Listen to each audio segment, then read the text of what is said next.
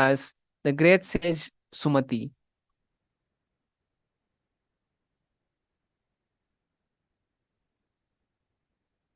मूलद्वारि धरती परिठाने डावा पग परितचपदाने. The next asana is Dandasana. Extend the feet out straight, arms raised straight above the head, and interlace the fingers and wrists pointed outward, and engage all the three bandhas in Mahamudra Bandha as you visualize yourself as Swamiji. इदानीं गर्भिणीनां योगाभ्यासो यथा लघु. The next asana is Arambhasana. Sit with the legs straight, hold the big toes with the index and middle fingers. Bring the chest forward and down and bring the head to the knees as you inhale through the left nostril and exhale through the right nostril in Nadi Shodhana. Visualize yourself as Swamiji and perform Mula Bandha. दोवो पग मिलिवा पसारी पगा का अंगूठा पकड़ी लीलाट घोड़ा लगावे. The next asana is Bhidokasana. Sit with the legs straight, extend the knees straight up, one hand distant between the heels. Bring the shoulders down and wrap the hands in and around the legs. Hold the soles of the feet and gaze at the third eye as you visualize Swamiji in your third eye. प्रथम बैसी दो पाव पसारी कछुक ऊर्ध को कुरडो डारे. The next asana is Jalandhari Pavasana. Extend both the legs out with the heels together and place the chin, mouth, and nose on the heel. Insert the hands below the legs and keep the elbow together on the ground along with the fingers. And place the palms upwards as you visualize yourself as Swamiji. दो एड़ी में लिखे दीजिए हाथ पसारी. The next asana is Urdhva Paschimottanasana. Sit and extend both the legs out. Lift one foot behind the neck and lean forward and down as in Paschimottanasana. Visualize yourself as Swamiji and continue to perform Mula Bandha. पश्चिमतानवत् संस्थितिं कृत्वा एकं पादं ग्रीवायां धृत्वा तिष्ठेत्. The next asana is Anantasana. Lie back and lift the legs behind the neck. Left hand hold the foot from top and straighten the body. Concentrate on the prana moving from the Mooladhara to the Brahmananda as you visualize yourself as Swamiji and gaze at the tip of the nose.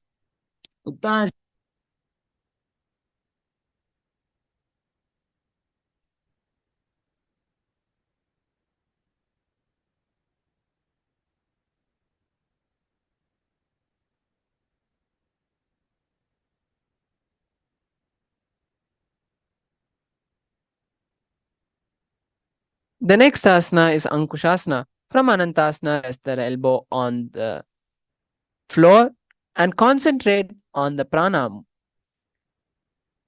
Visualize Swamiji in your third eye and gaze at the tip of the nose as you hold the Mula Bandha. उत्तानशयित एकैकं पादं ग्रीवायां कुर्वन्.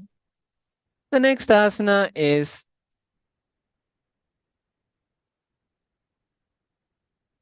Drishasana. Lie down on the back and bring the knees to the chest, encircling the thighs and the calves with the arm. Roll to the left and right as you visualize yourself as Swamiji and hold the Mula Bandha. उत्तानशयनं जानुनी हृदये पष्टम्बा जङ्घासहितो ऊरूनि करद्वये बद्ध्वा. The next asana is Urdhva Paschimottanasana on the other side. Sit and extend both the legs out. Lift one foot behind the neck and lean forward and down as in Paschimottanasana. Visualize yourself as Swamiji and continue to hold the Mula Bandha. पश्चिमतानवत् संस्थितिं कृत्वा एकं पादं ग्रीवा धृत्वा तिष्ठेत्. The next asana is Anantasana. Lie back and lift the right leg behind the neck and the left hand to hold the foot from top. Straighten the body and visualize yourself as Swamiji as you hold the Mula Bandha. उत्तानशयिनी एकैकं पायी ग्रीवायां विन्यस्य. The next asana is Ankushasana. From Anantasana, rest the elbow on the floor and hold the hand with the foot. Hold the foot with the hand. Visualize you feeling complete control of your body and gaze at the tip of the nose as you hold the Moola Bandha.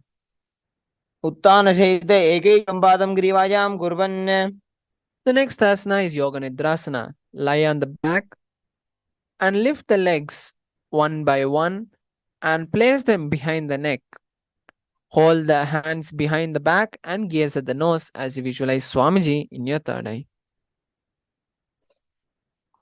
पादाभ्यां वेष्टयेत् कण्ठं हस्ताभ्यां Bandhan The next asana is Atma Ramasana. While laying on the back, raise the leg towards the head and wrap the hands around the leg as you interlace the fingers behind the neck.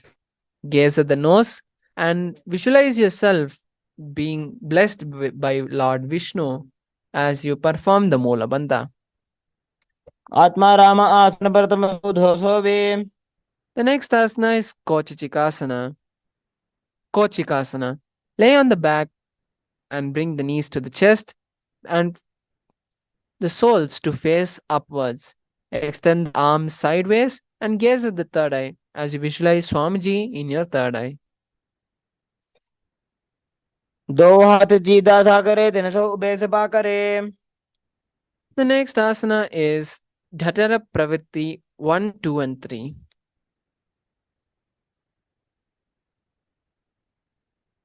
Lie on the back and bring the knees to the chest. The arms reach to the sides at shoulder level. For Jatara Pravritti 1, one knee will be bent to the ground and keep the other leg extended straight. Then keep both the knees bent to one side. And now bring both the legs straight to one side and head to look in the opposite direction of the leg. Now we will be performing Jatara Parivritti on the opposite side. Lie on the back and bring the knees to the chest. The arms reach around to the sides at the shoulder level. One knee to be bent on the ground and keep the other leg extended straight. Keep both the knees bent to one side. Now bring both the legs straight to one side and look at the opposite direction of the head. Now you can relax. परिवृत्ते कुक्षि भागे त्रिधा हि परिकीर्तितः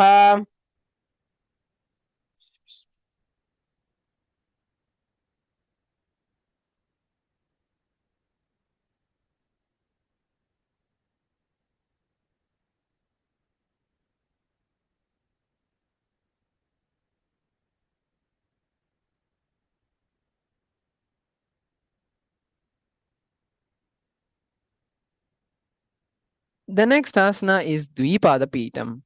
Lie on the back and bend the knees and place the feet flat on the ground. Hold the ankles and lift the hip up as you gaze at the nose and visualize yourself as a bridge. And perform the Murcha Kumbhaka, which is inhaling and exhaling in Jalandhara Bandha. प्रतिक्रियायुतं द्वन्द्वपीठः सर्वबलप्रदं गर्भिणीनां दुर्बलानाम् इति Gargi जगादनु. The next asana is Paryankasana. Lie on the back and place the feet flat on the mat. Bring the arms over the head and place the hands flat on the mat as well, with the fingers pointing towards the feet. Lift the entire body off the ground and visualize yourself as a stone furniture. उत्तानशयनं हस्तदलाभ्यां भूमिं वष्टभ्याम्. Relax. The next asana is Shottanasana. Lie on the back with the knees to the chest, hands on the shoulder, and move the hips in a circular motion as you visualize yourself as a dog lying on its back. Perform Sahaja Kumbhaka, which is the simple breathing, and Moola Bandha. शरीरं संस्थाप्य जानुनी सम्मील्य नाभो वाणीज. The next asana is Viparita Karani. Lie supine and raise the hips and the legs up. Bring the hands towards the back for support if needed. Hold the elbows and hands extended on the mat below, helping balance the body as the legs raised up straight. Move the legs around and around in a circle. Visualize yourself as Swamiji, perform Morcha Kumbhaka and perform Jalandhara Bandha and Mula Bandha. भूतले शिरो दत्त्वा खेलजे चरणध्वजम्. The next asana is Viparita Karani 2. From Viparita Karani,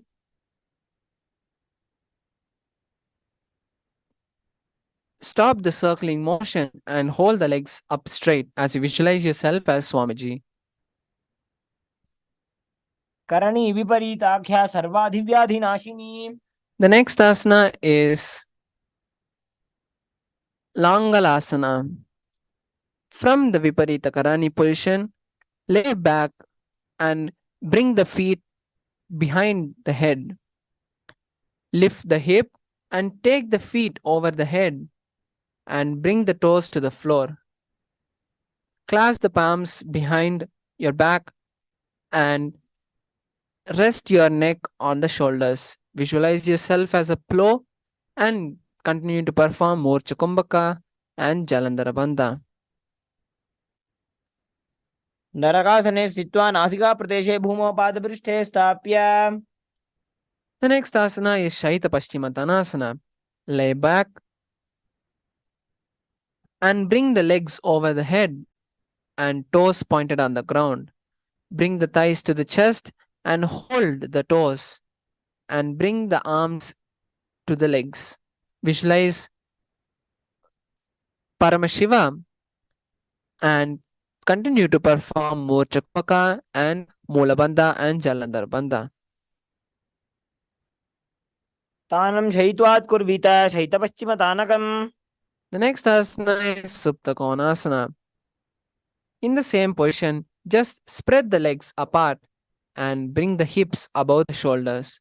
Visualize Swamiji and continue to perform Mula and Uddiyana Bandha. परिवृत्ति कोक्षे भागे तृता हि परिकीर्तितः. The next asana is Chakrasana. Bring the legs over top the head and bring the toes to the ground. Hold the ankles, keeping the knees straight and roll backward onto the back, keeping the legs straight. Visualize yourself as a chakra or a wheel and continue to perform Morcha Kumbhaka, Mula Bandha and Jalandhara Bandha. शवासनस्तद्वौ पादौ कुर्यान्मस्तकतः परौ. The next asana is Supta Prasarita Padangushtasana. Lay on the back with the legs vertical.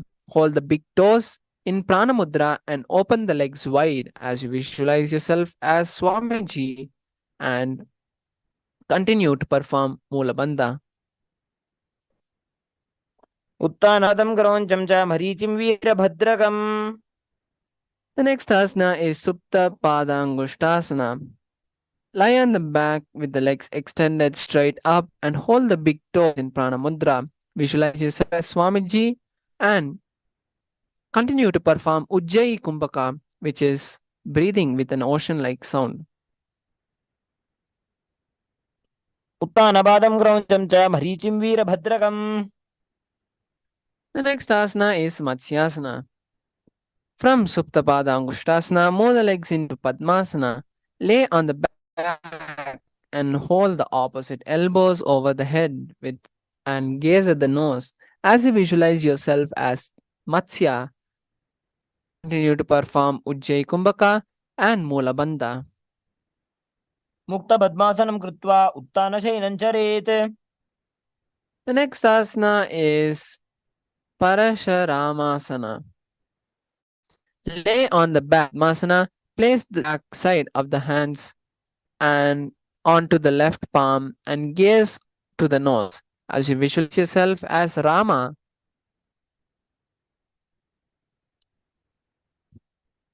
प्रथम करे बदासन आचे सूधो सोवे भूपरिपाछे.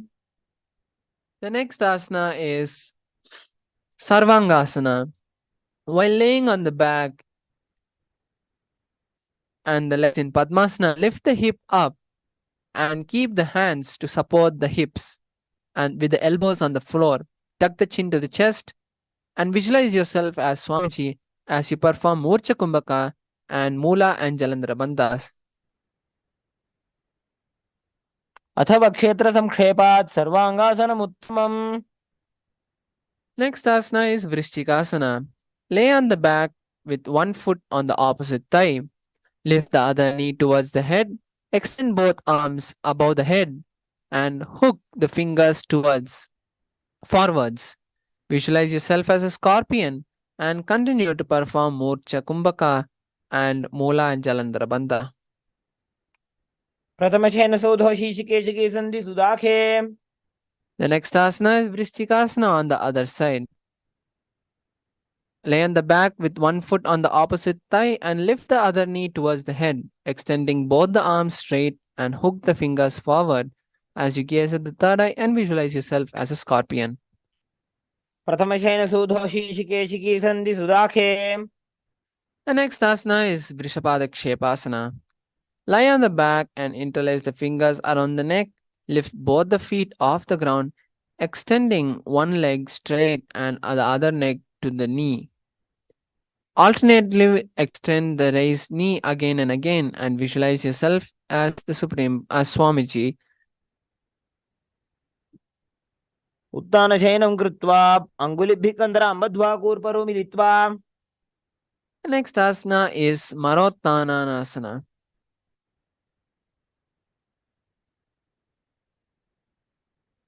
Lie on the back and lift legs one by one, touching the ear with the knee. Visualize Swamiji in your third eye and perform Sahaja Kumbhaka, which is the simple breathing, and Mula Bandha. श्रोतानावत् संस्थितीकृत्वा जानुद्वयं पर्यायेन कर्णयोः संस्पृशेत्. Next asana is Brish. The next asana is Vrikasana. While laying on the back, place the soles of the feet flat on the ground and stand up and then sit back down. Visualize yourself as a wolf and continue to perform Sahaja Kumbhaka and Mula Bandha. अथ उत्तानशयनं कृत्वा पादतलाभ्यां भूमिं धृत्वा उत्तिष्ठेत् वृकासनं भवति. The next asana is Luthasana. Lay on the back and quickly throw the legs above the head, completely rolling over. Finish in the prone position and repeat again. Visualize yourself as Swamiji. Perform Sahaja Kumbhaka and Mula Bandha. उत्तानशयनं पादौ शिर उल्लङ्घ्य भूमौ स्थापयित्वा. The next asana is Sharathasana. The next asana is Saratasana. Lie on the belly with the toes extended, hands on the ground by the shoulder. Contract the lips and make a sound like a flute while whistling and inhaling. Visualize yourself as a chariot carrying a warrior and perform the Sarata Pranayama and the Mula Bandha. निर्जशयनं कृत्वा नाभिं भूमौ निधाय. Next asana is Dehal Yullangasana. Place the palms on the mat in a plank position and jump the legs forward and backward between the arms. Visualize yourself as Swamiji and perform Sahaja Kumbhaka. हस्तद्वयं बद्ध्वा तन्मध्यचरणद्वयम् उड्डानैव बहिरानीय. The next asana is Jatyasana. From a standing position, bend forward and place hands on the mat and walk back and forth. Visualize yourself as a 60-year-old elephant and continue to perform Sahaja Kumbhaka and Mula Bandha. अथ जात्यासनं वक्ष्ये येन जातिस्मरो भवेत्.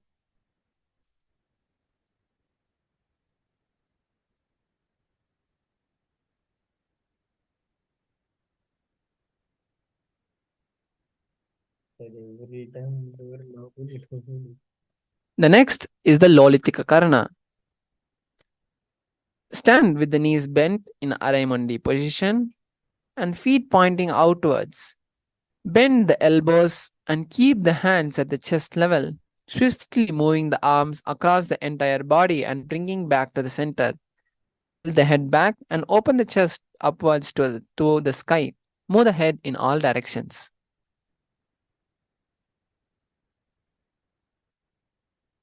The next asana is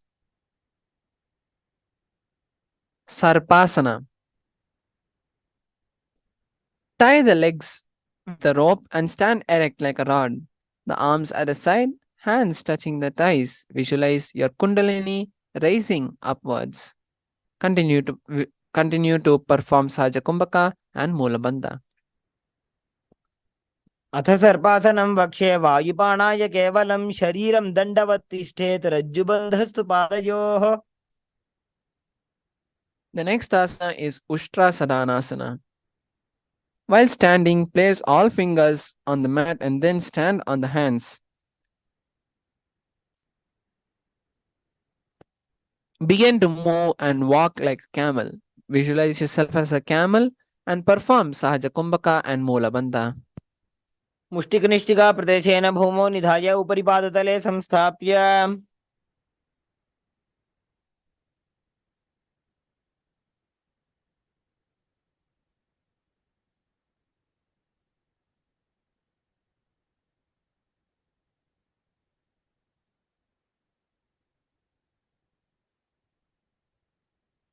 The next asana is Ashvasana.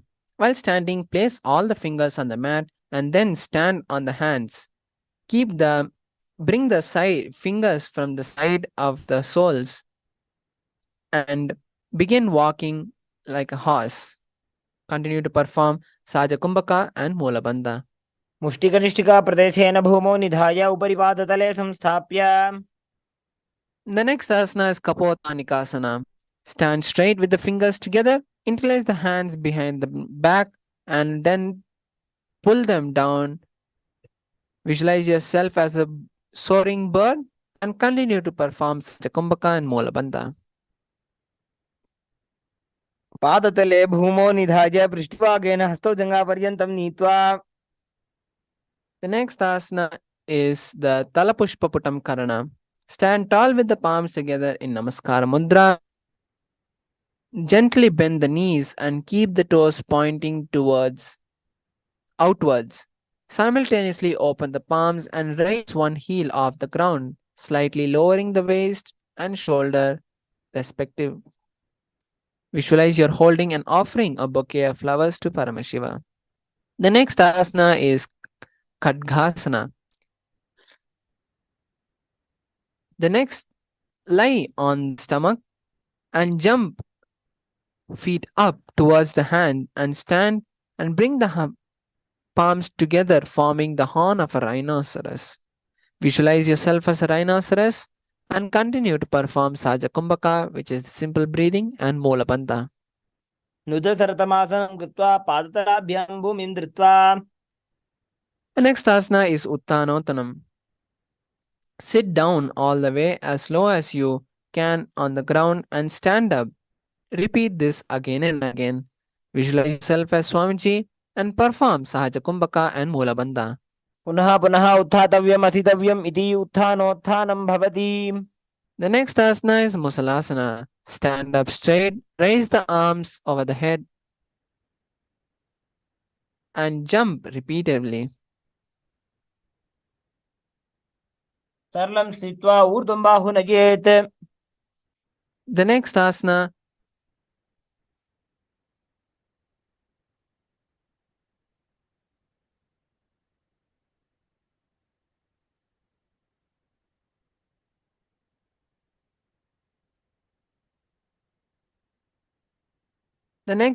is Uchirshaka asana. From a standing position, pull the soles up one foot towards the belly. With the other leg, sit down and stand up alternate to both sides. Visualize yourself as Swamiji and perform Saja Kumbhaka and Mulabandha. एकैकं पादतलं कुक्षो निधाय तिष्ठेत् उच्छीर्षकं भवति. Next asana is Parshva Janukarana.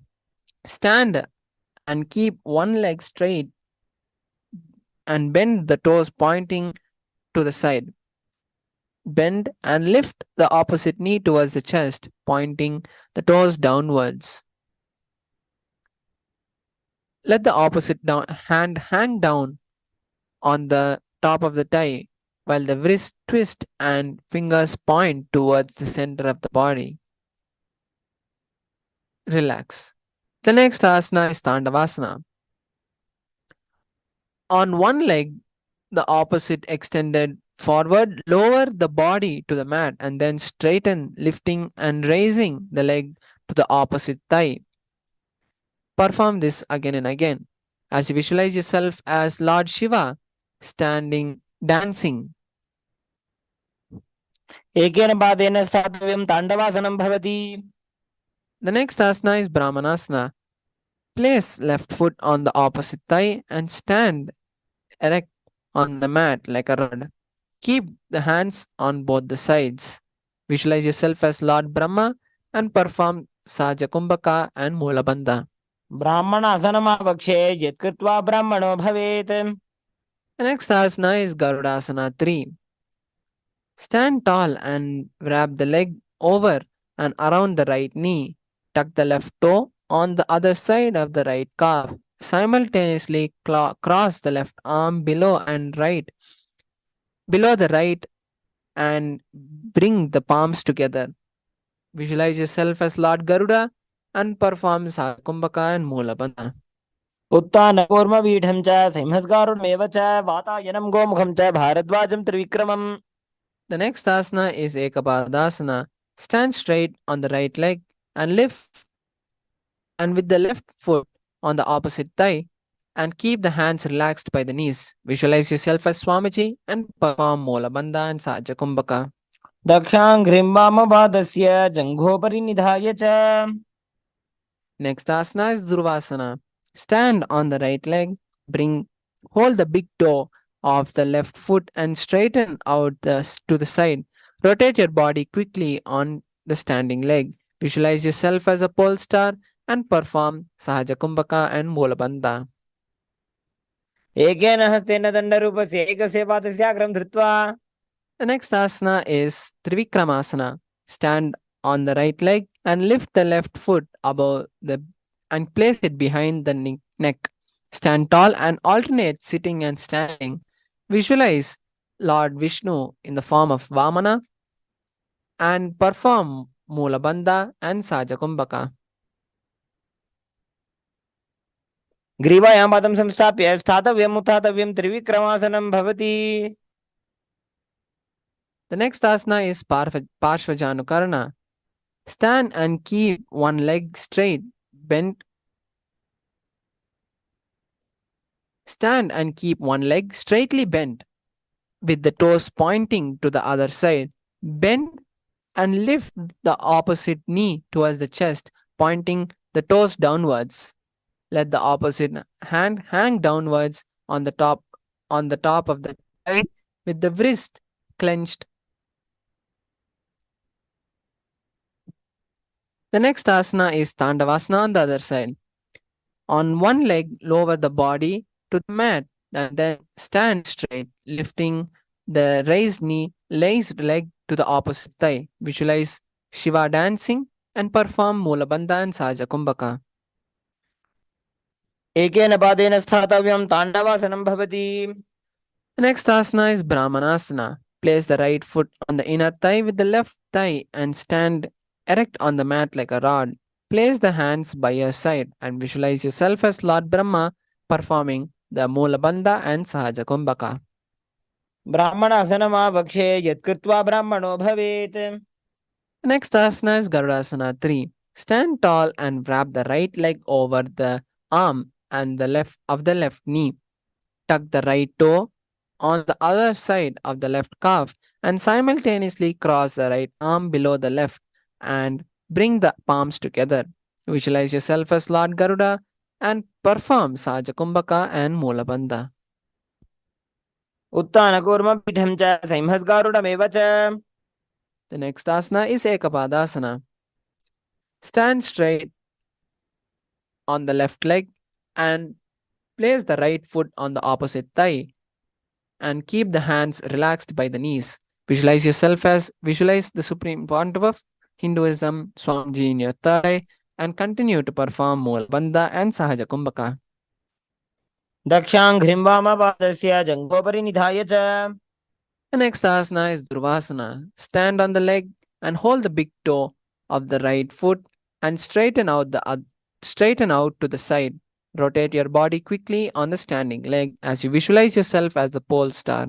एकेन हस्तेन दण्डरूपस्य एकस्य पादस्य अग्रं धृत्वा। The next asana is Trivikramasana. Stand on the right leg and lift the left foot behind the neck and stand tall. Alternate sitting and standing as you visualize the three steps of Vishnu. Continue to perform the Moola Bandha and Sahaja Kumbhaka. ग्रीवायां पादं संस्थाप्य स्थातव्यम् उत्थातव्यं त्रिविक्रमासनं भवति।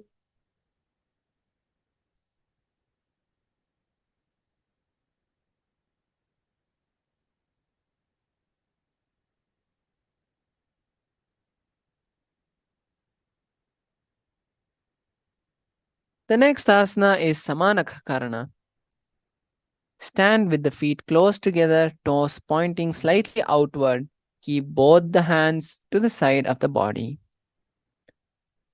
The next asana is Goraka Janjali Asana. Stand erect and then bend forward. Bring both the hands underneath the knees and make a finger lock. Sit in a squatting position and let the finger lock touch the navel. Visualize the great sage Goraknath and perform Moola Bandha. प्रथमः बहोये बाहुरी नीचो पुनिहोवे। The next asana is Kansi Asana.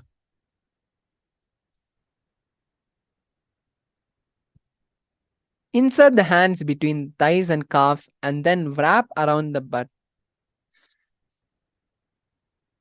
Squat down and hold the hands behind and keep the chest upright as you visualize Swamiji in your third eye and continue to perform Moola Bandha. ऊरुमध्यात् हस्तौ निवेश्य नितम्बं धृत्वा पादतलाभ्यां भूमिं वष्टभ्याम्।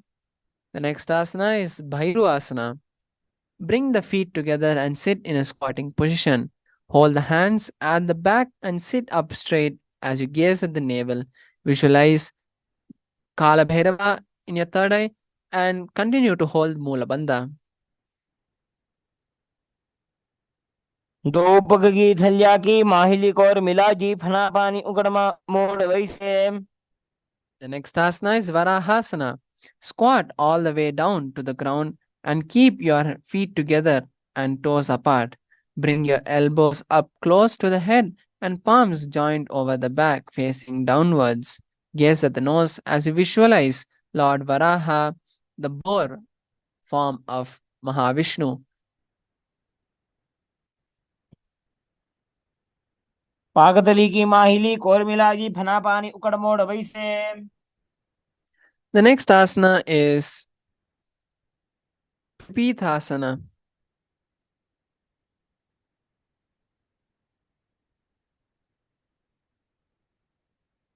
Touch the heels and bring the hip to the same level as your knees and let the hand hang down with the fingertips touching the mat in front of you. Visualize Swamiji in your third eye and continue to perform Moola Bandha. पार्श्वद्वय सम्मील्य स्थित्वा नितम्बं जानुप्रदेश आनीज्य। The next asana is Bakasana.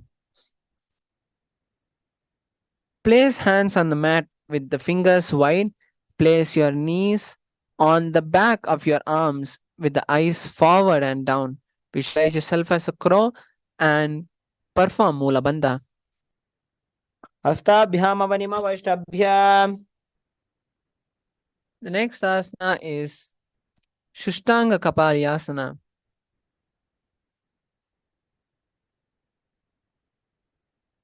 Bring the kneel down and bring the head on the ground. Keep the palms spread for support and raise the body on the head. Let the legs be locked in Padmasana as you visualize yourself as Swamiji and continue to perform Mola Bandha. आसन को गुण कपाल आछो होई. Relax.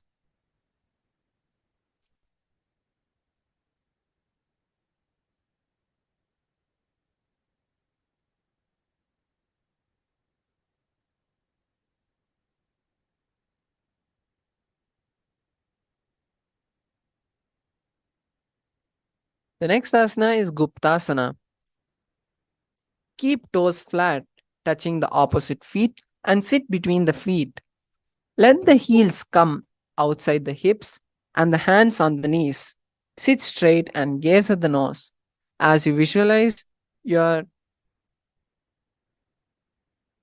sitting with Paramashiva.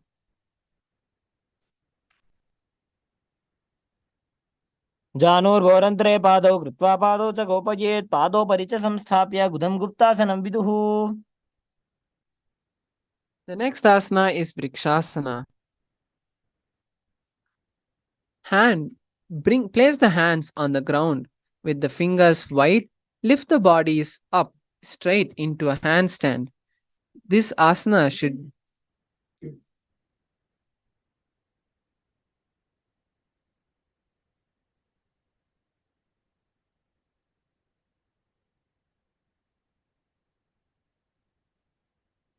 visualize yourself as a tree and perform Sahaja Kumbhaka, which is the simple breathing, and Mola Bandha.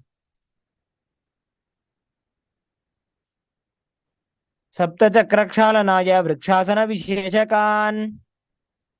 Next asana is Shibhuasana. In the same position, gaze at the third eye and visualize the Tejas and continue to perform Sahaja Kumbhaka and Mola Bandha. दोवुपग जोड़ी माही Gulf मिलाए. Relax. The next asana is Matsyasana 2. From Bakasana, jump the legs back onto the hands and feet. Bring the palms to the chest and press the body off the mat. Visualize yourself as a fish and continue to perform Sahaja Kumbhaka and Mola Bandha. निब्जं शयनं कुर्परो पार्श्वभागाय मूर्धकृत्य. Relax. The next asana is Sarpasana 2. Lie prone on the belly with the hands on the hips. Extend the legs jointly and point the toes backwards. Lift the chest to the left and right like a snake. Visualize moving like a snake and continue to perform Mola Bandha and Sahaja Kumbhaka. निब्जं शयनं कुर्परो पार्श्वभागाय मूर्धकृत्य. The next asana is Niralambasana. Lie on the belly and place the hands in like a lotus holding the chin and straighten the legs with the toes pointing backwards.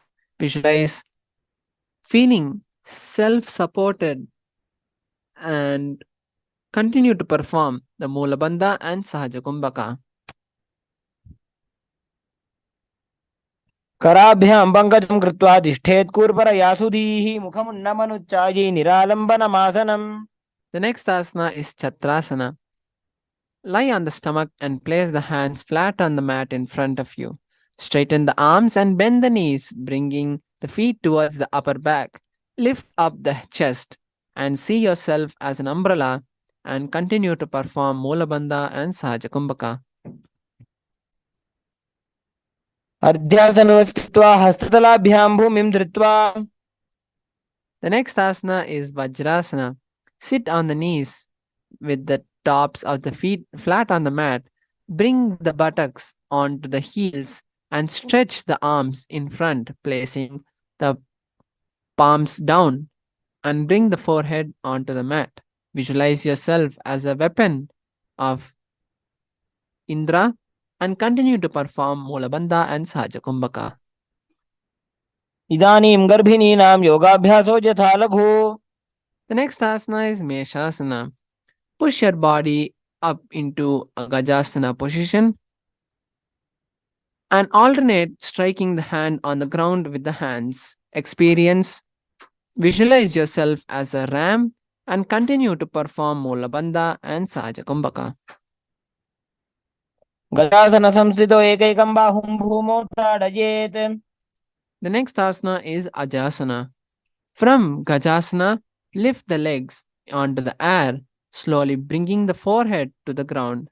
Visualize yourself as unborn and eternal and visualize and continue to perform Molabandha and Sahajakumbhaka. गजासन संस्थितो पादद्वयम् अन्तराले कृत्य. The next asana is Dhanantarasana. Sit on the heels with the legs together, interlace the fingers around the toes, and pull the feet upward. And then place the hands on respective knees and keep the spine straight. Visualize yourself as Swamiji and perform Ujjayi Pranayama, which is breathing with an ocean like sound, and continue to perform Mulabandha. पूरब विधि परिहातागी काकसीस्यो भणा शरामोडी. Next asana is Angamotanam asana. Then interlace your finger in front and then bend your and then behind you. Stretch your arms forward and then to the side and backward, giving massage to various different joints and muscles. Visualize Swamiji in your third eye and continue to perform Molabandha and Ujjayi Pranayama. हस्तयोः अङ्गुलिर्बद्ध्वा हस्तयोर्मध्यात् सर्वमङ्गं निष्कासयित्वा. The next asana is Garudasana 4. Sit on your heels in Vajrasana. Turn the feet outwards and the thighs and knees rested on the ground with the spine straight and hands on the knees. Visualize yourself as Lord Garuda and continue to perform the Ujjayi Kumbhaka and Molabandha. जङ्घोरुभ्यां दरां पीड्य स्थिरकायो द्विजानुना. The next asana is Ananda Mandirasana.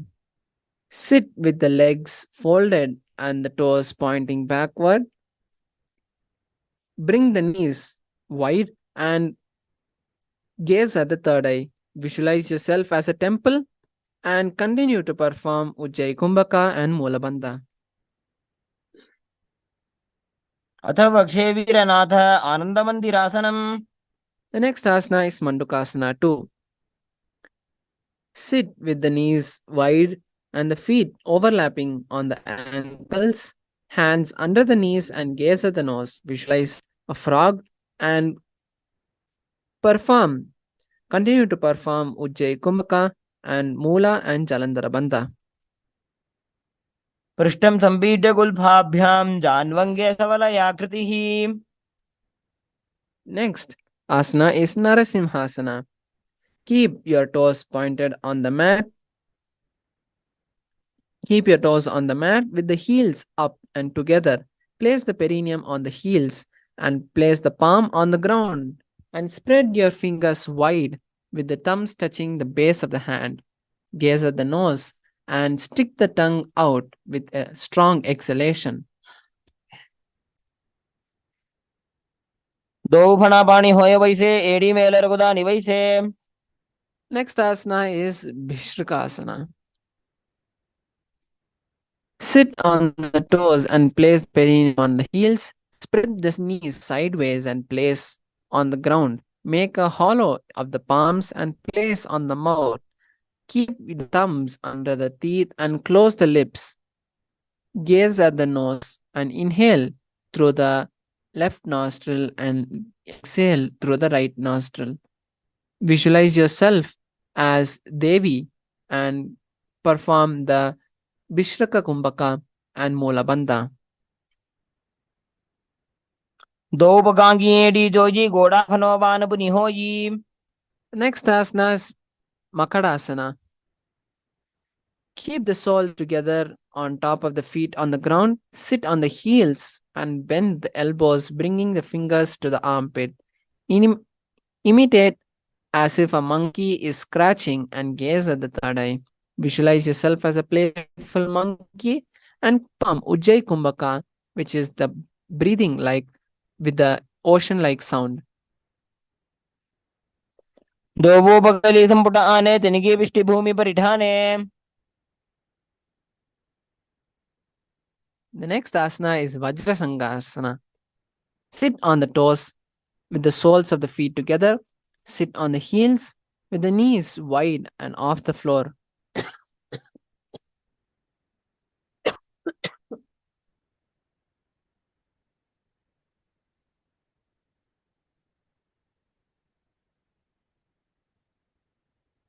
Hold the elbows behind the back and gaze at the nose.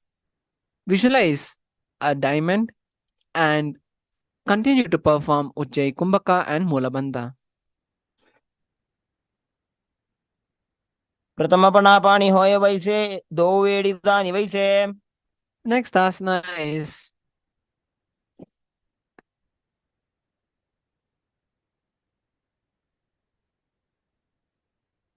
Kanjanasana.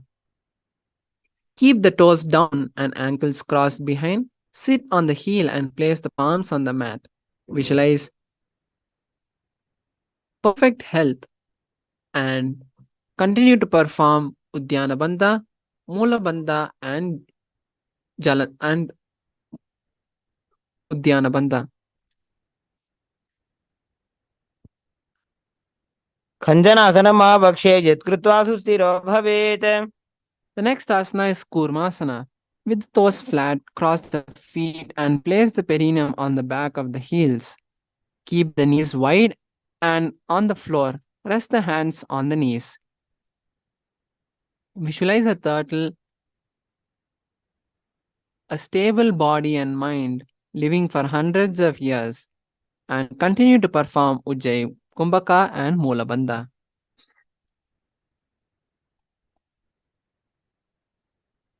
गुल्भौ च वृषणस्याधो व्युत्क्रमेण समाहितौ.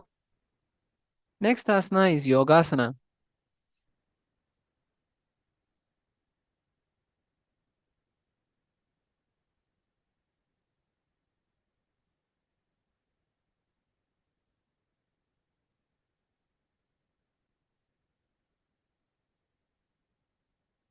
The next asana is Yogasana. With the toes flat, cross the feet and place the perineum on the back of the heel. Gaze at the nose as you visualize Swamiji in your third eye and continue to perform Ujjayi Kumbhaka and Mulabandha. गुदं नियम्य गुल्भाभ्यां व्युत्क्रमेण समाहितः. The next asana is Vijogasana. Stand on the knees and cross the ankles behind the feet. Near the opposite knee, hold the calf with the fingers and the thumbs outside. Gaze at the third eye as you visualize Swamiji in your inner space and continue to perform Ujjayi Kumbhaka and Mulabandha.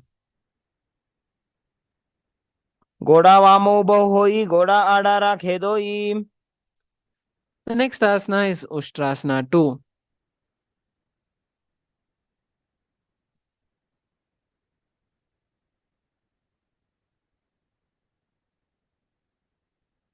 The next asana is Ushtrasana 2. In a kneeling position, bend backward and hold the ankles with the hands. Keep the arms straight and push the hip towards forward and tilt the head back. Visualize yourself as a camel and continue to perform Ujjayi Kumbhaka and Mulabandha. मेरुदण्डग्रन्थिदाढ्य सम्पिपादैः उपमान् कपोतोष्ट्रासनाभ्यासं कुर्यान्मितहिताशनः. The next asana is Jatyasana 2. With the heels together and the hands on the sole of the feet, slowly lean backward. Bring the elbow down to the mat and place the head on the back of the mat. Experience yourself like a lotus bloom and continue to perform Ujjayi Kumbhaka and Mulabandha. दो एड़ी संपुट करे सोले मूलद्वारित धरे. The next asana is Viratasana. Sit on the knees with the thighs and calf together. Lean backward and touch the back of the ground and then rise up. Use the support of the hands if needed. Do this again and again. Visualize yourself liberated of all causal and subtle forms and continue to perform Ujjayi Kumbhaka and Mulabandha. जंगा पृष्ठभूमो निधाय जंगोदर्योः ऊरुनि संस्थाप्य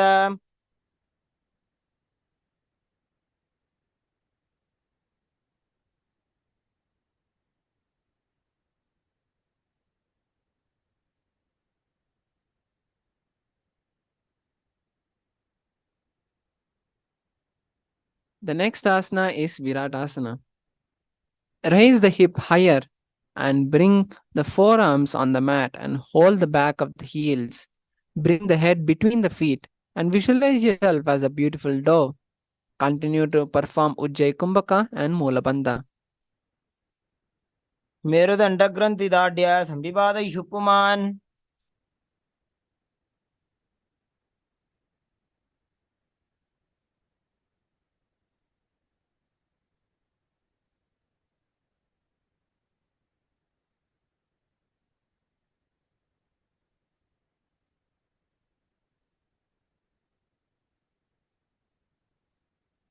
The next asana is Varasana.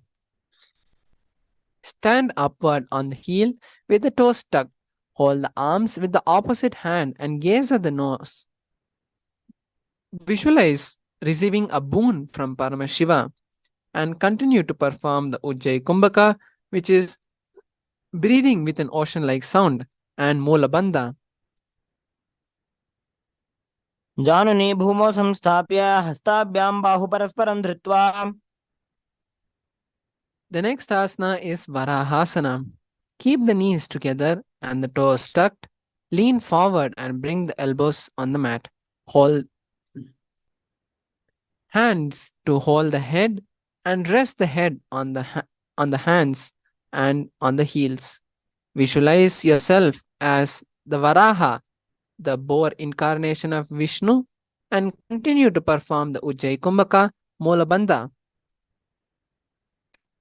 सूर्यं चन्द्रं भेदनानि आसनानि निकत्यते The next asana is Mundasana. Kneel down and place your elbow on the mat with the shoulder width apart. Interlace your fingers and place your head on the mat. Support it, holding it with your hands, and walk your knees forward and lift your hip upwards and then raise your leg up straight to be stable. Visualize yourself as a loped tree and continue to perform Saja Kumbhaka and Mulabandha. अधो मुण्डासनं वक्षे सर्वेषां प्राणिनां सुखम्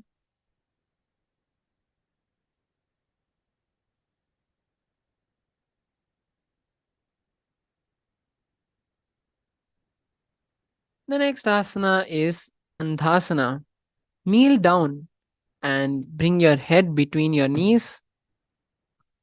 Keep the elbows adjacent to the knees and hold the head with the hands. Exhale through the mouth. Visualize Swamiji in your third eye, gaze at your nose, and continue to perform Saja Kumbhaka and Molabandha. प्रथम पगदली समटरावे कोरमाहिलियुभे मिलावे The next asana is Viparita Shalabhasana. Lie on the belly and extend your arms straight out.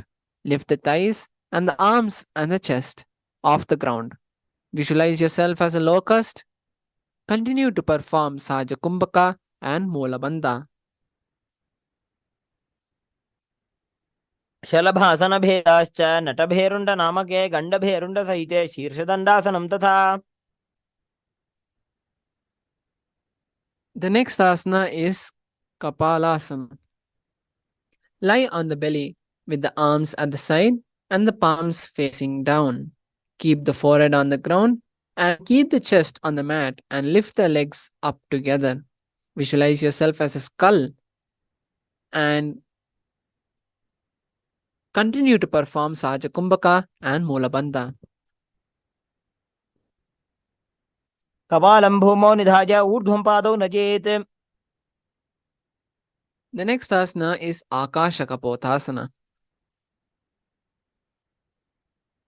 Lie on the stomach with the hands by the side and lift the legs up over the head and slowly place the feet on the mat in front of the head.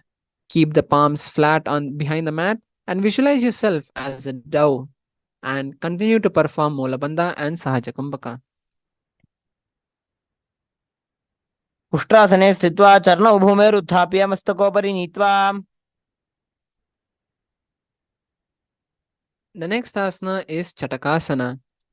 Sit on the knees and bring the chest down so the navel touches the knees. Keep the hands flat on the mat and the forearms on the ground. Visualize yourself as a sparrow and continue to perform Sahaja Kumbhaka and Molabandha. कूर्परवर्यन्तौ हस्तौ धरामोष्टभ्य जानुनीनाभौ संकुञ्च. The next asana is Vrishchikasana. Kneel down and keep the hands and the elbows on the mat. Raise the leg behind the back and touch the feet on the head. Lift the chin and hold the position. Visualize yourself as a scorpion and continue to perform Sahaja Kumbhaka and Molabandha. विच्छेव पुच्छ प्रतिमाङ्घ्रिपार्ष्णे धृत्वा स्वशीर्षे चिबुकं विधार्य कौ. The next asana is Vrishasana. Place the perineum down on the right heel and keep the left foot outside the hip and the ankle on the side. Place the hands on the mat and visualize yourself as a bull and perform the Antaranga Kumbhaka and Molabandha. यामे गुल्भे पादमूले वामभागे पदेतरं विपरीतं स्पृशेत् भूमिं वृषासनमिदं भवेत्.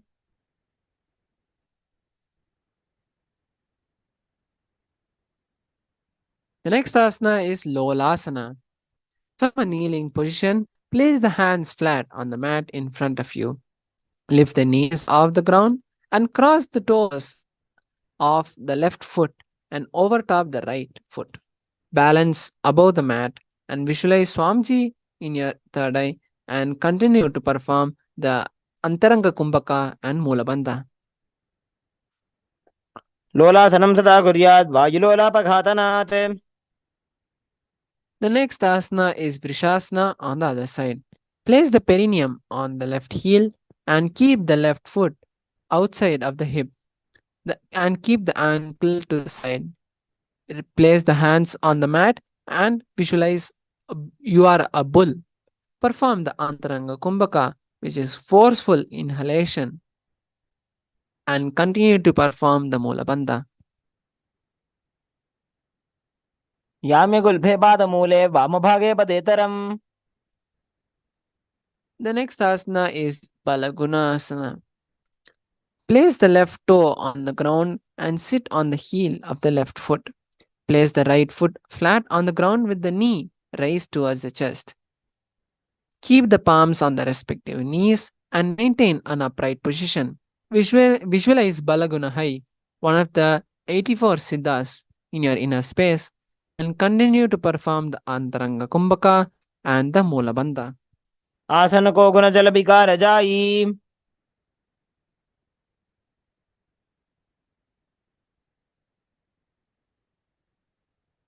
The next asana is Grahasana. Squat with the flat feet on the mat and bring the elbow under the thigh and wrap the hands around the shin. Hold onto the ankles from the outside. Visualize yourself as a planet and continue to perform Antaranga Kumbhaka and Molabandha. पादतले भूमौ संस्थाप्य जानुमध्ये कूर्परौ स्थाप्य.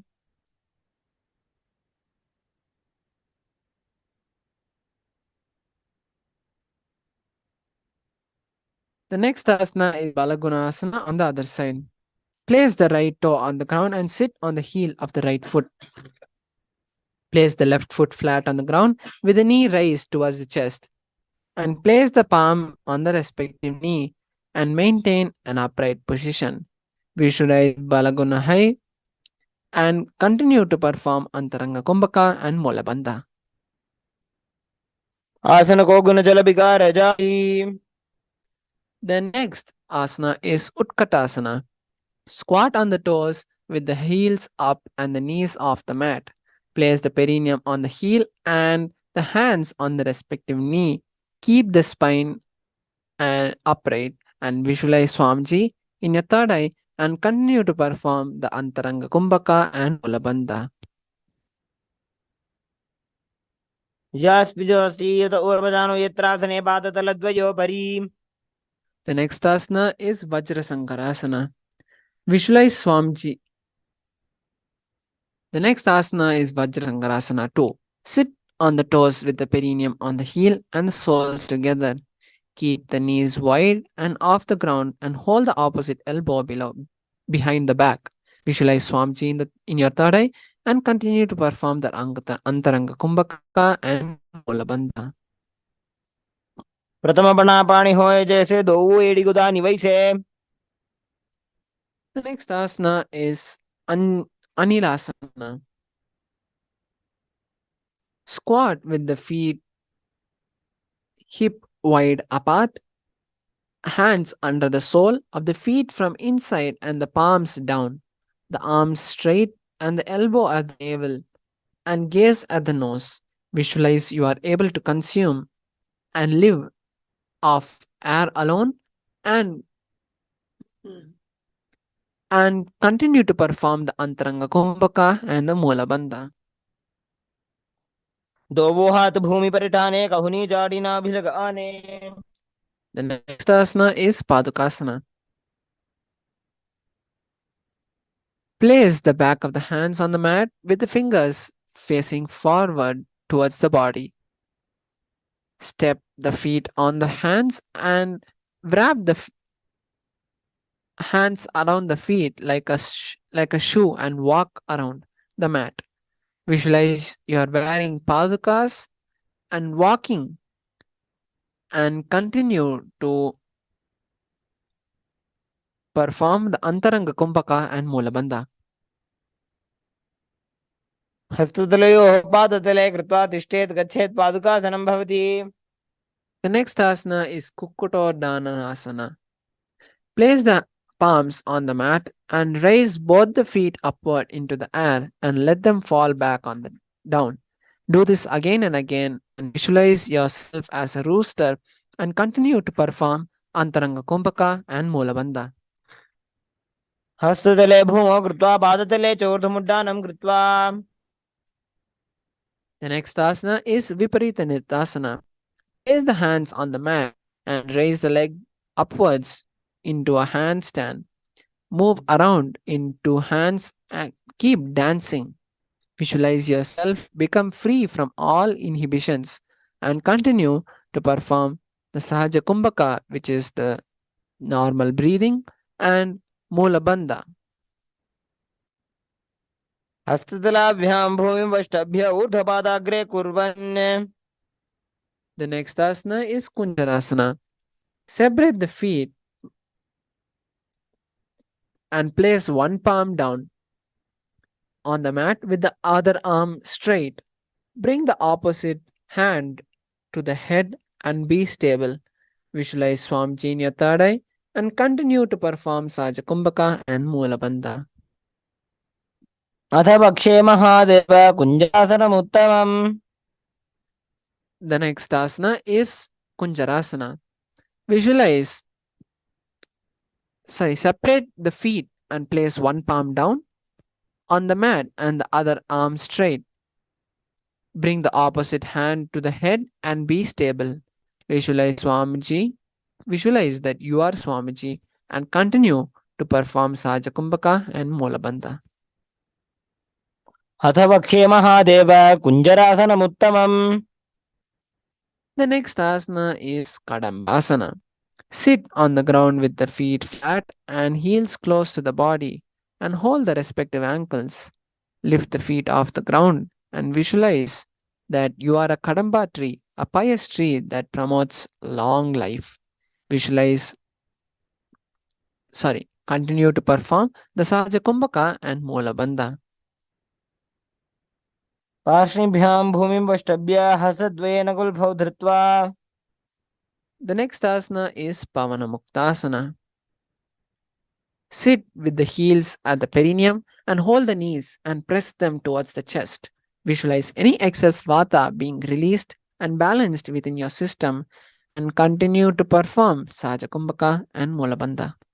द्वयोस्तु पादयोः पाणिं लात्वा स्वस्वनितम्बके. The next asana is Chakorasana. Sit and lift one leg behind the head and place both the hands flat on the mat and extend the opposite leg up with the straight knee. Lift the entire body off the ground and keep the chin up as you visualize yourself as a powerful source of energy and continue to perform the Sahaja Kumbhaka and the Moola Bandha. पूर्वतानं चतुष्पादपीठं वज्रासनं तथा. The next asana is Dhanurasana 2. Sit on the ground and hold the left toe with the left in hand index finger and middle fingers. Pull the foot up to the left ear and extend the right leg out and keep it straight. Hold the big toe with the right hand and visualize yourself as a bow. Continue to perform the Sahaja Kumbhaka and Mola Bandha. पादपाणिभ्यां गृहीत्वा श्रवणावधि. The next asana is Ashtavakrasana. Lift the leg over top the left shoulder and bring the right foot across and hook on top of the left foot. Lean forward and hold down while extending the leg out to the left side. Lift up the head and chest and find balance. Visualize yourself as a crane and continue to perform Saja Kumbhaka and Mola Bandha. वासिष्ठमथ कौण्डिन्यम् ऊर्ध्वकुक्कुटमेव च.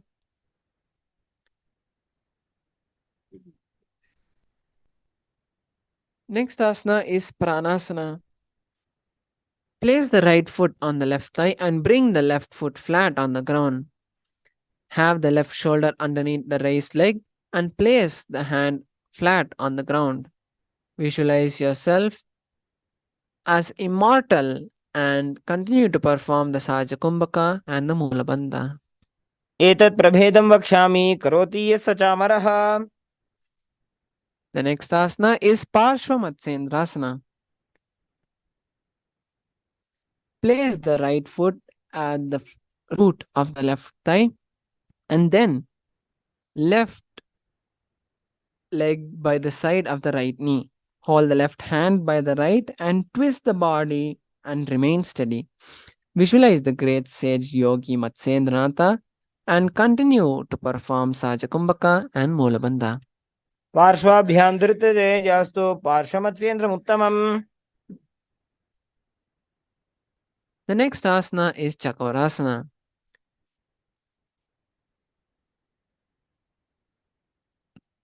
Sit and lift one leg and place it behind the neck and place both the hands flat on the ground and extend the opposite leg up with the knee straight.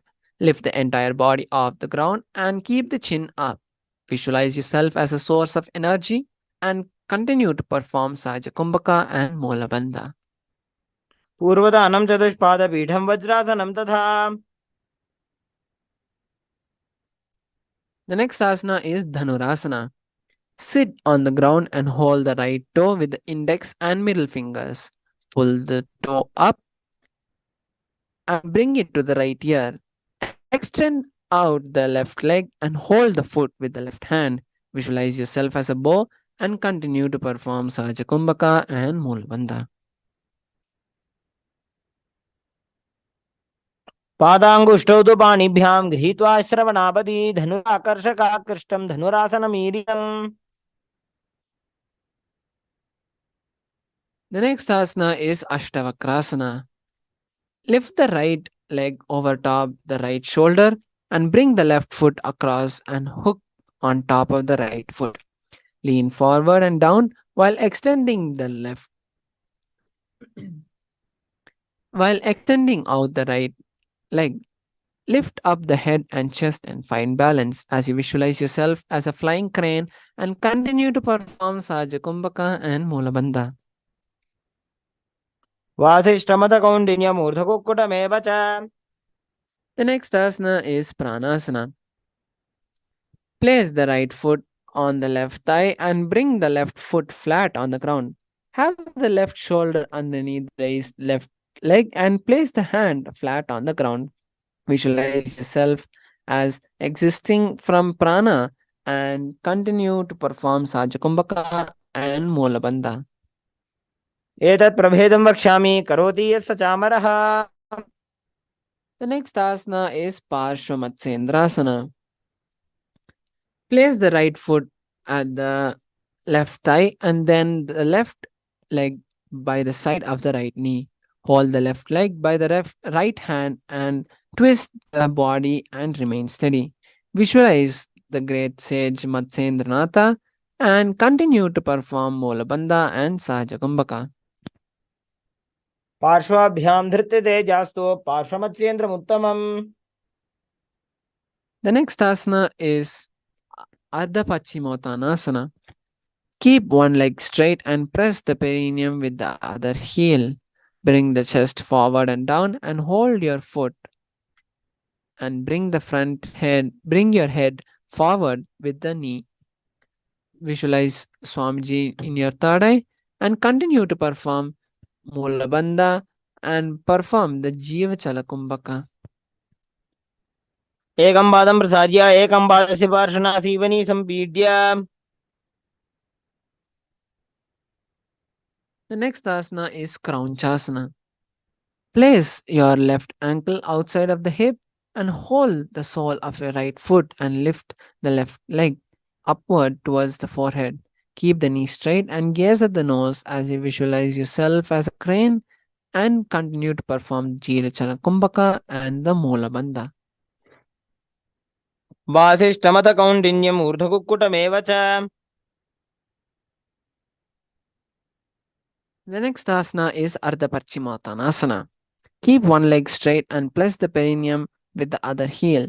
Bring the chest forward and down as you hold your toe and bring your head towards the knee. Visualize Swamiji, visualize yourself as Swamiji and continue to perform the Jilachana Kumbhaka and the Molabandha. एकं पादं प्रसार्य एकं पादस्य पार्श्वनासीवनी सम्पीड्य The next asana is Kraunchasana. Place your right ankle outside of the hip and hold the sole of the left foot with the left leg up towards the forehead. Keep the knee straight and gaze to the tip of the nose as you visualize yourself as a crane and continue to perform the Jiva Chala Kumbhaka and the Molabandha. उत्तानपादं क्रौञ्चं च मरीचिं वीरभद्रकम् The next asana is Swastikasana. Sit with the soles between the thighs and the calf and spine. Keep the spine straight as you rest the palms on the knee. Visualize the prosperity in your life and continue to perform the Jiva Chala Kumbhaka and the Molabandha. जानोर्भोरन्तरे सम्यक् कृत्वा पादतले उभे The next asana is Ghorakasana. Keep the feet in the same position, the soles between the thighs and the calf. Cover the heels with the respective hands and tuck the chin to the chest and gaze to the tip of the nose. Visualize Goraknatha, Sage Goraknatha, and continue to perform Molabandha and Jalandrabandha. जानोर्भोरन्तरे पादौ उत्तानो व्यक्तसंस्थितौ The next asana is Bhagasana. Bring the left heel to the perineum and the right foot on the left thigh. Close the eyes with the index finger and nose with the middle fingers.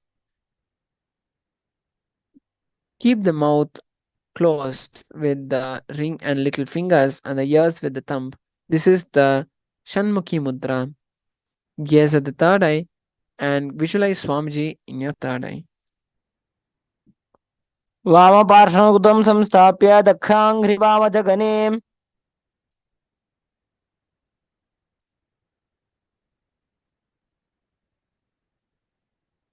The next asana is Yogasana 2. Visualize, place the foot on top of the opposite knee and place your hands on the ground beside you. Keep the palms facing up and keep the spine straight as you gaze at the nose. Visualize Swamiji in your third eye and continue to perform the Mula Bandha. And now perform Kaka Chanchakumbaka. उत्तानौ चरणौ कृत्वा संस्थाप्योपरि जानुनोः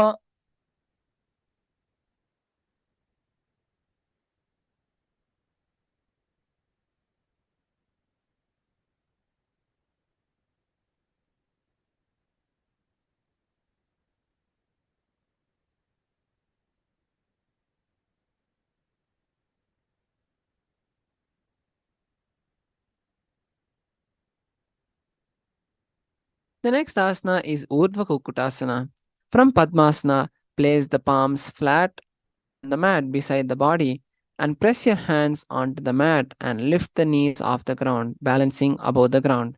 Visualize yourself as a rooster and perform Kaka Chanchakumbaka, which is inhaling with tongue bent like a straw, and perform Molabandha. वासिष्ठमथ कौण्डिन्यम् ऊर्ध्वकुक्कुटमेव च The next asana is Siddhahartalyasana. From Padmasana, insert both the hands through the knees and place them on the mat. Avoid lifting the body up and stay seated on the mat as you gaze at the nose and visualize Swamiji in your third eye and perform Kaka Chanchakumbaka and Mola Bandha. प्रथम पद्मासन को करे हस्तुदोबो गोडासन दिधरे The next asana is Hamsasana. From Padmasana, place the hands on the mat through the gaps of the calf and thigh. Lift the thighs up to the shoulder and legs off the mat and stay above the mat and gaze at the third eye. Visualize yourself as a swan and perform Kaka Chanchakumbaka and Molabandha. Kukkutasana स्थित्वा स्कन्धपर्यन्तं ऊरोनि नीत्वा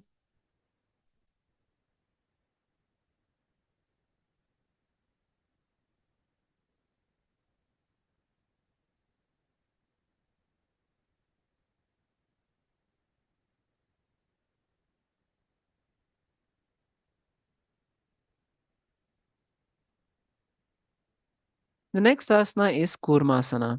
From Padmasana, place the hands between the thigh and calf while sitting and reach the hands behind the body and interlace the fingers behind the forehead. Gaze at the nose as you visualize yourself as a bow and perform Molabandha and Kaka Chanchakumbaka. प्रथम पद्मासन को करे गोडासन दिमाही कर इधरे The next asana is Kurmasana 2. From Padmasana, interlace both the hands to the thighs and calf and bend the elbow and hold the respective shoulder with the hand. Visualize yourself as a turtle and perform Kaka Chanchakumbaka and Molabandha. By जंग पर दक्षिण पावा दाई जंग पर by ल्यावा The next asana is Granthi Vedasana.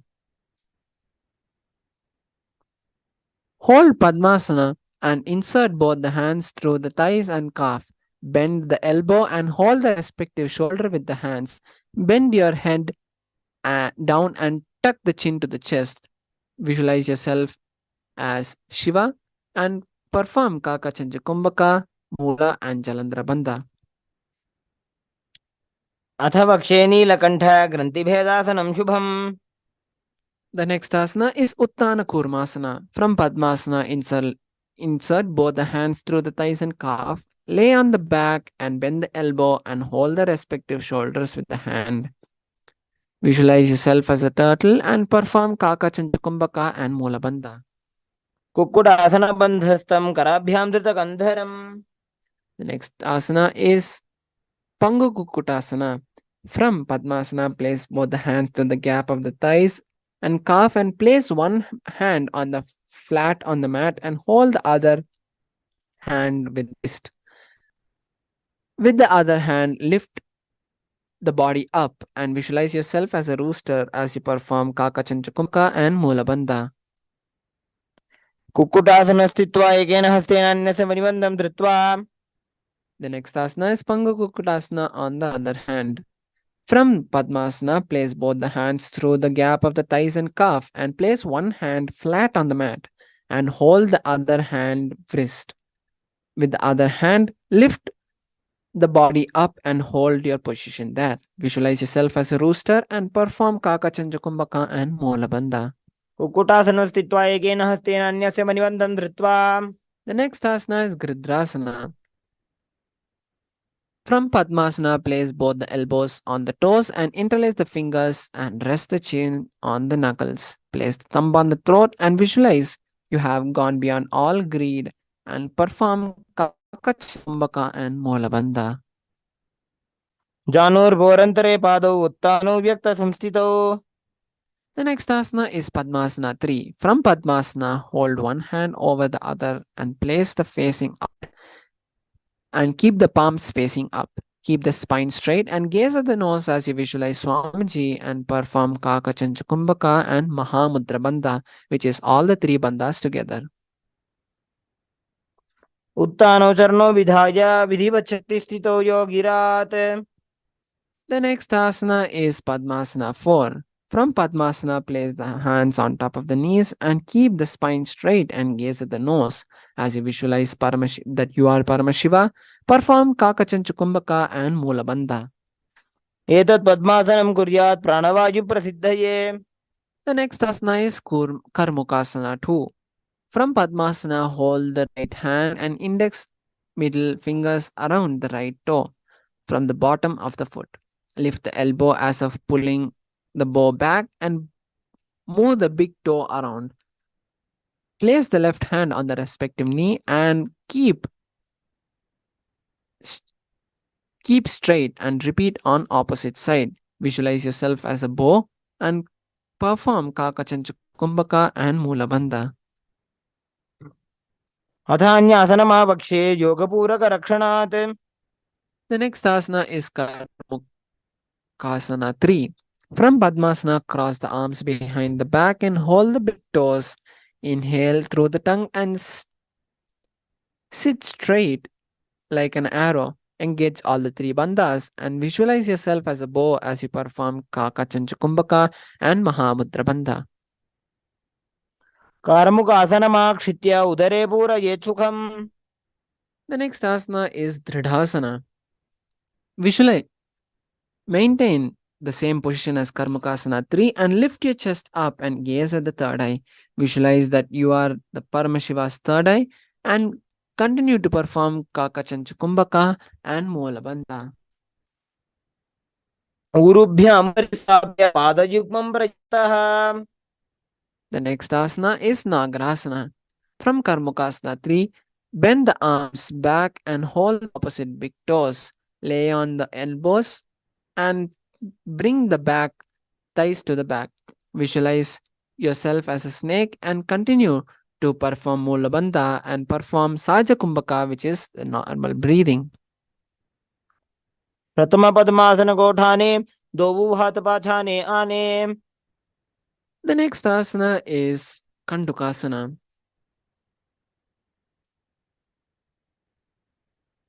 The next asana is Kandukasana. Lie on the back and bend the knees and keep the feet off the ground. Visualize you're a ball and continue to perform Mulabandha and Sahaja Kumbhaka. वेत्रासने स्थित्वा हस्तपादान् निष्कुष्य. The next asana is Urdhva Pavanasana. Lie on the back and knees, keep the knees raised together, keep the feet flat on the ground and keep the hands interlaced. Visualize Swamiji in your third eye. प्रथमे सोधो सैनकरावे घोड़ा उभा राशि मिलावे. The next asana is Markatapidasana. Lay on the back and bend the knees and keep the feet flat on the mat. Visualize yourself as an ape and perform Mula and Jalandhara Bandha. उत्तानशयनं पादते हस्तयोः स्थापयेत्. The next asana is Uttana Shikipitakasana. Lie supine and raise the hip up. Support the hips with the hands and place it at the wrist. Bear the weight of your body with the elbows and bring the chin to the chest. Visualize Swamiji in the third eye and continue to perform Mula and Jalandhara Bandha. जङ्घोरुबलहीनश्चेत् उत्थानशिखिपीठकम्. The next asana is Narakasana. Lie supine and raise the hip and legs up. Bring the hands to the lower back for support if needed. Now bring the elbows to the ground and hold the hips with the hands and balance your body with the legs raised straight up. Visualize beautifully traveling through the hills and continue to perform Mula and Jalandhara Bandha. ग्रीवाकण्ठेन भूमिं विष्टम्भ. The next asana is Triyannaukasana. From Narakasana, bring the hands to the lower back and keep the elbows on the mat. Visualize the legs, raise the legs up vertically and then slowly angle them to a 45-degree angle and keep the core engaged as you visualize you're a boat. नौकावत् स्थित्वात् ऊर्ध्वपादाग्रद्वयं नयेत्. The next asana is Dvajasana. Keep the upper back on the mat and raise the legs up vertically as you keep the elbows and shoulders and hands on the mat below. Keep the legs vertically, hold and visualize the Kailasa flag. तिर्यन्नौकावत् ग्रीवापृष्ठकूर्परैः भूमिं वष्टभ्य. The last asana is Vritasana. Lie supine and completely relax your body. Avoid any and all movements. Visualize Swamiji and perform the Shakti Chalana Mudra, which is raising the Kundalini from the Mooladhara to the Brahmarandha. उत्तानं शववद्भूमौ शयनं तुषवासनं शवासनं श्रमहरं चित्तविश्रान्तिकारणम्.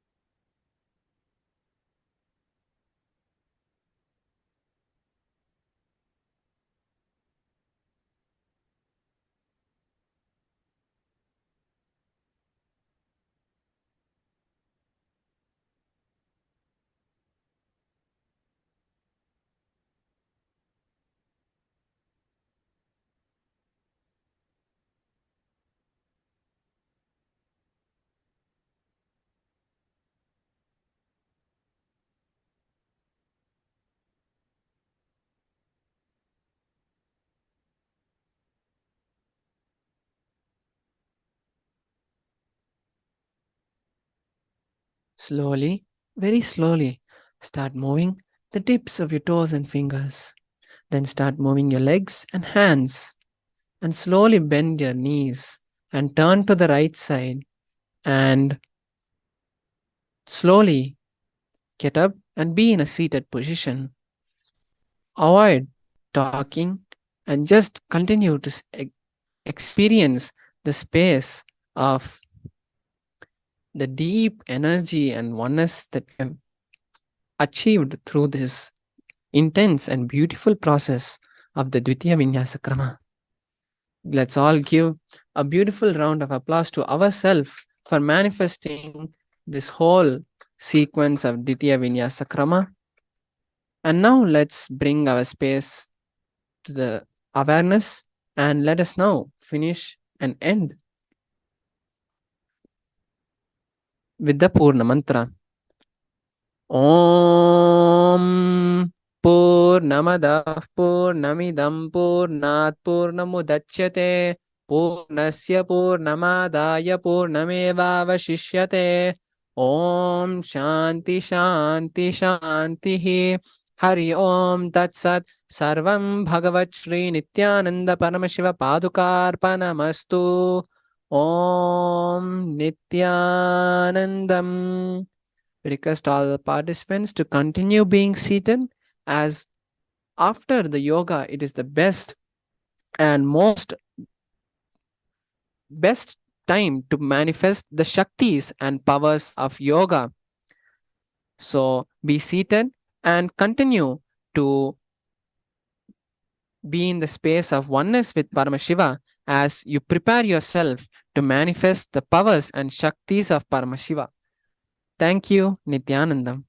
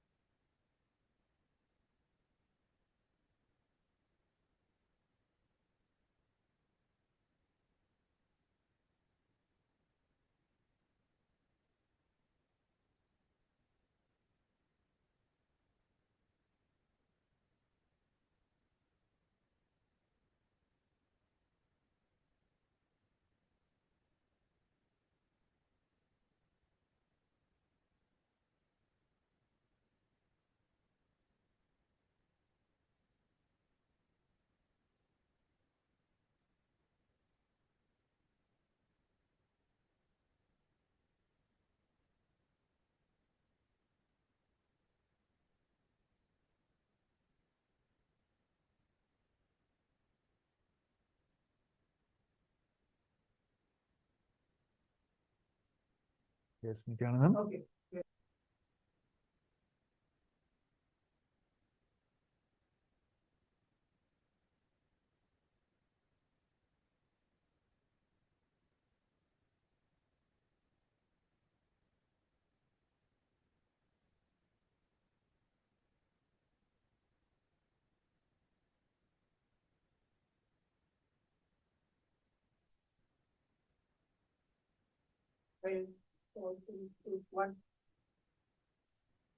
Nithyanandam Paramasugam Kevalam Jnanamurtim Dvandvadidam Gagana Sadrisham Tattvamashyadilaksham Egam Nityam Vimalamachalam Sarvadi Shakshibhudam Bhavadidam Trigunaragidam Sadgurum Tam Namami. Yes, Nithyanandam everyone. Welcome you all back to yet another day of Paramashivam level 2. So level 3 season 2. Yes, I think this is a wonderful yoga segment. So let's quickly get ready for the power manifestation segment now. It's going to be intense 21 minutes power manifestations. We're going to start the first round now. We are possibly manifesting the power of third eye. So I'll be having a couple of pictures we're projecting on you on your screen. So yes, it starts now. Please put your eye bands.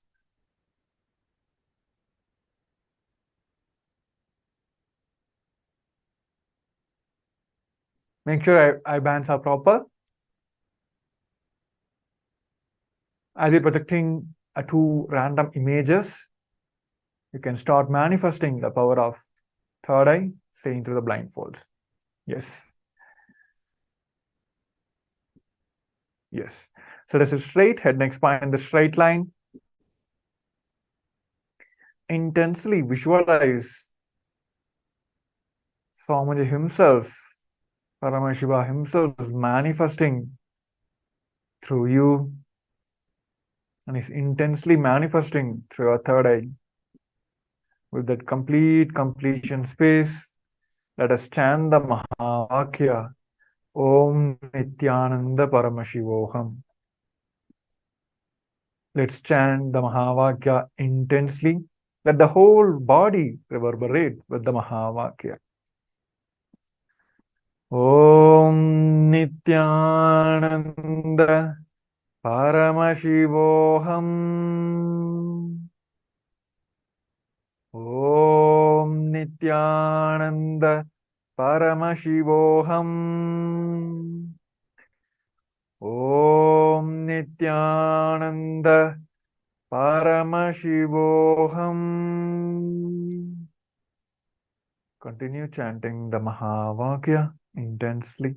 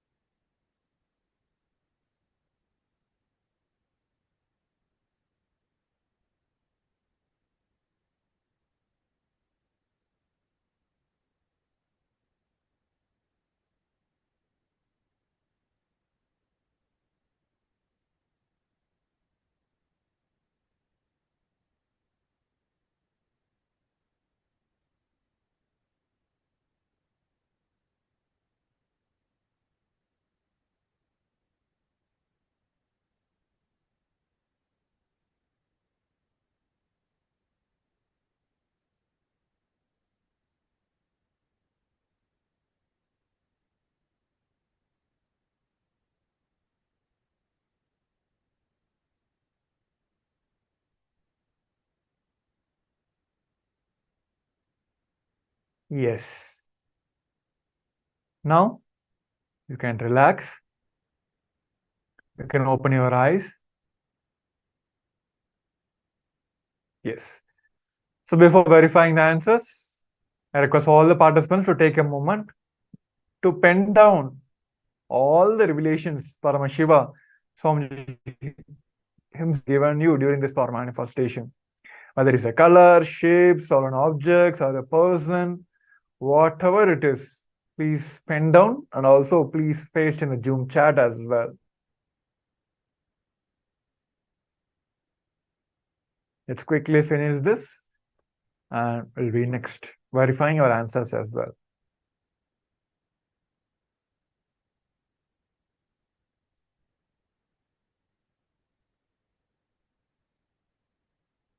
Yes. Now let us verify your answers now.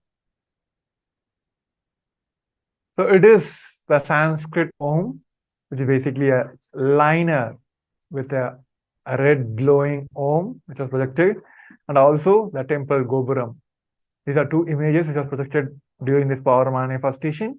If any of you able to manifest or seen or you heard the sound Om, whatever it may be, please post that as well. Share in the Zoom chat also. So yes. So with this, let us move on to the second round.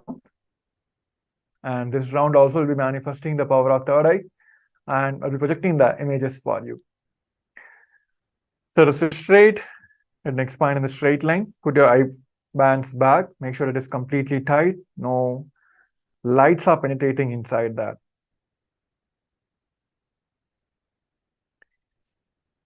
Just remember all the oneness moments, the Swami Onada moments, and intensely visualize Swami himself is sitting on your third eye and manifesting this power. With that powerful space, let us chant the Mahavakya, Om Nithyananda Paramashivam. Om Nithyananda Paramashivam. Om Nithyananda Paramashivoham.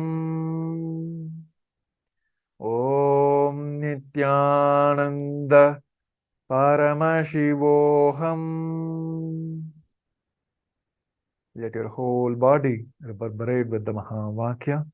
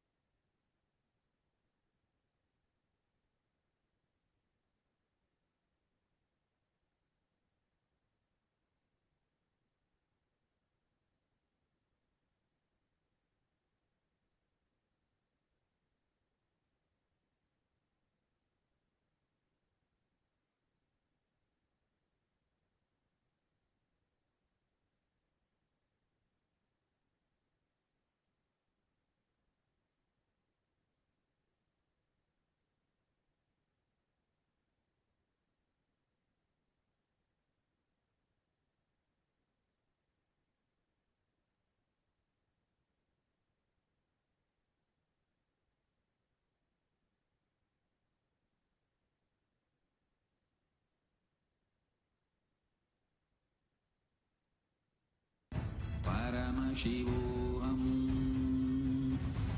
Om Nithyananda Paramashivoham. Om Nithyananda Paramashivoham. Om Nithyananda Paramashivoham. Om Nithyananda Paramashivoham. Om Nithyananda Paramashivoham. Om Nityananda Paramashivoham. Om Nityananda Paramashivoham. Om Nityananda Paramashivoham. Om Nityananda Paramashivoham. Om Nityananda Paramashivoham. Om Nityananda Paramashivoham. Om Nityananda Paramashivoham. Om Nityananda Paramashivoham. Om Nityananda Paramashivoham. Om Nityananda Paramashivoham. Om Nityananda Paramashivoham. Om Nityananda Paramashivoham. Om Nityananda Paramashivoham. Om Nityananda Paramashivoham. Yes. Now you can relax now. Paramashivoham. You can slowly Om remove your eye bands and open your eyes. Paramashivoham. Yes. So before verifying the answers, let us take a few moments to pen down what Swamiji have revealed during this power manifestation, what you are able to see through your third eye during this power manifestation. So let's quickly pen down, and also please do post in the Zoom chat as well.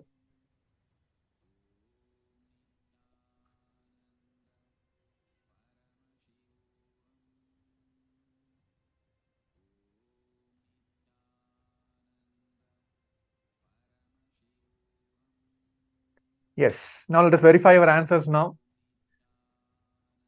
It is the picture of Lord Venkateshwara and Krishna. Both of them were projected during this power manifestation for you.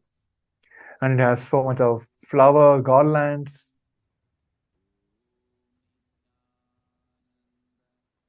So if you're able to manifest, able to see the deity of Venkateshwara and Lord Krishna, please post that as well in the Zoom chat. And also please take a moment to share with your friends and families of how you're able to manifest the power, and also make a Facebook post, a social media post for this power manifestation. So with this, we come to the end of this segment and moving on to the next segment of the today's Parameshwaram level 3 after a short break. I request everyone to quickly get ready for the next segment. Thank you. Nityanandam.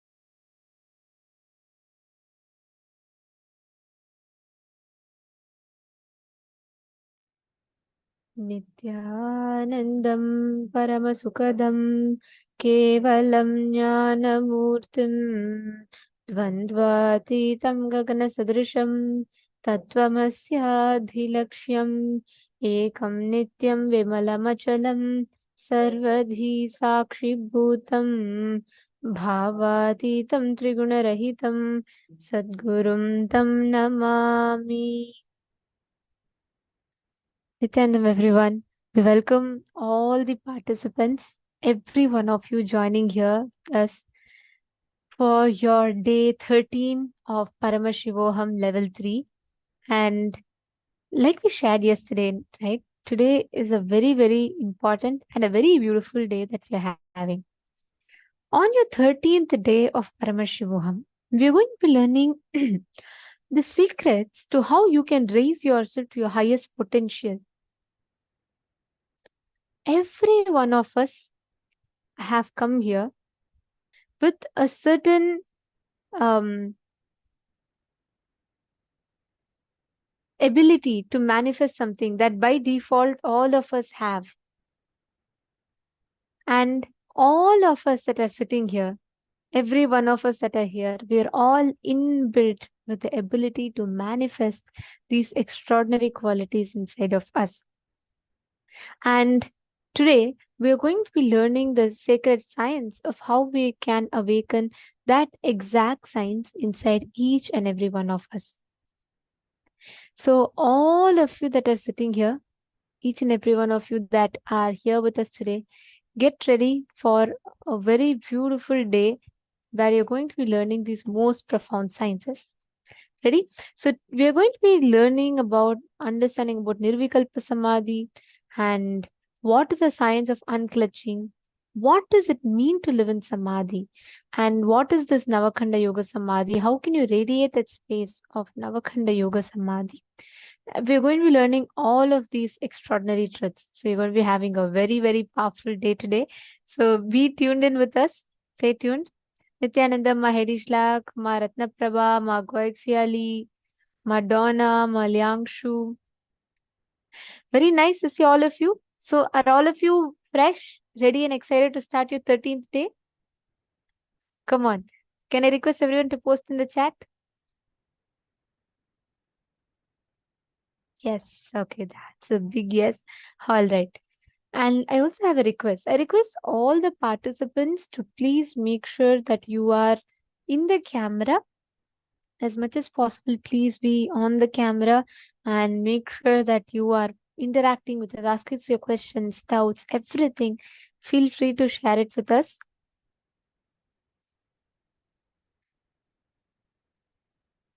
All right.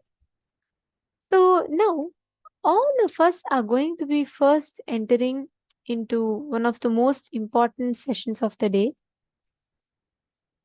We're going to be understanding about what is Nirvikalpa Samadhi. What is the space of Nirvikalpa Samadhi? What does it mean to be in that space of Nirvikalpa Samadhi? Swamiji tells, by nature, right, all of our default space that we rest back in is Nirvikalpa Samadhi. It is this space that is in each of us, which is our true state, like the original state of consciousness that we exist in, is Nirvikalpa Samadhi, where there are no I, mine, there's no existence of individual identity, but that individual identity starts merging with the cosmic identity. That is Nirvikalpa Samadhi. So let us now learn and understand what is Nirvikalpa Samadhi in this session. Nirvikalpa Samadhi is silence, soaked in silence, soaked inside the silence.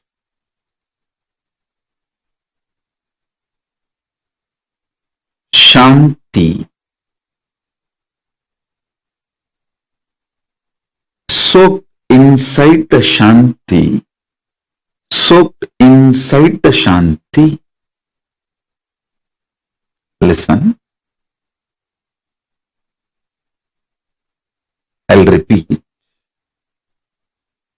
Nirvikalpa Samadhi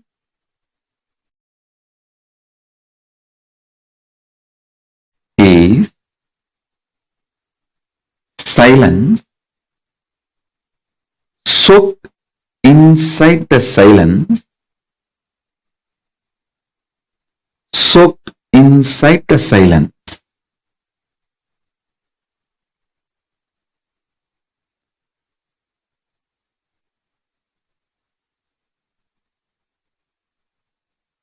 Contemplate on it.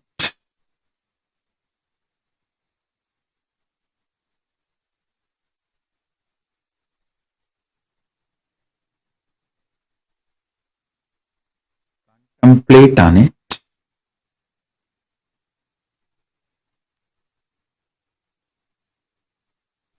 I'll initiate all of you into Nirvikalpa Samadhi as a living experience today.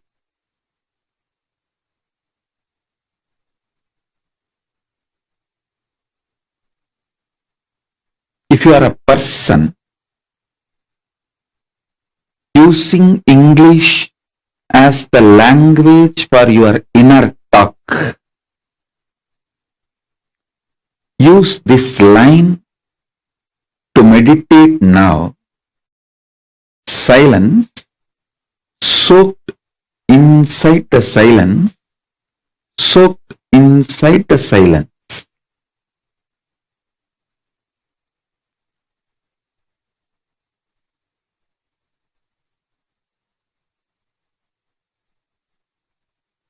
Understand? I'm going to fill you with intense, ferocious, powerful, living silence, not dead silence. Living silence. The silence I'm going to inject into your being will touch your Swadhisthana chakra, means it will just terrorize the patterns and fears in you. The fears and patterns will melt down like how the metals melt in the extreme heat.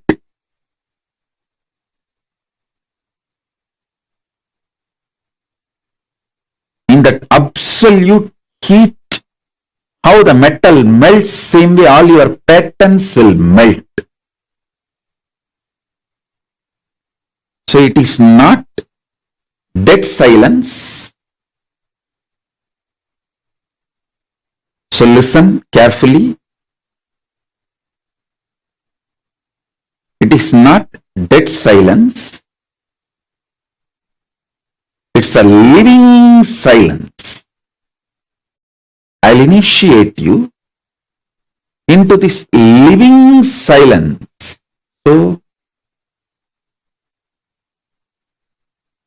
you are liberated from the patterns. I tell you, freeing yourself from the fear gives you the power to negotiate in life. Understand? Everything is negotiation in the life. Whether the decision you take, what time to wake up, how to wake up, what to use to brush your teeth, what to use to wash your body, everything is negotiation.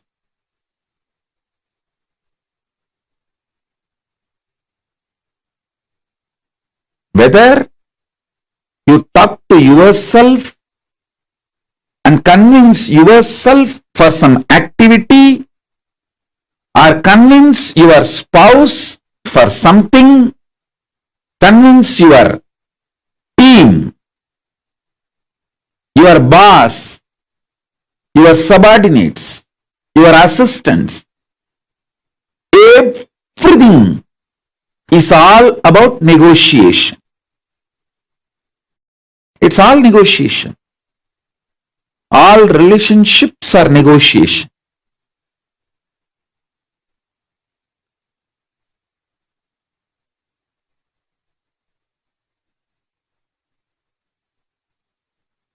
When your fear patterns melts away,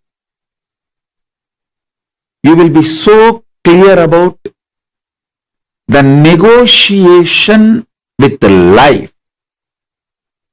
You will create such blissful, happy, powerful ambience around you. And you will know very clearly with whom you should negotiate, what, how. You will be the boss of your life if you master your fears and ability to negotiate. That's all. That's all is life. So with this infusing Nirvikalpa Samadhi in you, melting down your fears, I will empower you with the negotiation power. Negotiation skills.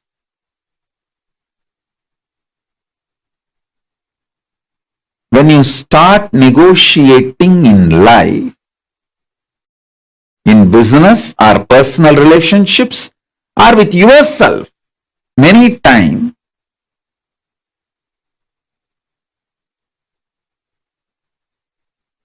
even what time to sleep, what time to wake up, if you learn how to negotiate with yourself, you will be successful in all the lifestyle I am teaching.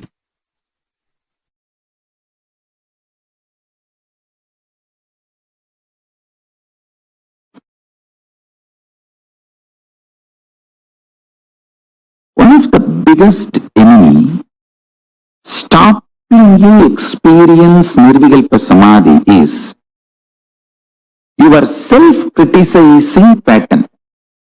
See,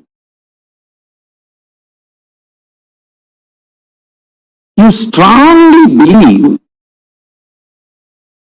you have not achieved oneness, Nirvikalpa Samadhi, unclutching, completion, because there is a definition for that state and that definition is not manifesting in you. You are such a, first of all, any person who thinks there is a definition for Nirvikalpa Samadhi, there is a definition for oneness, is a fool. Your mind cannot grasp even the definition. Forget about using the definition as the scale to measure whether you achieved it or not. You can do only one thing. Continuously remember to surrender, consciously declare to Mahadeva, Paramashiva, I am consciously declaring. Manifesting in me only you can do.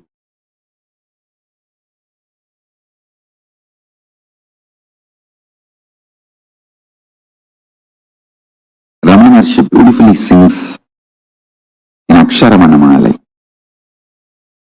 Aru Kavani Andani Agattidil Agilam Vazhittidum Arunachala Agambugum Dirthum Nagakkugai Sirayai Amarvitta Dengolo Arunachala. That whole scene is actually in Madhura Bhava. One of the wives of Krishna, when she was with the parents but she was in love with Krishna, she doesn't know how to run away from the home and marry Krishna. So somehow she sends message to Krishna that, please take me with you. Then then Krishna plans and goes, and as per his plan, he gets her and marries her. This is the exact same mood with which Bhagavan is describing at least the first few verses. This whole scene of Krishna and Krishna's wife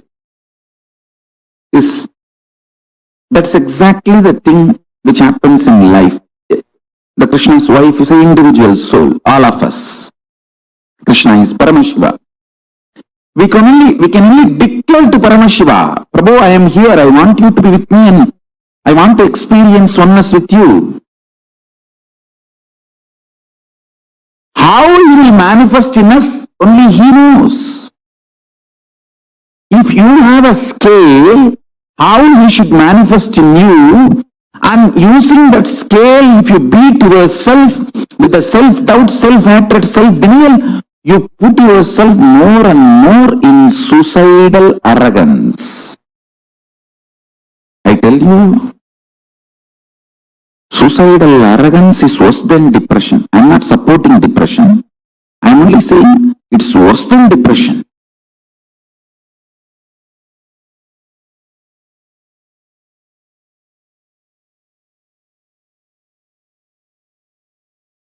I tell you precisely, exactly right attitude. Declare to Paramashiva, Prabhu, really, I personally do not know much about the way you exist. But as per your declaration in Vedas and Agamas and my Guru's confirmation, I have some idea about how you exist. Whether that idea is complete or not, I do not know. But what I know as me, I surrender unto you. I offer me to you. Please,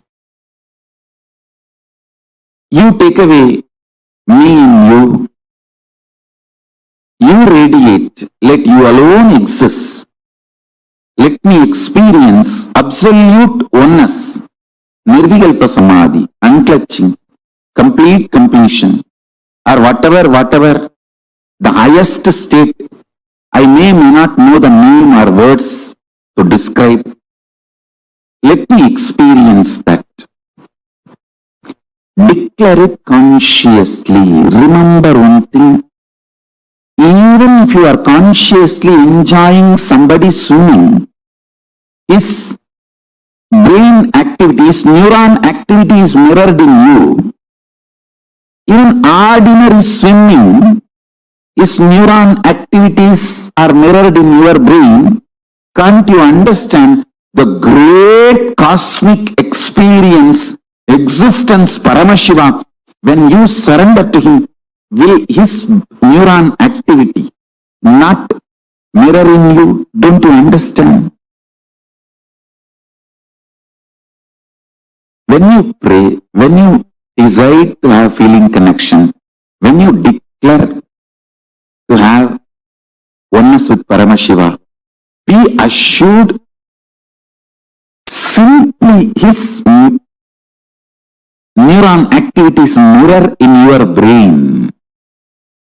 How it should, you don't put a condition. Once you surrender and declare, whatever is happening, decide to know very clearly that is he manifesting. If you are even feeling irritated, what can be done? That is the way he is manifesting. Whatever he is manifesting. Go with that peacefulness, Shanta Swarupa. Then he sinks deeper and deeper into your being. Your being sinks deeper and deeper into his existence.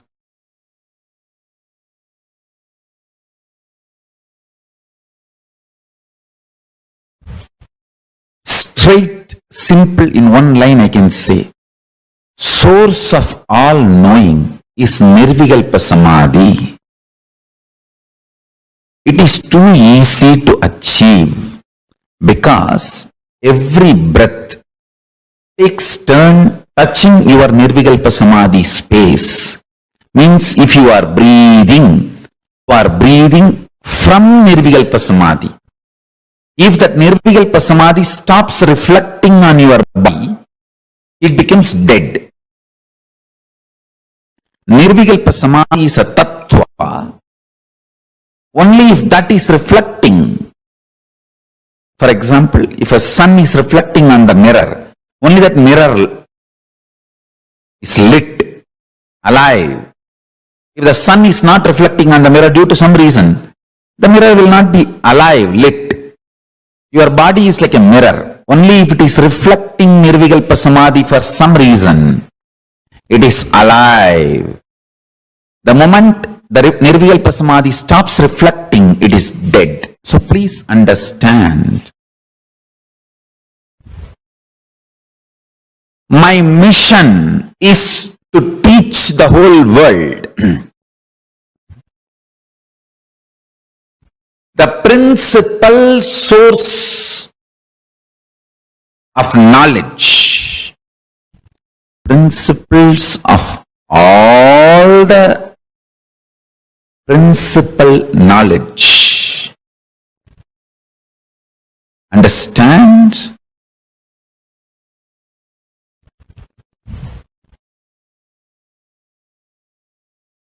Is Nirvikalpa Samadhi.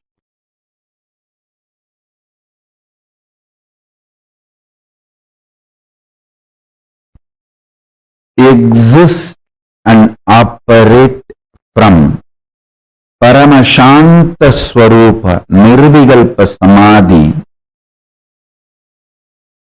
So you will understand, even though operating in the binary logic, binary world,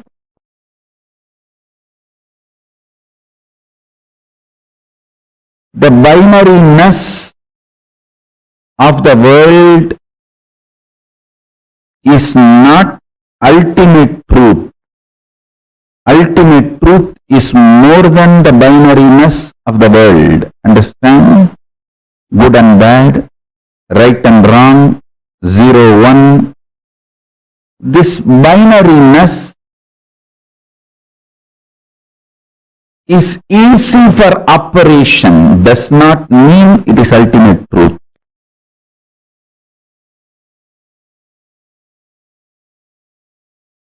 Only the higher science can refute what you know as science. If you operate from the Paramashanta Swarupa, Nirvikalpa Samadhi, you will understand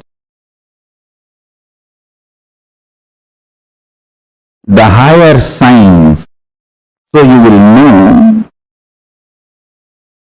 where the regular science which you know as science should be adopted, applied, and where it is inadequate. Listen to these three truths today Paramashiva is revealing. First, more and more operating from Nirvikalpa Samadhi will make you realize binary system with which this whole world is operating. Whatever you call as science, logic, rational, good, bad, right, wrong, everything, almost everything you know below the sun and above the sun is binary. Whatever human mind can conceive, consume, conceptualize, cognize, everything is binary. Good, bad, right, wrong, 0, 1, there or not, it's all binary.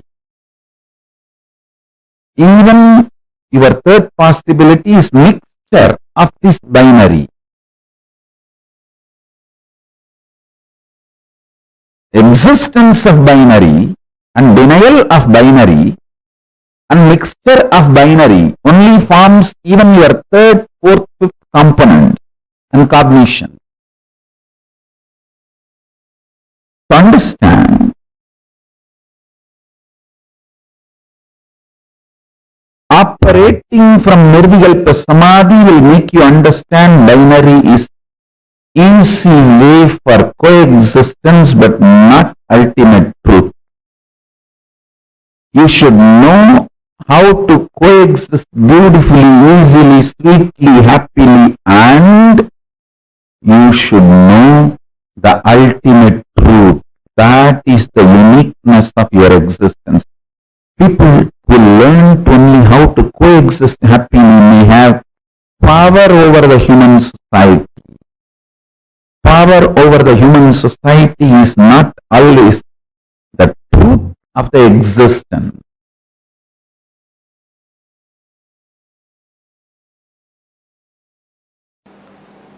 Understand? Perpetual completion means ability to sit in the completion continuously without tiredness, boredom, without any incompletion able to move you. Without tiredness, boredom, without any incompletion able to move you. It is like a sit. Whenever incompletions comes up, relive and drop the incompletion. Again, just sit. The space of completion. It will almost look like the initial level, the person who has a diarrhea, how he runs to the restroom and comes back. And in next 5 minutes again he runs to the restroom and comes back. Again he runs to the restroom and comes back. In the initial it will look like that only. But in few minutes it will settle down. It may look like a wrong analogy. You can sit with open eyes or closed eyes. But you can't engage yourself in unconscious slumber, means sleeping. You can't engage yourself in just getting lost in the flow of thoughts. No. You only sit in the space of complete completion. I'm going to be here continuously encouraging you and guiding you. Listen. Listen to the instruction. You don't need to keep your eyes closed or eyes open. It's up to you. You want to keep your eyes open, keep it open. If you want to keep your eyes closed, keep it closed. It's up to you. But no thought current inside. You will sit in the space of completion. Any thought comes up is an incompletion. Then see the source. Why that thought? Feeling agitated, feeling irritated, feeling tired, feeling bored. Why that thought? See the source. When you started developing this same thought trend, relive, complete, relieve, come back to completion. How many of you understand the process? Shall we start? Yes. It will not be difficult, I tell you. Very easy it will be. Only first 10 thought you have to do completion, and then after that it is just a simple decision, you will be in the space of completion. That is all. Permanent pain is nothing but every individual separate thoughts continuously coming. There is no permanent, continuous. Broken leg, every thought. I have had a hand fracture. Every thought of pain is continuous, not permanent.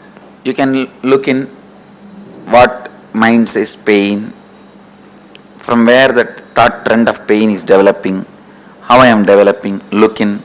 When you started developing, just see that thought trend and complete, relive. You will see it disappears. So thought will crash the thought and you will be thoughtless. Understand? Completion is also one thought which completes the incompletion. You will be in the space of completion. I tell you, You can complete even with the life incidences happening. For example, if you are continuously abused, decide I am completing with this pattern. You will see suddenly you will stop attracting the people who are abusing you. Your life incidents can be completed. What you are talking about, small pains.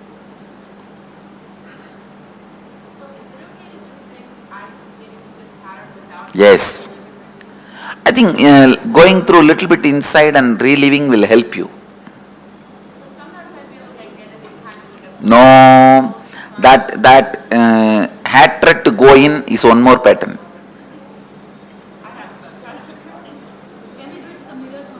Yes, you can use anything you want. Just come back to completion. That's all.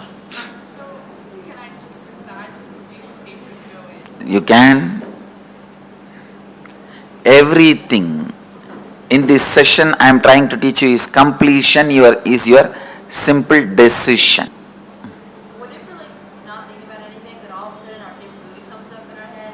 That is incompletion. That is what I am telling. Run to the bathroom immediately. Take a diarrhea patient. Complete, drop, and come to the space of completion. Actually, I am teaching you to live in Nirvikalpa Samadhi. Perpetually living in Nirvikalpa Samadhi. Perpetually living in the space of Advaita. Perpetually living in the space of completion. That's what I am teaching you guys now. Say, all these days we pulled out many incompletions from inside and completed. Today, we are just looking, whoever comes to fight with you, you are going to fight with them. That's all. We don't call for Mahabharat war. Whoever comes on the way to fight with you, finish them. No, every thought is a powerlessness.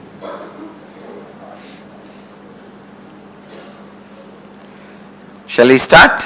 Yes. You don't need to close your eyes or tie the ribbon. Just sit. If you want to close your eyes, you can close. If you want, you can pick up your mirror. Let's start. I bless you all to achieve complete completion.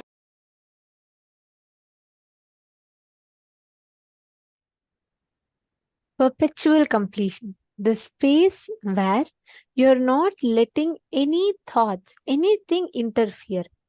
Your ability to be unclutched. Like Swamiji said, Swamiji gave a very funny analogy, right?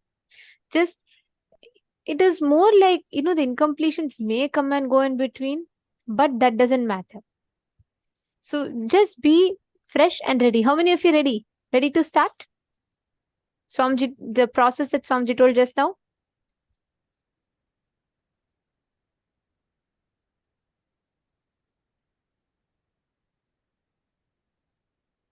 Ready?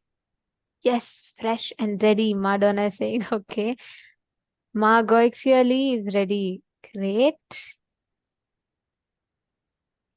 Mamsakala, Madiana, Ma Christine. Come on, SJP manifestors, Rajya Sabha room. Are you all ready to do this process? Actually, see, Swamiji always tells, it is so easy to tell about completion, everything when you're happy. You can say, oh, I'm complete. Completion is the best.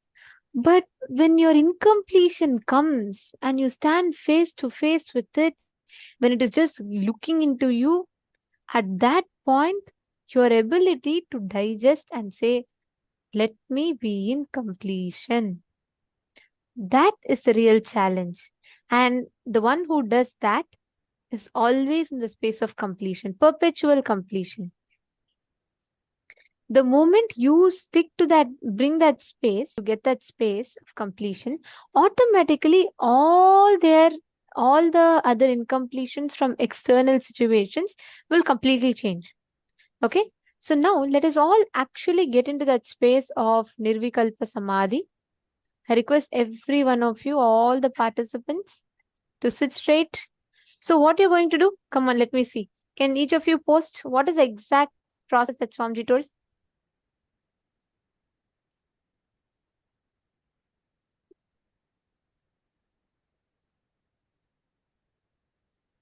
Now everyone is like, oh my God, I have to remember the exact process. No, even whatever you understood as a process is fine.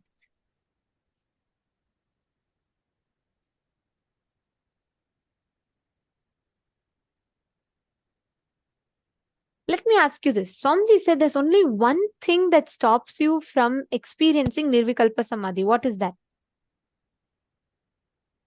Magoixially should not. Magoixially is testing. Should it be this one? Could it be this one? What is the exact process that Swamiji gave? Come on.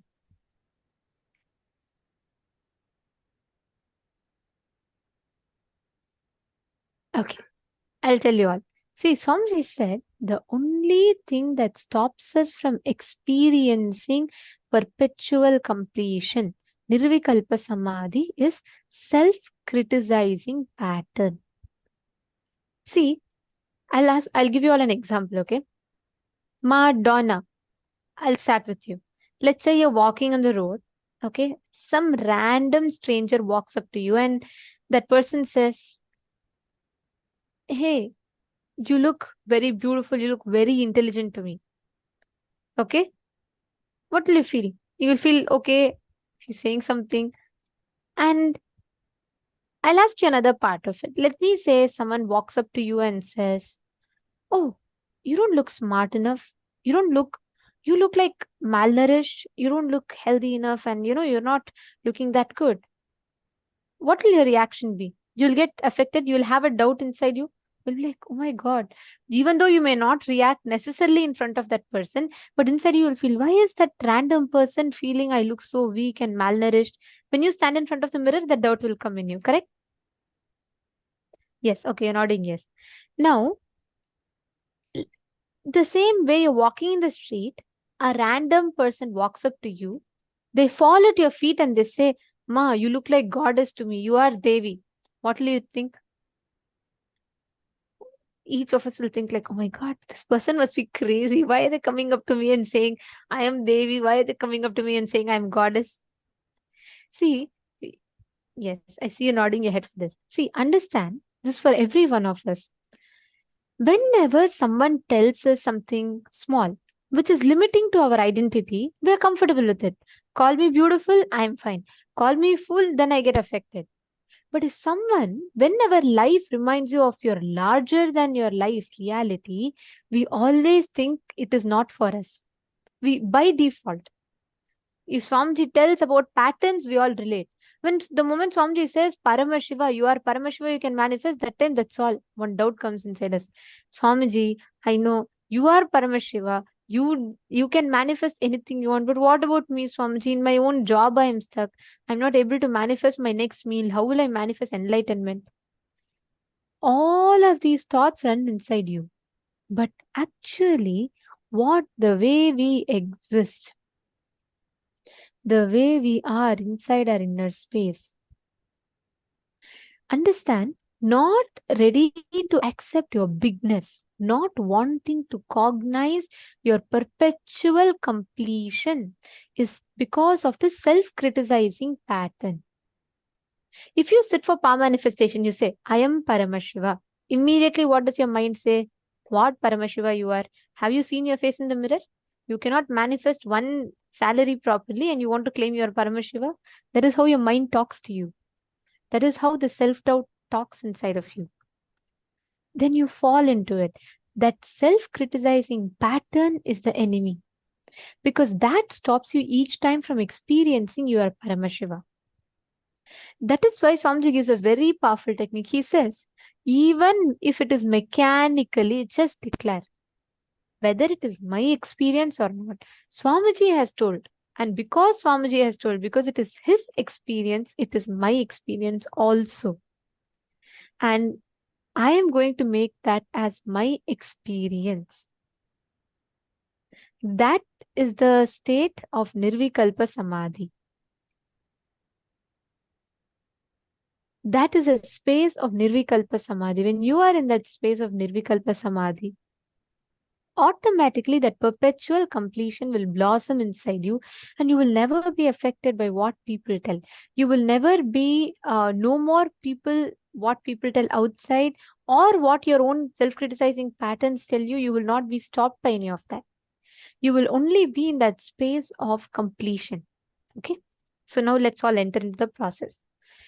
So the first thing you need to be aware is, don't let self-criticizing pattern to stop you.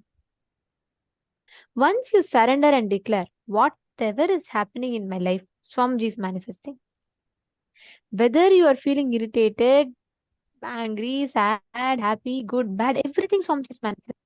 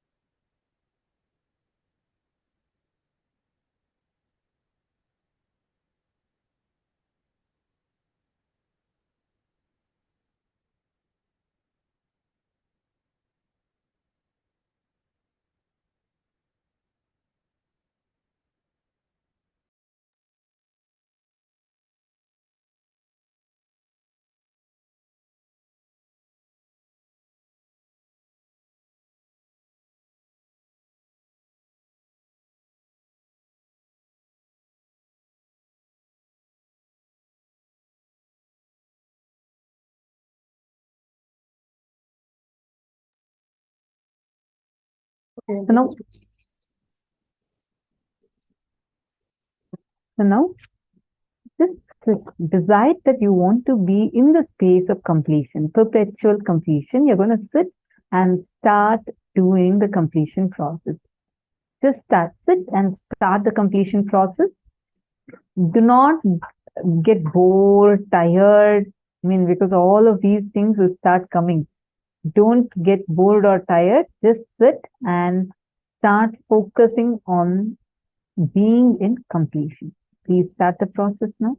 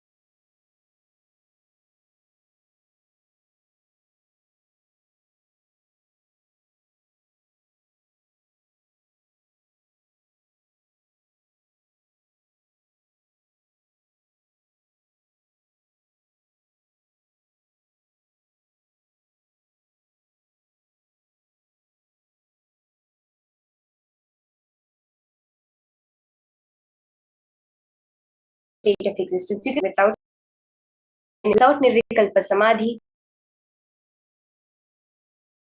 Our nature as Paramashiva. See,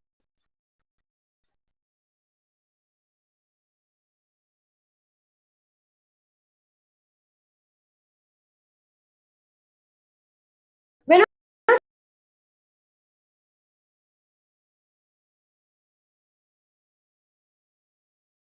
trying to achieve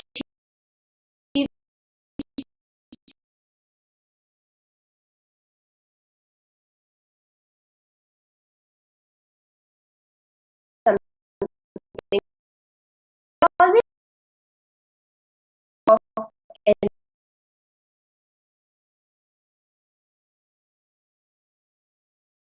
enlightenment or the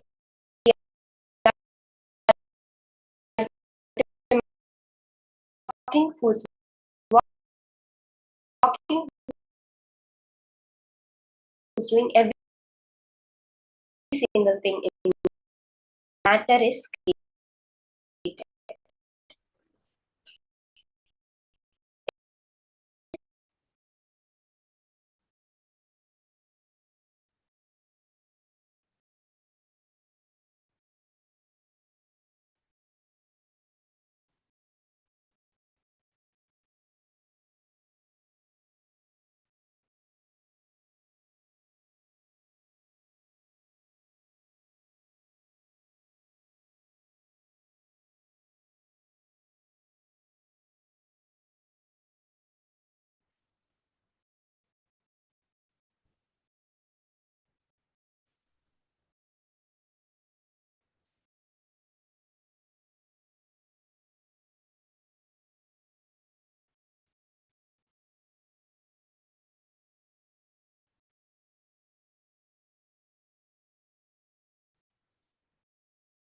Abhishta Samadhi Prapta by the mind is called Prapti.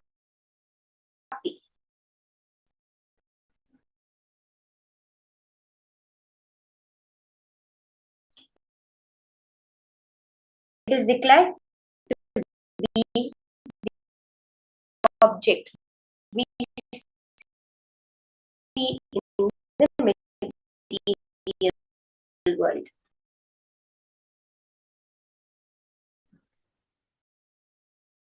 For the various miracles he performed, even after his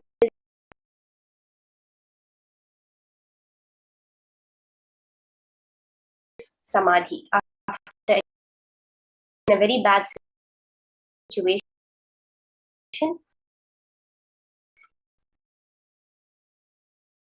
he was in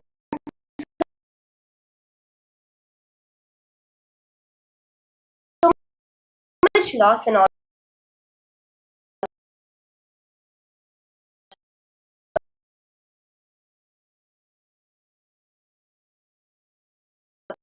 problems.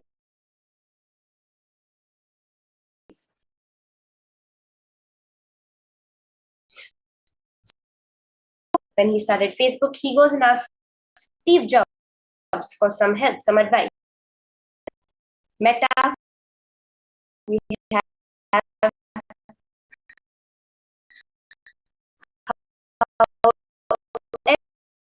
everything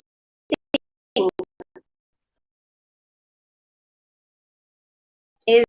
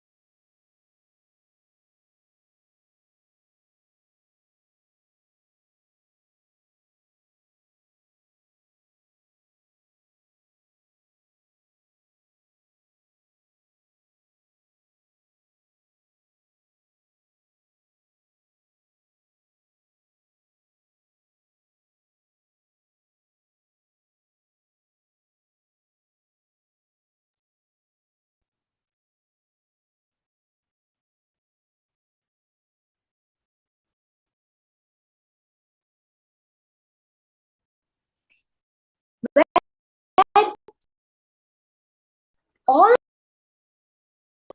this works is, we always hear scientific thing, the whole double slit experiment, which very clearly the modern science is able to come.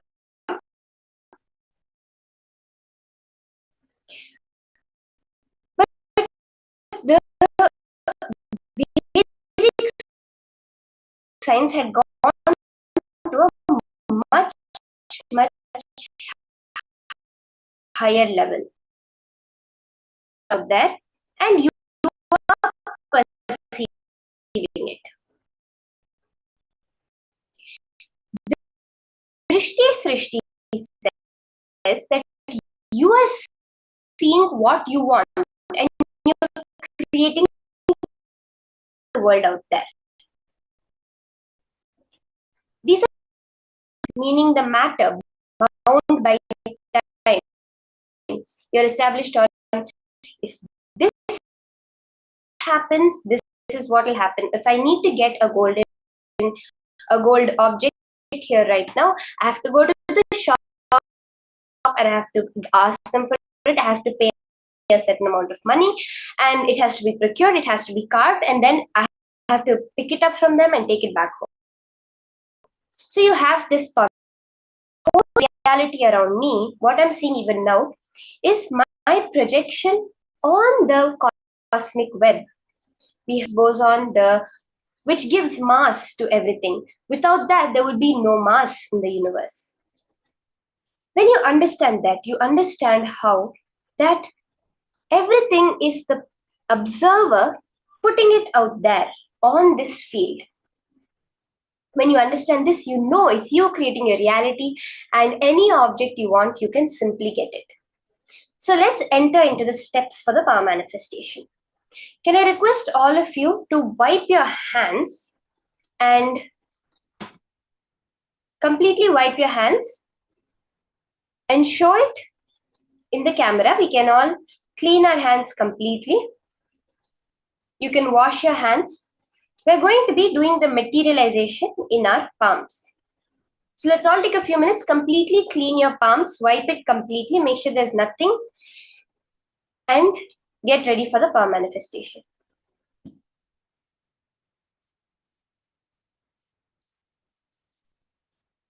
Maharaj, I'm not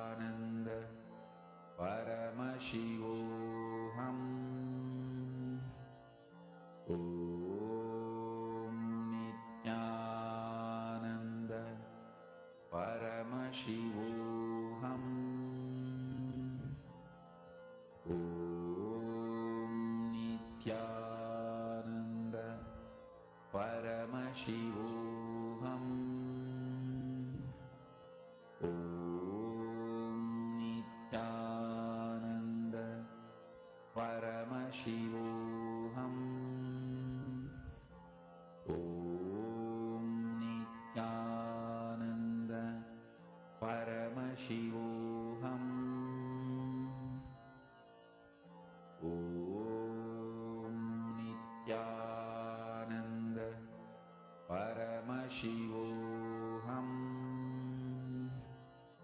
Om Nithyananda Paramashivoham. Please sit straight. Have your eyes closed. When you're manifesting this power, the only key thing you need to do from your side is to consciously bring yourself to the space of oneness. And what does that mean? See, please understand, when all of you are having your hands, right? You're having your hands clasped completely. And also make sure you're not touching anything else. Your focus here is not, I have to get some powder in my hand, or I have to get some gold powder in my hand, I have to get some bhasma in my hand. Don't focus on that. Focus on the experience of oneness. See, materialization is a science, right? It is like when you raise yourself to a certain frequency, you manifest that. So now, every one of you that are sitting here, make sure you're focusing on the experience of oneness in your inner space. Means your inner space should experience how you are settled in that space of oneness, completion. We all learned about Nirvikalpa Samadhi right now, right? Just now. So sit in that space of Nirvikalpa Samadhi where don't engage with any thought. If your mind is saying, oh, look, you're sitting for more than 5 minutes, nothing came in your hands, just witness it. It is okay. But you focus only on perpetual completion. Nirvikalpa Samadhi, meaning focus only on again and again coming to the space of completion. Ma Yanan Wong, you should not move your hands, okay? Keep them clasped together. You're not going to be moving your hands. Don't touch anything else with your hands. Ma Joyce Leong. And yes, do not touch anything else with your hand till you manifest. Just keep it in one place so that you will actually feel the vibration. You will actually experience your hand is literally vibrating. You will manifest that whole experience.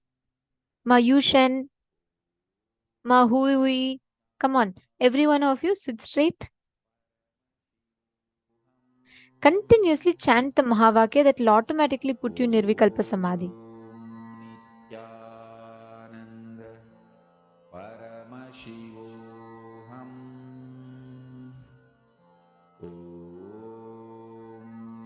Nithyananda Paramashivoham. Om Nithyananda Paramashivoham. Om Nithyananda Paramashivoham. Om Nithyananda Paramashivoham. Om Nithyananda Paramashivoham. Om Nithyananda Paramashivoham. Om Nithyananda Paramashivoham. Om Nithyananda Paramashivoham. Om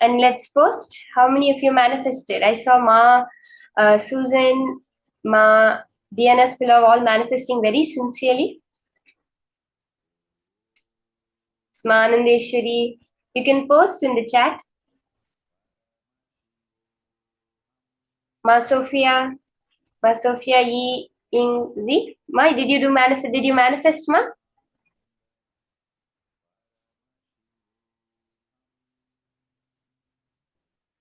Now I have a question for all of you before we enter into the next session.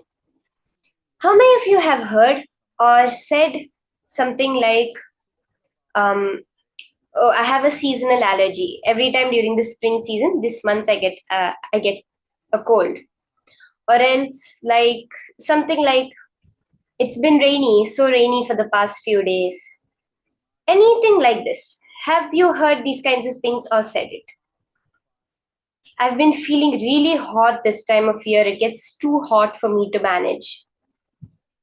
Can I have all of you just show me a thumbs up or post a quick yes? Okay, Ma Guixiali, you manifested. That's so beautiful, Ma. Take a picture and post it. So can I have all of you? Okay, Ma Diana has heard. Okay.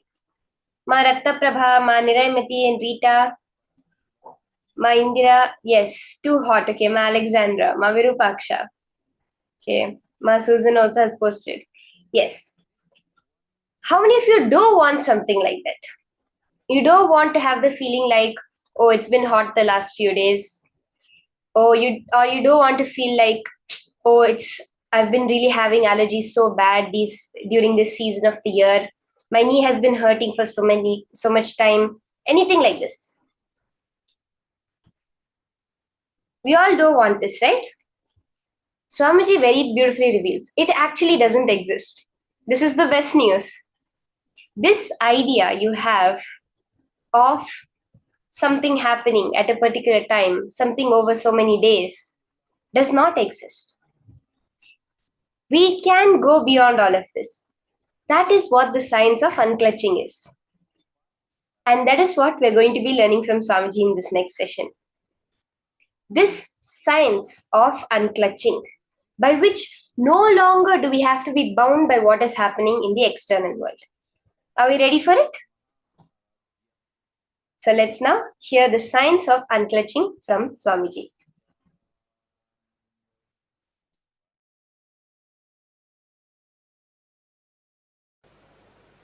Understand this word unclutching. This word does not exist in Oxford Dictionary. Please understand, this word is my contribution to the English language itself.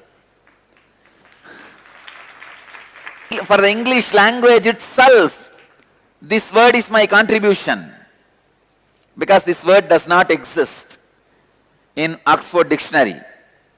It does not exist.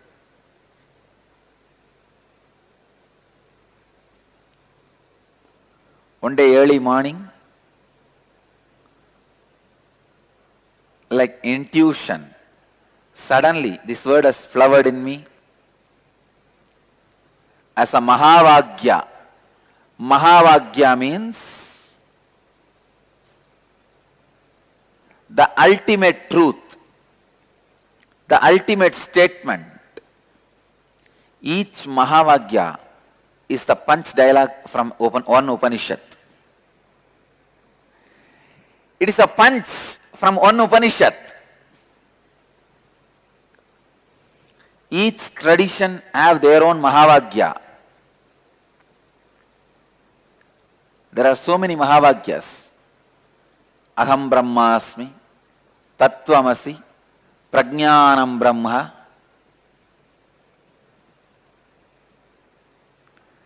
Brahmaivahamasmi, Ayamanma Brahma. In Saiva tradition, Saiva Sampradayas, Shivoham. There are so many Mahavagyas.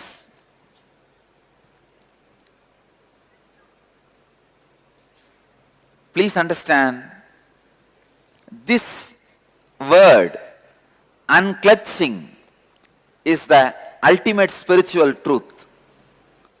This process, unclutching, can directly upgrade your very consciousness.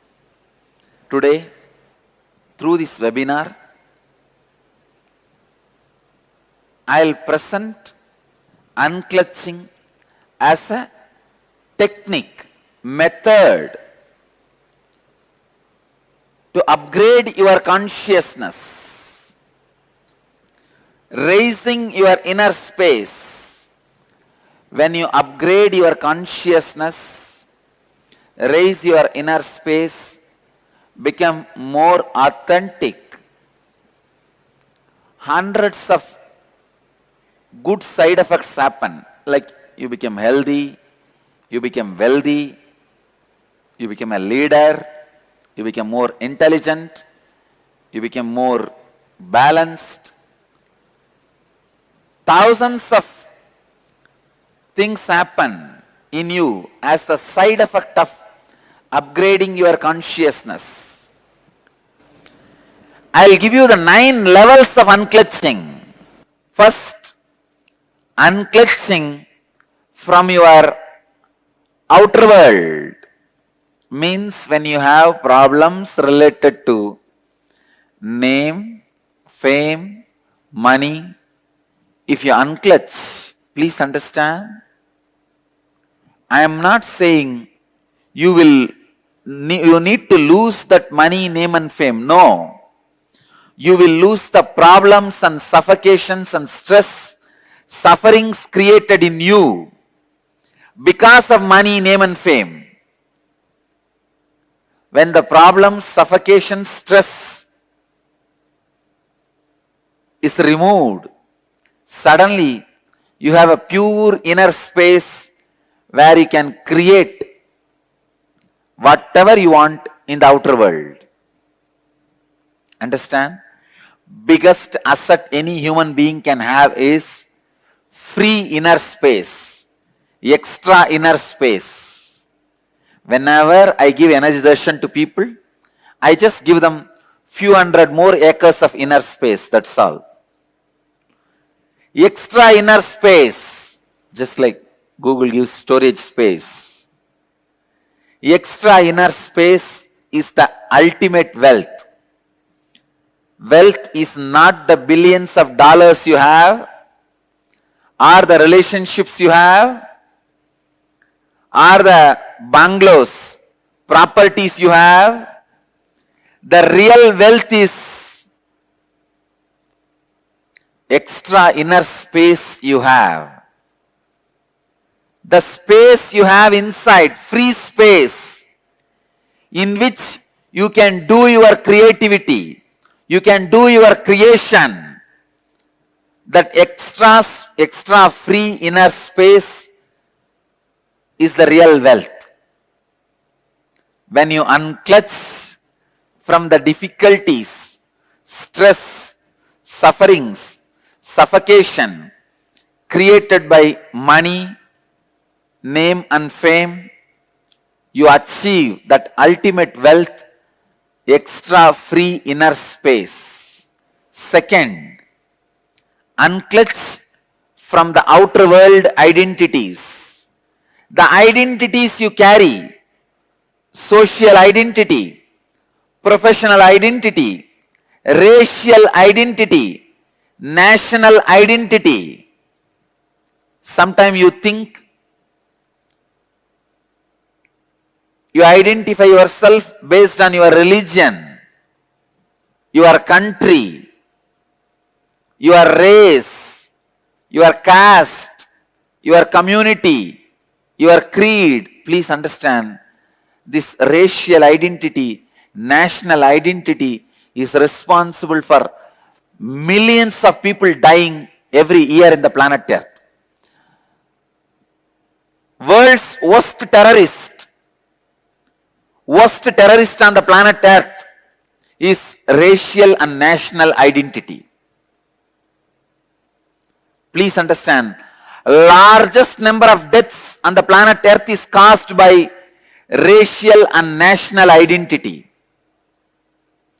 The moment you feel you belong to certain geography, you are ready to sacrifice your life for that geography. people die, especially youngsters. Millions die in the war fields. And without any guilt, without any even second thought, people kill people just because their national identity.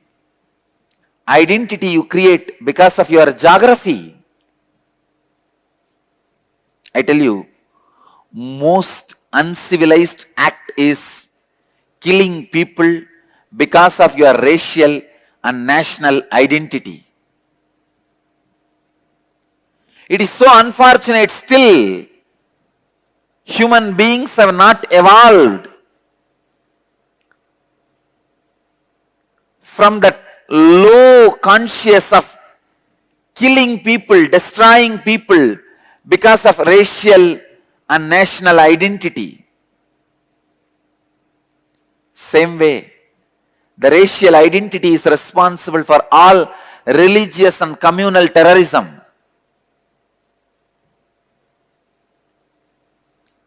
Unclutch from social, professional, racial, national identities, you will see so much of peace, joy,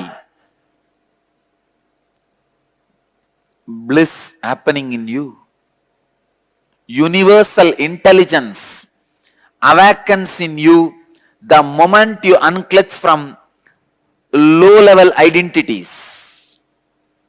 The moment you unclutch from racial, national identities, immediately the universal intelligence awakens in you. Third, unclutching. Unclutching from thoughts, verbalization and visualization happening inside.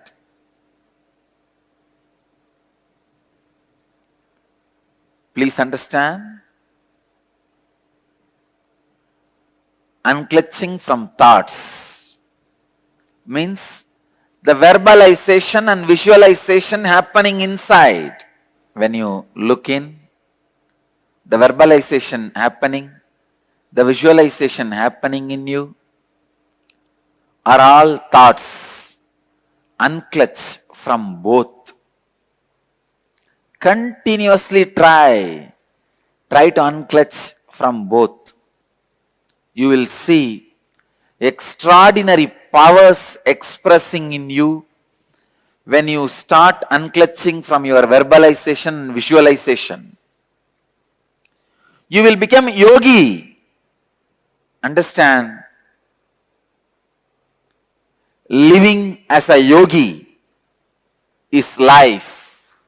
Unclutch from verbalization and visualization. Whenever you remember the verbalization happening in you constantly, the words moving,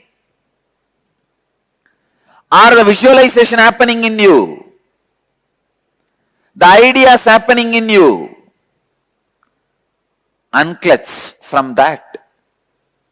Even the boredom, feeling bored, restless, is also one more thought, one more verbalization, one more visualization. Unclutch even from that. And fourth level of unclutching. Unclutch from your emotions, pain and pleasure. Let me tell you from my own experience. When I fell from the horse during the horse riding and fractured my hand, just all I need to do is unclutching from that pain. I could see very clearly body was healing at least 5 times more faster than normal speed of healing. I tell you, I really felt so joyful. I felt so happy for my body. Wow, what a body to live with. Body which does not give you pain, friend who does not give you doubt, wife who does not give you instability, are all rare blessings. Body which does not give you pain is such a joy to live with that body. I know I don't have pain because I received the blessings of many yogis and did many techniques. But when you see that literally in your life as experience, I felt, oh God, what an achievement. I felt such big relief. I tell you, when you unclutch from pain and pleasures, not only you are free from it, even your health improves drastically. Fifth, unclutching from the inner world identities like parental conditioning, ahankara and mamakara. Ahankara means the idea you project about yourself to others. Mamakara means the idea you believe about you as you inside you. See, always the idea you project to others about you will be more than what you are. Mamakara, the idea you believe about you in the inner self is always lower than you. Idea you project on others, an idea you project on yourself.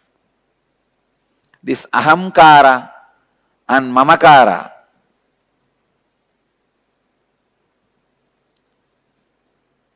your whole life is nothing but the fight between the ahankara and mamakara. Means the identity you project in the outer world and the identity you believe as you in the inner world.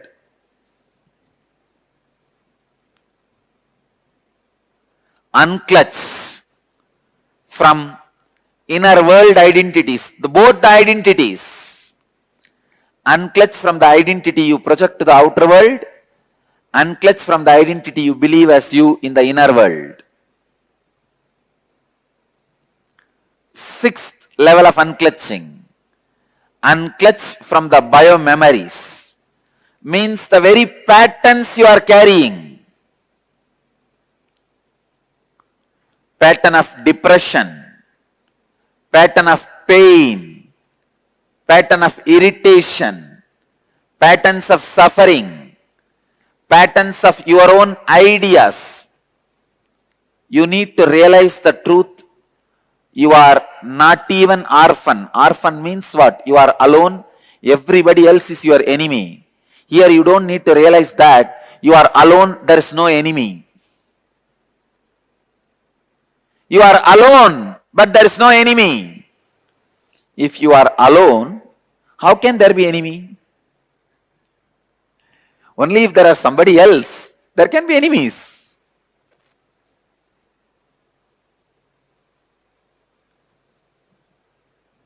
If you unclutch from the patterns to the extent till you realize there is no patterns in reality. In reality, you are alone. In reality, you are just existing. Kevala. Next, unclutch from body. Unclutch from body itself. Please understand. When you unclutch from your body, thousands of disorders you create by yourself, like arthritis, blood pressure, all this completely disappears. The seventh level of unclutching is unclutching from body. And eighth level of unclutching, unclutching from the idea of time. Unclutch day, night, morning, evening, midnight. Go on unclutching. Unclutch from the idea of boredom, feeling restless. Unclutch from the idea of time.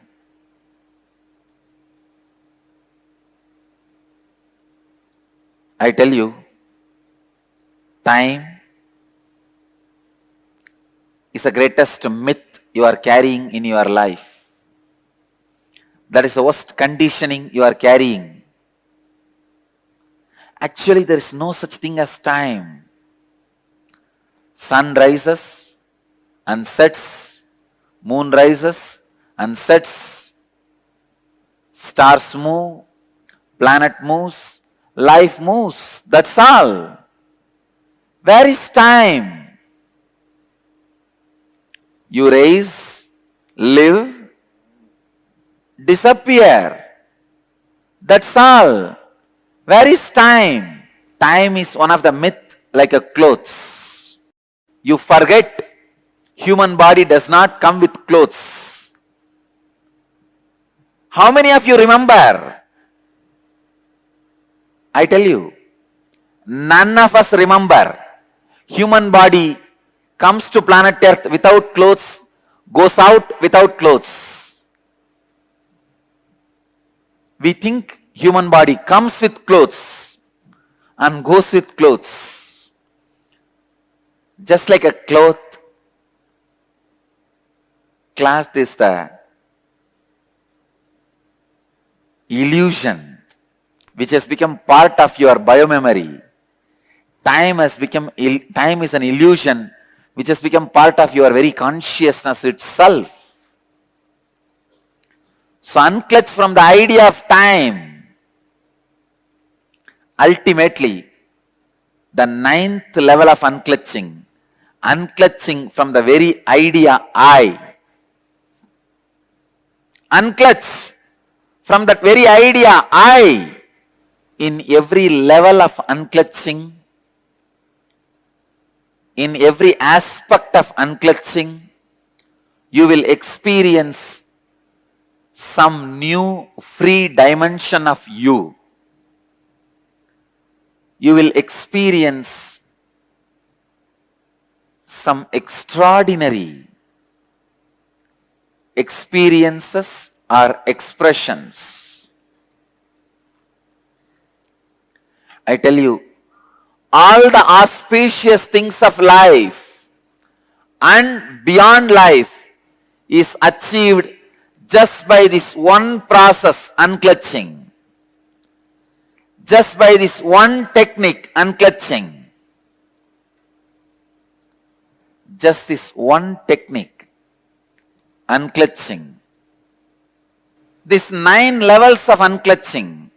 The 9th level is unclutching from the very idea I. The I. The very idea I is the source of everything you experience, you perceive. Unclutching from that very source, the idea of I. You can start in these 9 levels, any one level. Because of the benefits and experiences you will have, simply you will move to next level and experience all 9 levels.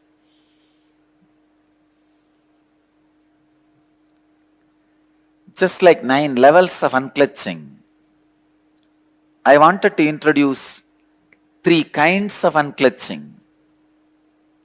Unclutching from the luxury activities, like activities may not be required for your life, which you do as a luxury, playing video games, luxury activities.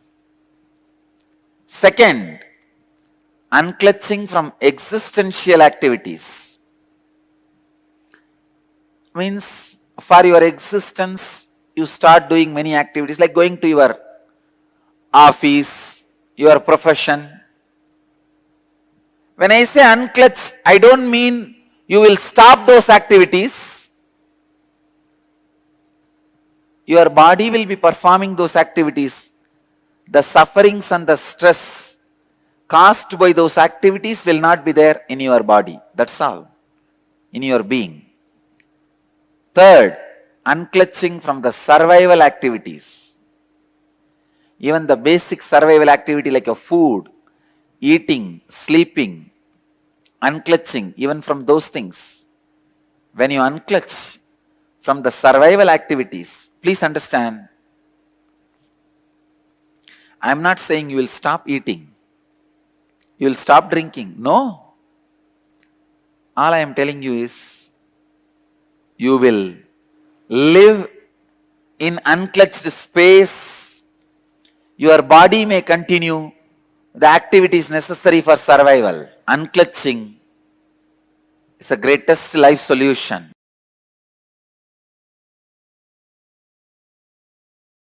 Is it important to know about our past lives? I tell you, unclutch deeply, you will know about your present life.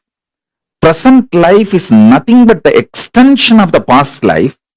So whatever you need to know about the past will be revealed to you. So you can build your future. That's all. When you actually unclutch, not just your thought currents, your liver, your kidney, your intestine, the very elasticity and plasticity of your brain changes. Listen. Youth means whose brain still retains the elasticity and plasticity for the new, exciting, enlightening life. Intense life. Youth has nothing to do with based on your date of birth, year of birth. Youth means whose brain is plastic enough, elastic enough to manifest the grooves, to radiate enlightenment, excitement, intensity, joy, life positivity is youth. So when you unclutch, sit in unclutching, your liver changes, your intestine balances, the elasticity and plasticity of the brain, the ability of your brain to develop the new grooves changes. It's no more a dead, frozen stone. It's a living clay in which the new grooves can be formed.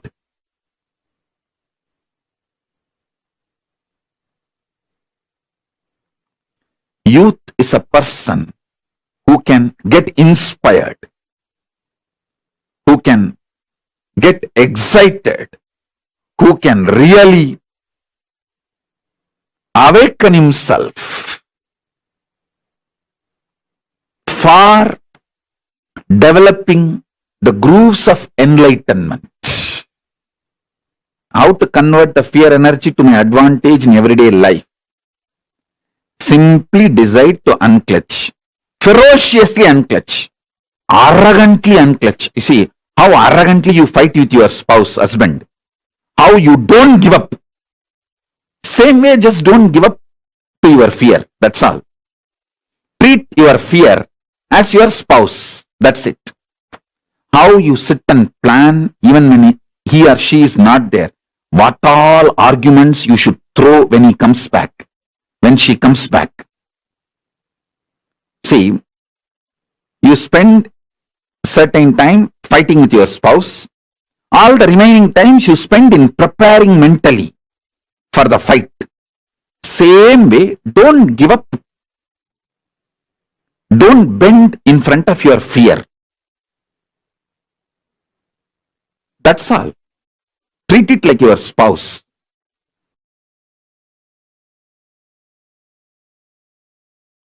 For Paramashiva to manifest in you, you don't need to do anything. Just unclutch, he will manifest. because he is there already. It's only the drug called your delusion, drunk by your mind, only that stops his manifestation. So when you unclutch, you relax from the mind drugged by delusion. When you just relax from that mind, that's enough. He just manifests. He gives you the powerful clicks and cognitions. Powerful cognitions. He gives his state, his space, his powers, his being, and conscious sovereignty. Everything. So just cognize. He is there. He is here now. All you need is just unclutch.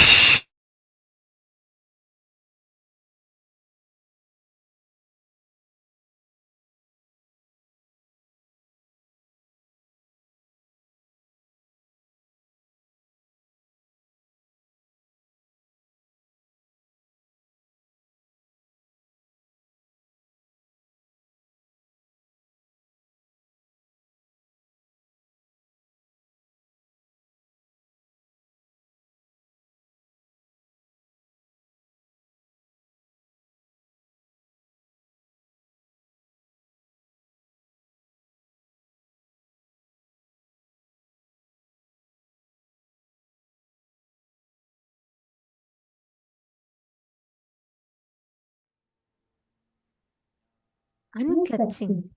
This is one of the, Swamiji says this is one of the greatest gifts that Swamiji has given to humanity, much more than building any temple, anything. Swamiji said this one contribution, this one thing, this one gift, unclutching is enough to change the humanity completely, much more powerfully than anything else. Because this science is what humanity really, really is in the need of the most. Okay, so every one of you that are sitting here, Ma Parandamini is asking the screen is blurred. For all of you, is the screen blurred? Is it better? Are you all able to see us clearly?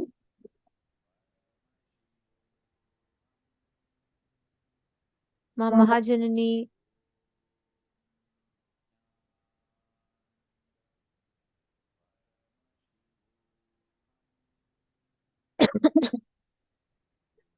Okay.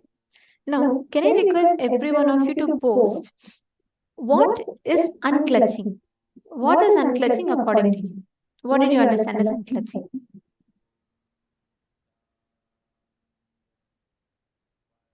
Come on, can I request everyone to post? What is unclutching? Let's see. Ma Penution, Ma Angel Lee, Ma Candace, Ma Sherry Gap, Eugene Kin. Come on, all the participants. What is unclutching? Ma Anita Malhotra. Let it all go is unclutching. Okay, Madhyana. Alright. What do you understand as? Is it just like let it all go, meaning like let's just let things happen as it is? Or what exactly is unclutching? Swamiji tells a very important thing. Swamiji explains how unclutching, intense unclutching will actually lead you to intense activism. We usually think, oh, let it all go means it's more like, chill, nothing much to do, peace, where we think it's more of you not having to do things. But unclutching will also bring in intense activism. So what exactly is unclutching? Can each of you post what you understand as unclutching? Ma Priyatma Surupni has posted, unclutching is not entertaining the thoughts, suppressing thoughts and just be. Okay. I'll wait for everyone to post, then we will discuss. Can I request everyone else also to post? Come on, all the participants of Paramashivoham. Sorry, many of you saying the voice is echoing. I apologize. We'll be fixing the technical glitch. Now is it better? Okay. Ma Sonia Rao has posted it's sitting the thought. It's letting the thought come and go. Okay. Without being hooked onto it. Great. Ma Penyushan has posted letting it go. Okay. Drop the idea I, name, fame, and money is unclutching. Okay. Ma Prithvi Prasad has posted unclutching is to unwind from various physical and psychological layers that disturbs oneness with Paramashiva. Beautiful. To not suffer, to not have stress.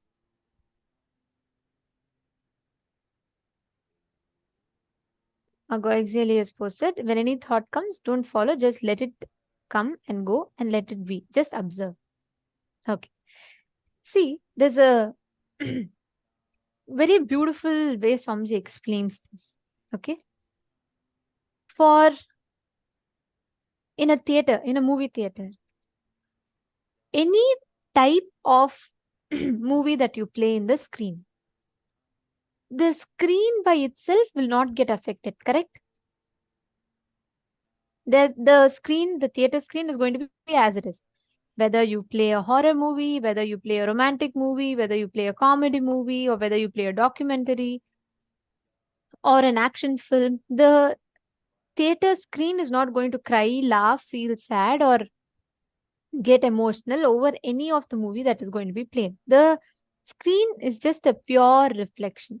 Same way, every one of us, all of us, have a part of us which is eternal, never gets disturbed. It neither gets happy nor feels sad. It neither gets emotional nor feels angry. It neither feels strong nor feels weak. Every one of us, if you look through all your struggles, all your success, all your joy, all your pain, there is one part of you that is eternally resting in that samatva, right? Like there is no ups, downs. Have any of you noticed that anytime? Even in your worst lows, there is one part of you that you feel has not been touched. Like something in you is there. Correct? How many of you have experienced that before? Yes, exactly. That part inside of you resting in that part, relaxing in that part is unclutching. Means any thought that comes or goes, not being a participating component, you just being a witness to everything is unclutching. Majani Tran is saying, yes, I feel that. Now, you resting in that part of yourself as consciousness, not getting affected by any ups, downs, anything that happens. Just being relaxed in that space is unclutching. Now, that part of you discover only when you're unclutched. There's continuously something or the other that keeps going on and on and on and on. But there's one part of you which is completely as it is, can be relaxed, resting, undisturbed. Empowering that part of you is what is unclutching. Swamiji gives a very beautiful example.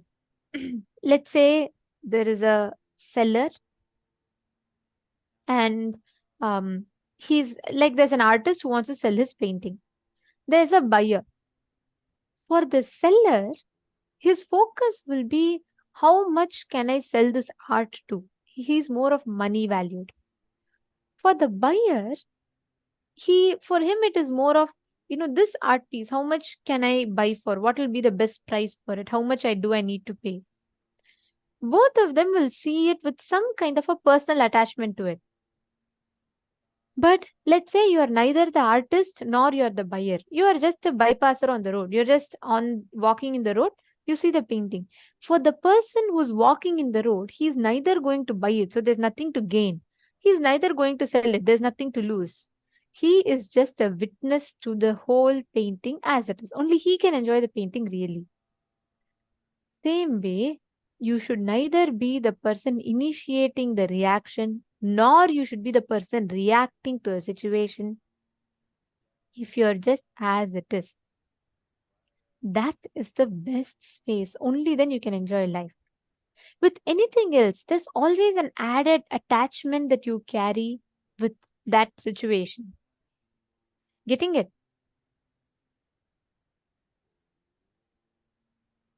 That is what is unclutching.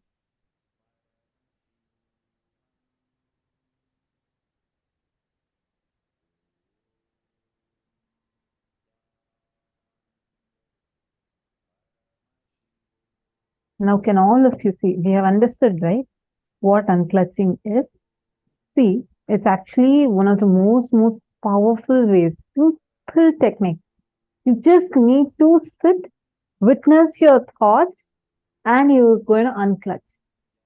It's so powerful, so powerful. No matter what situation you're in, just through unclutching, you can reclaim your power, your powerfulness, your inner space, and always be winning in life.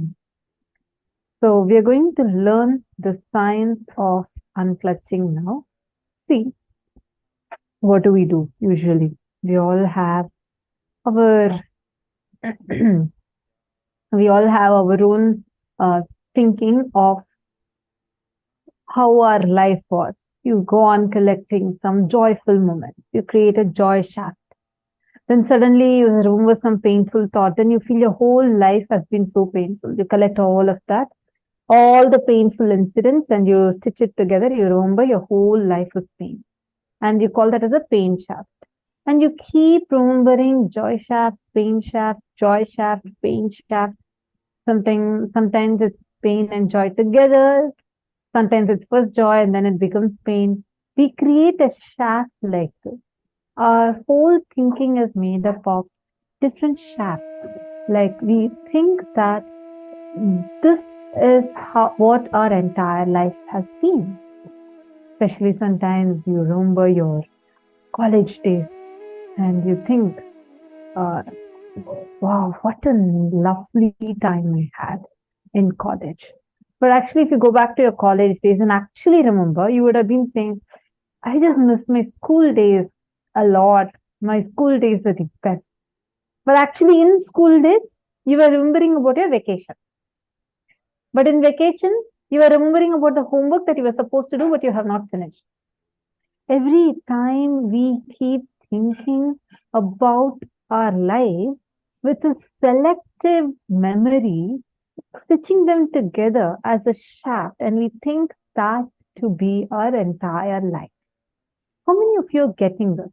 Many of you are understanding that this is how we create a pain shaft or a joy shaft in our life. Actually, we call the period between two pains as joy. That's why whenever you're really very excited, so joyful, you'll be, sometimes you'll even get afraid, oh God, if I'm so happy now, next I'm going to be incurring more suffering, more pain. What is the next pain I'm going to get? Because we have trained our mind to thinking. Always our life has been full, either usually 90% of the time we think our whole life has been suffering. There's no person who suffered as much as how much we have suffered. There's a small story.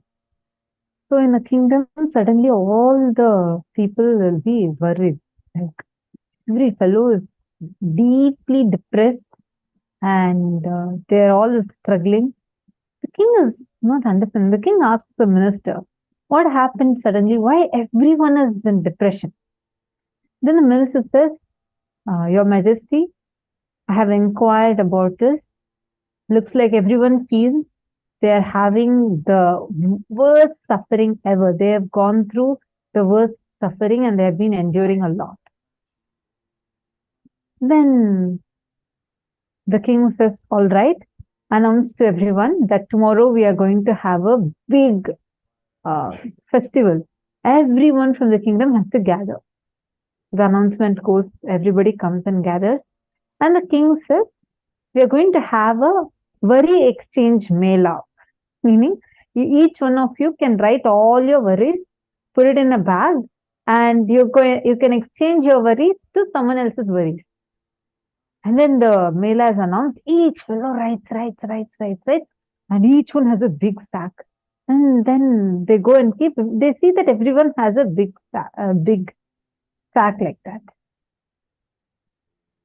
And the king says, all right, before you guys start exchanging, you guys have to talk to each other and understand, share about your worries first to each other, and then you can exchange. The time's up for sharing. They all finish talking to each other. Then the king announces that whoever wants to exchange, you can now come and put your worry bag in middle of the plate. There's a big plate kept. You can put it into that. Time passes, not a single soul comes, because now all of them understood that not just that they are having big worry, but the person next to them is having even bigger worries. Understand, if you stand in a huge line, you will neither be the first person who is the most worry free, nor you will be the last person.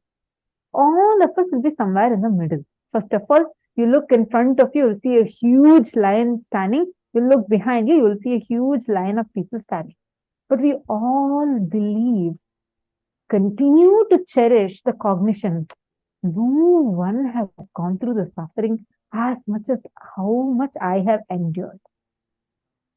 Because we go on collecting that chaff, like we think that day, this is the same thing that happened to me. My mother-in-law conspired, next my relatives conspired, now my colleagues are conspiring, my best friend is conspiring against me, all of them are against me. I'm such a poor victim. And you believe your whole life to be a big pain shaft. But is that true?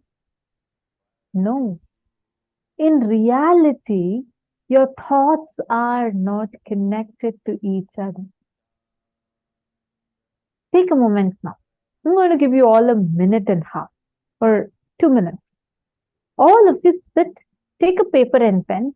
You're going to write down whatever is coming to you in your mind. Just 1.5 minutes you can do this for. Whatever is coming to you, even a statement that's coming, I don't have thoughts, write it down. All right? Or you're smelling the food from your kitchen, the smell is coming and you're wondering what food is being cooked, or is it already cooked? Please write that also down. Whatever is coming to you, you're going to start writing it. Ready? 3, 2, 1, start.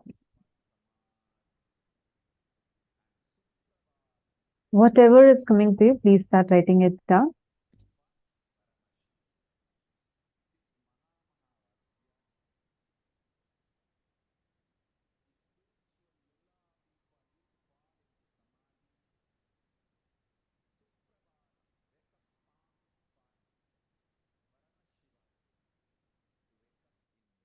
It is coming. Write down everything.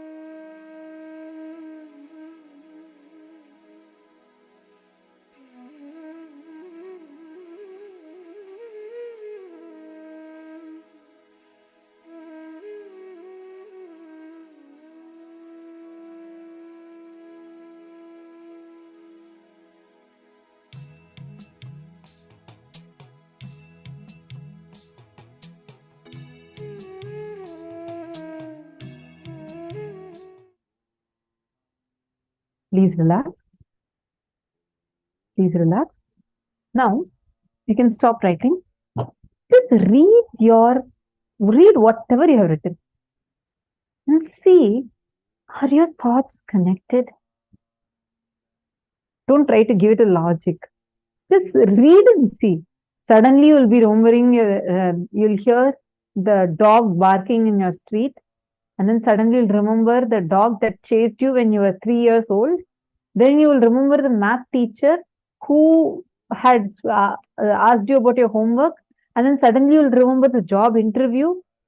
It's so disconnected. How many of you are seeing that? Your thoughts are random. It's like bubbles in a fish tank. How many of you are seeing that? How many of you are getting that? If you're understanding, I request you all to put it in the chat that yes, you're able to see your thoughts connected.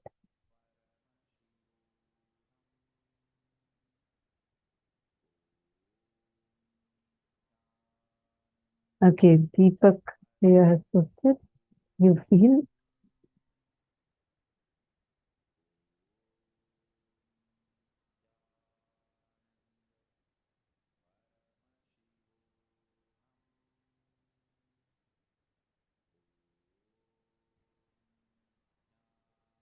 wonderful. Now, unclutching is first understanding that your thoughts are not connected to each other. You're going to just witness, you will not create a thought. You're not going to sustain or cherish a thought. You're not going to destroy a thought. You're just going to unclutch from them, witness them. Just not even be touched by it.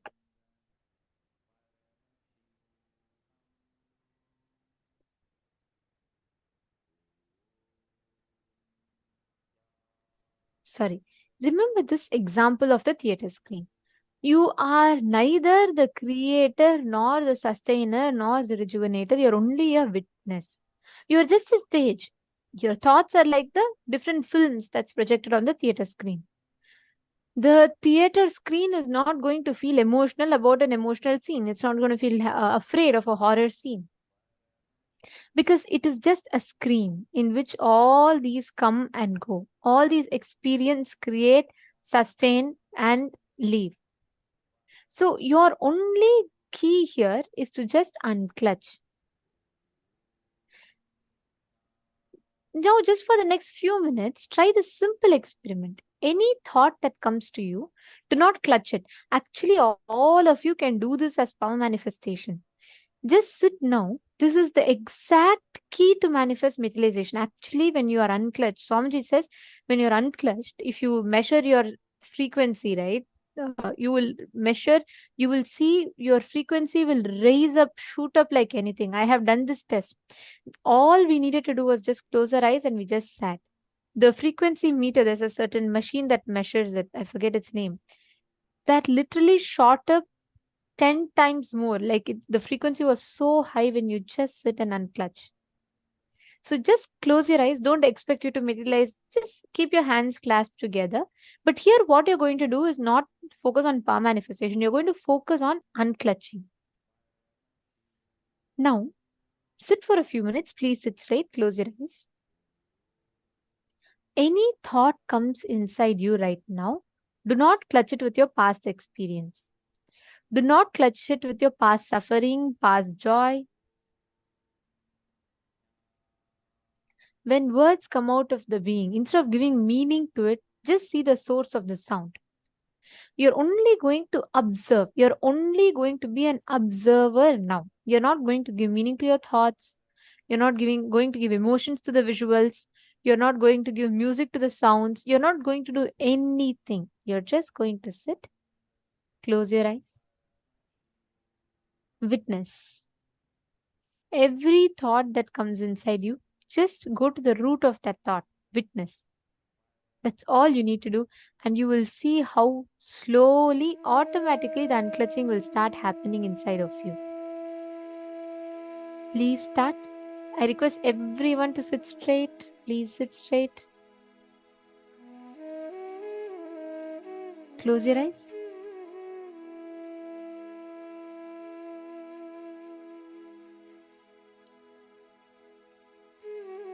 Majveneli, Magzujang. Every one of you, please close your eyes.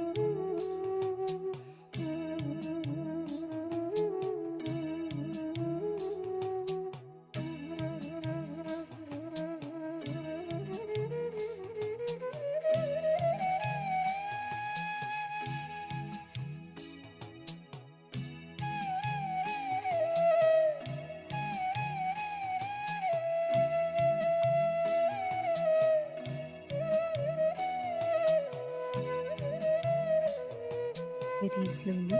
Please relax. Please relax. Settle down. Breathe in and breathe out deeply and slowly. Now please have some water. Please sip a cup of water. Yes, Nithyanandam, dear participants, please come back on camera. I'm seeing some of you are not on camera. Very beautiful to see so many of you sincerely did this process. See, understand, every time you unclutch, right? Just that power of unclutching, it will lead you to the experience of completion, and so much of healing and fulfillment will start happening in you. And beyond that, you would not need to do anything else. You don't need to put any other effort to achieve the experience of completion. This is really like perpetual completion.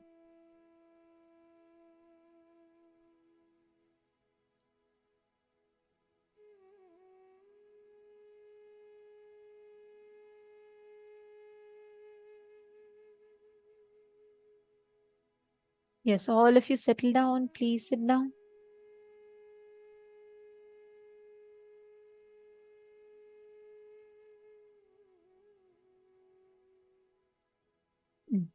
All right. Now, we're all going to be entering into the next session where we're going to be learning about the inner potential energy in each of us. Every one of us carry a certain potential energy in us, the inner potential energy. And we are going to be learning about this science of Kundalini Shakti, the latent inner potential energy in each of us.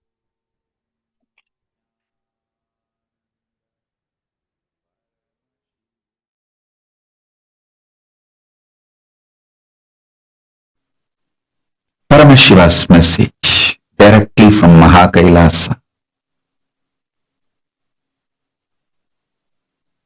The more you know about how different countries work, the social structure, political structure, legal structure of different countries, if you know more about it, you have the freedom to choose.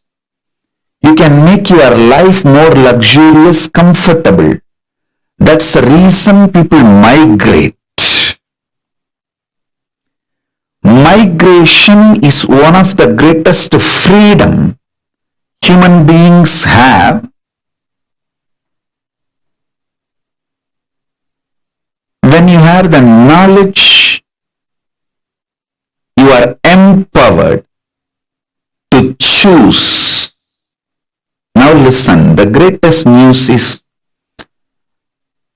not only you are empowered to migrate to other countries, human beings, only human beings on this planet Earth are empowered, hardwired, capable of migrating to parallel universe. A man who knows he can go and settle down in other country will not go through suffering, torture, abuse, slavery in his homeland.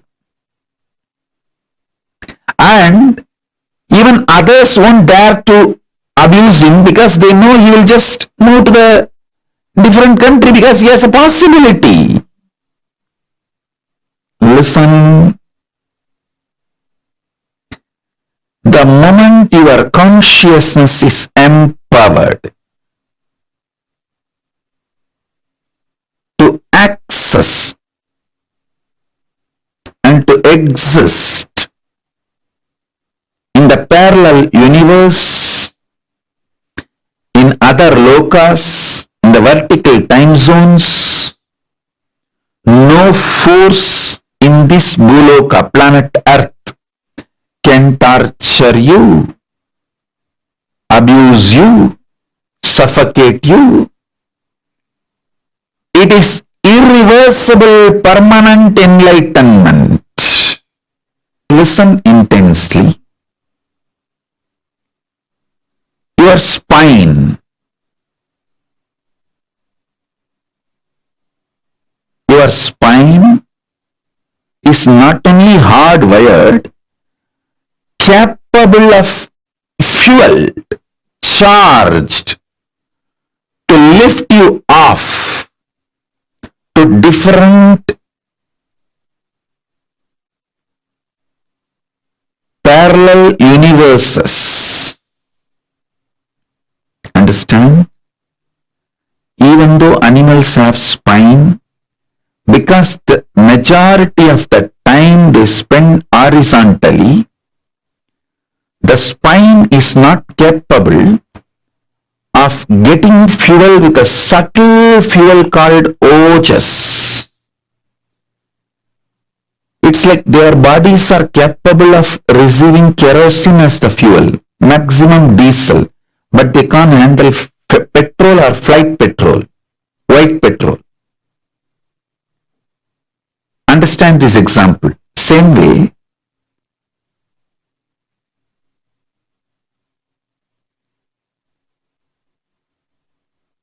only the human bodies can handle, due to the vertical spine, the fuel like white petrol. Traditionally, the word ojas is used. The ojas need to be filled in your spine, and the kundalini need to be ignited for you to reach parallel universe and different vertical time zone spaces. This is possible only for human body. Human body is hardwired to migrate to the different time zones, vertical time zones, different locus. The possibility you have need to be told to you. That's what I'm revealing first. Second, these higher locus gives you various possibilities, powers. For example, imagine, visualize you going to a different country where the electronic gadgets are easily, freely available. So naturally, everything you can gain through the electronic gadgets will be available to you freely. Same way, Kamadhenu, Karpagavriksha, Parijata, all these are like different gadgets, possibilities available in different lokas. For example, Swargaloka. Swargaloka has its own version of Parijata, Kalpavriksha, Kamadhenu. Not only you can have more freedom, you can bring them back to this planet. Please understand, I am not telling you stories. I am telling you the truths based on history.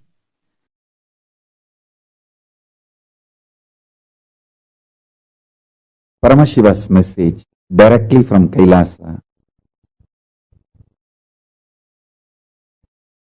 Listen.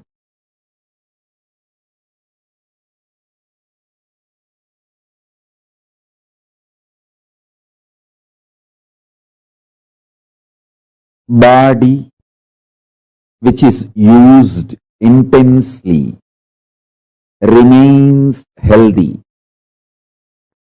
Internal organs which is active intensely remains healthy and continues to function long. Mind, which remains sincere, continues to be focused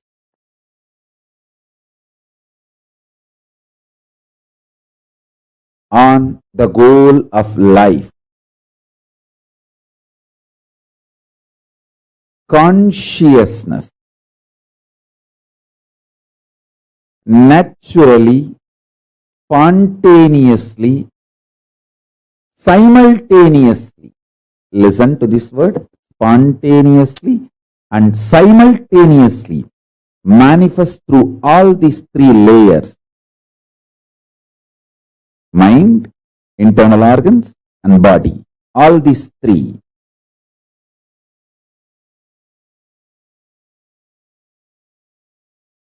When they remain sincere. Raghupathi Yogi said, I'll prove it to you. Come. He asked me to get rice cooked without adding any sugar or sweetener, and brought that pot and kept near that same elpe tree and just kept his hand on the tree. Inhaled, exhaled, did a pranayama. And I saw that whole rice became sakra pongal. The ven pongal became sakra pongal. Means the rice became sugar rice. Color did not change. When I ate, God, it was literally the sugar pongal, sakra pongal, sweetened rice. He took that energy and filled his internal organs, converted the glucose, passed it through his nadi, his system, into the rice, and showed me, see, how the prana, the breathing space of this tree, can infuse glucose for your internal organs, and how that can be converted and passed through your hands into the food.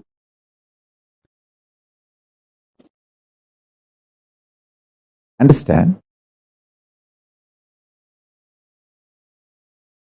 The energy needed for your backbone to experience Kundalini.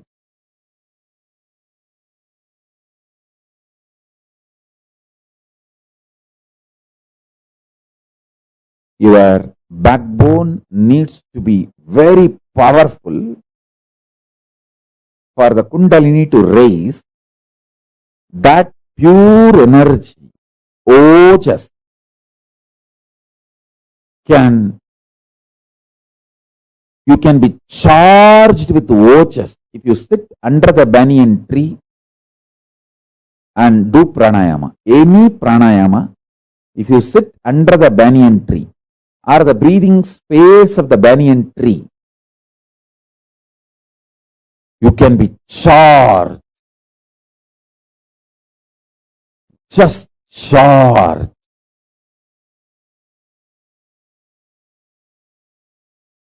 With that ojas shakti.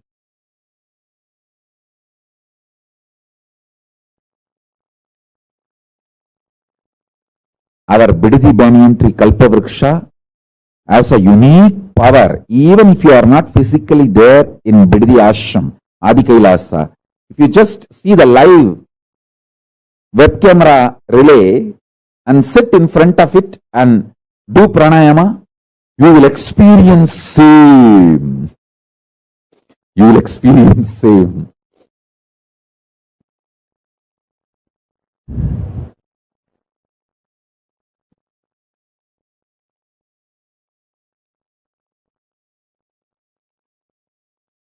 Each tree's breathing space has certain energy. When you do pranayama under that tree, that energy gets filled inside your system. This is what I say.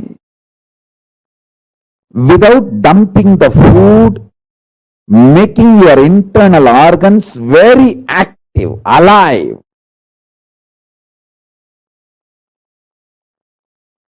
Yoga will make your physical body active, reducing the quantity of the food, increasing the quality. When I say increasing the quality, instead of solid food, moving to more liquid. From liquid, moving to more air, prana-based food. This Mauna Swami was taking the prana, air-based food. Same way, if you burn pure rice, pure cow ghee, with the proper mantras and do the Agnihotram with a pure cow dung cake, organic cow dung cake, desi cow dung cake. With that, if you do the Agnihotram, that smoke, that air can keep you hunger free, fully charged, all your internal organs active at least for 8 hours.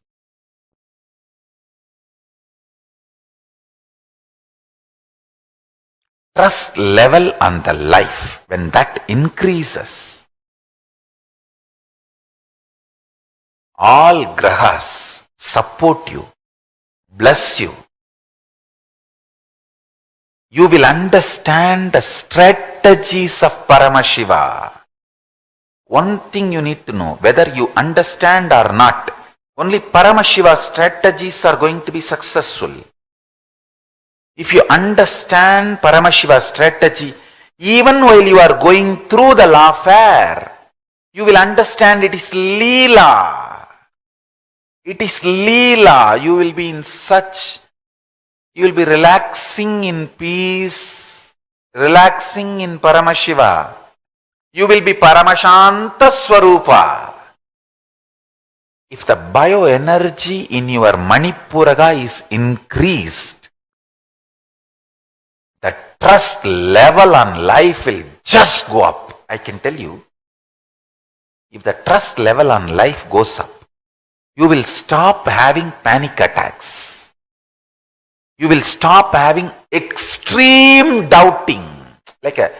Even if half an hour husband is not returned from the office, you will go to the extreme of whether he is having some extramarital affair, or he is already dead in the having accident, or he is murdered, or how you go to the extreme doubts and have a panic attack and almost sending diverse message to him. And then in 2 minutes, you see he is there outside your door. This extreme panic attacks will stop. You will have so much of romance with real life. I tell you. Ability to have trust on life is the foundation to build devotion to Paramashiva.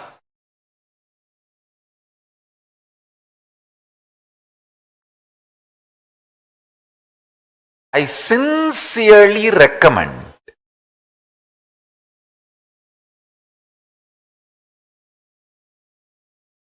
spiritual, strategical, principled handling of your stomach to digest life, not just food, to digest life. Any incompletion can melt down if the fat and shit in your stomach is taken out.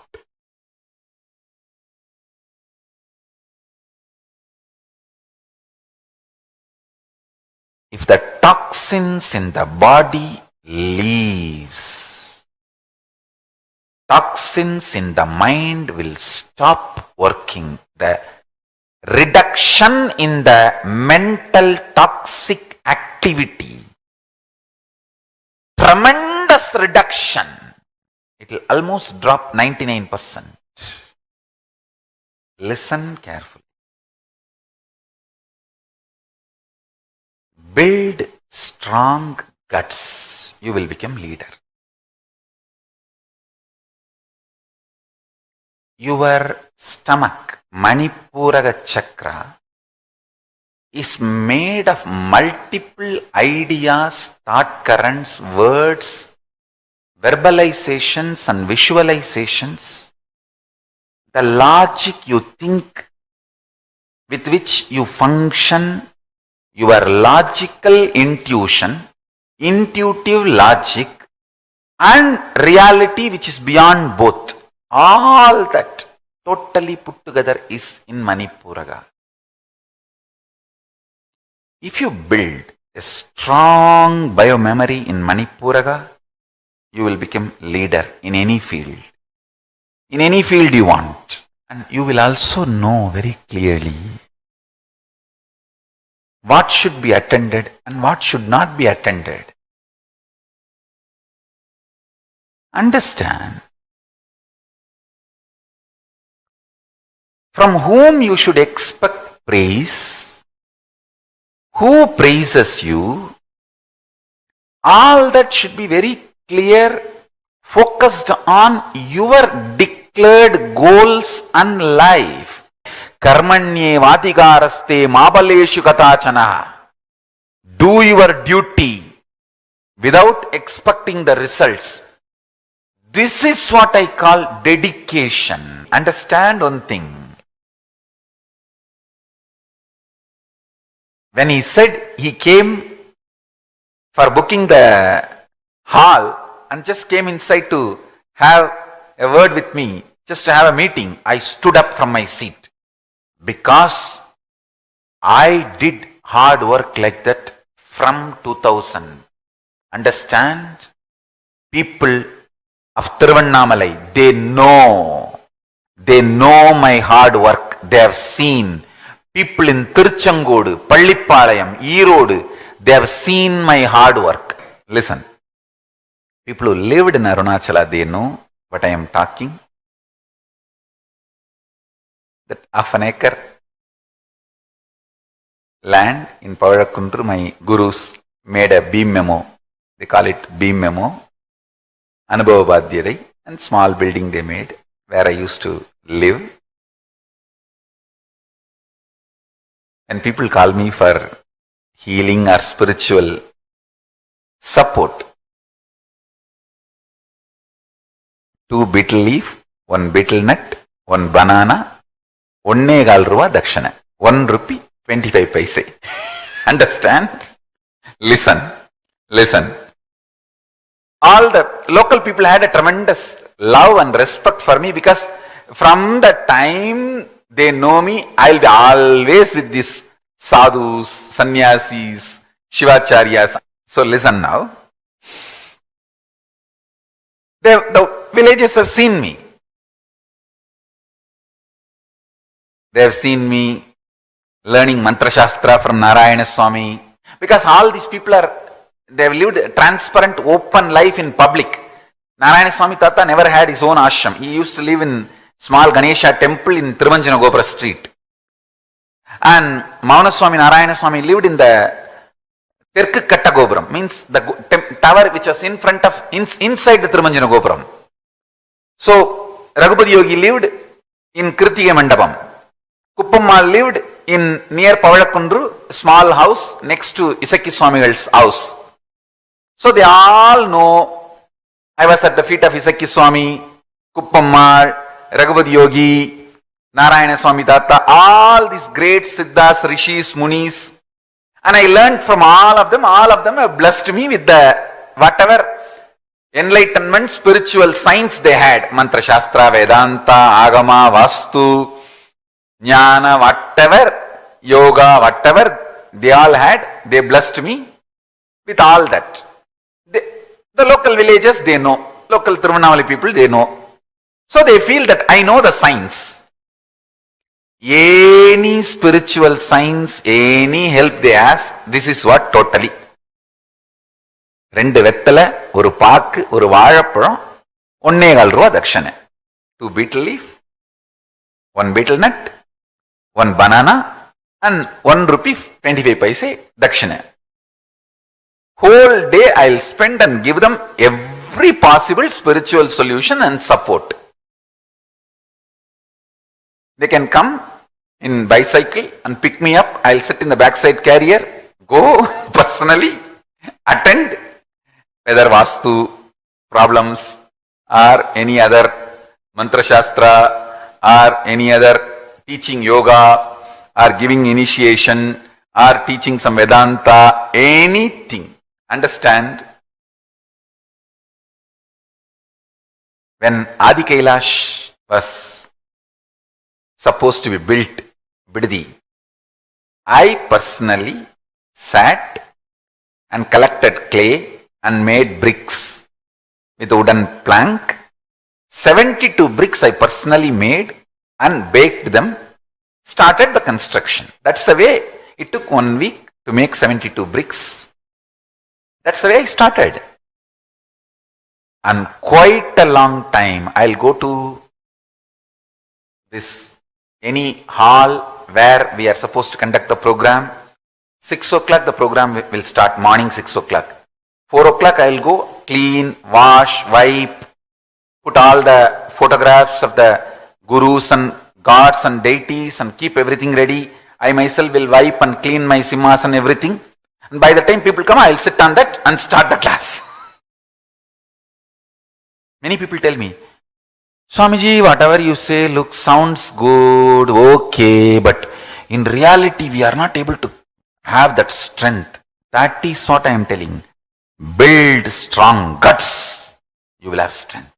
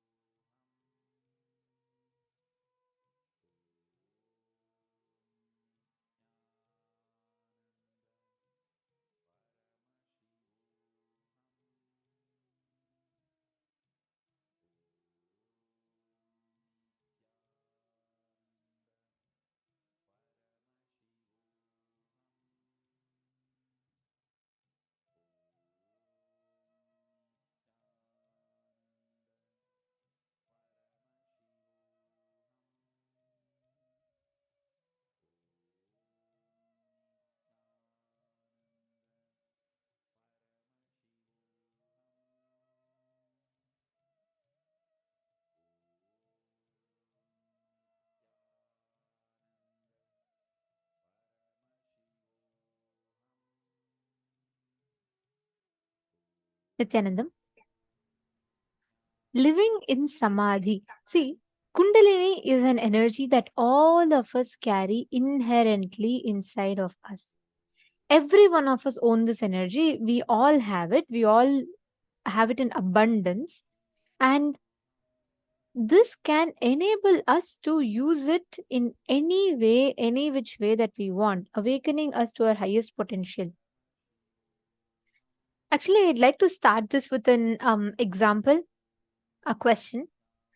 How many of you heard these incidents where you will see that the mother will be able to protect a child from a bull or some cow that is attacking? There are so many stories that will come. Suddenly, many times, even for you in your own life, you will feel something is not at all possible. You're like completely done. It's not happening. But suddenly, when that survival need comes up, you will have like an extra abundance of energy and you will do it. And the whole thing will just take a different, suddenly you will just have that energy that comes up in you, correct? That energy, all of us have that stored in us, which is called the Kundalini energy, which our body releases exactly when we are in need of it. Whenever you are in Samadhi, Paramashiva manifests and Kalavirva manifests. That intense bioenergy. Understand? Whenever you awaken your Kundalini Shakti in you, the Kundalini Shakti can only be awakened by an avatar. And the whole space that you are in, it's literally that whole energy gets awakened in you.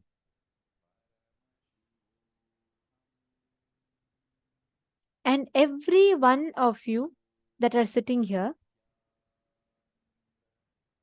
the moment you cognize, the moment you experience that space, immediately it blossoms in you as that ultimate powerful experience which manifests as Samadhi. When Kundalini awakens in you, right, you are literally tuned into the space of Samadhi.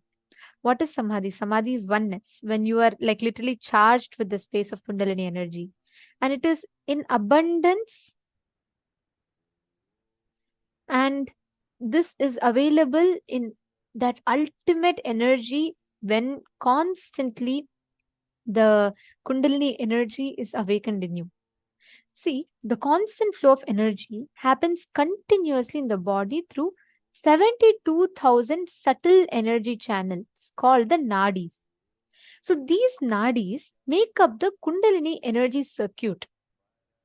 Listen, we all have like how if you see there's a water reservoir, and the water reservoir in every city, we have these tanks, right? The water reservoirs, which kind of splits into various different pipelines. Those pipelines splits into individual pipes, which comes up to your home and the water comes in your tap. Am I right?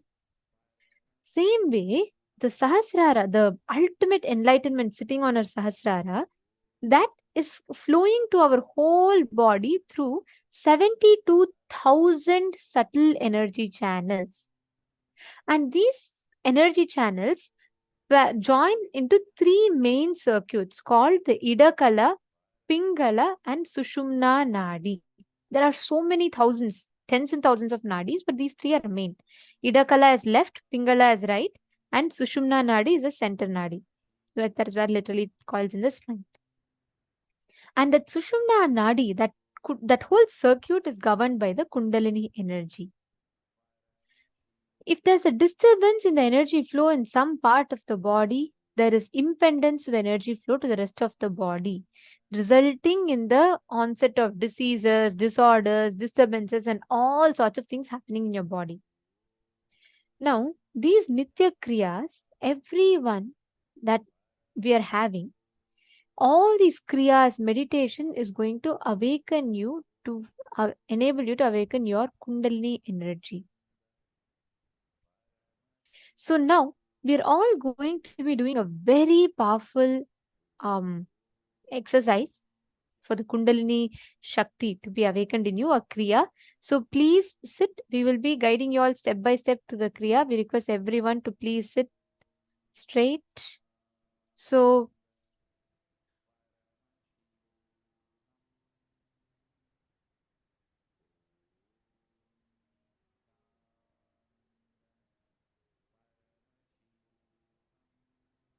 So anyone who's having medical condition, or if your body does not permit you to do this, please don't do it.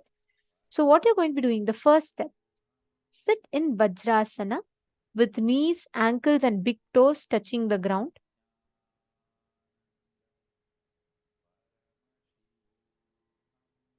This is Vajrasana.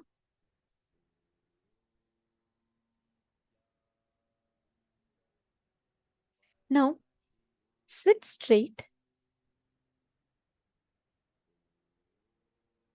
Please follow along. This will bring in you clarity and emotional stability. This exact one.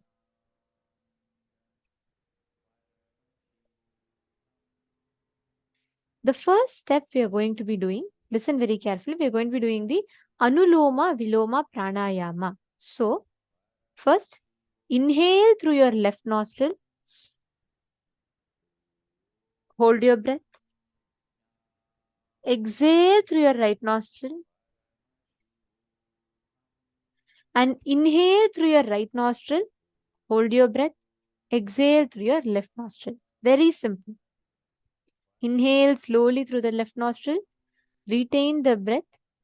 Exhale through the right nostril. Inhale through the right nostril.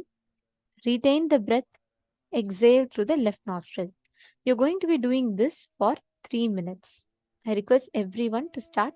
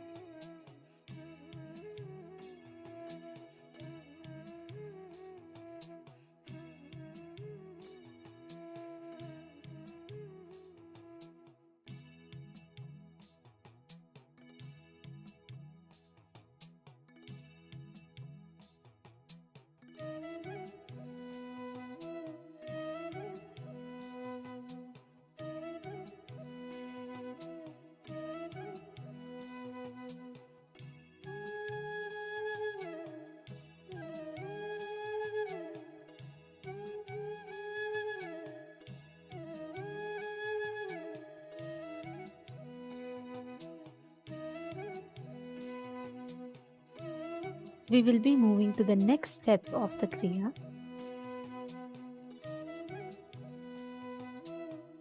Now, you're going to be doing the Trishula Kumbhaka. This is the next step. Inhale through the nostrils and also through the mouth simultaneously. Now, exhale through the nostrils slowly and relax. So, I'll now be explaining to you all how exactly you need to do this Trishula Kumbhaka. These are all very, very powerful. So, please remember to do this carefully and make sure you're covering all the steps. Okay. So, we will now be showing you all what exactly is the Trishula Kumbhaka. Actually, this is just the same. This is similar to the Trinetra Kumbhaka, and it is little different. So we'll be showing you all the exact step. Okay. So what you're going to be doing in this,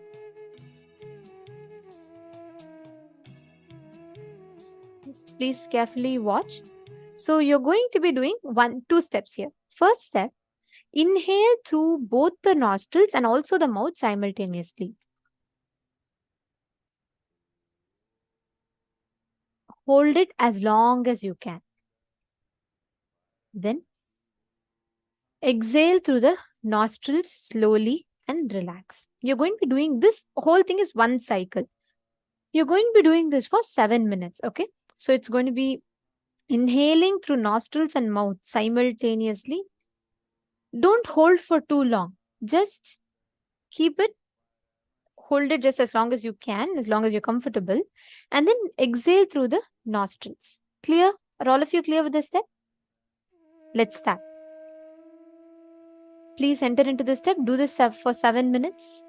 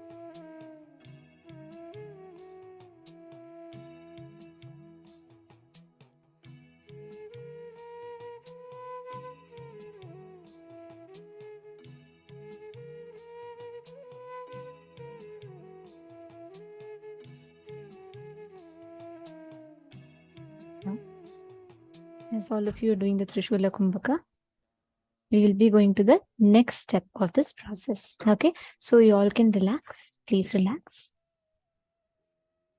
Now, after you do the Trishula Kumbhaka, you're going to be doing the Trinetra Kumbhaka. Listen very carefully. The Trinetra Kumbhaka is something very similar to what we did in the previous round, but it is a little different. It's not like the same one as you did. So it's going to be a little different. So I'm going to be showing you all how exactly to do. Can all of you place both your thumbs right next to the nostrils? Yes. Now, breathe in from your left nostril. Hold your breath. Breathe in from your right nostril. Hold your breath. Breathe in from both the nostrils. Hold your breath.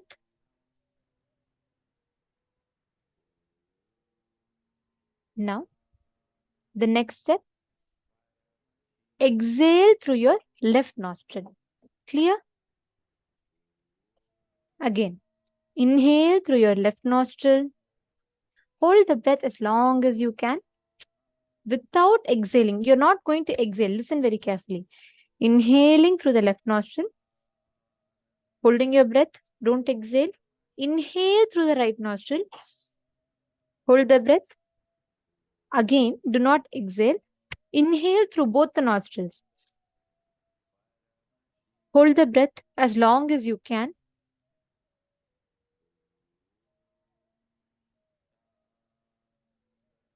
Now, exhale through your left nostril. So this is the step for Trinetra Kumbhaka. You're going to be doing this step and actually listen very carefully. When you do this step, it directly induces life energy in your third eye region. You will literally experience the third eye completely awakening with this. Your energy directly goes to the third eye region and you'll experience how the whole third eye gets so intensely vibrating after this. It's a very powerful kriya, very powerful process. Directly works on your third eye. So are all of you understanding? Please do this such a way. Listen. Inhale through your left nostril. Hold your breath without exhaling. Inhale through your right nostril. Hold your breath. Without exhaling, inhale through both the nostrils. Hold your breath. Exhale through the left nostril. Is the steps clear to all of you? Yes. Actually, all of you, Ma, Priyesha, everyone it's very late in the night right now, right? You all will see right after this cry, you'll feel very fresh. You will not feel sleepy. That will be the best part. You will suddenly feel like so much of energy is there. Okay. Can every one of us do this? Let's start. Ma Sheriga, Ma Sunny-chan, Ma Silos. Come on, every one of you. Ma Luluni. Do this sincerely. Let's start this kriya. Please start.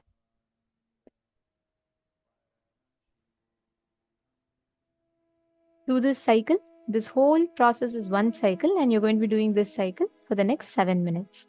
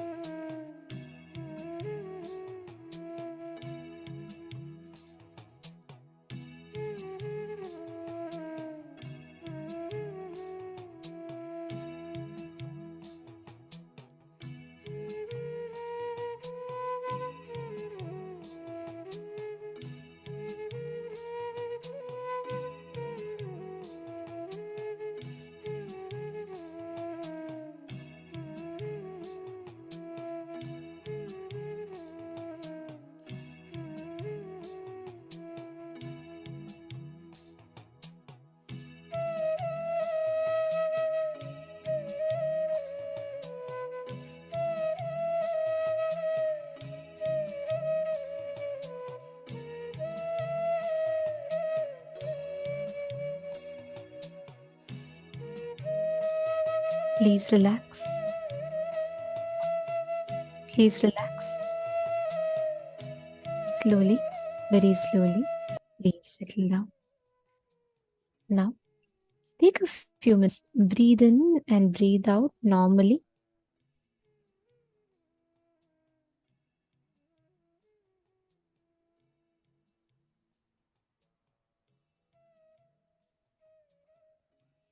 Breathe in and breathe out normally. Take a few sips of water. Please take a few sips of water. Yes. So, how was it for you all? I saw Ma Kala Kala Priya sincerely sitting and doing, and so many of you. Ma Paramashiva Maya. Ma Paramashiva Maya.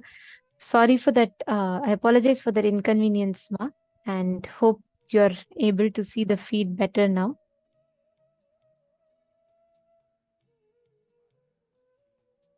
Yes.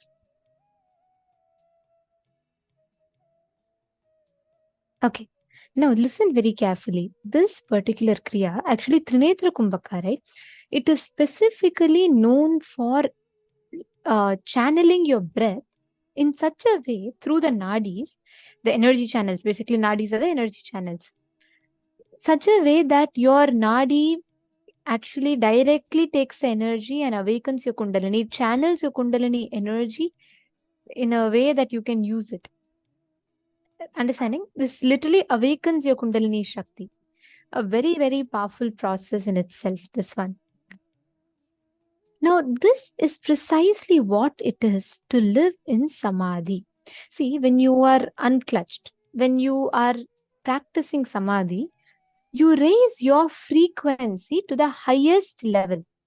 So what happens then is your whole body literally tunes itself into the highest frequency.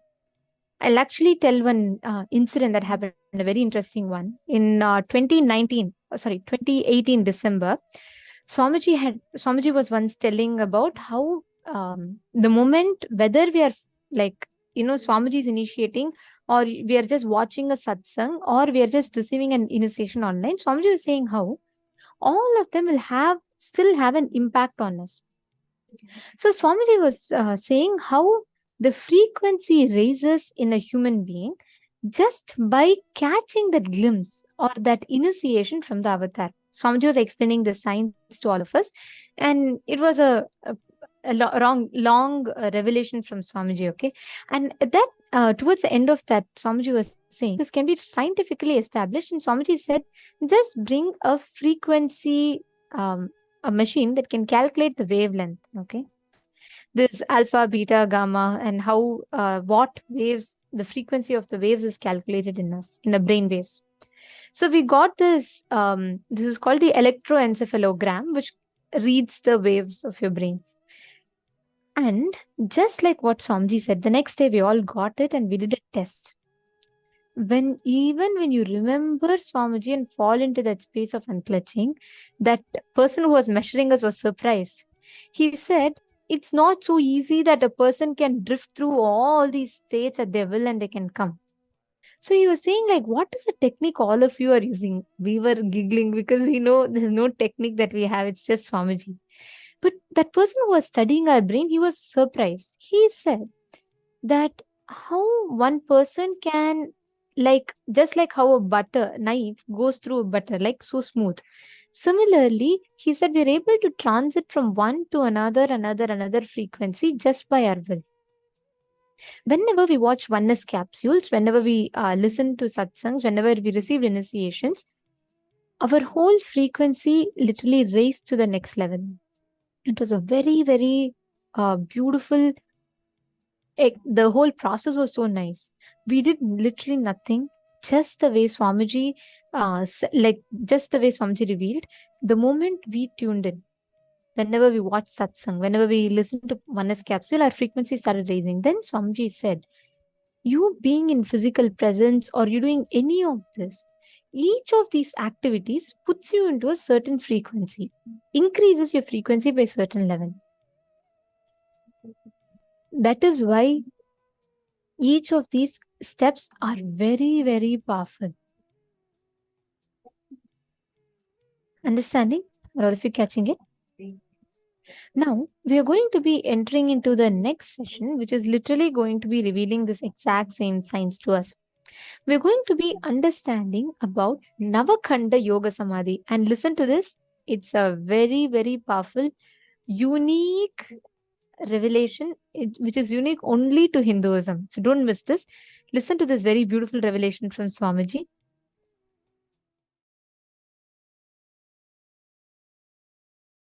Today I'll explain something very important. Navaganda Yoga Samadhi. Listen.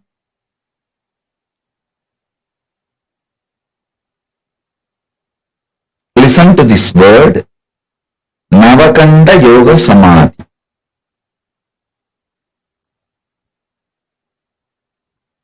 If you are familiar with Hinduism, especially the great enlightened masters, Siddhas, you would have heard this word Navaganda Yoga Samadhi. It means, see, there is a Siddha tradition in India from Rameshwaram to Himalayas. The Siddha tradition is there. If you read these stories, life story of these Siddhas, one thing you will find commonly in all their lives, people saw their body parts lying separated, like a hand separate, legs separate, head separate, in the night time and got frightened. This incident you will see multiple times getting repeated in so many masters' lives. How many of you read any Siddha's life where you have heard this incident? Raise your hand. Navaganda Yoga Samadhi, it is called. The body will be in separate parts. Hands will be separate and legs will be separate. Head will be separate. Body will be separate. But morning it will all assemble, settle down, and they will come back. They will start doing all their activities. It is not just Shirdi Sai Baba. Thousands of Siddhas, I should say not just thousands, even lakhs. Comfortably I can say lakhs.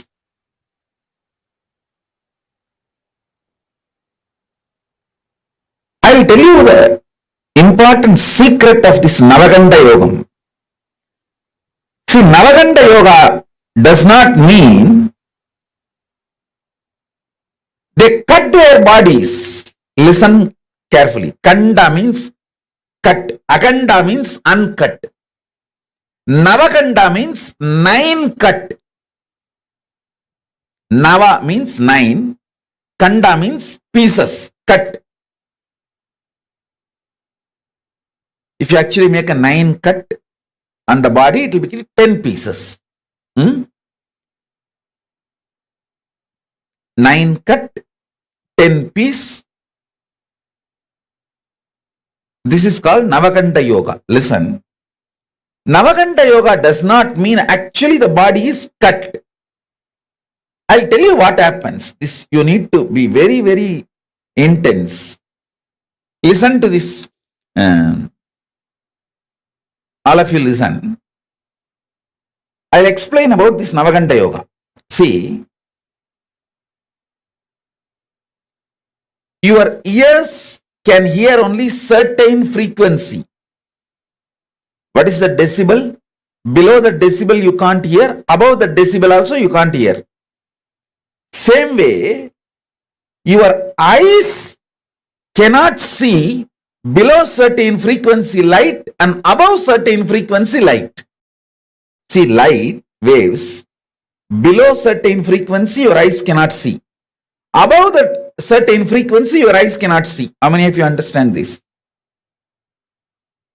Human beings can detect the sounds only the frequency of 20 Hz to 20 kHz.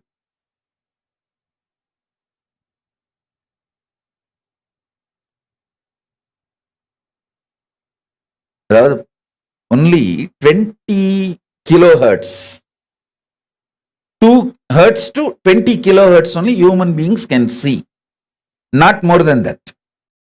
If it is below 20 hertz, you can't see. If it's above 20 kilohertz, you can't see.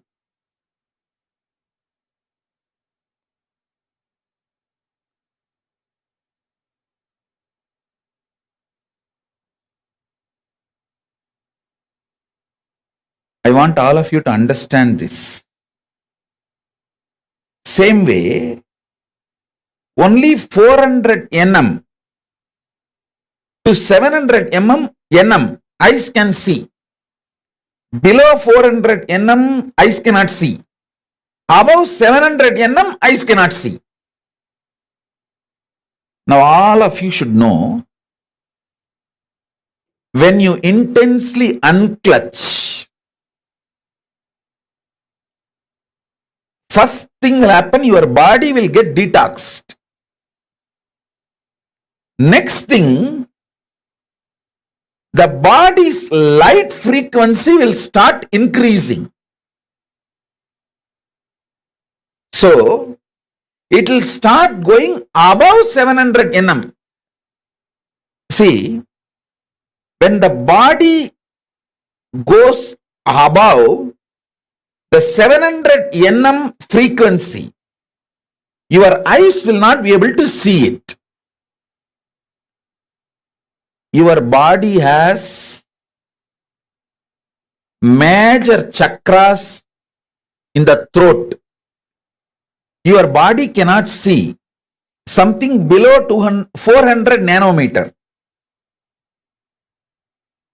Your eyes cannot see anything which is below 400 nanometer. Same way, above 700 nanometer, you can't see.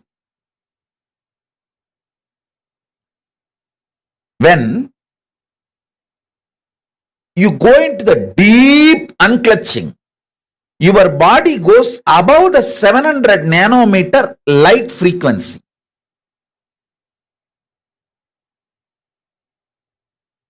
If your whole body has gone above the 700 nanometer frequency, completely nobody can see you. But listen carefully, this is more important. There are chakras in the throat, Vishuddhi. And the chakras in this part, see this knee as a chakra, this knee as a chakra. This Vishuddhi and this two chakra and on the leg, knees also. This both knees also have a chakra. Listen carefully. The chakra in the knees of the leg, 2. Chakra in the knees of the hand, 2. 4. Chakra in the shoulder, 6. Chakra in the throat, 7. And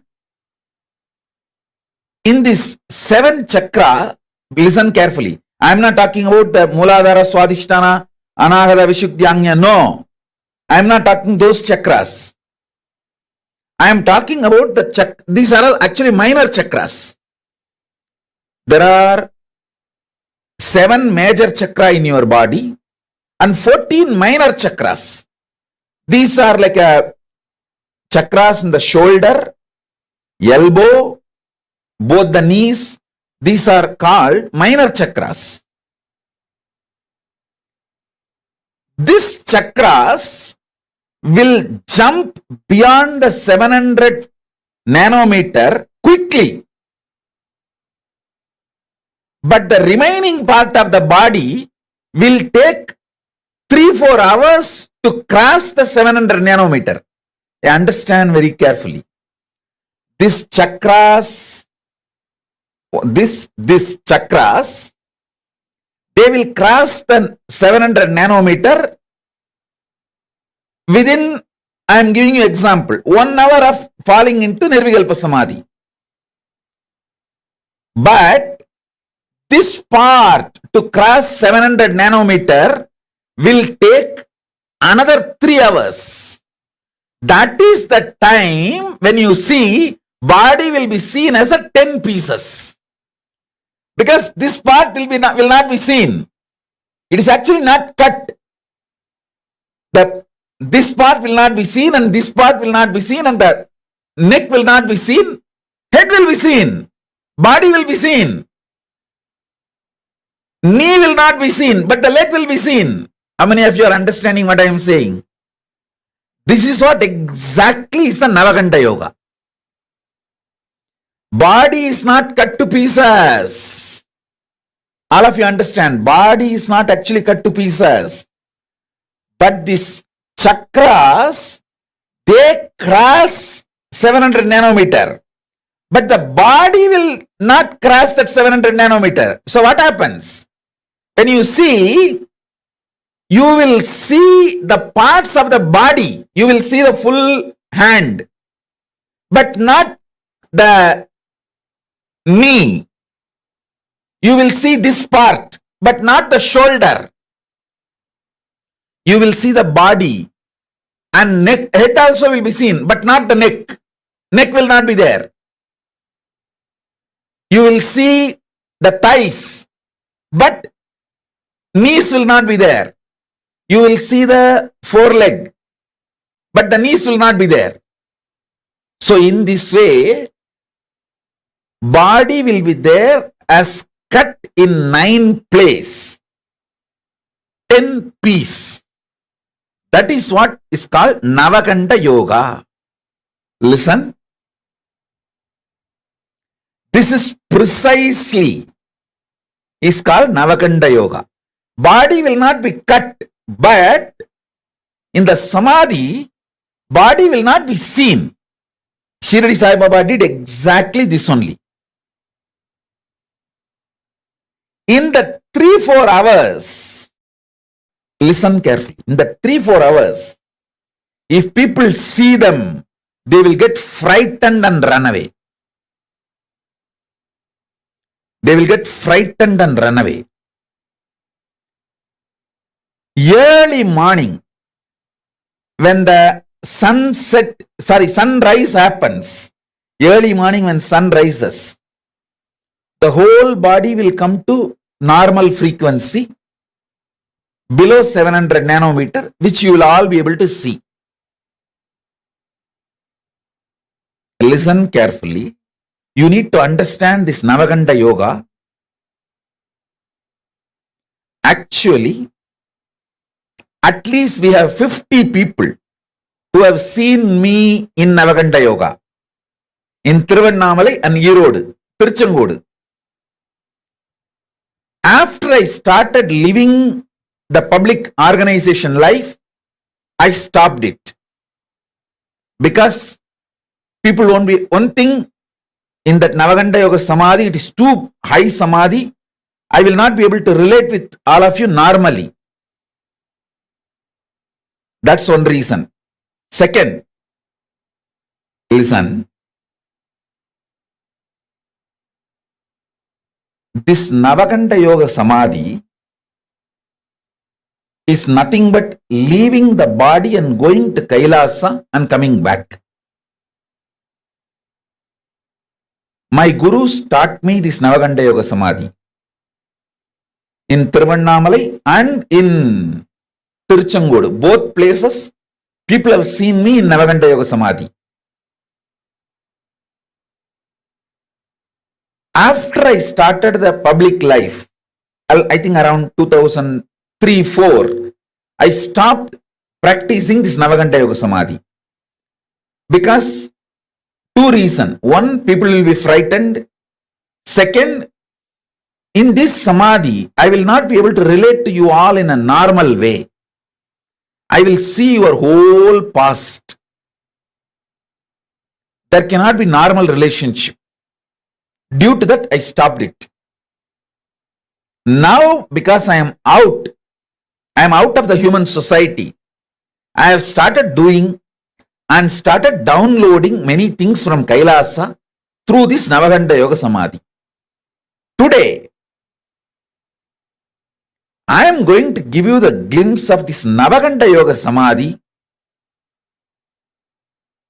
and what I bring from Kailasa through this Navaganta Yoga Samadhi.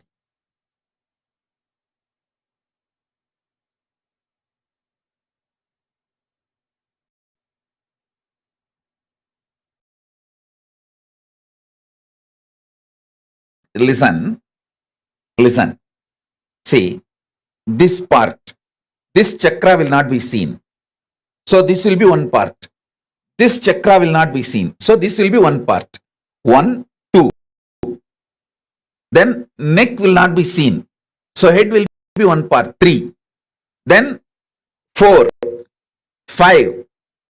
Below the knee, 6, 7.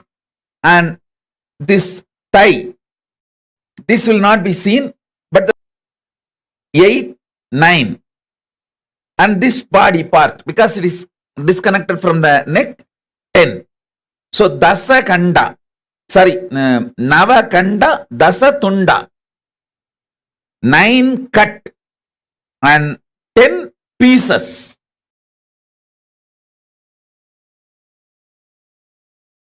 What is being played here is not music, it's a mantra. The great Siddhas, enlightened beings from whom this Navaganta Yoga Samadhi science is taken, their verses in native language. This is called Prakrita. Senior to Tamil, senior to Sanskrit, there is a language called Prakrita.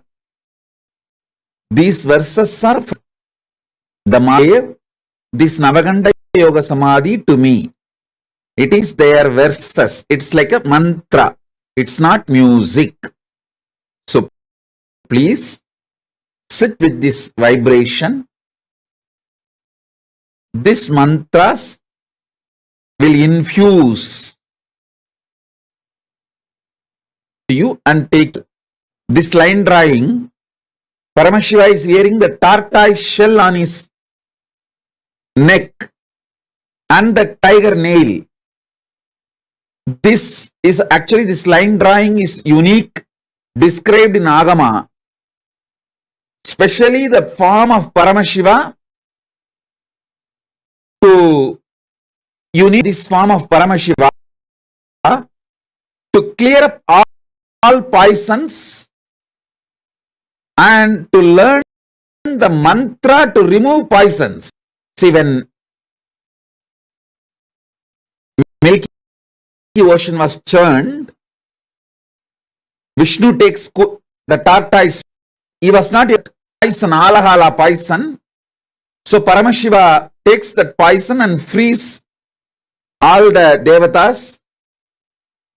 And then it is time for the tortoise Vishnu to leave the tortoise body and reach Vaikuntha back.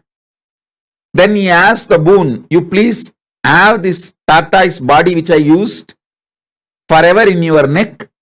So it will be enjoying the sweet memories. It was part of you during the churning of the Milky Ocean. Then Paramashiva gives the boon and wears the tortoise. This is the Kurma Avatara of Vishnu. Paramashiva is wearing that. Navaganta Yoga Samadhi is given by a Siddhar called Navanada Siddhar. This Navanada Siddhar is Parampara, is tradition. So please, even if you don't understand these frequencies, put that Navaganta Yoga Samadhi seeds in you. So when you sleep, those seeds will start sprouting.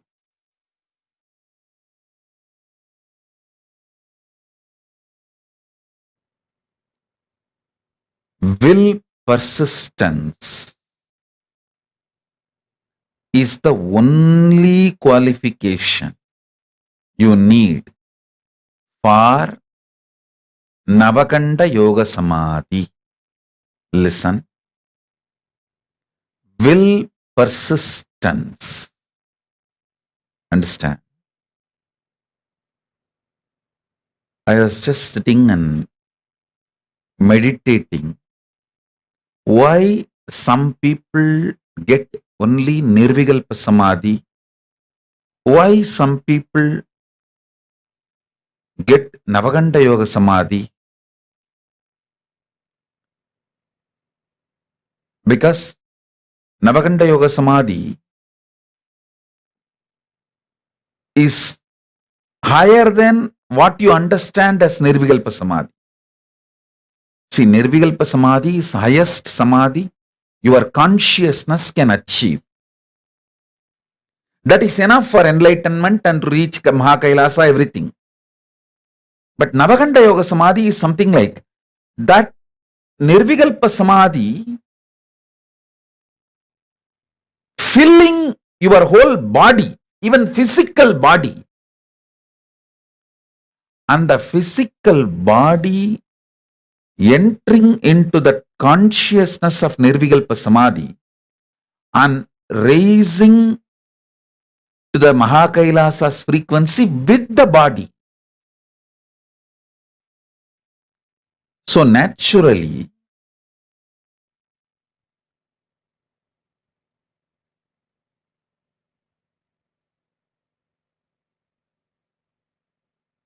I should say that Navaganta Yoga Samadhi is like a going more than Nirvikalpa Samadhi. Listen, many people achieve Nirvikalpa Samadhi and be satisfied with it. That is like tamarind fruit. The inside that fruit is ripe and it naturally gets detached from the shell. So after that, what happens to shell does not touch you. What happens to the shell does not touch the fruit. Same way, once your consciousness is ripe, what happens to the body does not touch you.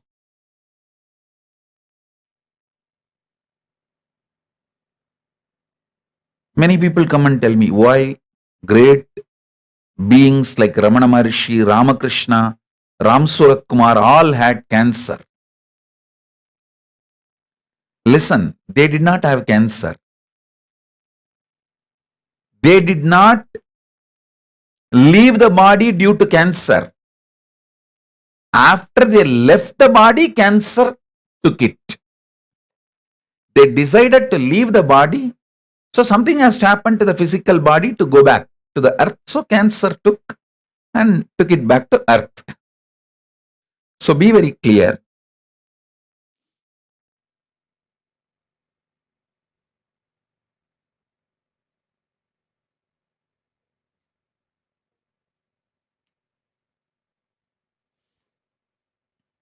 Listen.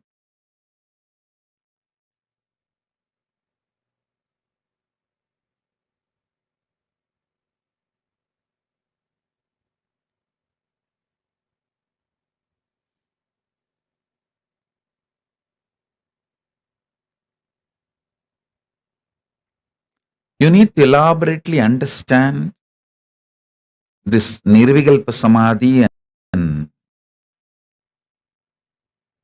Navaganta Samadhi.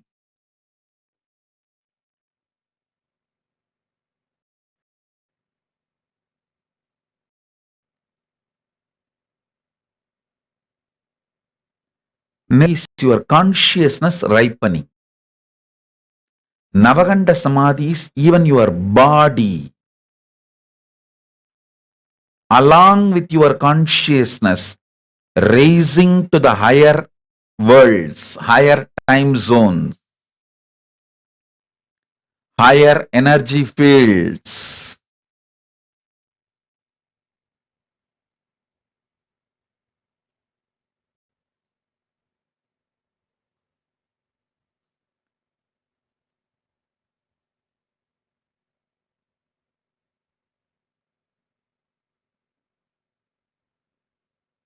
People who mastered Navaganda Samadhi only go to the higher worlds and bring the great gifts from the higher worlds and share it with us all, with the all.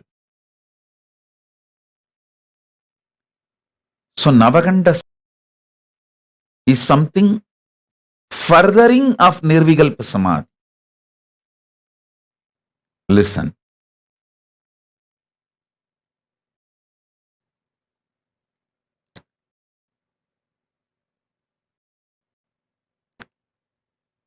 See, yesterday I was sitting in Samadhi, wanted answer for this question.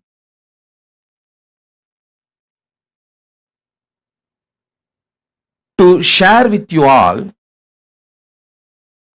people achieve only Nirvikalpa Samadhi. Why some go up to Yoga Samadhi?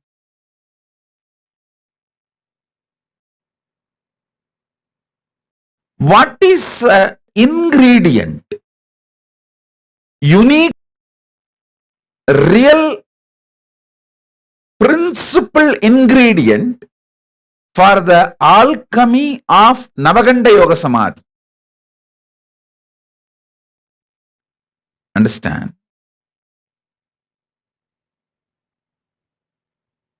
Unique, principal, primordial, or I should say that true, right, source reason for someone to travel to Navaganda Samadhi. How Paramashiva decides to give Navaganda Samadhi to some people? Why he gives Navaganda Samadhi to some people? I saw clearly, the Paramashiva revealed the reason clearly. It is sheer will persistence.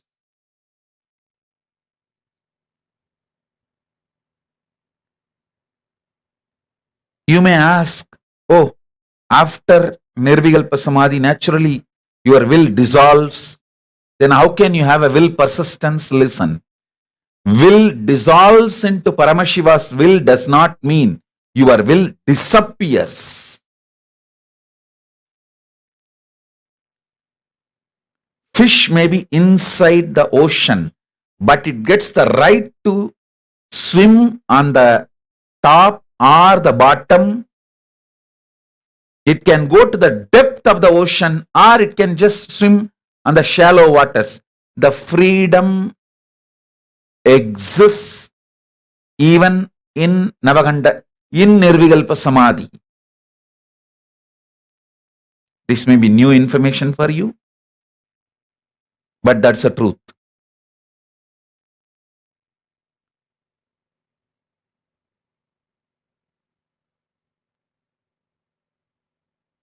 Decision. Who moves towards Navaganda Samadhi is basically done by Paramashiva based on the will persistence of the individual.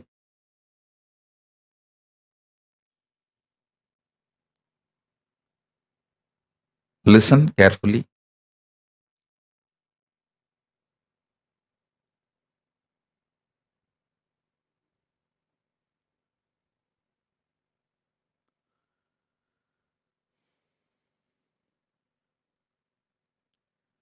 For any normal human being,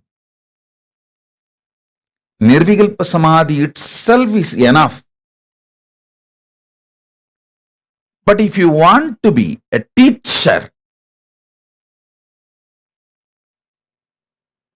guru, an incarnation, to bring great things from vertical time zone, higher worlds, and share it with the world, then you need Navakanta Samadhi.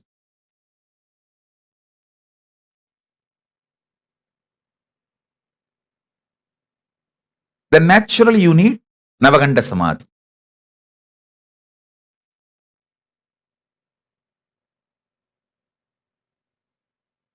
So understand,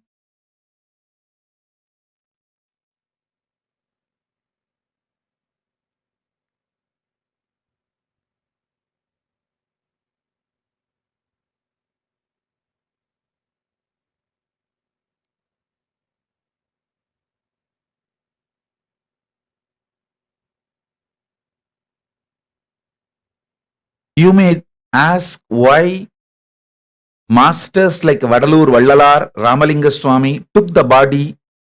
He just used the Navakanta Samadhi and made the Divya Sarira and left. He just took the body and left to the higher worlds, Kailasa. But masters like Ramana Maharshi, Ramakrishna left the body here and went. Please be very clear. Never ever compare these great beings with your pea brain or rat brain, peanut sized brain. No, don't do that mess. Maybe Ramana Maharshi thought leaving his body here in the planet Earth will continue to help millions of seekers. I tell you, just Ramana Maharshi's body alone is such a powerful Jnanagarbha. Such powerful Jnanagarbha. Unimaginable Jnanagarbha.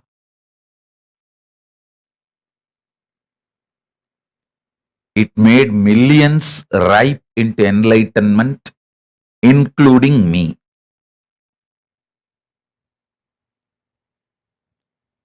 If Ramana Maharshi has taken his body, like Vadalur Ramalinga Swami, surely it would have been a great loss. So they have their own reason. Same way Ramakrishna. Ramakrishna, by leaving his body and especially making it burnt, he gave the asti which is installed now in hundreds of places all over the world.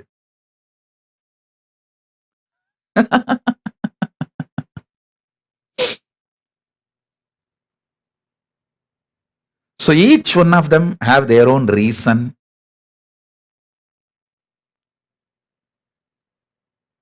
You understand now the science of Navakanta Samadhi.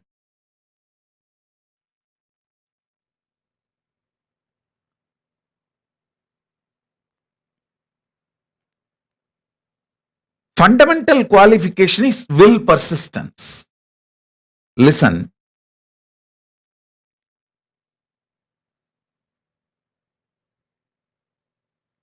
Shiva, Paramashiva tests only your will persistence. He doesn't see any other qualification. You can't earn these great samadhis by your own qualification.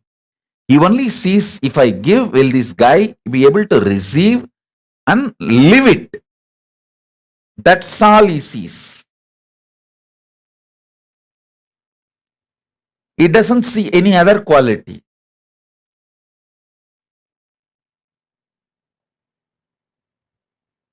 He tests your devotion. That's all, nothing else. Devotion means will persistence. That's all, nothing else. Navaganda Yoga Samadhi can happen in you just by breathing along with me in same rhythm same tune. Nothing more is needed. Sit with me, breathe in the same rhythm, same tune, same mode. The vibrations I am creating while I am inhaling and exhaling, it can just penetrate your inhaling and exhaling.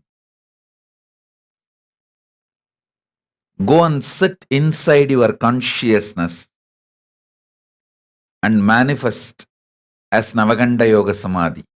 That's it. Nothing else is needed. You don't need any other qualification other than your will persistence. That is why your will persistence is thoroughly tested. By your own effort, you can't get it. It has to be only given from guru to disciple, because I myself got it from my gurus. I did not make it on my own. Human beings can't make it on their own. It is that kind of a highest frequency, wavelength experience.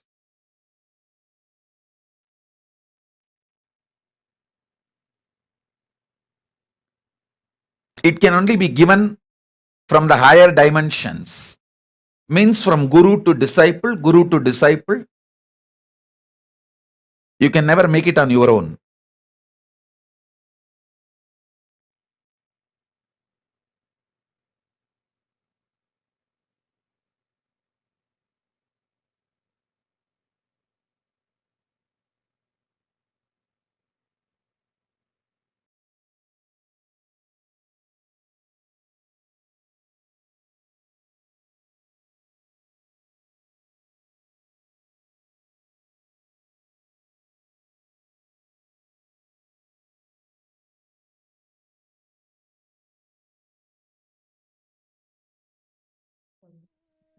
Navakhanda Yoga Samadhi. How was this? How many of you heard that such a possibility exists for the first time today? Come on, post in the chat. I'd like to see. How many of you heard that for the first time today that such a possibility exists?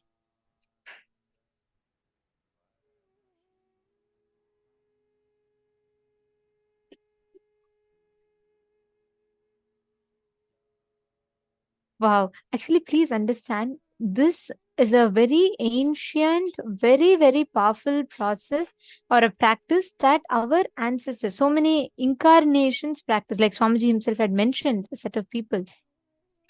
And this Navakhanda Yoga Samadhi, like Swamiji said, is literally when you raise your body, when your Samadhi is so intense, your body crosses a certain frequency in existence. At that point in time, your body automatically tunes into a particular state of Samadhi.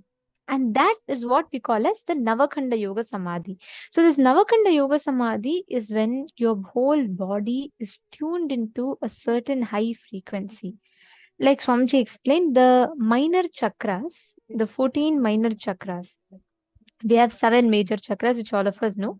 14 minor chakras are more like the knee, both the knees and the neck, the shoulders and the elbows. These are all inclusive of the 14 minor chakras. And that is what we are going to be, that is what we are going to be raising to the highest frequency when we enter into the Navakhanda Yoga Samadhi. And you all should know, in the entire humanity, there are only 2 people who have witnessed Swamiji in Navakhanda Yoga Samadhi. One is one of the devotees, when it was like long back in the early days, the story that Swamiji himself had narrated. And the second one is an inner awakening graduate who has been blessed, who's very, very fortunate, who has witnessed this whole Navakhanda Yoga Samadhi. It is Ashoka Meenaya. Actually, Ashoka Meenaya is here. Nithyananda Ashoka Meenaya. And he's been one of the very few beings who have been blessed to experience this science, to experience how Swamiji was in Navakhanda Yoga Samadhi. He had the darshan, and he saw Swamiji in that frequency where Swamiji was not in the normal usual form. So he's been blessed with that, and it's Swamiji said normally human beings can't hold this. We cannot grasp it. We'll all freak out because it'll be, imagine you're seeing like a whole form cut in 9 pieces. Of course, it's not cut. Let me tell you something like this. If this whole part, let's say if you see me, my head is there, but my neck has disappeared. My body is there, but my shoulders have disappeared. My hands are there. How scary it will be for us. See, we just think it's scary, but it's a very powerful science. Every joint has been, when every point of our body raises to the highest frequency, that whole how that whole point raises, at that time, like Swamiji said, it goes beyond the visible spectrum of wavelength. It goes beyond a certain nanometers, and beyond which we will not be able to see that part.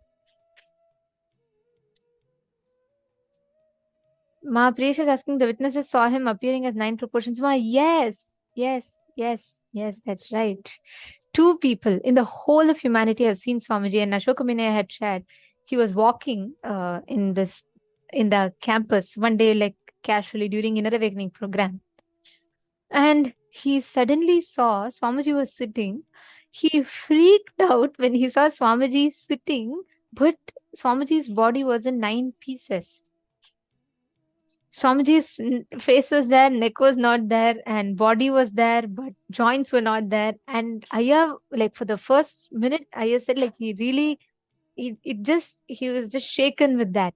Then he understood that whole experience. It's very beautiful, actually.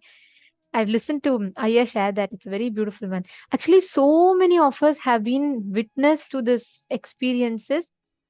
How Swamiji appears. Like, I'll tell you this one story, okay? There was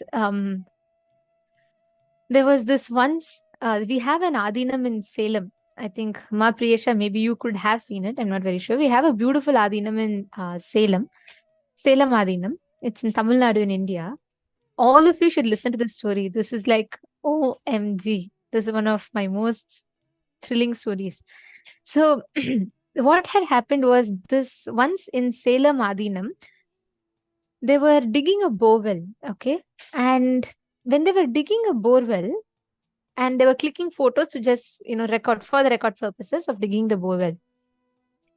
And at that time, Swamiji had when they were digging the borewell, there was one photo. Later on, after digging the borewell, much later, one of our sannyasis she was seeing through the pictures. She saw that in one of the photos, there was photo of a person who's transparent, like completely transparent, and they're like coming from the borewell. And she was shocked. And that was a picture of a spirit, right? A soul. And she was completely shocked, and she immediately ran to Swamiji and she said, this is what they have found. Then Swamiji said, all right, don't worry. That is a spirit of like a woman who has been waiting for liberation. So don't disturb the ghost. And Pranali Krishnadasan ran and came the moment she heard the story of a ghost.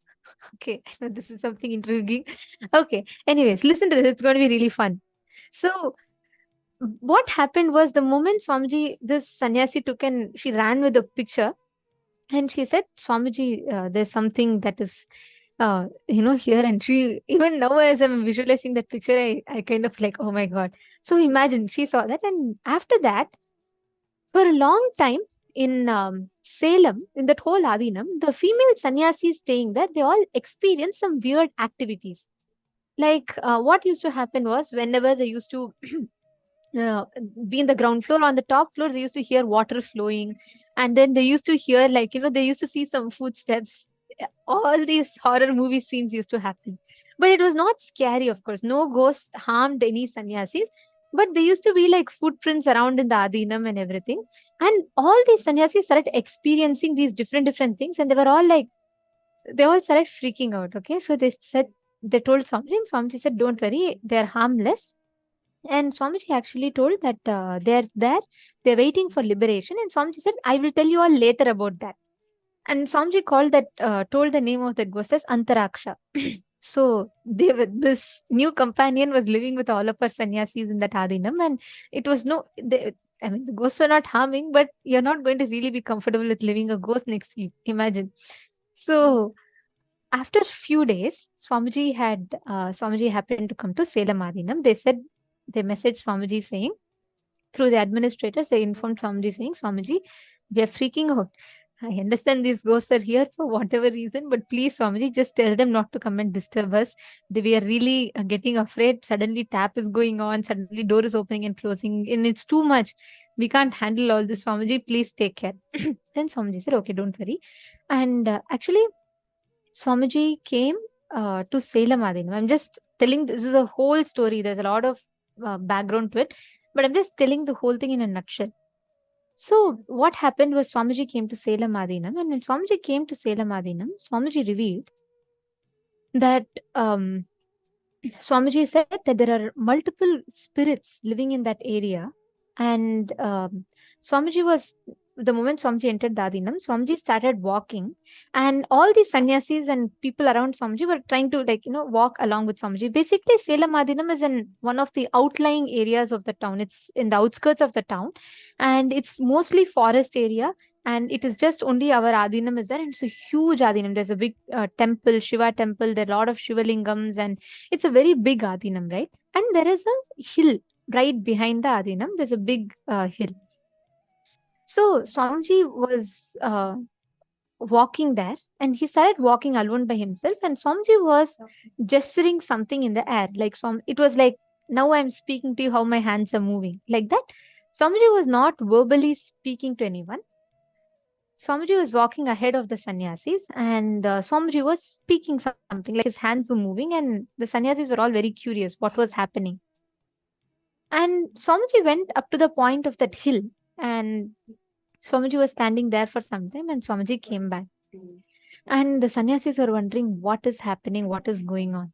Swamiji said a very, very powerful thing. Swamiji said that it is not just one spirit. There are multiple spirits living in that Salem Adinam. And if we see the history of that Salem Adinam, right? No matter how many times people tried constructing a building, never they have been able to construct anything on that property. And that previous owner also had some weird experiences like this. Anybody who buys that property, right? They will not be able to do anything in that property. They'll neither be able to do farming, they'll neither be able to do anything. And it was all like, always that land was barren. No building could ever be completed in that land. But right after this property was handed over to Swamiji, they were able to complete successfully. There's a very beautiful Adinam there. There's Goshala, there's Adinam and everything. So Swamiji was saying, during the Mughal time, during the invasion time, that whole region around, all the women were abducted, and they used to come, and they were all killed and buried in that region. Actually, if you see, there will be like so many traces to this, and they used to be buried there, and all of them were Shiva devotees. All of these women were Shiva devotees, and they all used to pray to Shiva. And they went through a lot of suffering. I'm just trying to put it in a nutshell, but they were all tortured. These women who were Hindu women who were taken as slaves, they all used to be tortured and killed by Mughals and buried under this region, in this area. That is why they all had prayed to Paramashiva, and Paramashiva blessed them with the boon that he himself will come. Just because of their devotion, he blessed that he himself will come and liberate them and not to worry. And that is why no construction has been successful in that land. Only Shiva temple could be constructed, which Swamiji constructed there. The moment the land went to Swamiji, because this is what the spirits were waiting for, they were happy that finally the land went to Swamiji. And after Swamiji came, he liberated all those beings there. After that day, Swamiji said, when we were digging borewell, one of the ghosts, that's why accidentally she came out, because she wanted to seek for liberation. And after that, there were no more, never there were any other spirits after Swamiji liberated them there. But understand what frequency we exist in. Then Swamiji was saying why Swamiji was walking alone was he was talking to those spirits, he was blessing them, and he was liberating them. It's not a joke. When Swamiji is sitting or when Swamiji is looking, we see only through the naked eye. He sees through all his three eyes, and he sees much more than what we can see or cognize. So Swamiji said, don't think I was simply shaking my hands in the air. I was actually talking to them and liberating them. After that, all sannyasis experience sudden peace. Yes, Mayushinkin, that's right. And you should know, multiple times, there's a clear photograph, and multiple times people have experienced those, some kind of spirits. And Swamiji was saying, these women never entered into the campus, or they never actually attacked any of the sannyasis, because they were only protecting. They were only guarding the campus, but they never harmed anyone. They were just absolutely harmless beings who were just waiting for liberation. So this is like just too much. The frequency that we exist in and the frequency that Swamiji exists in is completely different. I'll tell you all one more experience, very short one. Once Swamiji was conducting a process. I'll never forget this instance. Swamiji was conducting a process. When Swamiji is conducting it physically, right?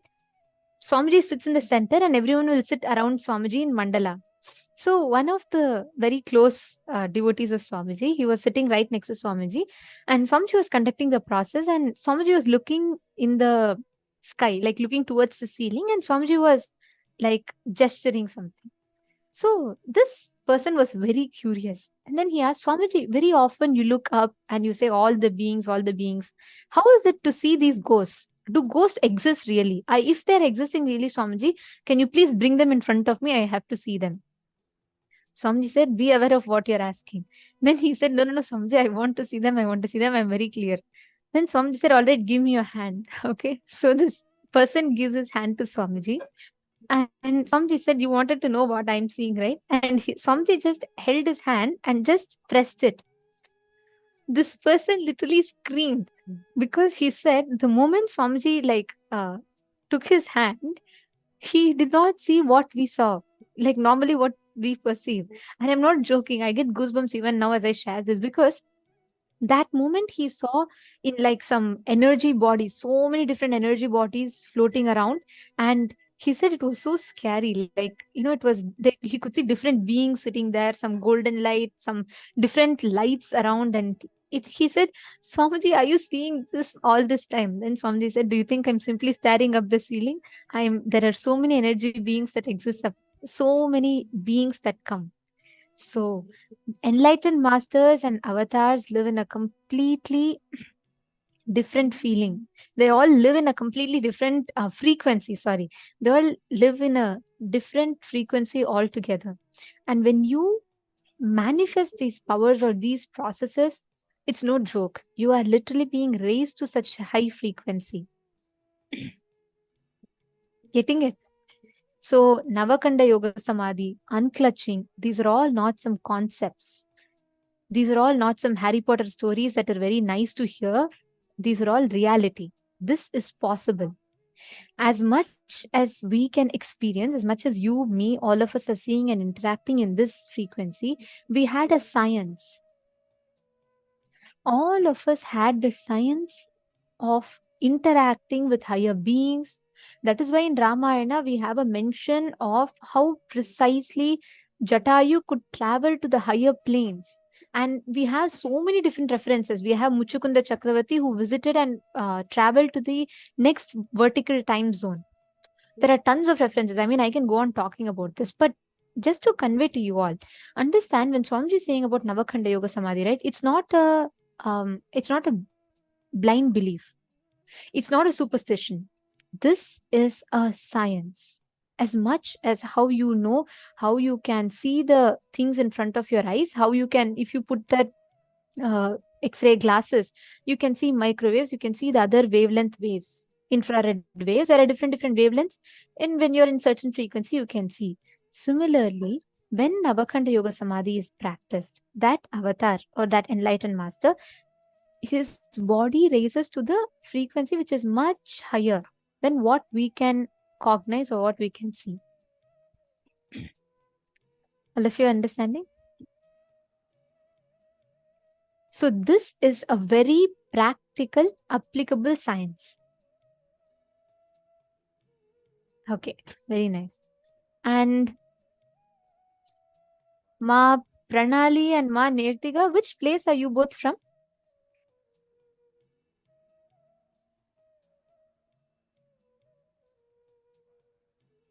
Both of you laughing. I'm just curious. I'm just wondering. I've not really seen you both before. Which place are you from? And are you new here? Are you here for the first time? No?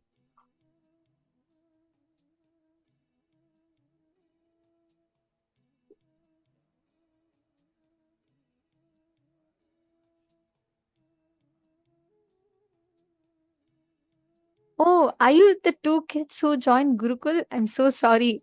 I think you both have grown up and I forgot to recognize you both. Both of you have been in Gurukul, right? Oh, Shankaratma and Brahma Tattva. Now I remember. I was wondering, somewhere I have seen both of you, somewhere I have seen both of you. You both have grown up so much that I can't even recognize you both. I remember Brahma Tattva as a small kid. Now she's grown up so much, so I apologize, but I forgot to even recognize you both. Very nice to see you both sitting. And I think got very excited with listening to these stories. Okay, anyways.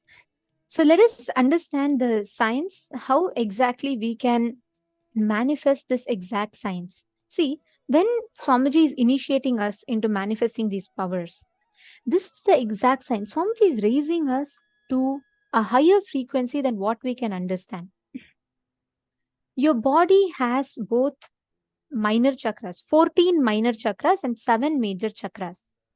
So in Navakhanda Yoga Samadhi, actually what happens is your body starts raising to the frequency which is above 700 nanometers. Beyond 700 nanometers is beyond what people can see with naked eye. So all beyond these 700 nanometers, when your body is raising, then you start manifesting. You start experiencing that Navakhanda Yoga Samadhi. And Swamiji says the only key for this is increasing your will persistence. With will persistence, you'll be able to manifest the space of Navakhanda Yoga Samadhi. Now, for all of us to experience it, it's a lot more easier because we have an avatar with us. There are actually, I know how excited each of you are when you listen to these stories, but I have tons of stories like this to share. It just never ends. There are so many mystical experiences. There are experiences which even I have personally experienced with Swamiji. Multiple stories are there. But understand, it becomes our experience. With Swamiji, it is much, much more simpler because your effort is the least. Swamiji's effort is the maximum.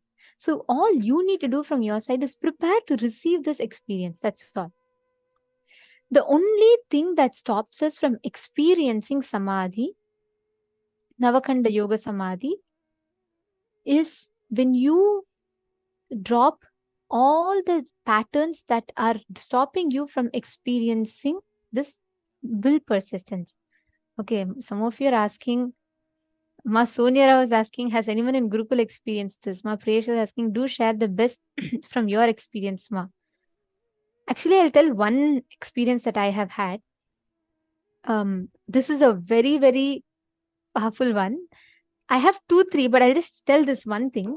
This was the first time when Swamiji had initiated all of us into the power of body scanning. And it happened, this was the first time when Swamiji gave us Jnananjana initiation. So that was the first ever initiation. And I was blessed to receive the Jnananjana. The first ever person in humanity to receive Jnananjana from Swamiji was me. So that was a very wonderful experience. I still remember that day. So Swamiji was sitting on the Raj Sabha stage. And for those of you that have been physically in Bidadi, we were all in Rajya Sabha and all of us Gurukul kids were sitting around Swamiji. So typically when Swamiji gives any power manifestation initiation, right, all kids will be gathered around Swamiji and Swamiji will be sitting and he'll be giving us the initiation. So every one of us was sitting in the Rajya Sabha stage and Swamiji was giving us this initiation into body scanning. Sorry, into Jnananjana and being able to see, like how you all see in the mirror, like that Swamiji initiated all of us. In the first level, we all used to see in beetle leaf. We all used to put Jnananjana and beetle leaf and see. So during that time, I was sitting right next to Swamiji. So Swamiji was sitting on the Simhasan and I was sitting right at the footstep of that Simhasan, right next to Swamiji. And Swamiji told me to sit there and I was sitting there. Swamiji just turned and gave me, he took Jnananjana in the beetle leaf and he put the Jnananjana on the beetle leaf and Swamiji gave it to me to scan. And I was happily sitting there and I had few people testing me. Like they used to give me any random place for me to scan. And I used to scan and describe to them and they used to verify. This was going on. And Swamiji was initiating everyone else. All of them were around. All of us were manifesting. And I finished all of my rounds. Like I finished manifesting with 5 people very quickly. Like I could immediately just see it on the beetle leaf. Swamiji was just instantly almost showing it to me. So I was done with all the exercises. So Swamiji typically gives it to us like exercise. Like how you all are manifesting right now. Like that we all used to sit with Swamiji and manifest. After I finished this 5 people, then I was sitting simply and I was just looking what others are all doing. And I was getting distracted looking around. So Swamiji asked me what I was doing and I said, Swamiji, I am done with my exercise. Then Swamiji said, all right, you don't need to manifest others. You do power manifestation with me. And Swamiji told, come on, you're going to do body scanning for me now and you're going to identify what is there in my body exactly. I was like, oh my God, what? Body scanning for Swamiji? But that was very fun. So I said, okay, yes, Swamiji. And I closed my eyes. See, I have manifested body scanning powers so many times and it's my experience. And I know the moment I close my eyes, Swamiji will show exactly what the problem is. That time, when I closed my eyes, I could not see anything. It was black color. Like black means it was just space. It was vast. It was intense. It was as if I'm just going in space. I could not see anything. I'm closing my eyes. I'm trying to see. 5 minutes passed, 10 minutes passed. And I guess Swamiji was like, waiting, saying I'll tell. And I am closing my eyes. I could literally see nothing, just intense light and intense space. I can't describe what it is. It's just intense light and space. And I was trying to see and I said, Swamiji, after some time, Swamiji asked, what happened? Then I said, Swamiji, I can't, I tried, I have never had this experience before, but I cannot see anything other than a vast space and some intense energy. There's intense light. I can't even see Swamiji's body. Then this is my experience and I'm telling you, like even now, my whole body is very cold when I share this. It's like, the moment I said that, Swamiji just looked up and Swamiji said, oh, wait. And Swamiji just closed his eyes. I was right next to Swamiji, so I could just feel like Swamiji's whole body suddenly moved. Like Swamiji closed his eyes and did this, like when Kalabhairava lands or something, how Swamiji's body shakes, right? For those of you who have seen it. So Swamiji just closed his eyes and he just did like that. And Swamiji said, now see, the moment I closed my eyes, suddenly the whole thing appeared. Suddenly I could just see Swamiji's whole form. I could not even comprehend. I can't even put it in words how it was. First, I'm seeing just empty space. Suddenly imagine there's a whole form of Swamiji that is appearing there. And I had goosebumps. I said, like, Swamiji, I just asked Swamiji, what just happened? How did this happen? First, I saw nothing. In that same space when I scanned Swamiji, now suddenly I'm seeing Swamiji's whole form. How is that possible? Then Swamiji laughed and he said, first time when I told you to scan, I was entangling with everyone as the cosmic Nithyananda, which means I was not in the body. What you saw is my cosmic Nithyananda form. So when I was in Samadhi, the moment you told you're not able to see a physical form, I realized, okay, you're not seeing my physical body. So that cosmic Nithyananda had to come back. I had to come back to my body. I had to rest. I had to come out of that Samadhi so that you can see me. Oh my God, even now as I share with you all, it was just, I can't even put it in words what it was. Swamiji then said, do you think I'm simply saying I'm in Samadhi? When I'm in Samadhi, I'm literally in that cosmic Nithyananda form. And Swamiji was laughing. Swamiji was laughing. I was having, I don't even know what experience to tell. It was like I was too shocked, and it was too powerful, like too intense. Altogether, completely a different frequency it was. See, when Swamiji tells, right, he's raising us to a higher frequency. Swamiji is taking us all together in completely different plane, a different experience itself. So when we manifest these experiences like Navakanda Yoga Samadhi, or when we manifest these power manifestation experiences, all of these are simply possible. It's a science.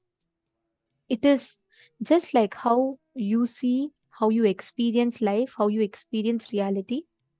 All of us can experience these phenomenal sciences. And it is practically possible. Now, every one of you, it's very nice. I know all of you enjoy. Thank you, Ma Dahanananda, Ma Medas Latya, Ma Priyatma Surupini. Ma Priyatma Surupini has posted. It's mind-boggling. Ma Dhyana's beloved, it is like real experience. It was as physical. Imagine sitting in front of Swamiji and you're not seeing him. Suddenly his form is appearing. So it is not at all with Swamiji. It is just magical. I have tons to share like this, but yes, we have to go to the next part now. But I just wanted to tell you all this. It's a science. See, when Swamiji is telling every day, right? Swamiji is manifesting. He is manifesting in your Nityananda Sabhas. He is actually manifesting. He is physically appearing there and he is giving us these experiences. You just need to tune into that frequency. See, when you awaken your Kundalini and when you are tuning into that space of Kundalini awakening, it is not a joke. You are actually raising yourself to that cosmic frequency. That is why power manifestation is so important. That's why Swamiji keeps insisting on manifesting powers. Getting it? Okay, now every one of you here, take a few minutes. You're going to write down all the patterns which makes you withdraw from life. Write this down because it is important. After completing this, only we will be able to experience frequency raising and we will be able to manifest powers. Take a few minutes and pen down. Write down all your patterns of withdrawing from life, all your decisions to withdraw from life. Write down everything. Maybe you have decided, like, I tried, sometimes it's not happening, so maybe it's not for me.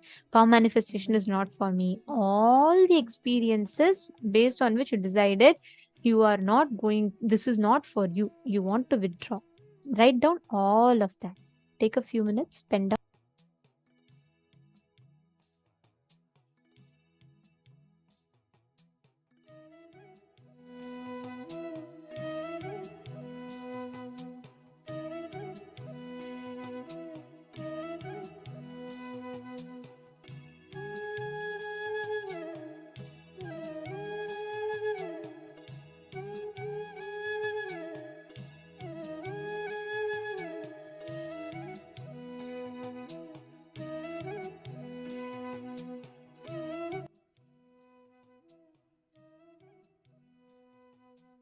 Ma is asking for more stories.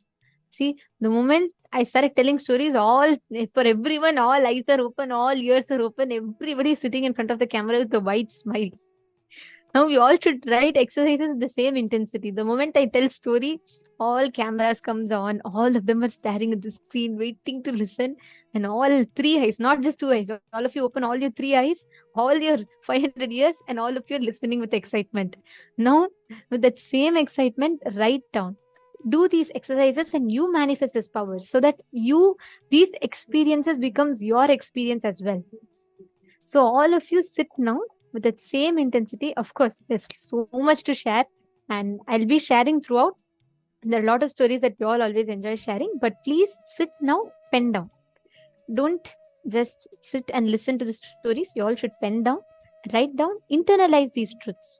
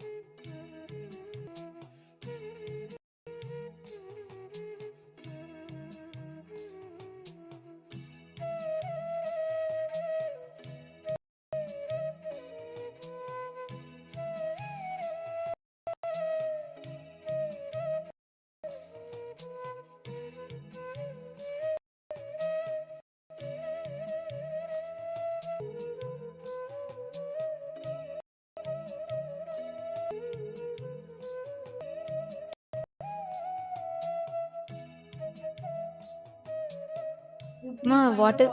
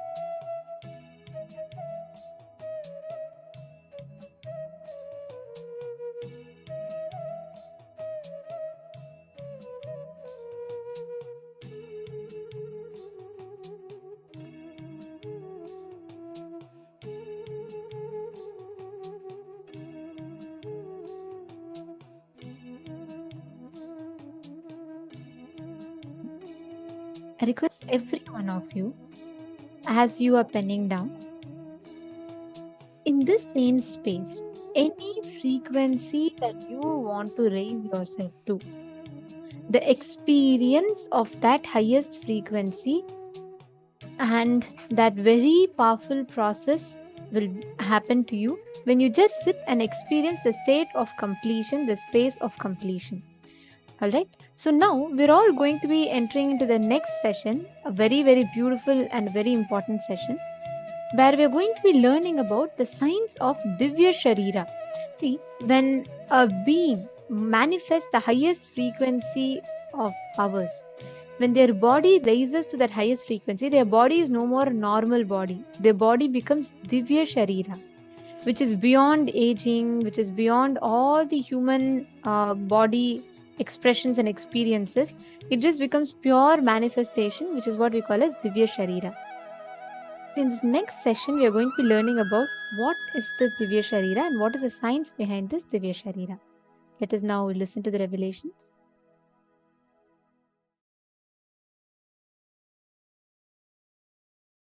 If you want to become extraordinary, you have to do extraordinary things.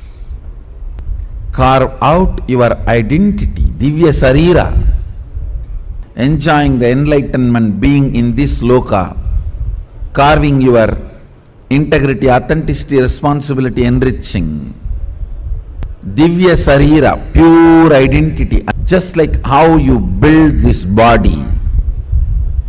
Food, workout, rest, care, same way. Build your Divya Sarira. That is what I am saying, carving out your spiritual identity. Build your Divya Sarira with integrity, authenticity, responsibility and enriching. Carve your Divya Sarira. What is Divya Sarira? I will define, understand? You take a clay and put any impression. For example, you put your hand, it get impressed, then burn that clay. Your hand is imprinted on it forever. So that clay is Divya Sharira of your hand.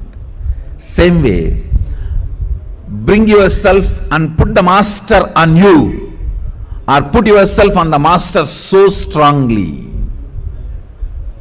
He gets imprinted in you intensely, then burn yourself with integrity. Now you just radiate him, manifest his state, space, powers. You are his Divya Sharira. Thousands and thousands and thousands of years, Sanatana Hindu Dharma has kept this great science of producing Divya Shariris alive. All spiritual sampradayas will be relevant to planet Earth as long as they are able to produce Divya Shariris. If you are living the state, space and manifesting powers, your Divya Sharira has started getting built. It has started happening. Build your Divya Sharira intensely.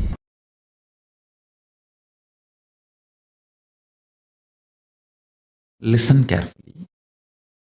Too much of shadow of conscious decision gets embedded into your natural selection process and you develop something called Divya Sarira, light body, which reduces your sensual needs drastically to keep you alive and excited. Means, if your Divya Sarira develops more and more, with less input from the external world, you will be more alive, joyful, excited, inspired, radiating. You may not need sense pleasures to keep you alive and active.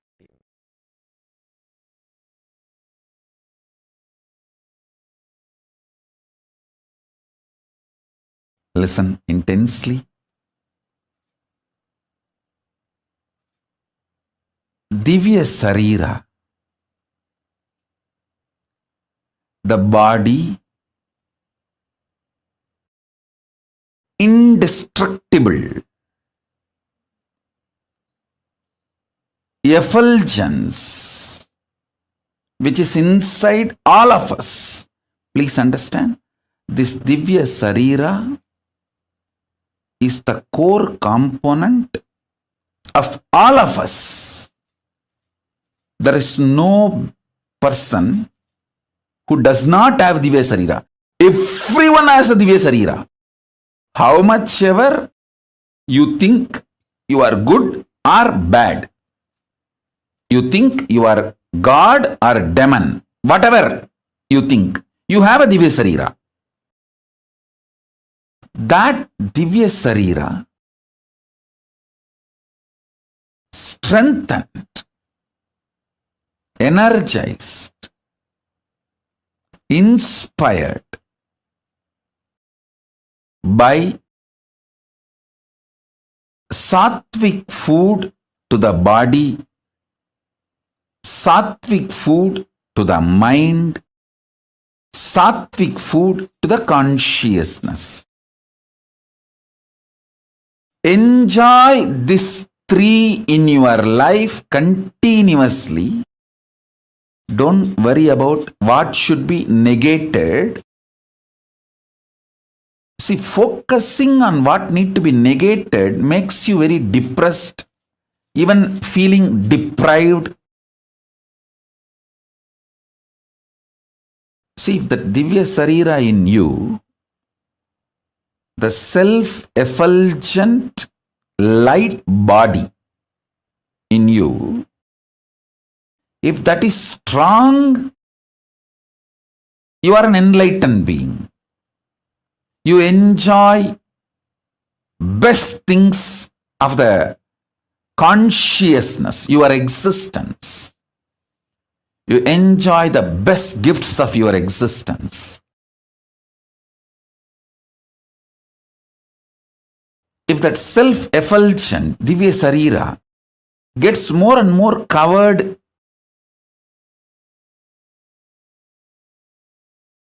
you get deluded, suffer with the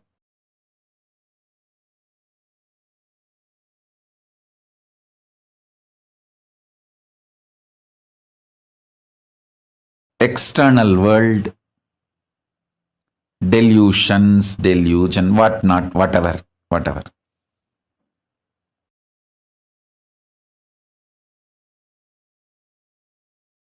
Now, I don't want to get into the negative side description. If you miss strengthening Divya Sarira, what happens? I don't want to waste time on that.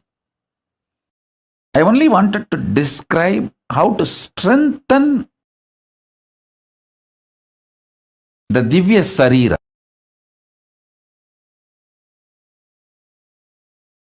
Self-effulgent,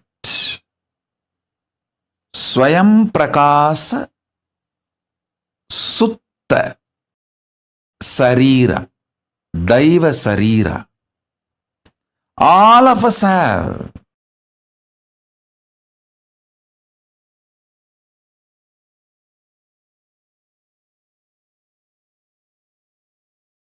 The methodologies to strengthen the Divya Sarira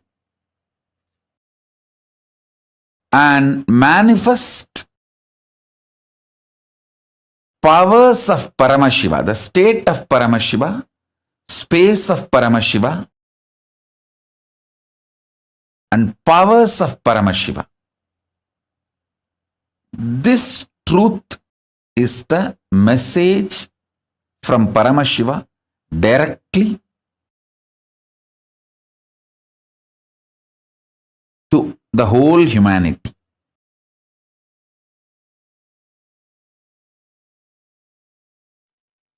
Samadhi and feeling connection empowers your Divya Sarira.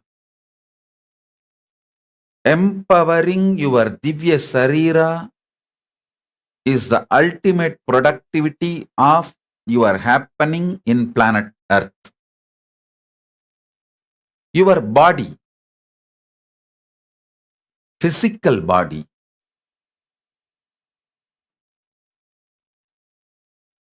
carries the consciousness.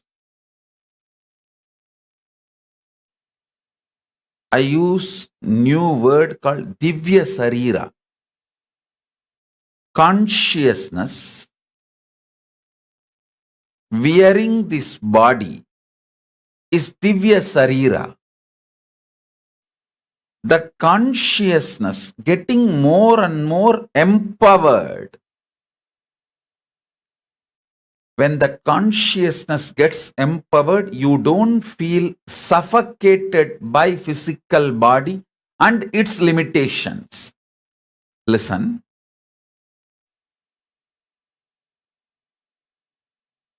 If you are Divya Sarira,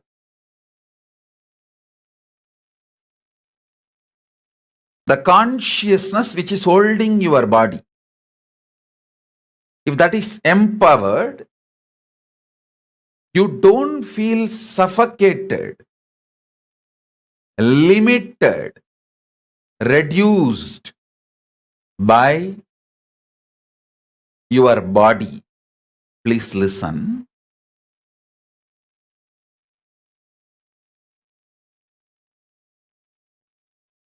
Body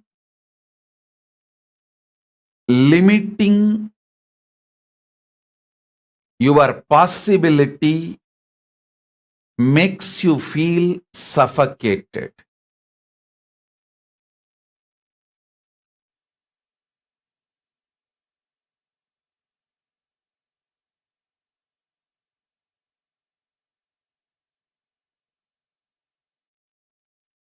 Not only the great powerful cognitions and understandings about the secrets of the cosmos, all spiritual practices are focused with the purpose of empowering your Divya Sarira. Listen. Yesterday's satsang, I gave you one truth. If you rest in samadhi, you will see everything in your life is complementing your different aspects. The wealth you earn or the money you spend, the relationships getting added in your life or people leaving from your life, comforts and wealth, artha getting added or leaving, the higher values, understandings getting added to you and middle class values leaving you, everything, if you see, it just complements your expansion. If you get terrorized by your life, suffocated by your life without understanding, if you feel everything is chaos, everything is falling apart, due to your inner restlessness, you feel whole life is complication and incompletion. I tell you, nothing falls apart, everything falls in place. Nothing in life falls apart, everything in life falls in place.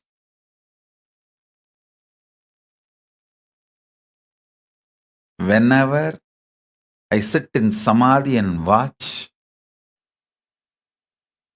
I see clearly everything is so auspicious. Not only I see it, when I see life as auspicious, my Divya Sarira gets so empowered. It just manifests powers and miracles. Every time when I reveal the higher truths, it empowers your inner space. It empowers your very being. Empowering your Divya Sarira is the job I do day in and day out.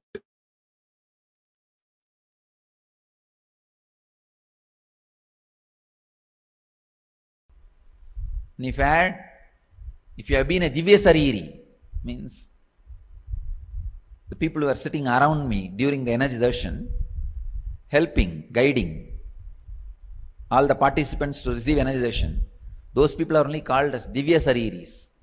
Or I can say they are getting trained to become Divya Sariris.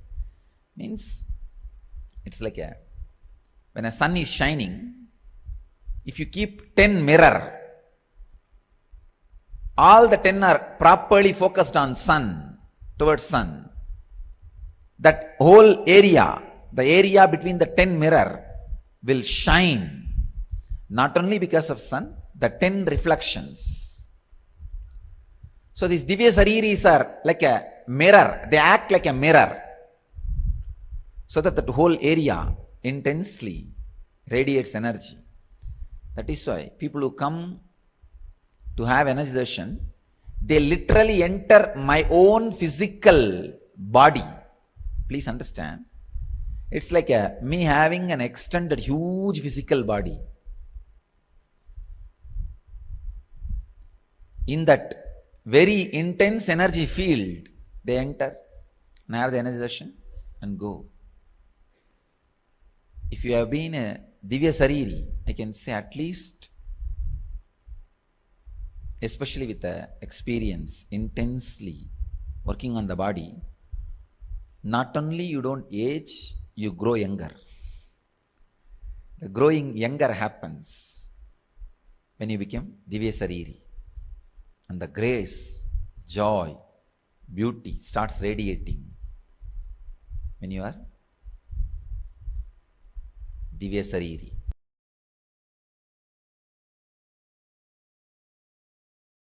Listen. You have two major components in you. One, superconsciousness. Another one, body, matter.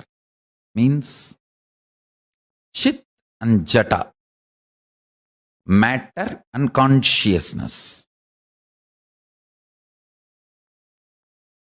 Every particle of the matter which is manifested by the superconsciousness and still in alignment with the superconsciousness, that parts are called Divya Sarira in you.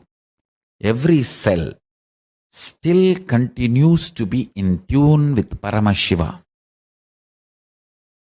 Every muscle, every part of your biology, internal organ or body,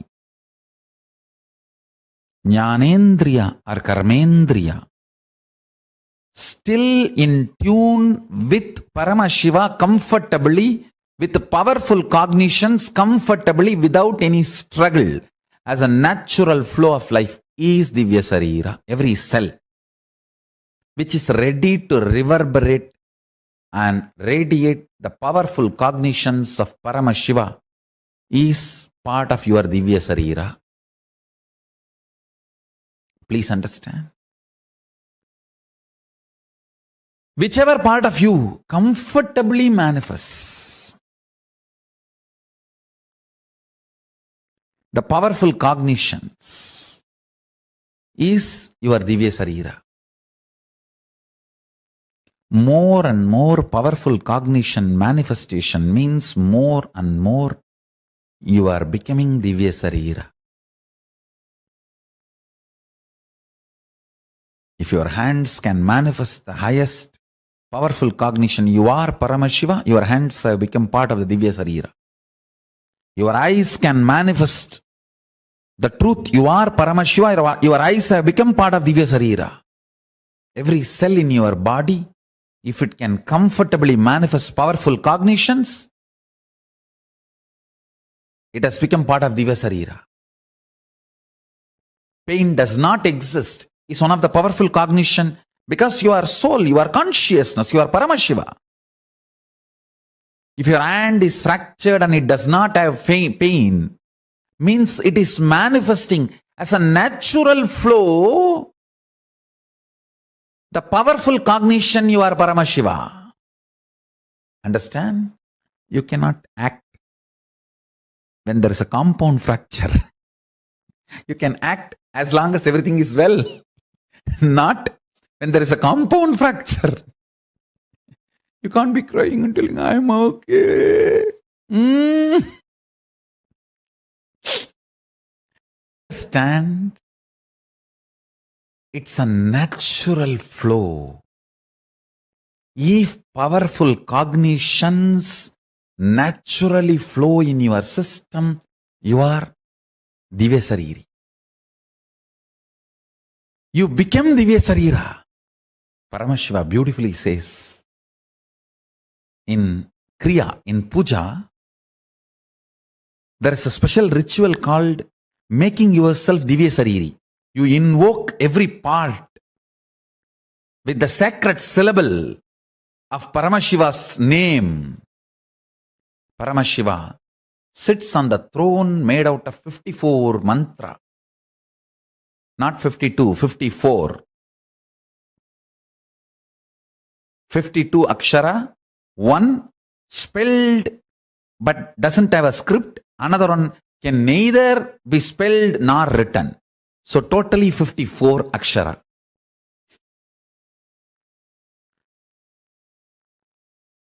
He sits on the throne which is made of these 54 aksharas. And listen carefully.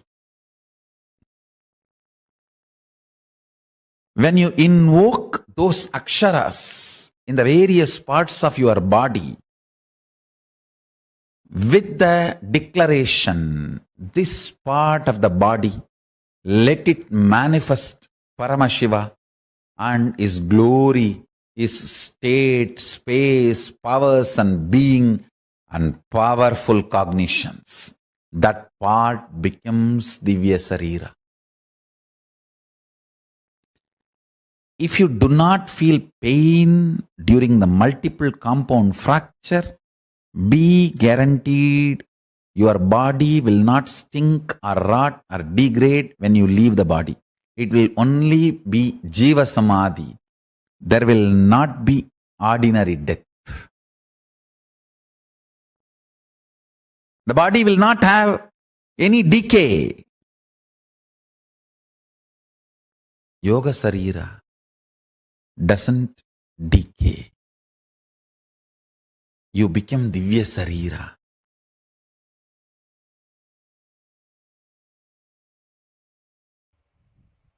Understand the truth I am trying to convey. Anything your brain can capture and enjoy, your life will make that into reality.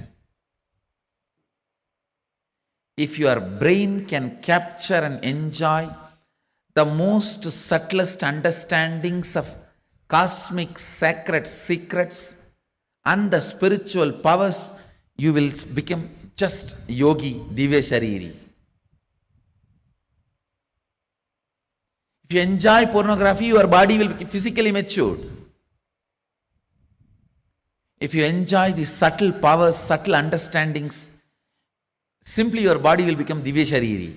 You will become yogi, Bala Yogi, Bala Sant. Bala Sant is a person whose brain captures all these highest conscious truths, subtle truths while you are young. The way your brain captures these great truths, simply your body starts manifesting it. You become yogi. You become a Divya Shariri. You become embodiment of Mahadeva. You become Bala Sant.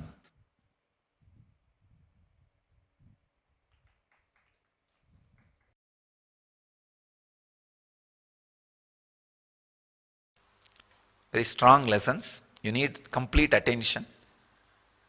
But the lessons will be really helpful. This technical knowledge will really be helpful, not only for enlightenment, for making your life more and more blissful and happy and joyful, becoming a new human being. Becoming a new human being. Understand?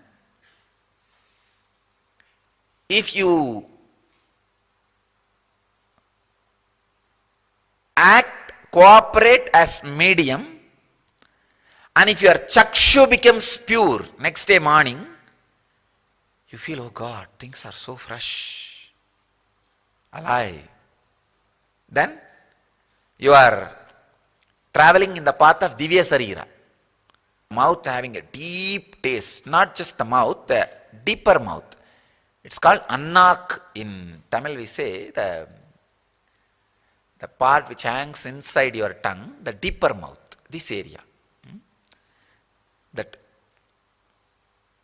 inside the throat, feeling intense sweetness or a very sweet smell being experienced in the nose. That is what is the perfume of Divya Sarira, of the Master. Understand? Perfume smell of Divya Sarira of the Master. Something will be happening in your nose, some sweet smell.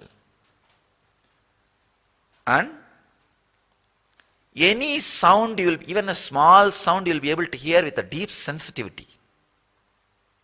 These are the scales. I am telling all the people who were mediums,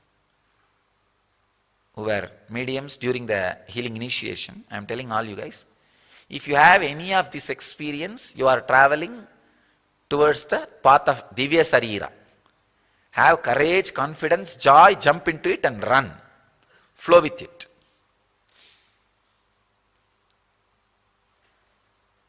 I am talking about this so detailed way so that in future, people who are trying to become medium for these ghosts, the dead people, pretas, pichas, all of them should understand difference between that medium and this medium. Medium word is loaded with a negative meaning. That is different and this is different. This is different. Here it is becoming Divya Sarira. There it is becoming more and more unconscious. Vivekananda gives an example. The black magic mediums, it's like throwing a big stone on the horse and stopping it. It will stop, but it will never get up again over. With a master, it's like holding the rope properly and stopping the horse. It will be termed, not killed. Terming the horse is different between killing the horse. So it's an important thing you need to understand.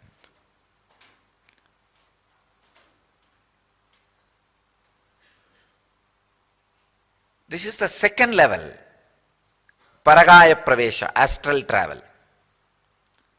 The third level, the Siddha who doesn't have body, entering into a dead body.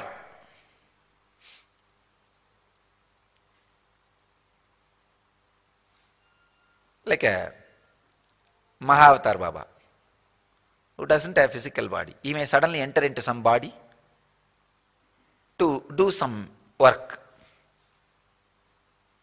to bless people, to initiate. It happens. And same way, Siddhas who don't have body, entering into, first thing, Siddhas who don't have body entering into a living body, Siddhas who don't have body entering into a dead body. These are the next categories. Understand? 4 categories. I'll just give the essence. Person who is having the body, entering into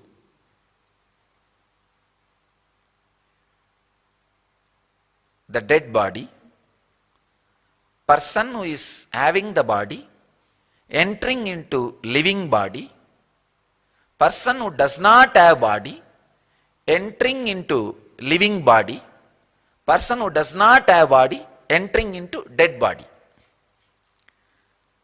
If you understand all these four things in different level, it will help you.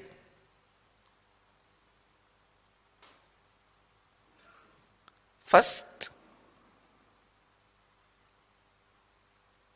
if you understand the possibility, a Siddha can reflect, radiate himself in your body, naturally that is the best thing can happen to your body. Just get out. Get out of your body, let him occupy. That is the best thing can happen to your body. Understand what best can happen to your body. Then that becoming Divya Sariri, Divya Sarira. That's the greatest thing can happen to you and the body.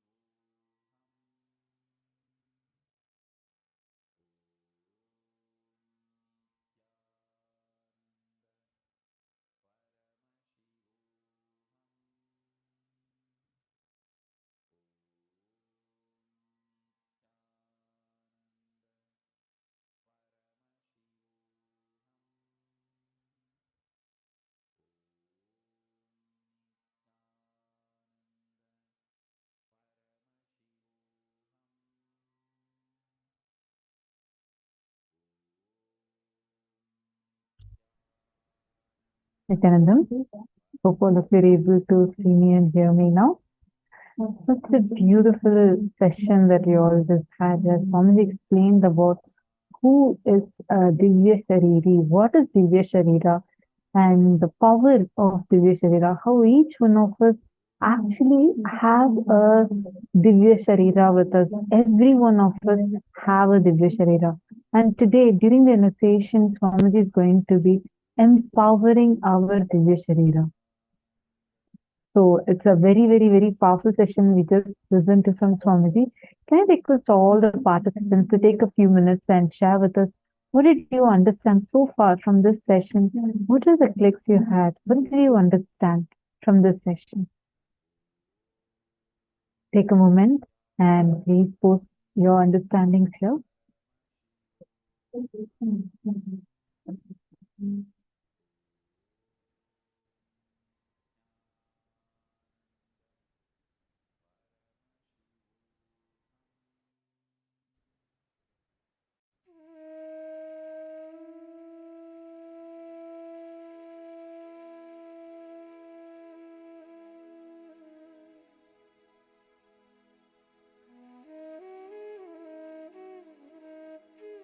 What is Divya Sharira?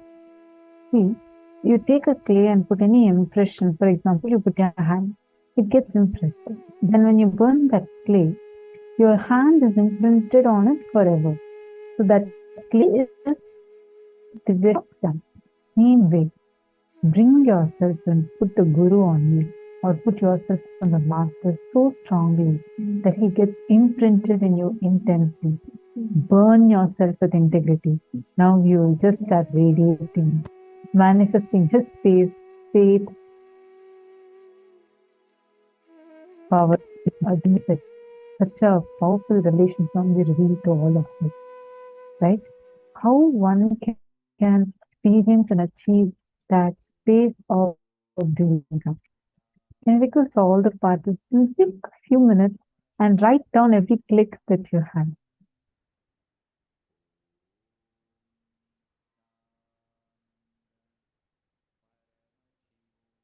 Understand the beautiful experience that all of us listened from what Manikyanta shared with us. All of you can have such experiences when you're a Divya Sharira, when you see this is the power. Burning yourself with integrity to the Master, letting your Master getting imprinted on you so deeply, so strongly. How many of you feel many times when you are going, let's say, in the street or something, and then you see that exactly what Swamiji had revealed to you, that is exactly what is clicking with you. And suddenly, even when you are not even watching satsang or anything, you're just talking to your friends and you're seeing the cognitions that are coming out of you is precisely what Swamiji has revealed. How many of you have seen this? Or many times, even before Swamiji, you might have actually never listened to Swamiji revealing that particular truth. But you will see, spontaneously, you will tell some statements. The next day, you will hear Swamiji telling those exact things in satsang. How many of you have heard like this, like experienced it like this? Who all have experienced like this? Where exactly you feel like, oh my God, it almost feels like deep oneness with Swamiji that the next time you hear it directly from Swamiji. Understand that means you are letting Guru to get imprinted on you.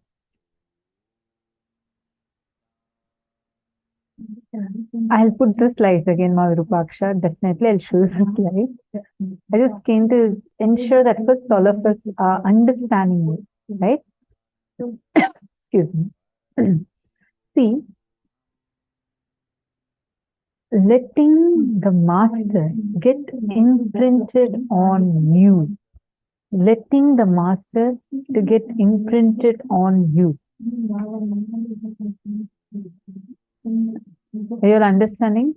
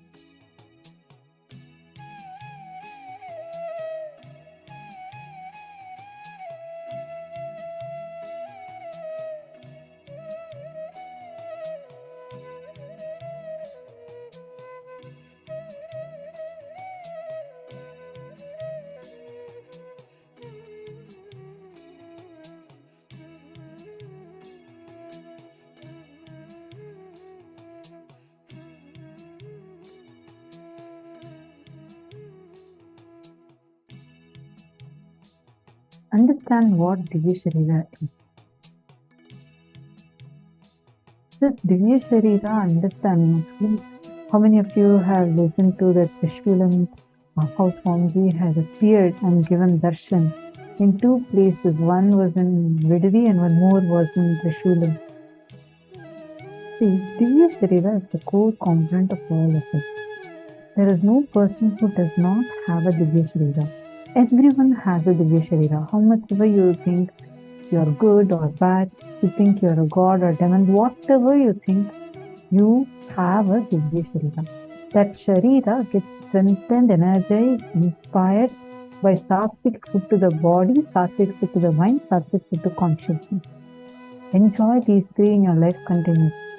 Don't worry about what should be negated. Keep focusing on what needs to be negated makes you very depressed. Even sometimes you will start feeling depressed. Instead, enjoy what needs to be gained. Such an amazing, powerful cognition. Oh my God. Just understanding what you need to do, what needs to be gained, what needs to be done. Just this understanding can give us tremendous powerfulness, power in cognizing things and in empowering ourselves, empowering our Divya Sharira. It's just so powerful, right? Like this is one revelation from the Swamiji. So powerful. Moksha. Slide is translated. Okay, thank you. See,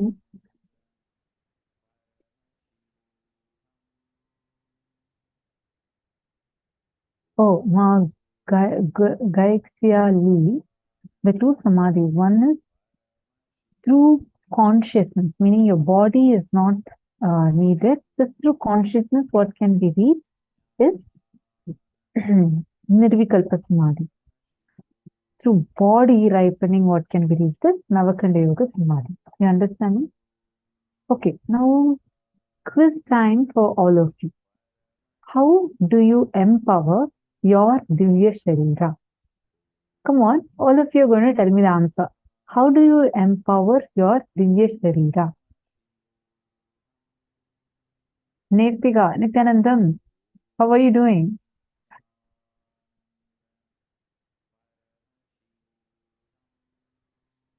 Come on, you both also answer. How do you empower your Divya Sharira? What do you need to do? Both of you are giggling and sitting. Pranali and Netika.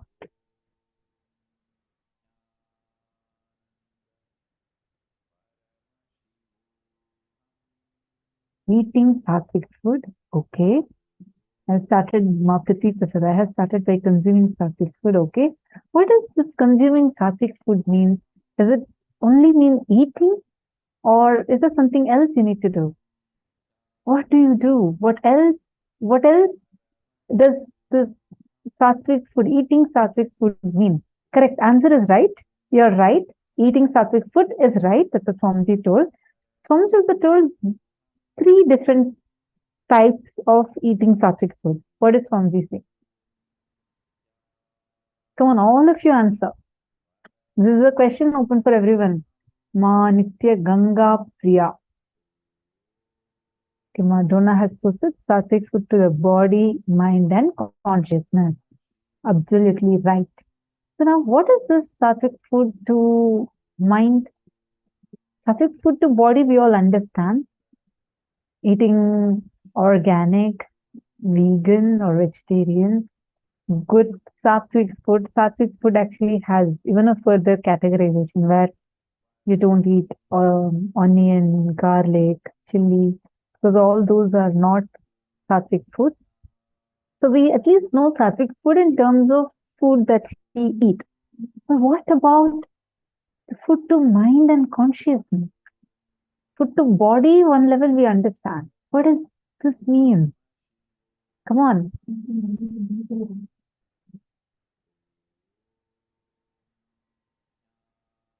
Mahongzu, what is that sattvic food for mind and consciousness?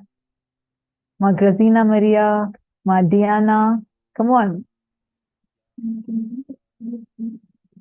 What is this sattvic food?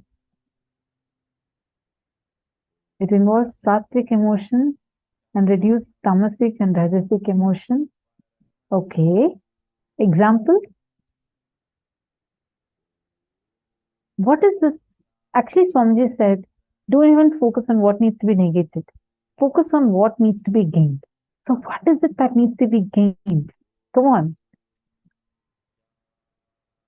Swamiji's teachings are Guruva. For mind, it is Darshan. Aha, okay. Mahongli Wong. Actually, Darshan is for, I should say, in all three, because you do have a physical impact also during the Darshan. And how many times you feel, right? You sit in the darshan for a long time, you'll feel like you're not even hungry. Your body itself feels so full. You're like so blissed out. You're in such a high space. Actually, darshan is a good answer because it's for all three. It's for your consciousness, it's for your mind, and it's for your body. Come on, give me more examples.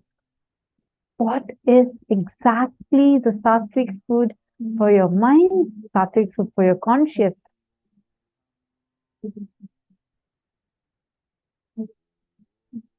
Come on. Mava, Mahakalahantrikananda, Jacqueline, Pei Wong, Elizabeth Ferdman. All of you, please pull the answer. Let's see. Okay, here many interesting answers have come. Sattvic for body, mind, and consciousness. Okay. Yoga, working out, fasting, haritaki, all those are also sattvic food. Sattvic food to mind is satsang, living enlightenment book, and Bhagavad Gita. Satyojata Shivam. Okay, very good. You can empower Divya Shirja by providing sattvic food to mind, body, and consciousness. Sattvic means non-violent. Manoj Talwar. Wonderful. Okay, we are getting there. Seeing very wonderful cognitions being posted. What about all others? I request everyone. Dave Reeves. What is the understanding you got? What is exactly the food for your consciousness, food for your mind, and sattvic food for your body? What all are included in this? You all are not going to tell me what are excluded in it. You all are only going to tell me the various options that this menu has. Not what's not going to be included in the menu. So tell me, what are the options that we have? See, actually, that will help you understand. Did you know cherishing the powerful cognitions, like Mom Virupaksha had posted beautifully. She said that whatever Swamiji has told us, exactly, that's actually a food for your mind. It is every time you sit and do the power manifestation, it's a sattvic food you're giving to your being.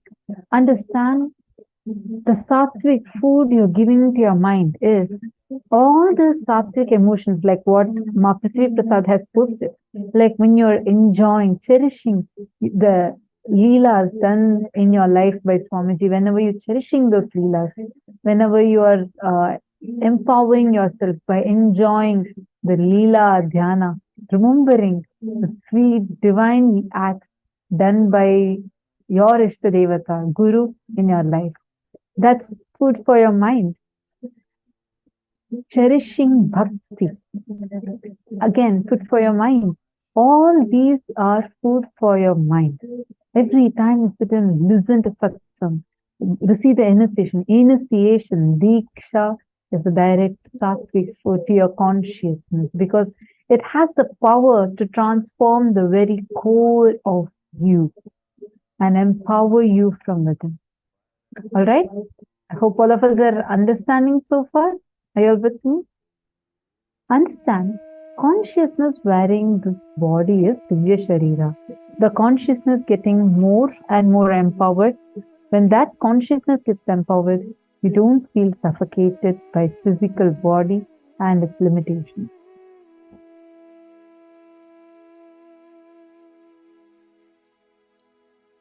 If you rest in Samadhi, you will see everything in your life is complementing your different aspects. The wealth you earned or the money you spent, the relationship getting added in your life or the people leaving from your life. everything, if you see, it is just complementing your expansion. Understand? Nothing falls apart. Everything falls in place. You have two major components in you. One, super consciousness. Another one, body matter. Means Chit and Jata. Matter and conscious. Every particle of the matter which is manifested by superconsciousness and still in alignment with superconsciousness, that part is called as Divya Sharira in you. Pain does not exist is one of the powerful cognitions because your consciousness, your the soul, your consciousness, your Paramashiva.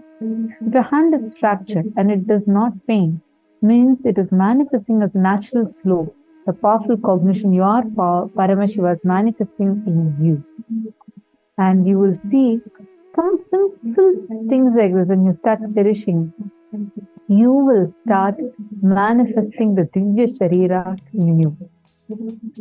Are all of us understanding? Actually, the lifestyle practices Swamiji has given, be it yoga, taking Haritaki, everything, all of those come under empowering your Divya Sharira in you. All those things also come under this category only. Are all of you understanding this so far?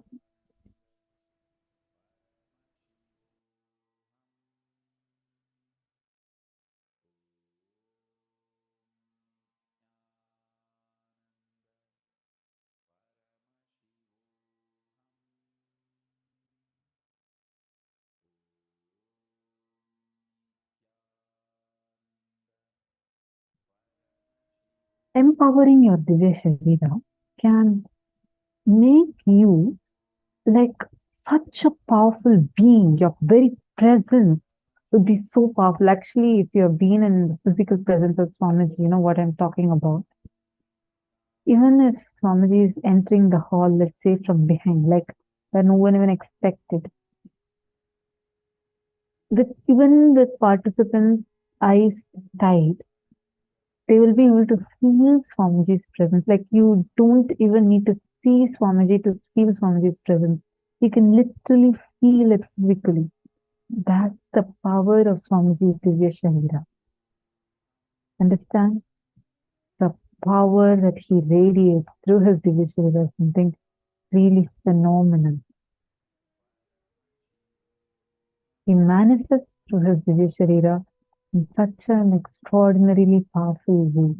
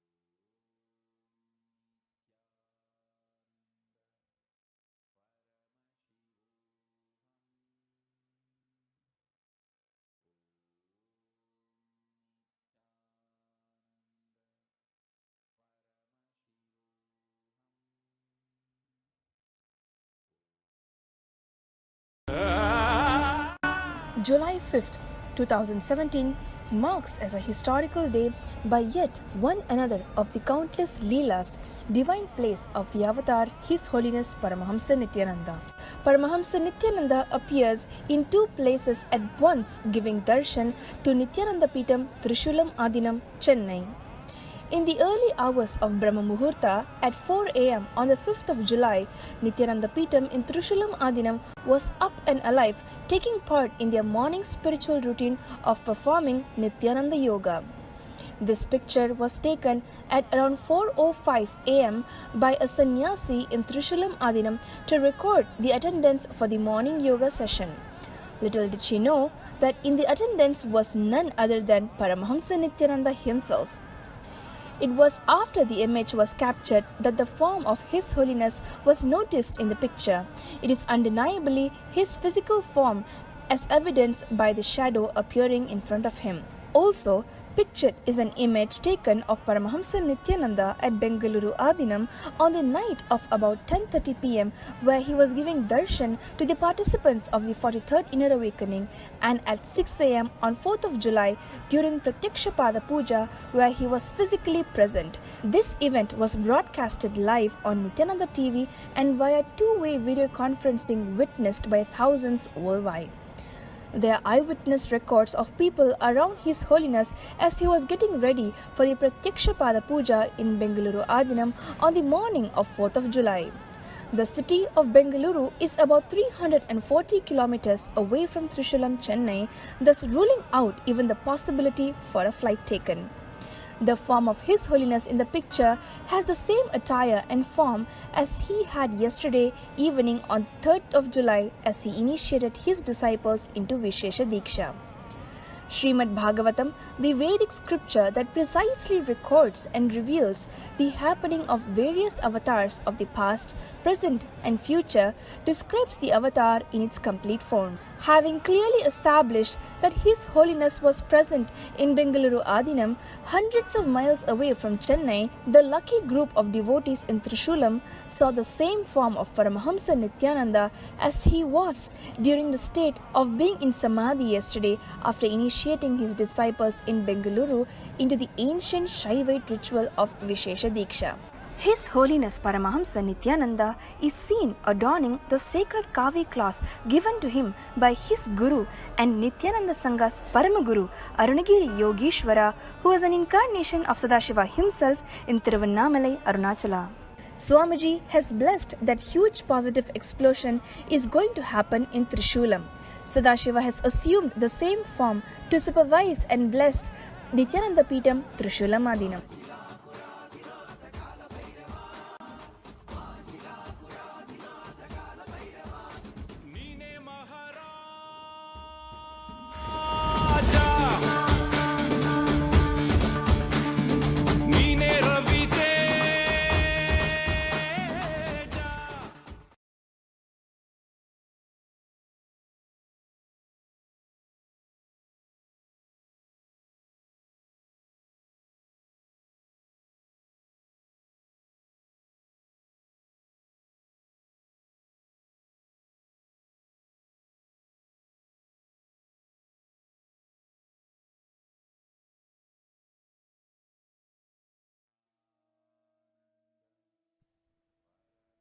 What you all just watched now is the Leela that Swamiji did,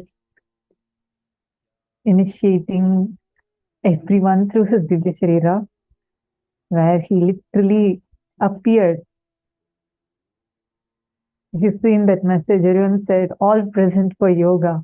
And Swamiji is also like, yes, everyone is present. And Swamiji also manifested that. Actually, Swamiji said that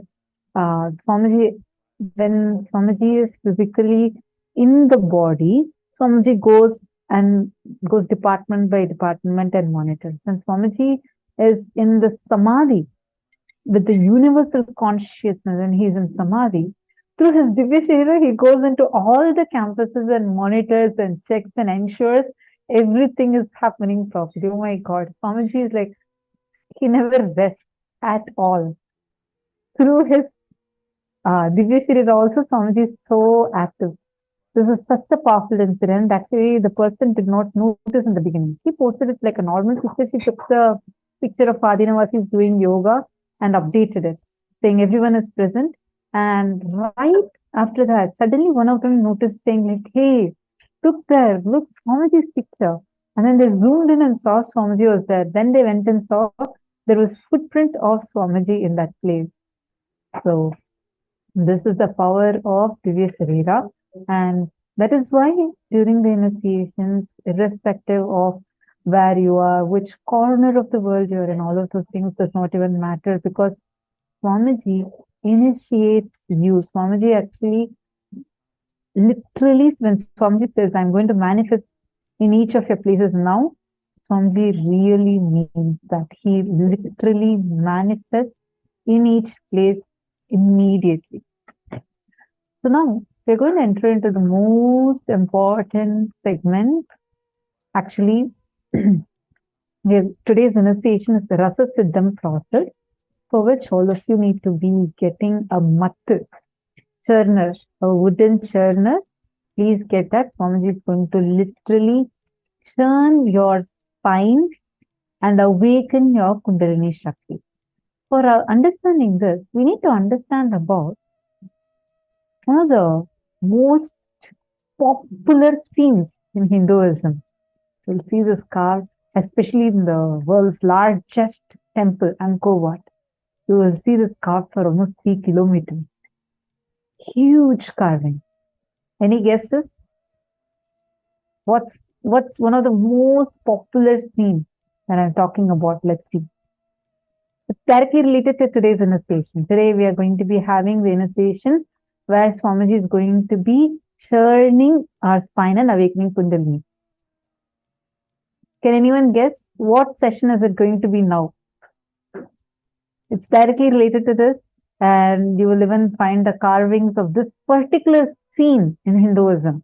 There's one Purana story, what had happened, and it's directly related to this churning, directly related to the churning. Any guesses? Let's see who's getting what is the session we're going to be entering into. This is a story basically, and this is directly related to today's initiation, and it involves the process of churning. Now, Hongzo, Darshan, of course, Darshan is going to be there, but that's in an hour, in 1.5 hours, you're going to have Darshan. But before the Darshan, okay, Madhananda, Brahma and Vishnu, not exactly. Any other guesses? It's a Puranic story. Something little Krishna, nahi, no. It's directly related to churning. Come on. Churning. I thought you all would easily guess it. Okay, I'll give you one more hint. It's related to nectar, churning, anything clicking? Okay, Satyojata Shiva has gotten the right answer. Churning of the Milky Ocean. That's right. Precise answer is that. That's the session we're going to be entering into. All right, I'm going to now explain what is the churning of the Milky Ocean, because many of you seem to not know this. So there was at one point, so there's like two groups, right? Like you'll always hear Devatas and Asuras. They'll be keep on fighting gods and the demons. All the time there'll be a conflict between both of them. And at one point the demons started killing many gods. And when we say gods, they're demigods. They're not like the supreme godheads, but demigods who live in Svargaloka. And they were all in search of something that will keep them immortal. So they go and ask for a solution. So Brahma says, if you churn the Milky Ocean, you will get the nectar from the Milky Ocean. So it's a very beautiful story how the churning happens. One side the Devatas pull, one more side the Asuras pull, the gods and demons. They almost play like a tug of war. And each of them pull, like they take Mount Meru as a spindle. You've seen how in Indian villages you will see these women sitting and churning the curd to make butter. So something like that. They take a huge spindle, they tie the snake Vasuki as the serpent as the rope, and one side the gods hold her tail and the demons hold her face and churn the milky ocean using the spindle as Mount Meru. And a lot of things happen during that. And finally, the nectar comes out. So this is a story. If you cognize this, actually, Swamiji explains this amazingly. It's just too good to listen directly from Swamiji. That nectar that manifests is what we're going to get through the Rasa Siddham process. So let's all now listen to Swamiji revealing about the churning of Milky Ocean.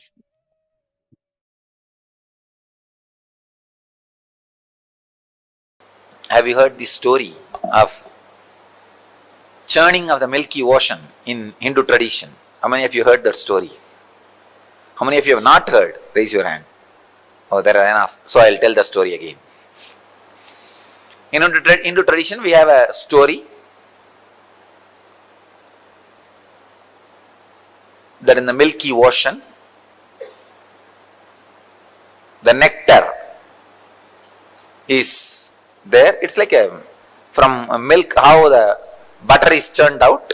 Same way the nectar is available in the Milky Ocean, but you need to churn it out.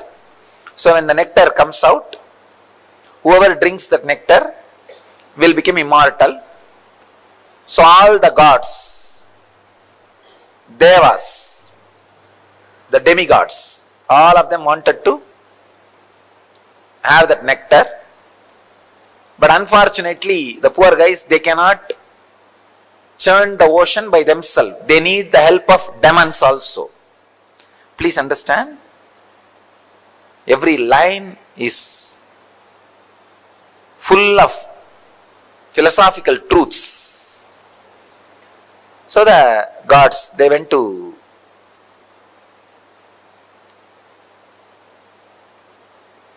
ask for the help of demons. Usually both of them always fight with each other. But the deal was struck that when the nectar comes out, off 50-50 share.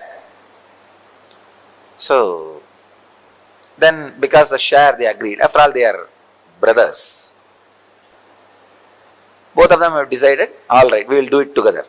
Then both of them go to their father, Brahma, ask Brahma, creator, we both have decided to churn the Milky Ocean and get the nectar out. Brahma was delighted and excited. Oh God, I have never seen both teams coming together. It is always an headache for me. One will come and snatch some boon from me and go and torture the other one. The other one will come and complain and take some other boon from me and go and torture the other one. This is a whole day is same work. First time both of you guys have come. Great. What do you want from me? They asked, we want your help and suggestion and guidance. How to go about. He said, you need the Shivas on which Shiva is sitting, the Meru hill, and on which Vishnu is lying down, the Vasugi, Adisesha, snake. You need the hill, Meru, Kailash as a spindle, and snake, largest snake in the world, on which Vishnu is lying down, the Adisesha as a rope. These guys thought, oh God, that's too much. How to go and ask? Brahma says, no, go and ask both of them, they will give you. It's not a problem at all. But they were not able to, these demons and demigods are not able to trust the Shiva and Vishnu, they directly went and struck a deal with the Kailash hill and the snake. They said, you guys come, cooperate, you will have one share of nectar. Finally, without the Shiva's blessing, Kailash came. Without the Vishnu's blessing, snake also came. And they started the churning. And the Kailash is the spindle. The snake is the rope. And one side, the demons, other side, the demigods. Even before starting the churning, the fight started. Who will be in the head side? Because head is always special.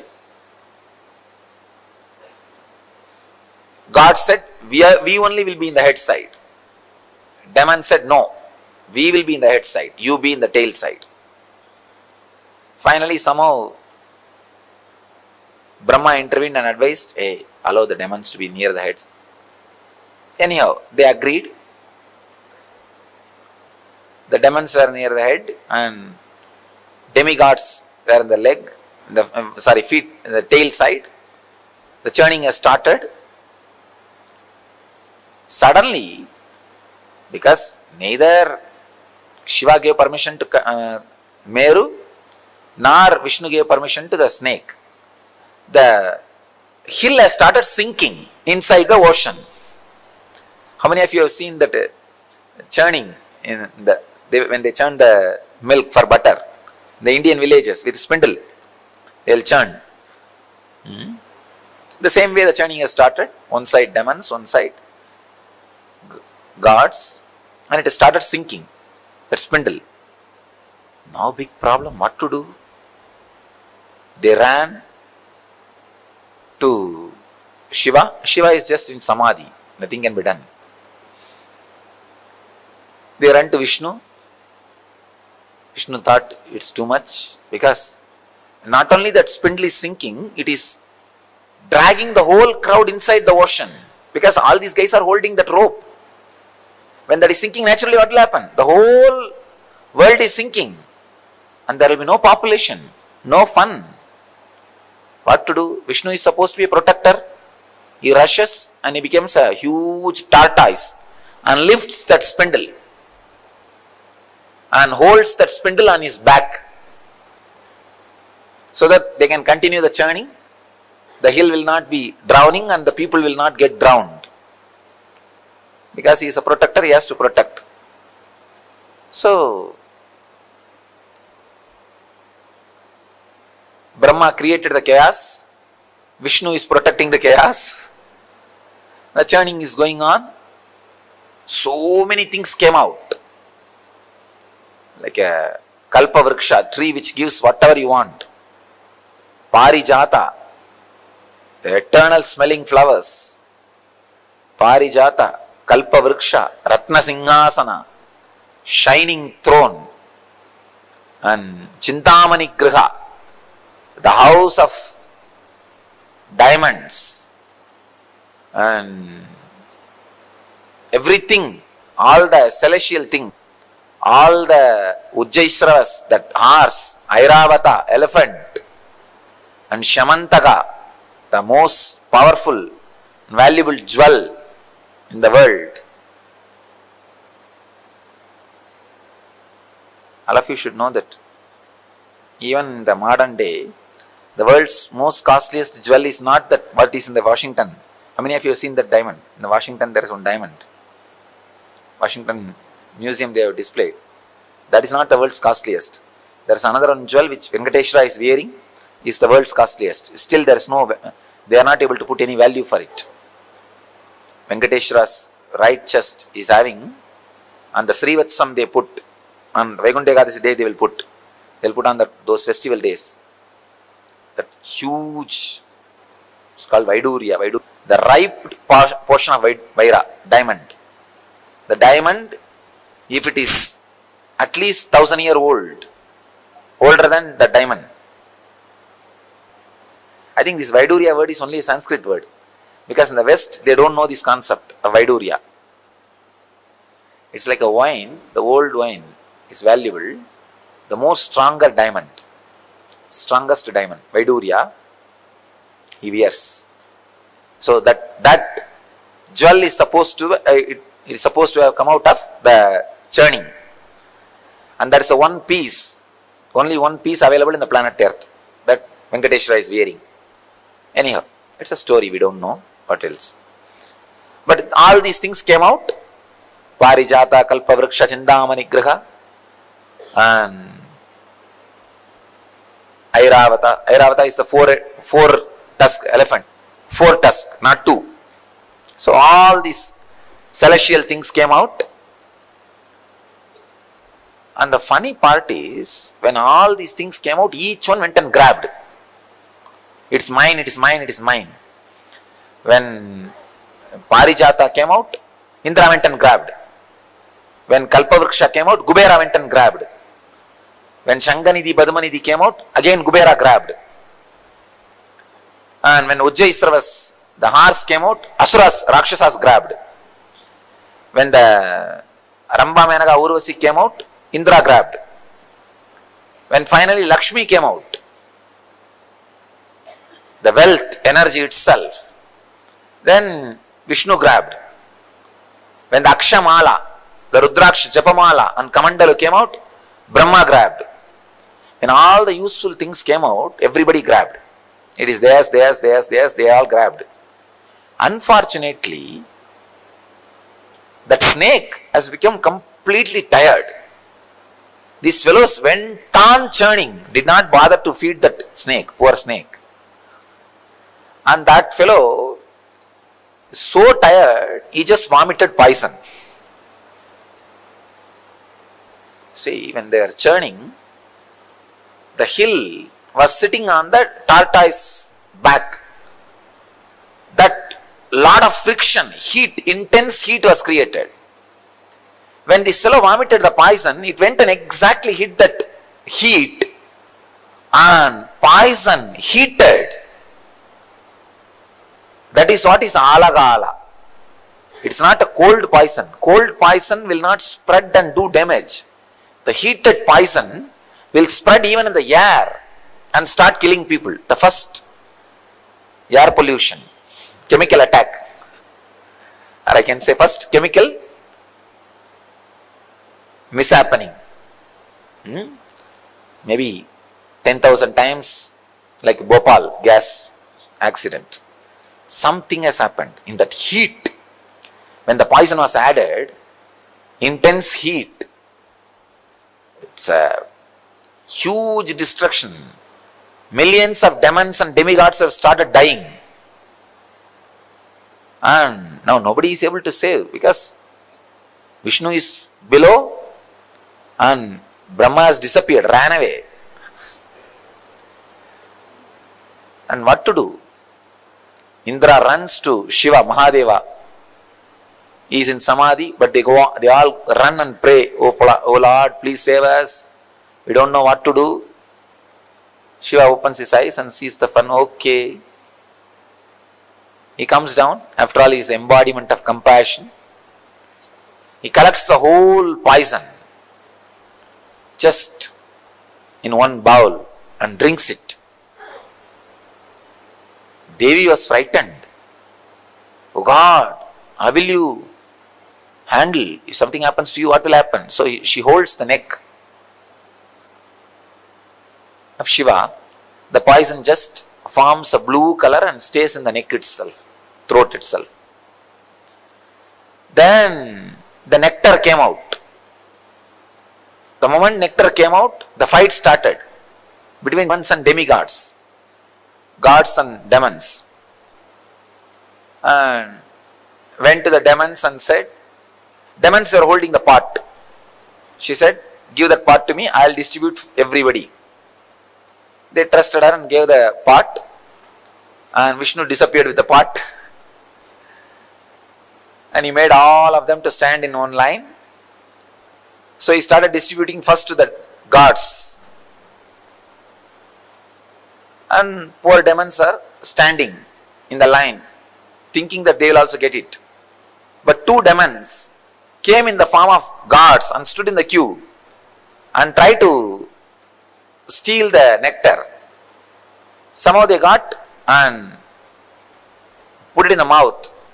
When Vishnu saw that, he sent his disc and cut the head. That too only a Ragu and Kedu trying to swallow, but they have not swallowed. They have not become immortal.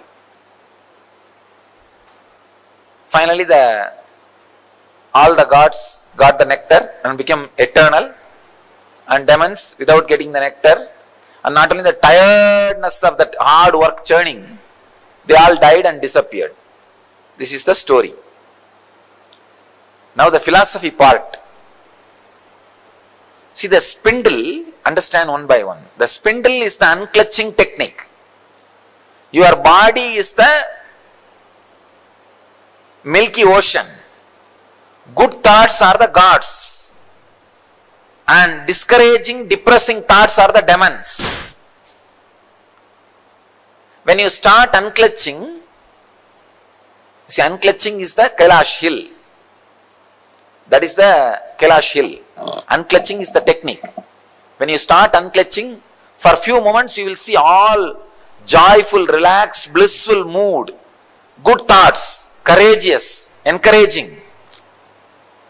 Within 5 minutes you will see depressed. No, impossible, I can't do this, all foolishness. Who will know?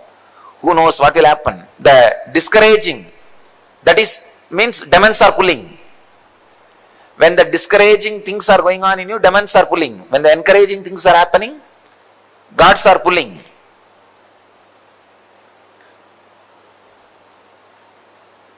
The tortoise below, holding without the spindle sinking, is the encouragement which you get from master. Come on, do it. Don't allow sinking. Don't allow. Continue, continue, continue. That is the tortoise holding. And all the auspicious things comes out of that ocean. Like Kalpavriksha, or gems, jewels, wealth. These are the extraordinary powers you get. Extraordinary powers you accumulate during the unclutching process. Now you will see. You will suddenly have the intelligence to find out what is going to happen tomorrow, day after tomorrow.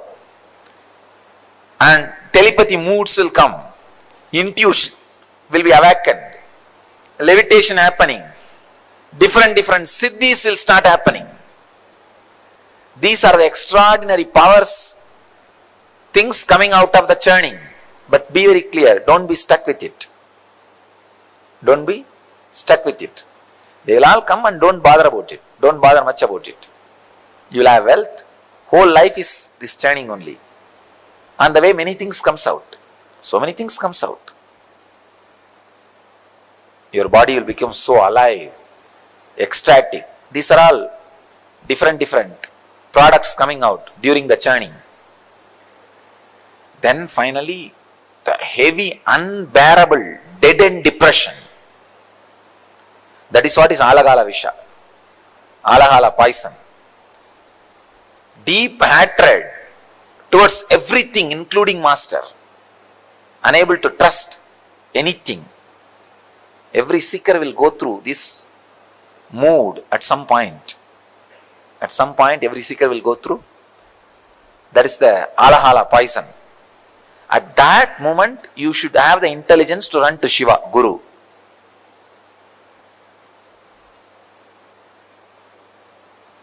Then, Guru swallows it, digests and clears it.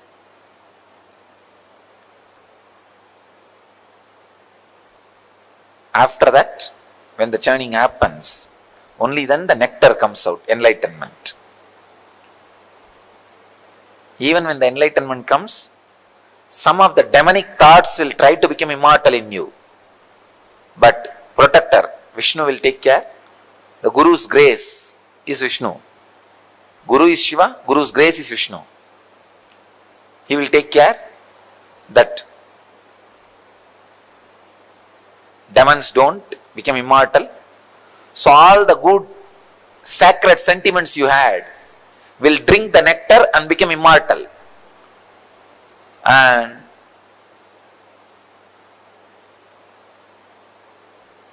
the experience of superconsciousness stays inside you eternally, like a person who has become immortal by drinking the nectar.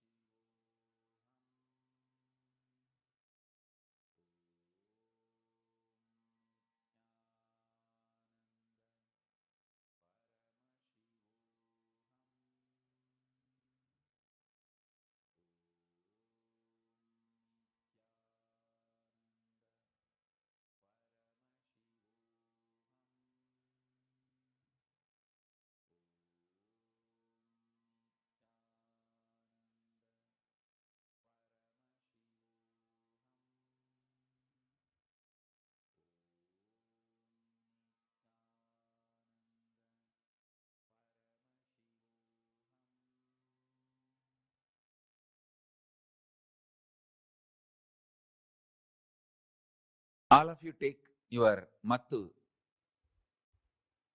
and keep it in front of you. Hold. See, you have to hold upside down, means that mattu top part should come down. Yes. The top part should come down. You should hold like that. Listen carefully. Listen carefully and intensely. You should cognize your spinal cord, your merudanda is the mattu you are holding in the hand.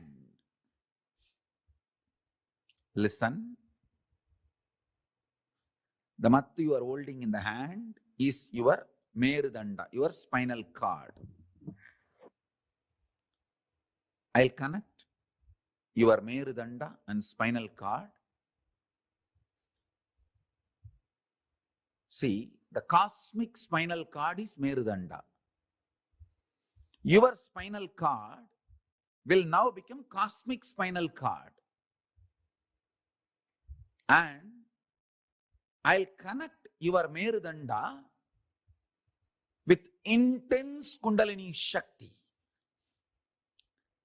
I'll explain step by step. The first thing you need to know is extreme non-violence. Parama Shanta Swarupa. It is in extreme non-violence. The cosmic energy will start flowing in you. You will be in tune with cosmic energy. Listen, it is very easy to brainwash human beings, become terrorists, because man basically is violent, angry. If you just convince his logic,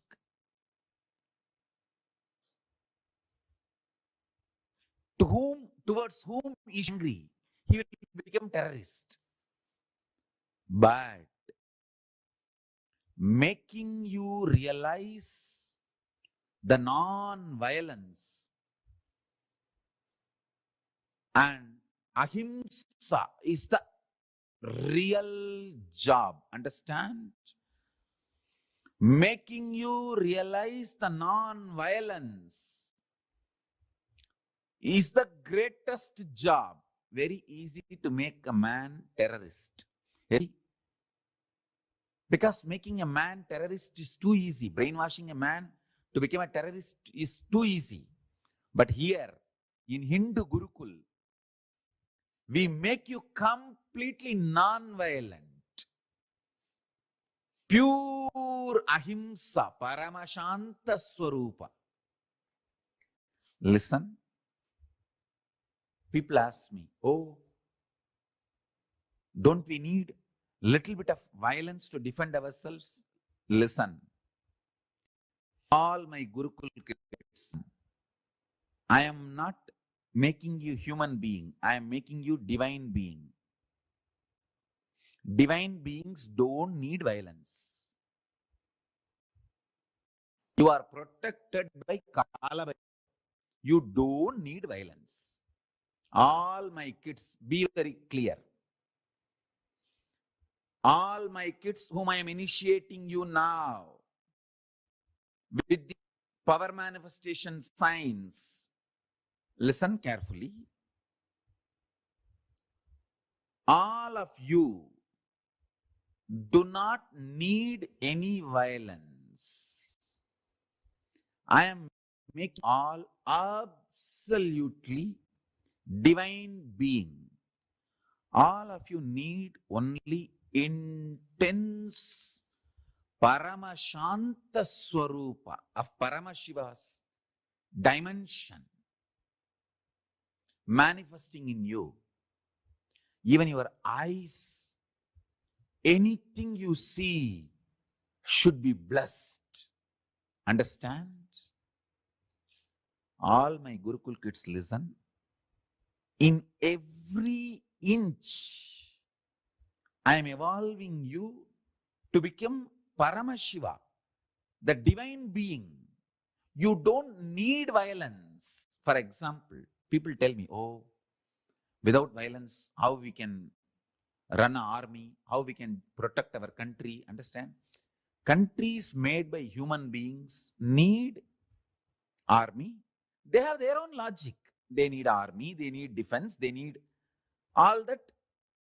But you all belong to the Kailasa, country made by Param. You don't need army, you don't need violence. You only need intense power manifestation. I want all of you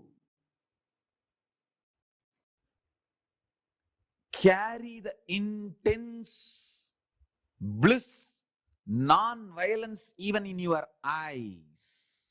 Listen carefully. All my Gurukul kids I am initiating now into the courtyard session. Listen carefully. So, listen carefully, intensely. Now I am going to churn your Merudanda, spinal cord. Listen. I am going to churn your spinal cord with intense Kundalini awakening. Extreme non-violence. Absolute Shanta. Parama Shanta Swarupa. That is a fundamental requirement for power manifestation. Please be very clear. I am not against some country having army. It is each country need to protect themselves. That is their logic. That is different. Here I am preparing all of you to become gods, goddesses. Kailasa does not need any army. You are part of the great cosmic nation. Paramashiva's cosmic. You don't need violence. You are getting prepared for enlightenment. You are getting prepared for power manifestation. Now, I am initiating. I give you the assurance. Kala Bhairava is protecting you. You do not need any violence, any anger, any self-defense mechanism. All of you listen. Kala Bhairava is protecting you. You don't need any violence. You don't need any anger. You don't need anything to defend yourself or any reactionary assumptions. Just rest in Paramashanta Swarupa, Paramashiva. All the kids whom I am initiating now, listen carefully. This is the boon, powerful cognition I am giving it to you. If you want to test the power of this powerful cognition, go and tell this same to any rose plant in Bididi. They will just drop the thorns. Understand? This is a powerful science. The powerful science. Earlier we had kids growing the rose plants without thorn. Now start again.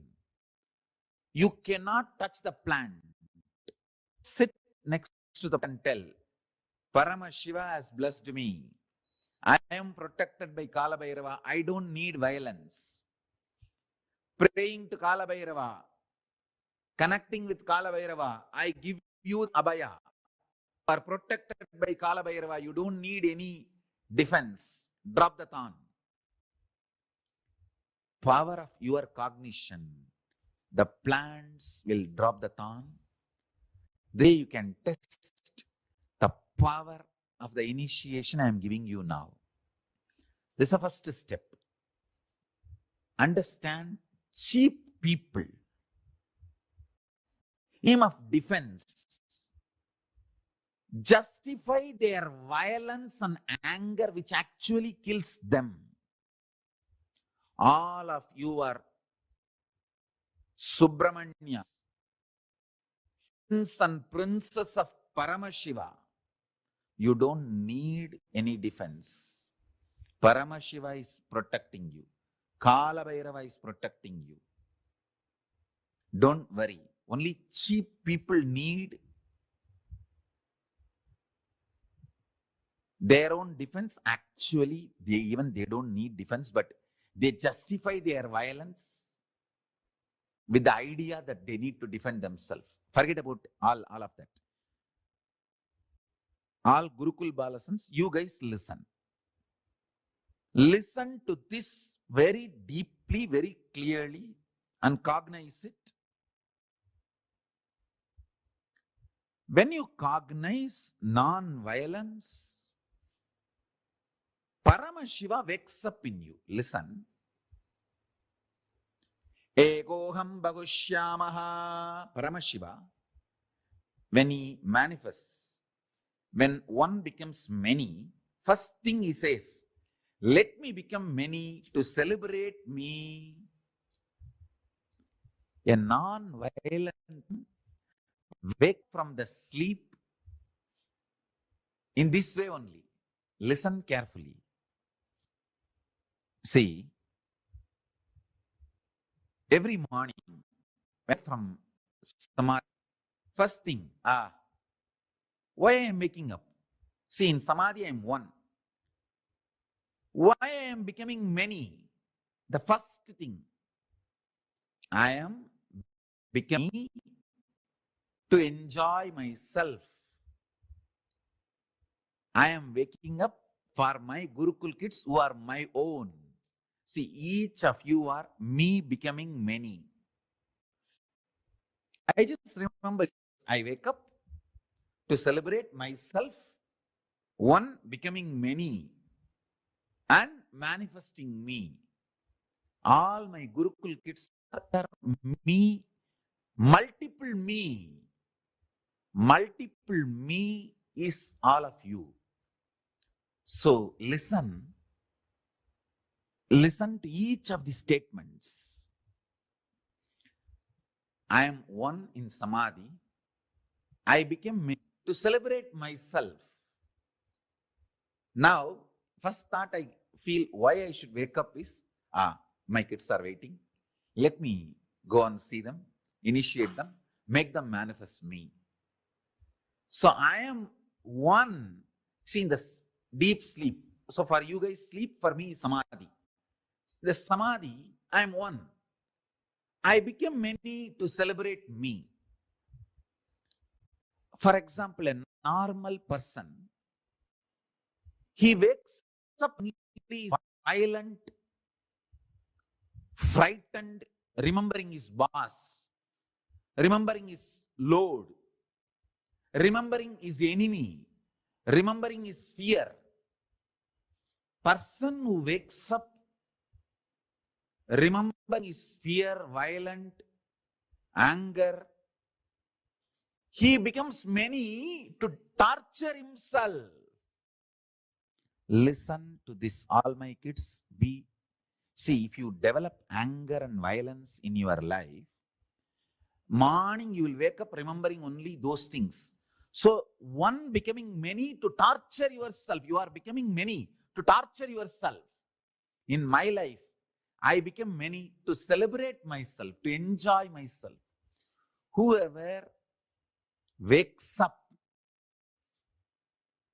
becomes many to celebrate themselves, they are Paramashivas. So understand, if you become many to celebrate yourself, you are Paramashiva. If you become many and torture yourself, you are demon. All you need to do, just remove violence. If you become non-violent, the moment you wake up, you will remember only the most pleasant people in your life.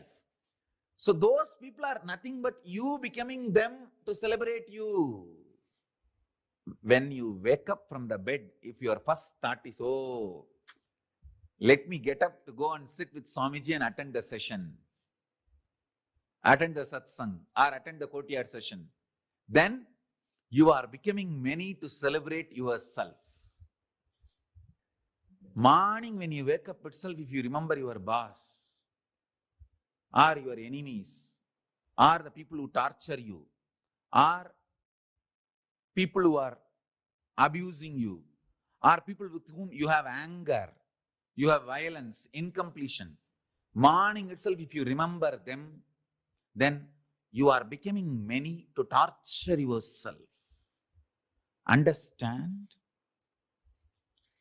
You have to churn and bring yourself to completion, to the level morning first thought should be the most pleasant people and beings of your life. Because in your sleep you are one. One, when you wake up you are becoming many. That one becoming many should be only for the purpose of celebration. Let me become many to celebrate my existence. Actually, every morning, when I wake up, first thing, let me become many. Means all my disciples, people who love me, enjoy me, waiting to see me all over the world. Let me become many to manifest me in all of them and celebrate me. That's all. I can download the whole Kailasa into you. And I also wanted to announce all this initiation I am giving. I am making it available to all of you all over the world. If you all cognize what I am talking and start internalizing, cognizing, this power manifestation will work for all of you also, wherever you are. I am working focused on the Gurukul kids because I am making divine beings to serve the whole world. Understand? When a Gurukul Balasant manifests powers, it is not just for him, it is for the whole world. He is going to be the Sakshi Pramana for Kailasa. He or she is going to be direct prince and princesses of Kailasa. So I am directly working with them. But this initiation, I am opening it. The spiritual component, I am opening it to all of you, the whole world. All of you can enjoy. So the initiation, I am opening it to all of you, whole world. Wherever you are, you can practice. You can bring these powerful cognitions into you. And you can start power manifestation wherever you are. One of your brother disciple, oh, he has a long jata. You may be having little anger. Or Swamiji calls his name, not my name. Even with those small anger, you should complete. Mukkayam tavirka. Tirumular says, Mukkayam means Vengayam, Perungayam, and Ulkayam. That's a pundu.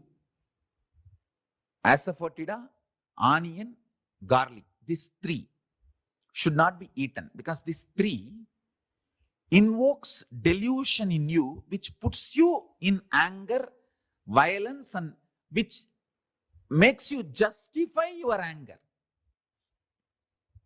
Now, once you manifest this rasa siddham, means this power manifestation, you will be given onion, garlic, asafoetida food for 1 week. Even after eating that food for 1 week, you should not have any incompletion, negativity, violence when you wake up early morning. That is the test. That much you should become pure. Then you radiate the power of ahimsa, non-violence. See, now what I am sharing with you is the clear rasa siddham, step by step. What is the powerful cognition? And what is the power you are going to manifest?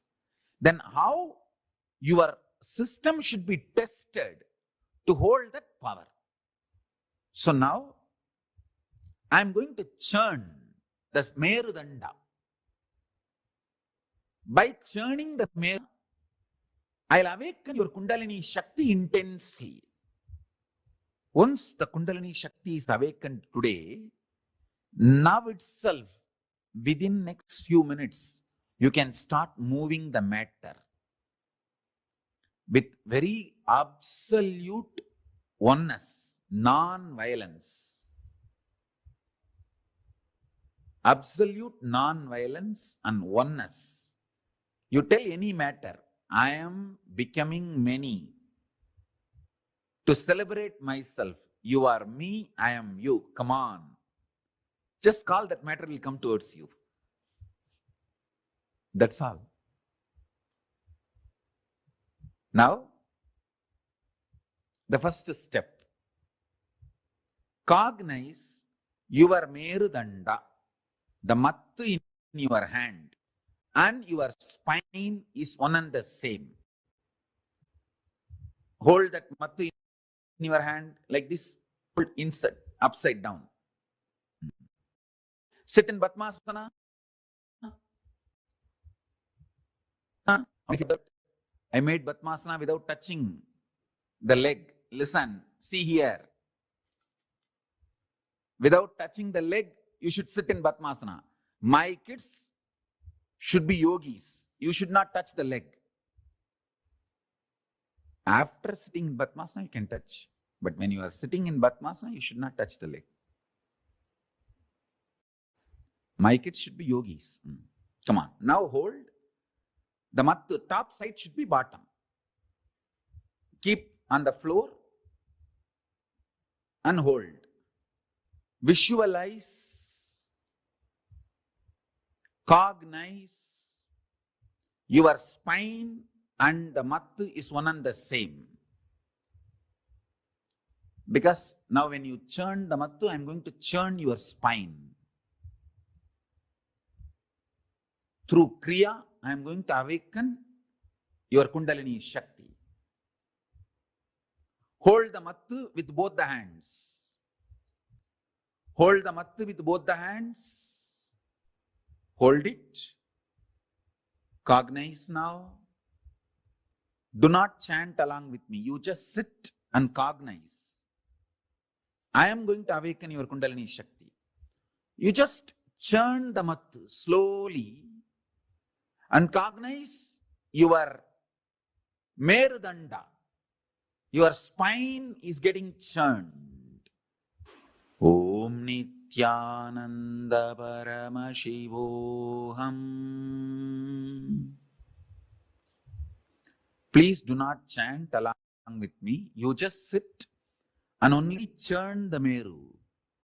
Churn the Merudanda. You are only supposed to give work for your hand and visualization. Visualize your backbone is getting churned. Cognize that. Actually, I am churning. So cognize that.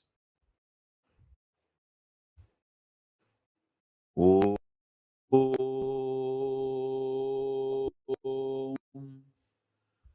Paramashivoham. Om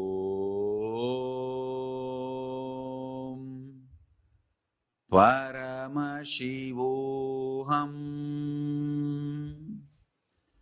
Om Paramashivoham.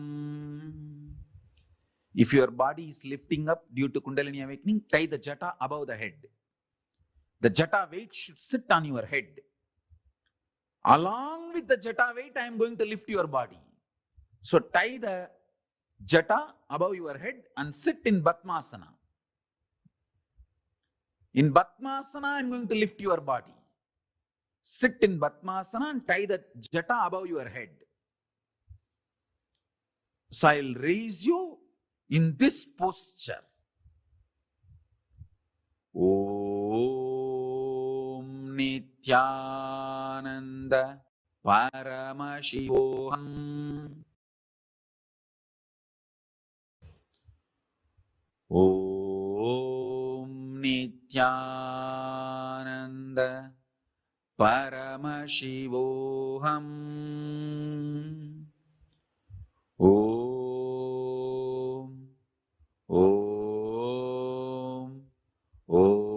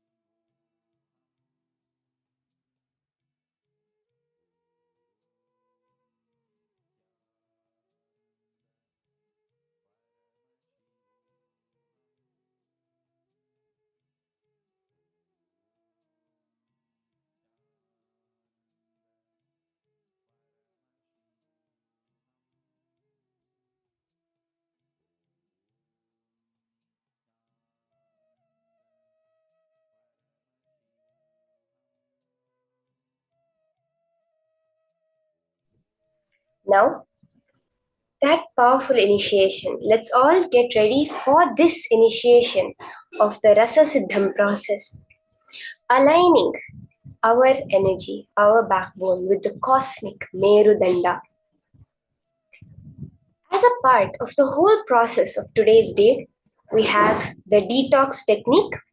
As we enter into this, I request all of you, you can get the mattu, the churner, and keep it ready with you. So it will be something like this, a wooden churner that you can get and keep with you for the Rasa Siddham process. So this is a traditional hand churner called the mattu in Tamil.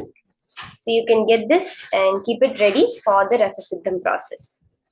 During the process, you will be holding it like this.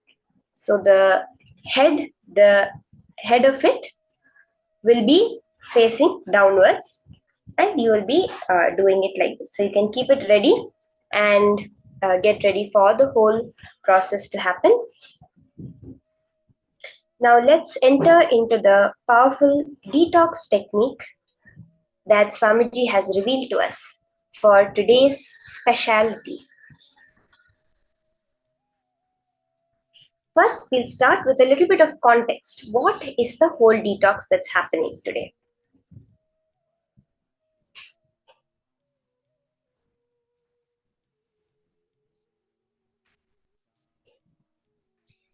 The context.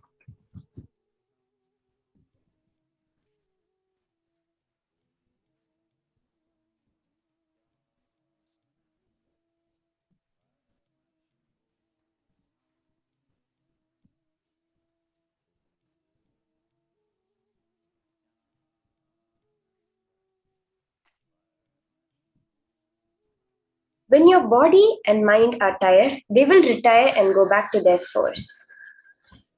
What is the source of the body? Maybe the water, the fire, the earth, and air. They will all go back, but you will continue to exist.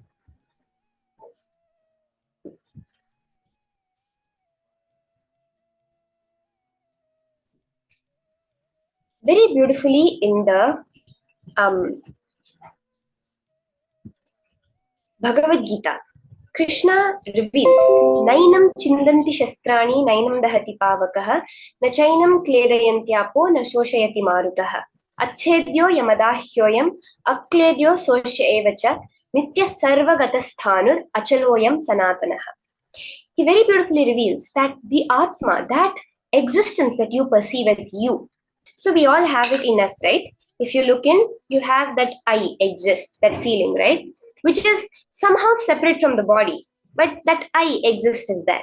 That I, which we call the individual soul, the reflection of Paramashiva, the prana, that I, that soul, can neither be cut by a weapon, nainam chindanti shastrani, it cannot be burnt by pavaka, by fire, it cannot be dried up by air or wet by water.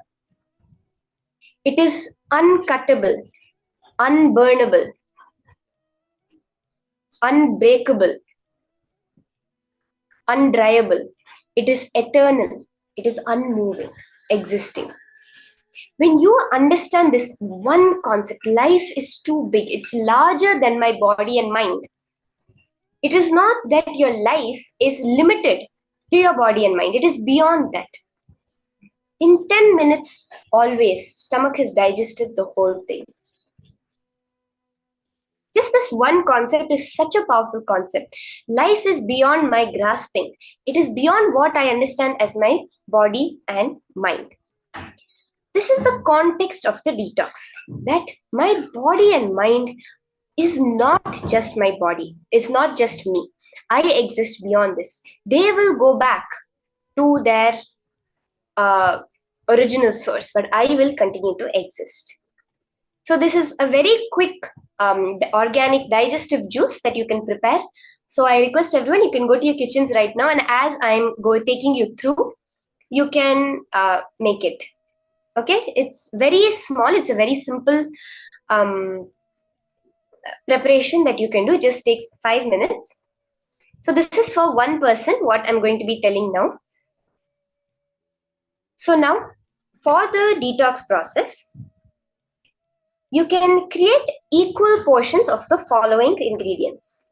Equal amounts, so all the amounts of this can be equal, very small amounts. You can make a juice out of it. Lemon juice, ginger, dry ginger, and garlic in a paste form. Okay, so are we understanding? Lemon juice, dry ginger and garlic, dry ginger, garlic in the paste form, apple cider vinegar, and honey. So you can mix these very little bit quantity, a very small quantity to be consumed only after your meal. You can have it at any time a day, one time a day after your meal. This whole mixture enhances the digestive system of the body.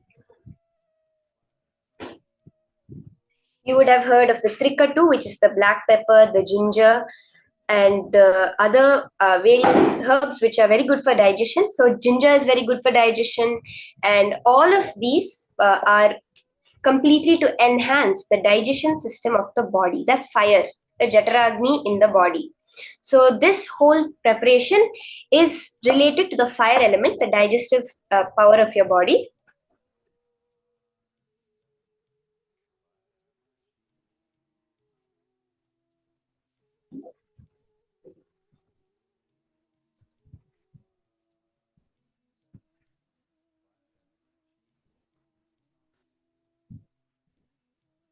So let's take a few minutes and prepare this. You can have it one time a day after your meal. Please have it only after you've eaten, because this whole mix is for digestion. So it will be most effective and safe in your body only after your meal. It's equal portions of lemon juice, dry ginger, garlic paste, apple cider vinegar, and honey. Very small quantity mixed together. You can have it one time a day. So let's take a few minutes and prepare this.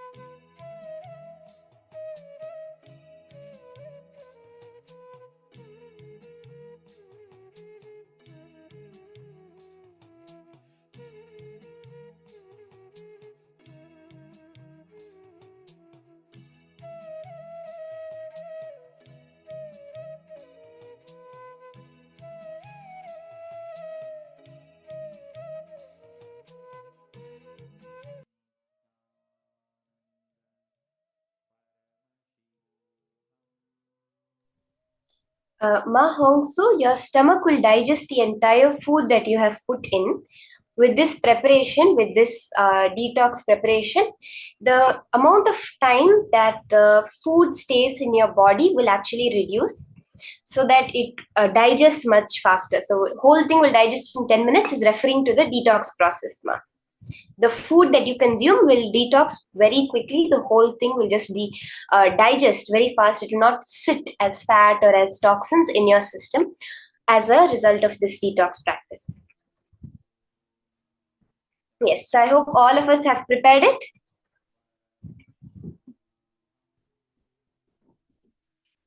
Let's all keep it ready. Now we'll be entering into a very beautiful Leela of Paramashiva. So every day we're having such powerful Leelas of Paramashiva, the various forms, the various manifestations that he played to show all of us how he makes the various things happen. Swamiji, throughout the whole program, he has given us so many ways through which we can connect, through which we could get the powerful clicks, powerful cognitions, including this Leela. See, what are these various Leelas? We go through, right? We see how for each devotee, how Paramashiva comes down. How each devotee stands up for an ideal and how the whole thing happens. It's so beautiful to watch. And I think this Leela is a very interesting Leela which Paramashiva has done. The Leela called Bananukku Angam Vettiya Leelai, which is the Leela, the play of Paramashiva, where he cut the limbs of Banan. So I think this is a little bit interesting one. Let's all listen and get into what this Leela of Paramashiva is.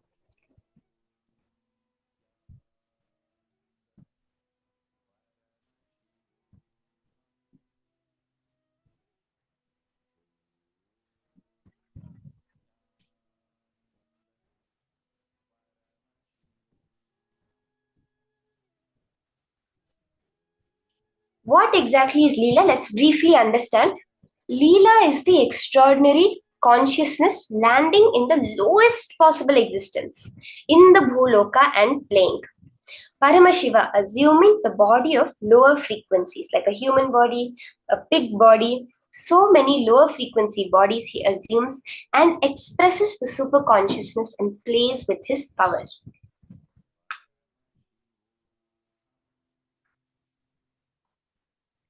So this Bananukku Angam Vettiya Leelai is for the sake of Banan coming down and cutting the hands and head of an enemy. So there was a man named Banan in the Pandya kingdom, an old man. And he was teaching martial arts to whoever comes to him. One of his students got jealous of the teacher, Banan, because he was teaching whoever comes. So this student wanted only him to be taught by Banan. He didn't want anybody to come. And he got jealous of Banan. So when Banan was out of station, when Banan had gone out for a Tirtha Yatra, for a pilgrimage, the student who is jealous comes to his house and tries to rape the teacher's wife, Banan's wife. Of course, she also knows a little bit of martial arts, so she somehow manages and escapes from him and locks herself in a room inside the house and prays to Sundareshwara. Bhagavan Sundareshwara, the great 911 of the Pandya kingdom, immediately comes down in the form of Banan and cuts the head and hands of the enemy, the student who tries to rape the teacher's wife.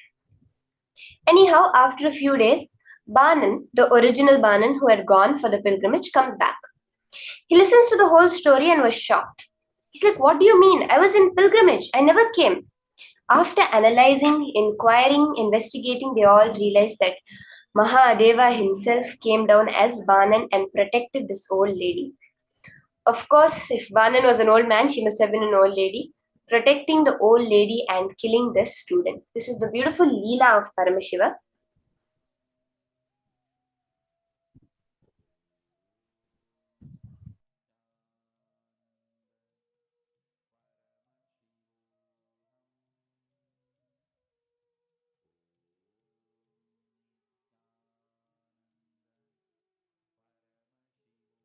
So beautifully through this Leela, the Samhara aspect of Paramashiva is brought out.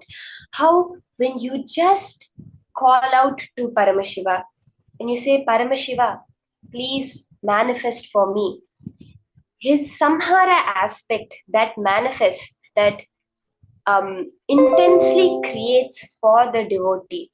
That is what is beautifully represented through this Leela, where Paramashiva came down as Banan and protected the devotee that had cried out to him. Today we are all experiencing this Samhara Murti, the Simhagna Murti, all the Murtis of Paramashiva that came down for Samhara, for rejuvenation, to destroy all the negative things and create the positive things to happen. Now, with that beautiful space enjoying Paramashiva's Leela, let's manifest the power of materialization. In this round, I request all of you, you can connect to your friend. In this round, yes, you are going to be materializing on your friend's hand. You're going to be doing the power of materialization on another person's hand. In this round, can I request all of you to immediately start calling your friends, family, one person. You're going to now immediately materialize on their hand. You will see how just like that, the golden sparks, the various things manifest so beautifully.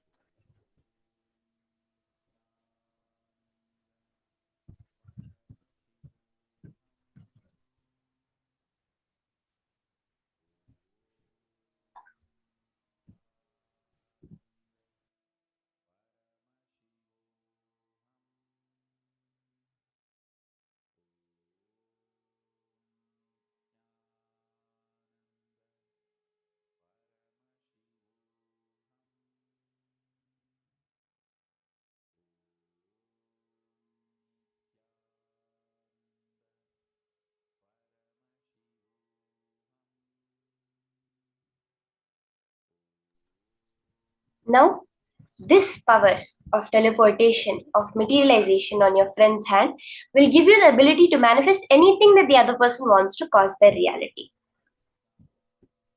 More also, definitely you can do it with someone in the chat, but you can also connect to someone outside in the next further rounds.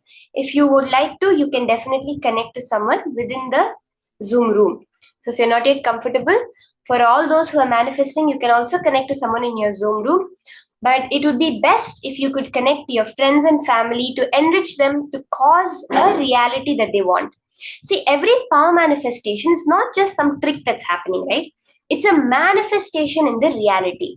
So the appearance of a small golden spark or a small basma is actually shifting the very reality. We hear about the butterfly effect, right? When a butterfly flaps its wings here, a tornado happens there. What is that whole thing actually? Is understanding the space of oneness. It's not the butterfly moves and something is physically changing to make that happen. That may be also there, but the small bhasma materializing can change the reality of the other person. Are you understanding? So we can, with this power, change their very reality. So let's start the power manifestation. Understand the whole context.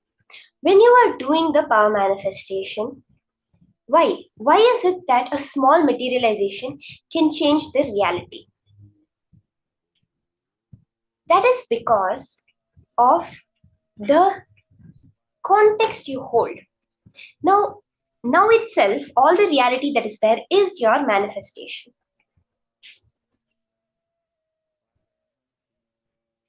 It is when you are able to understand how the cotton is becoming the thread. You're able to understand how the space is becoming matter. Because ultimately, when you look at matter at the most subtlest level, the deeper and deeper you go, you only find space over there. Somehow, this whole reality is a projection on what people call the divine matrix, the Higgs boson, the Higgs field, the God particle. There are so many names for it. Because without the Higgs field, we do not have mass. It is mass that is creating our reality. Now, when you are understanding the science of how you are creating right now the object in front of you, you understand how to create any other object that you want. That is always the power of materialization. So when you're able to create one dot of Basma, you can create anything they want in their life. You want money, you can create it. You want health, you can create it. You can just play with your reality. Very beautifully, a few days back, we saw the Leela of Paramashiva, where he came down as Ellam Valla Siddhar, and he was making old people into young people, he was making young people into old people, he was making poor people into rich people into poor people. He was just playing with the power manifestation, with the whole reality. We watched the Matrix movie where Neo is able to play with reality. He's able to go inside and pump the heart. He's able to fly. He's able to play with his reality because he understands how it's created. That is all we're doing now, the whole science of power manifestation. So let's start. You can connect to your partner. Now you just tell them, I'm going to manifest. Make that as your will. Then turn back. Look at the experience that's happening within you. Connect to Swamiji, unclutch. Are we all understanding? It's not about the result that is going to happen. The result is that it's a side effect. It's a result. It's not the actual process. It's just the verification method. When you understand this, your whole awareness will go on the experience. Let's start. Chanta Mahavakya and manifest the power of materialization and teleportation.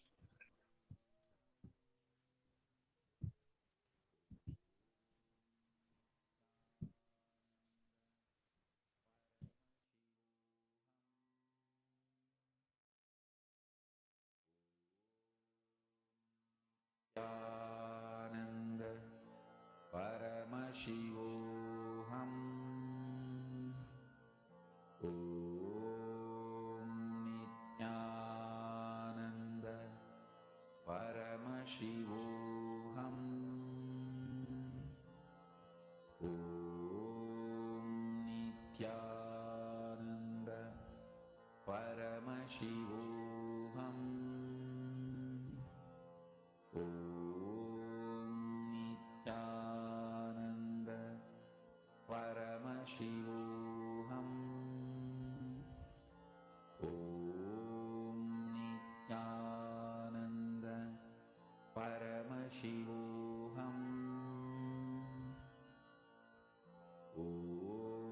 Om Nityananda Paramashivam.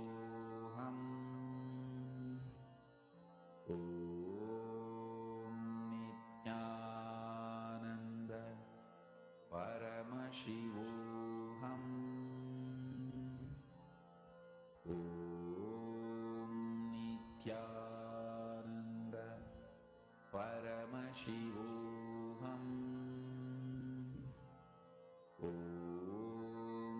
Nityananda Paramashivam.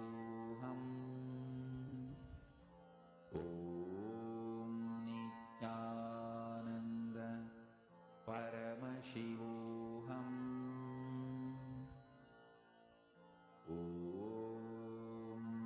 Nityananda Paramashivam. Om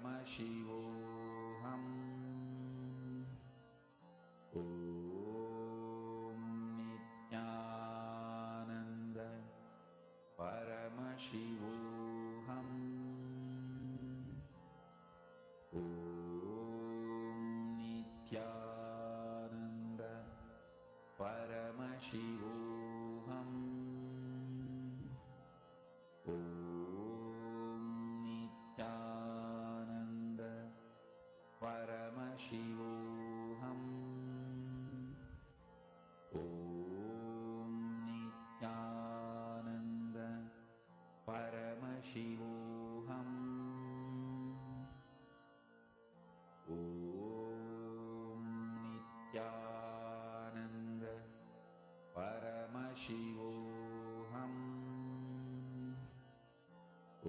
Om Nityananda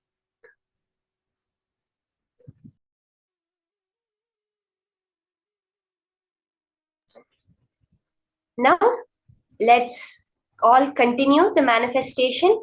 Let's take a few more minutes. Ma Mohini, you can always connect to another friend and do the power manifestation. You don't have to just have one friend. If you have a group of people that you would like to call, in the various demos, in the various programs, we have had instances where hundreds of people will be sitting and get the manifestation on their hand. When we manifest in Zoom, we have hundreds of people who have experienced this manifestation of gold dust. So you can call many people and also have the manifestation. Let's continue chanting the Mahavakya intensely, connecting to Swamiji.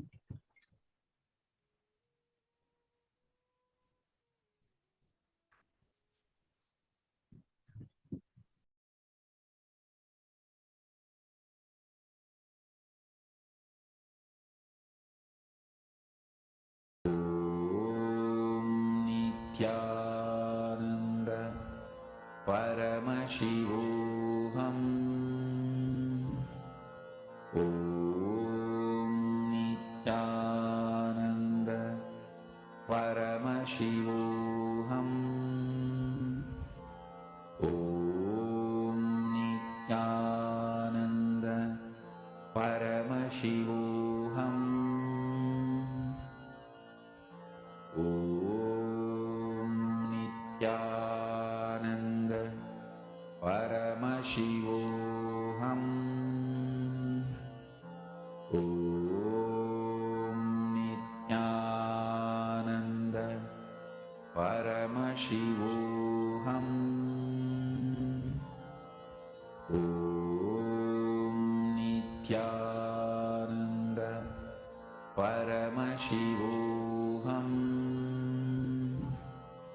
ॐ नित्यानन्द परमशिवोऽहम् ॐ नित्यानन्द परमशिवोऽहम्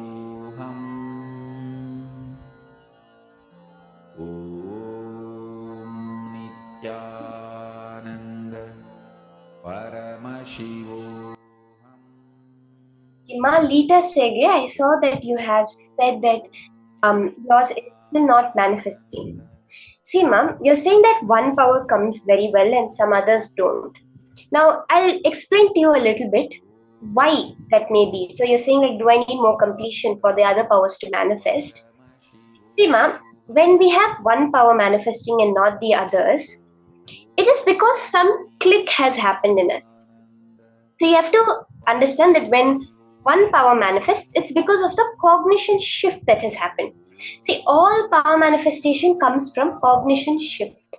When you have experienced that glimpse of space of yourself as Paramashiva, your existence in the parallel universe as Mahasadashiva, as Paramashiva, when you glimpse that, for some word of Swamiji, some word that someone said, when it clicks with you, it shifts your cognition, and for a minute, for a few seconds, like 9 to 12 seconds, Swamiji says, you have connected to your parallel universe as Paramashiva.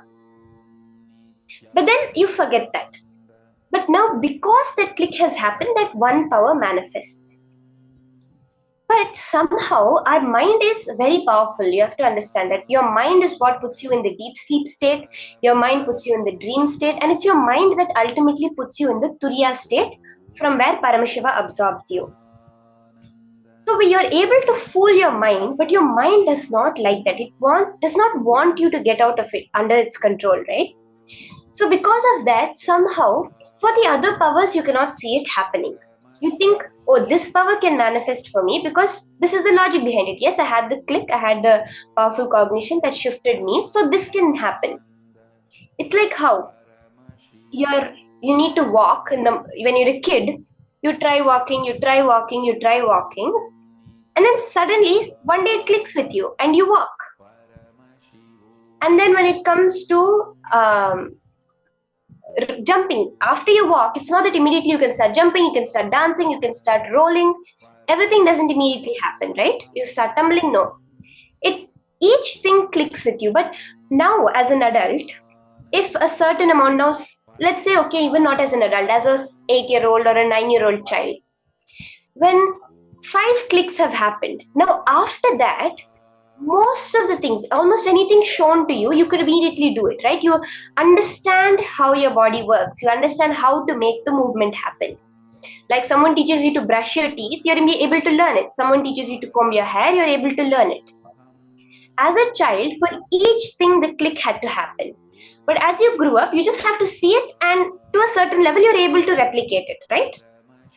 Are you understanding this, Malita? Could you just post in the chat if you're understanding this? Now, for the power manifestation, just like 4 to 5 times the click has to happen, 5 to 6 times the click has to happen for each power. Okay, I understand how this power works. Now I can do it. Then you will understand the science of how to work the power manifestation, how you understand the science of how to work your body.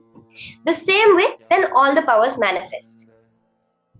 Are you understanding, Ma? So the completion, the powerful cognitions, the more and more practice of manifestation is what makes the manifestation happen ultimately. So yes, the more completion will happen, but it's not that you are not manifesting. It's just taking some time for the complete shift to happen. Malita, did you understand this? Could you just acknowledge in the chat if you understood this? Because I want to make sure you catch this. Because I've seen that many times you have posted this, and I really want you to understand the science so that you will have the confidence in power manifestation. Are you understanding this, Ma? Suprabhatam, wake up song for Paramashiva to wake up in you. Just remember this one powerful cognition. This Mahavagya puts me in Samadhi. This is spiritual lullaby for Samadhi. And Suprabhatam, wake up song for Paramashiva in me. For Paramashiva to manifest. With this one spiritual powerful cognition, chant this Mahavagya.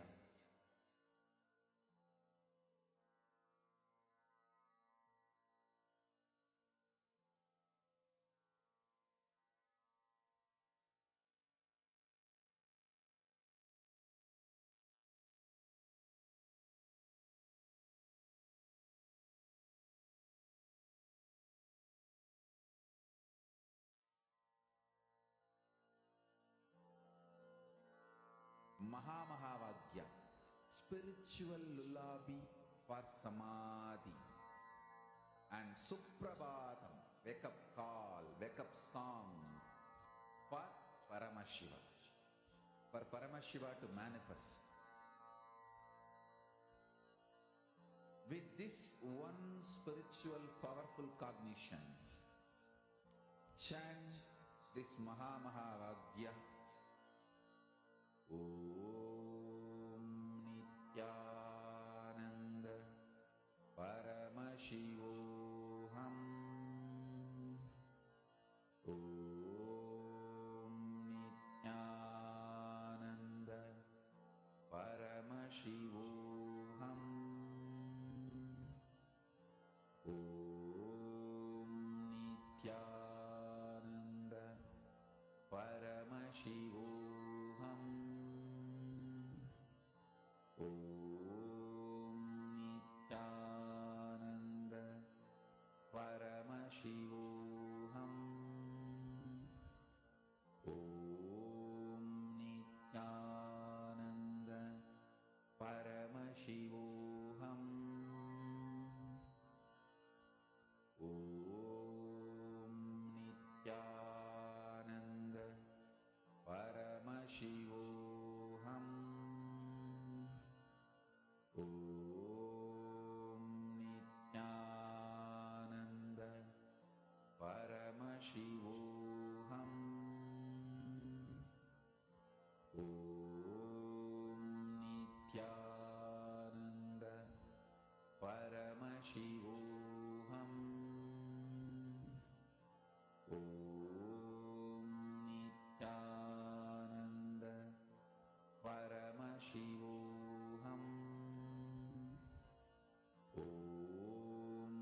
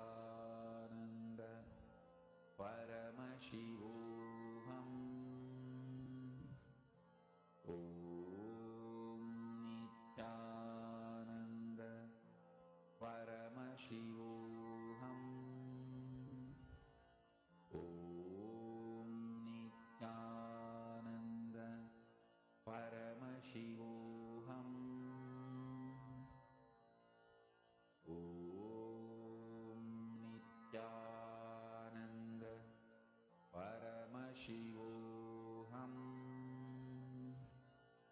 Om Nithyananda Paramashivoham. Om Nithyananda Paramashivoham. Om Nithyananda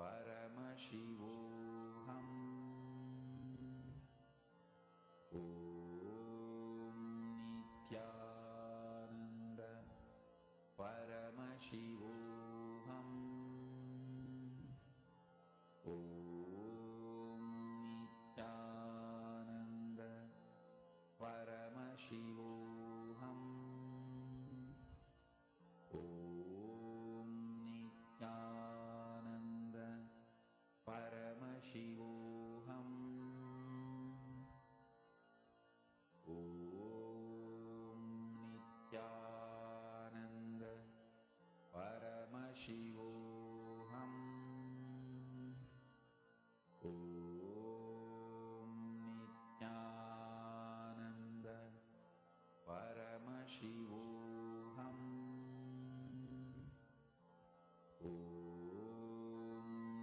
Nithyananda Paramashivoham. Om Nithyananda Paramashivoham. Om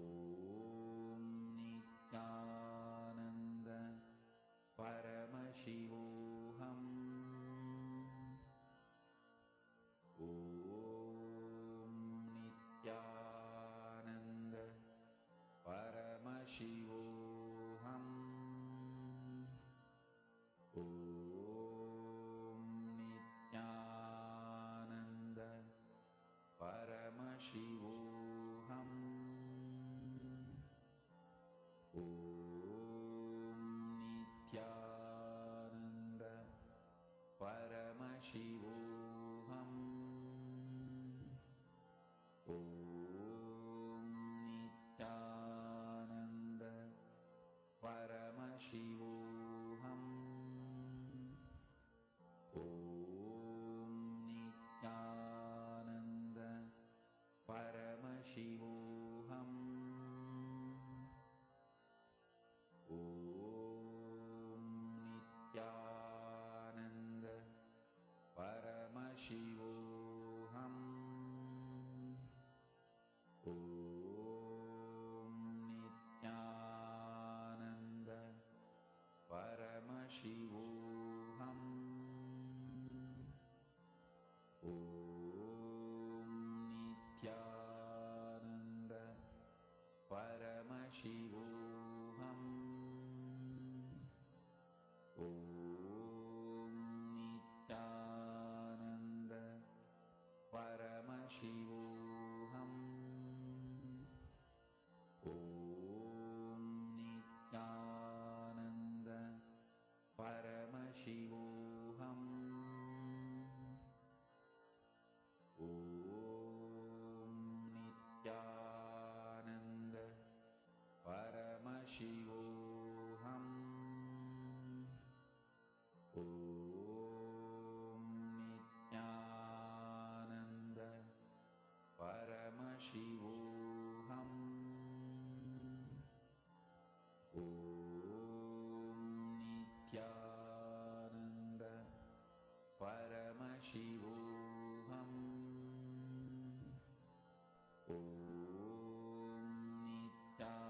Now we can verify with our partner.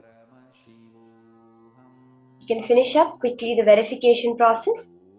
I request all the participants, we had a little long power manifestation, so beautiful. And you can post your manifestations that have happened and the transformations that you see as a result of the manifestation.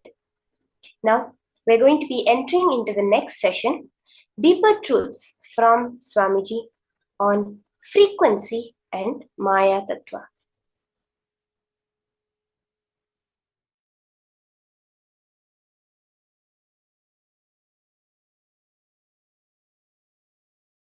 Devils, demons, rakshasas, rakshasis. Every day they go on vomiting poison. Then they also start attracting the people who are waiting for that poison. Understand, it is all about the frequency, the vibration for which you are waiting. Universe scatters that to you. If you are waiting for frustration, negativity, Kalabhairava sends that. If you are waiting for enlightenment, positivity, powerful cognitions, Kalabhairava sends you that. I tell you, if you taste the Sattvika Ananda, means the bliss, powerfulness You enjoy when you empower others. For example, every day, all these deep secrets, the sacred secrets, powerful truths, I go on reveal. Every day people apply that in their life and they feel empowered, joyful. When I see their smile, I feel the joy of existence.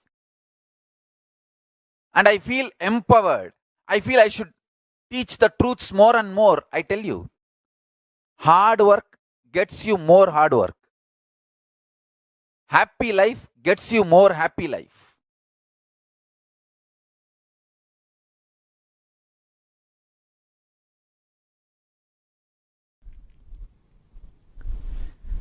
Living enlightenment means vibrating in the frequency of the cosmic constitution, cosmic truths, universal truths, reverberating with the principles of the universal truths.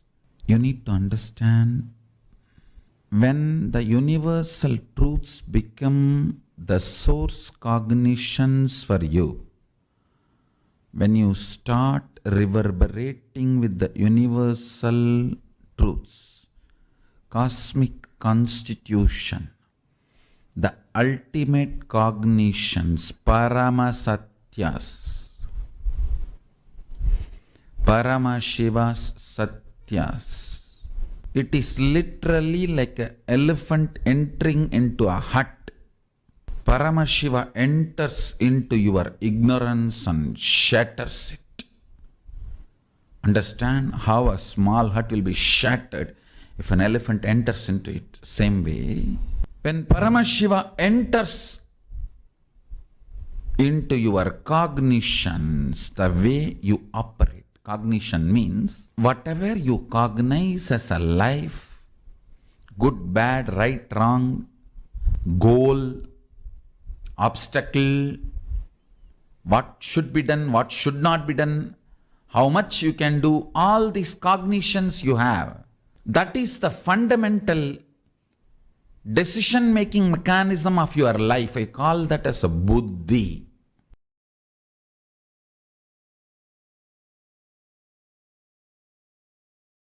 I can give you one small example.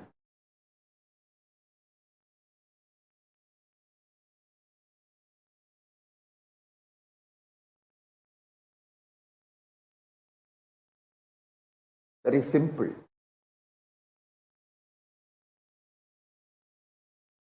Actually, I have done this in those days when I used to live in Bididi, the small group of disciples.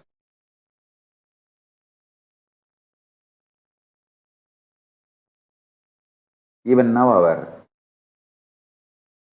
Kailasa Vasis in Bididi can try this.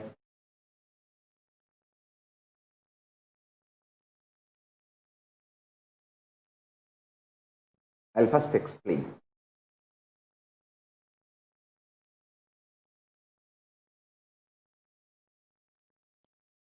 If you sit in front of our banyan tree, under a banyan tree, and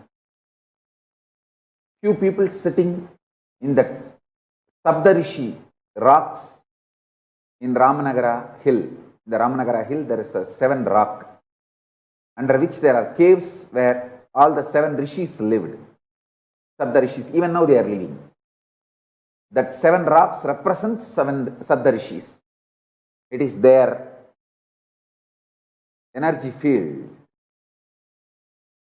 Few people should sit under the banyan tree and few people should go there and sit. And you can have a telephone connection, conversation.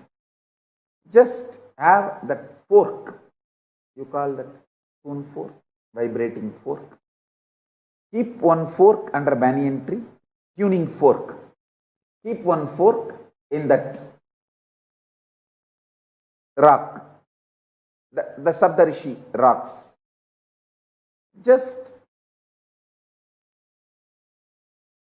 vibrate the tuning fork in banyan tree, you will see that the fork on the Saptarishi rock will vibrate intensely. You can try it today.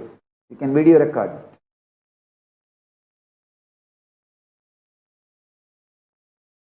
Because this banyan tree and that Saptarishi rock is deeply connected through a different frequency than what you understand.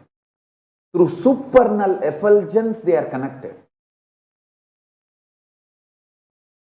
All the Saptarishis sit there and listen to Paramashiva's Vedas and Upanishads and Agama teachings.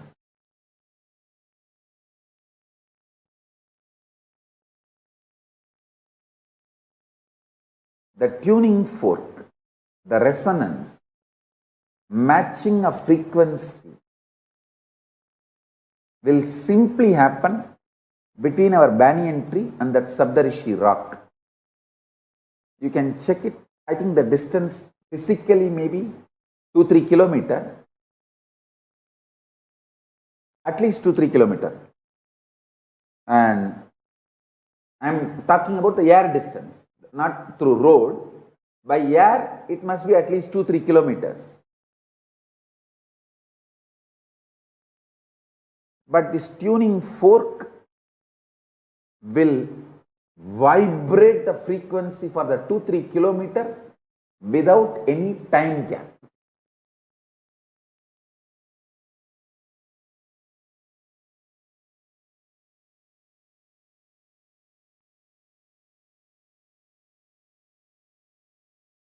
Paramashiva's message directly from Kailasa.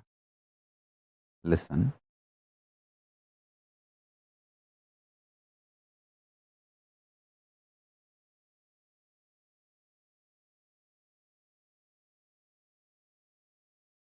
Time and space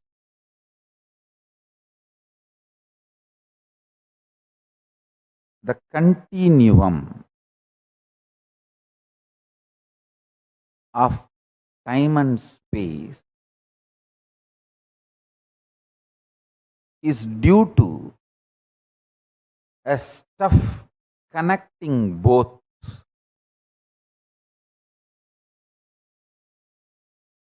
That stuff is called Maya Tattva in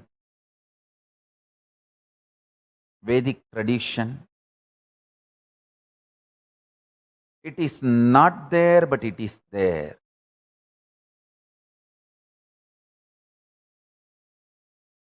Because the time and space, both the dimensions, do not have a clear border, kind of a watertight compartment border. No. Understand this very intensely.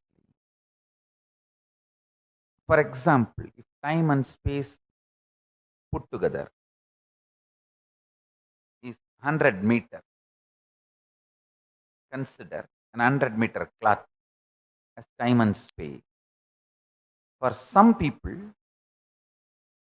60 meter is time, only 40 meter is space. For some people, only 30 meter is time, 70 meter is space. The time and space continuum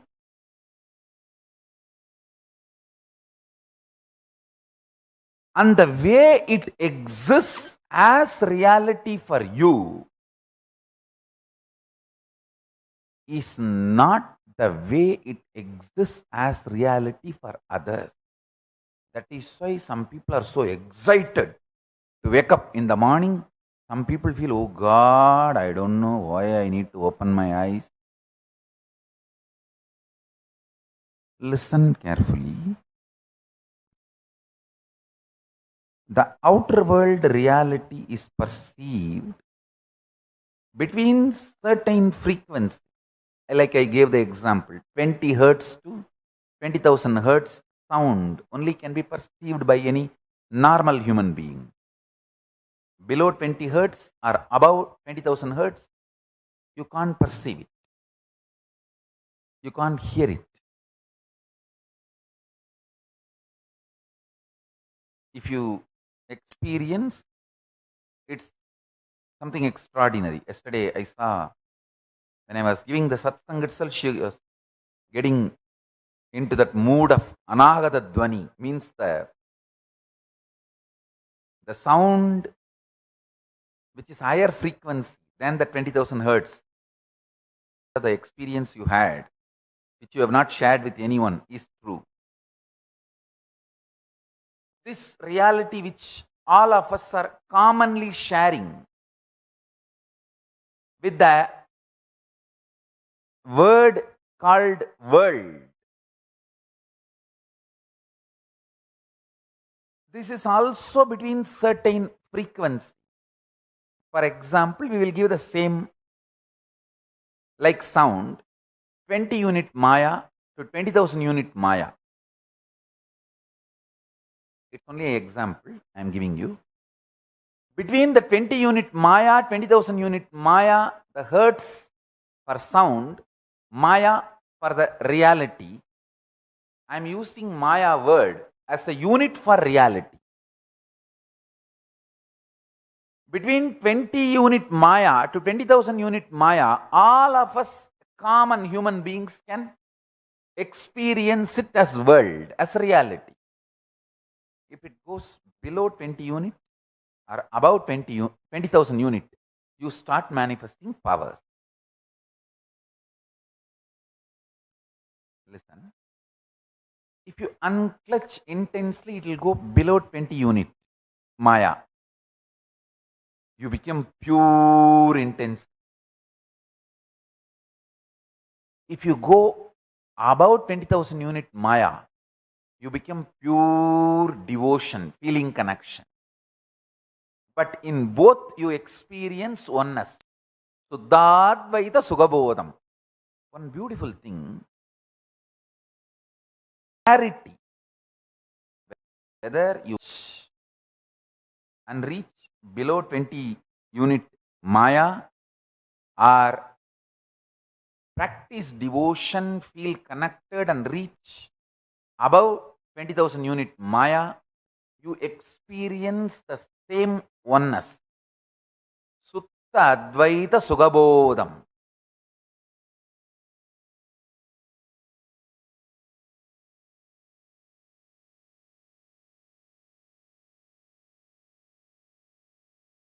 If I initiate you into power manifestation, your whole body, mind starts getting grounded in that oneness space. Sutta Advaita Sugabodha. What you manifest is Shakti, not ordinary Siddhi. Because in our power manifestation, the more you practice, more you get grounded.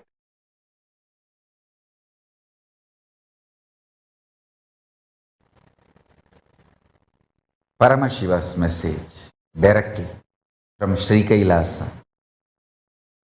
Listen.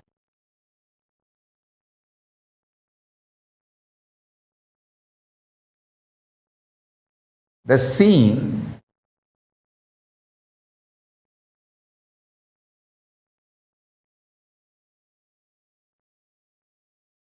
is always seen based on the frequency and quality of the existence of the seer. Seen is always seen based on the quality of the existence of the seer. The core of the seer chooses the quantity, quality, impact of the scene on himself and on others, who sees as part of his scene. Understand? Even what you think as others is part of your scene. So the base for the existence of your first person, second person, third person, all the three are the seer. So do not try to make the scene absolutely independent of the seer by dissolving the responsibility of the seer and the impact of the seer on the scene, whether first person, second person, or third person. Listen. I'll expand now. Fundamentally,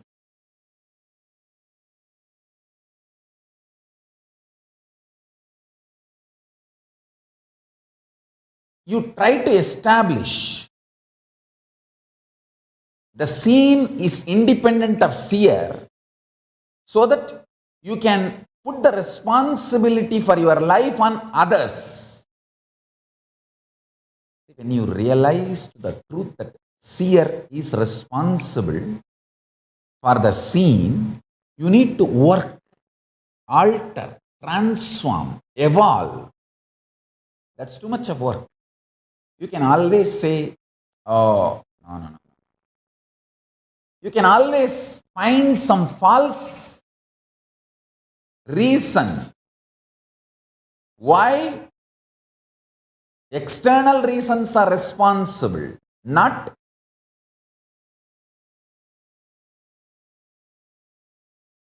your internal existence. So fundamentally, you try to build a narrative, grand narrative of the existence is independent of seer. Once you believe this, once you are convincing, once you are able to convince this false delusory idea within you, then you start blaming, then I am not responsible for what is happening outside. Then he is responsible, she is responsible, everyone. So if your guru is asking you to look in and find you are responsible, abuse him also.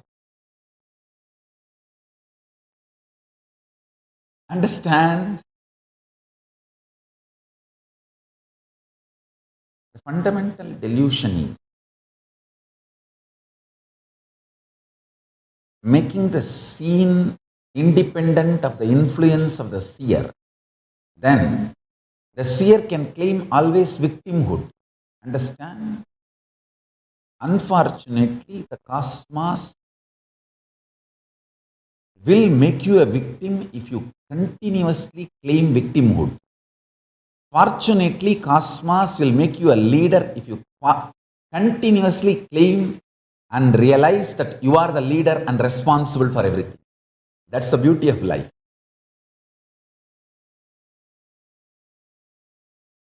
That's the beauty of life. Even to cheat others, never ever use victimhood, because you will start believing it and cosmos will say tathastu to you. Never. Never do that mess. Understand? This one curse I will never want even my enemies to have, even people who cherish enmity towards me. I will never want them to have this suffering. Feeling that they are victim of the universe or the cosmos or the humanity or the whole. That's the worst hell.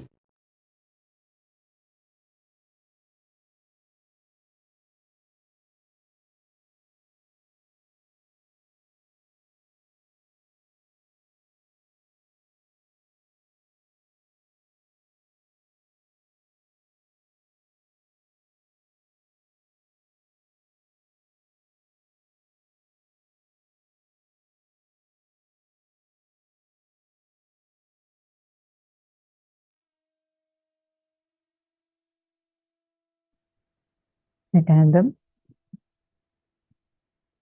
Nithyanandam to all the participants, the viewers that are joining us through various social media platforms, every single one of us that are here. We are going to be entering into our most awaited part of our day. We are now going to be experiencing the Bhava Samadhi Darshan. And today is the day where we are going to experience the darshan of all the forms of Paramashiva through which he gave liberation to the forms of the incarnations of Mahavishnu. Every time Parandama, Mahavishnu, descends on the planet and he assumes every form, whether it is Kurma, Kurmavatara, Varahavatara, Matsyavatara, Kurmavatara, Varahavatara, or Vamanavatara, Narasimhavatara, Vamanavatara, any avatara. Whatever incarnation Vishnu descends in, whenever he comes down, he gives a physical breakthrough to the whole of humanity. But to give the breakthrough, to liberate that incarnation of Vishnu, Paramashiva descends down. Those forms of Paramashiva, whether it is Simhagna Murty, meaning the Sharabeshwara form of Paramashiva, through which he liberates the Narasimha avatar of Mahavishnu, or Varaha Samhara Murti, the form of Paramashiva through which he liberates the Varaha avatar of Mahavishnu, or Matsya Samhara Murti, the form of Paramashiva through which he liberates the Matsya avatara of Mahavishnu. Each form of Mahavishnu, whenever he comes to this planet Earth, assuming a form, Matsya, Kurma, Varaha, Narasimha, Vamana, Parashurama, Rama, Krishna, whichever form he has come down. At least the first set of the forms that he has come down in, every time it is Paramashiva who comes down and liberates this form of Mahavishnu. And those forms, the forms of Paramashiva, who gives superconscious breakthroughs even to the incarnations of Mahavishnu himself, is the form that we are going to be having darshan of today. No, all of us are really blessed. Each of these forms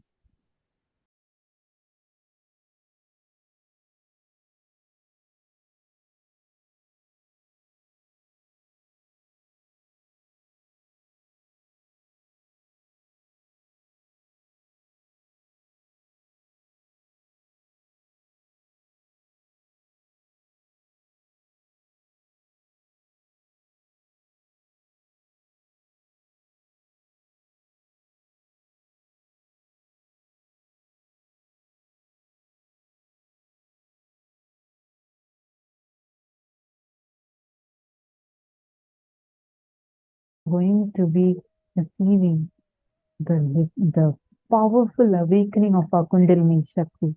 We are going to be experiencing the Rasa Siddham process. We are going to be experiencing the direct Kundalini awakening. We all saw the beautiful story narrated by Swamiji on churning of the Milky Ocean, right? We all understood the whole story. Did everyone understand? We all listened to that story. Can you all put yes in the chat? That very experience, how the Meru was churned by the Devatas and Asuras. Now we have Paramashiva himself, who is going to be connecting all our spinal cords directly with Mahameru and churning our spine and awakening the Kundalini Shakti, connecting our Kundalini to the cosmic Kundalini. Actually, today all of us learned about the Kundalini, right? How we all have 72,000 nadis. These are the energy channels, the energy circuits in us, which is going to be passing the energy, the Kundalini Shakti, through the 72,000 nadis into our system. And all of us have the main spine, which we call as the uh, Merudanda, right? So every one of us have the spinal cord, which is the main channel through which the Kundalini energy, the circuit, is connected. Through this particular process, through the Rasa Siddham process, Swamiji will be connecting our individual spinal cords to the cosmic Merudanda. And Swamiji will become that cosmic spinal cord to connect our individual Kundalini to the cosmic Kundalini. Literally, Swamiji becomes that channel, that circuit for us to pass that high experience, that high intense energy of the cosmos. That is a speciality of today's initiation. That is a speciality, the power of today's initiation. Every one of you that are sitting here, you're all going to be receiving this most auspicious and phenomenal process, the Rasa Siddham process. And every one of us that are sitting here, each and every one of you, today's forms are some of the most powerful forms of Paramashiva, Simhagna Murti, Jwarabhagna Murti. It is in these forms that Paramashiva assumed the body to liberate Mahavishnu from all the avatars, the incarnations that he had taken. Actually, when Mahavishnu assumes the form of Narasimha, he comes as half lion, like the lion face, half lion and half man form. And he kills Hiranyakashipu for the sake of Prahalada. But after doing the samhara of Hiranyakashipu, the demon king, after killing the demon king, the delusion enters even Mahavishnu, who was assumed, who was incarnated. So to liberate Mahavishnu from that body, and he goes on and on and on, living for so many years, and ferociousness starts turning into anger because he consumes the blood of the demon. And the demonic qualities start manifesting in Mahavishnu. And to give liberation to him, Paramashiva, with utmost compassion, comes down as the most ferocious form, with like a huge form of a lion with wings, and does the samhara of Mahavishnu in the form of Narasimha and liberates Mahavishnu. He tells, hey, it's time. You need to be awakened to your original conscious identity. You are not what you think you are. You are not just this half human, half lion body. You are Mahavishnu. He awakens Mahavishnu to come back to Mahavishnu's conscious sovereignty and liberates him. That is the form of Sharabeshwara. Today, every form of the deities that we are going to be having darshan of is very, very special. Because in each of these, see, whenever Mahavishnu came down and wanted to liberate the whole of humanity, wanted to give a breakthrough, a physical breakthrough. From when we learn about evolution theory, we learn about how we come from amoeba to fish. We talk about like how from monkeys humans evolved, how like we talk about the whole journey becoming a Homo sapien, how you started your journey. First you were a bacteria and then slowly developed. Much thousands and thousands of years before Charles Darwin giving his Darwin's theory of evolution, our ancestors have recorded it very clearly in the Puranas, how every time when the whole universe was just stuck to be in the form of amoeba, just to be a unicellular organism, how Mahavishnu comes down in the form of Matsya and gives a physical breakthrough from amoeba to fish, and then from fish going to next level. Every time he gives a physical breakthrough, but for every time, at some point, even Mahavishnu's incarnation got stuck in some patterns. Understand, for the sake of liberation, Even Paramashiva comes down physically. That is why even now he has come down physically as our Guru, Swamiji, to liberate all of us. Understand? He comes down physically and he gives a conscious breakthrough. Every time Paramashiva comes down, he gives a conscious breakthrough. Actually, Swamiji beautifully tells how even when Vishnu fell into Vishnu Maya, Paramashiva had to come. Now, when all of us are stuck in all delusions in life, today Swamiji is here as the very avatar of Paramashiva to lift us out of all of these delusions that we are stuck in. Every one of you that are sitting here, each and every one of you, any delusion that you are stuck in, any struggle that you're stuck in, today, when you just have the darshan of these forms of Paramashiva, right? Literally, Swamiji will raise you to that highest frequency. All of these are the most ferocious forms of Paramashiva. But if you connect with devotion, with integrity, even that most ferocious form becomes the most loving form of Paramashiva. This reminds me of a very small incident, and I always relate to this whenever I see ferocious forms of Swamiji like Paramashiva. There's the same story of Hiranyakashipu being killed. So Vishnu assumes the form of Narasimha, half lion and half man, and he kills, like she was just narrating. And after that, he becomes Ugra Narasimha, means he's not settled. Everyone is literally getting terrified. Even Lakshmi is afraid to go next to Mahavishnu at that point in time. And Devi Lakshmi is Mahavishnu's divine consort. Even she gets afraid to go next to Mahavishnu. Everybody is terrified, and Narasimha is sitting as Ugra Narasimha with this claws, completely destroying Hiranyakashipu. And after doing the Samhara, he's sitting there, and whole three worlds are terrified. And when Narasimha comes, even before Narasimha comes, actually Prahalada, he loses his consciousness. But when he gets up, he sees Narasimha. He sees Narasimha had killed Hiranyakashipu, his own father, and three worlds are trembling in fear.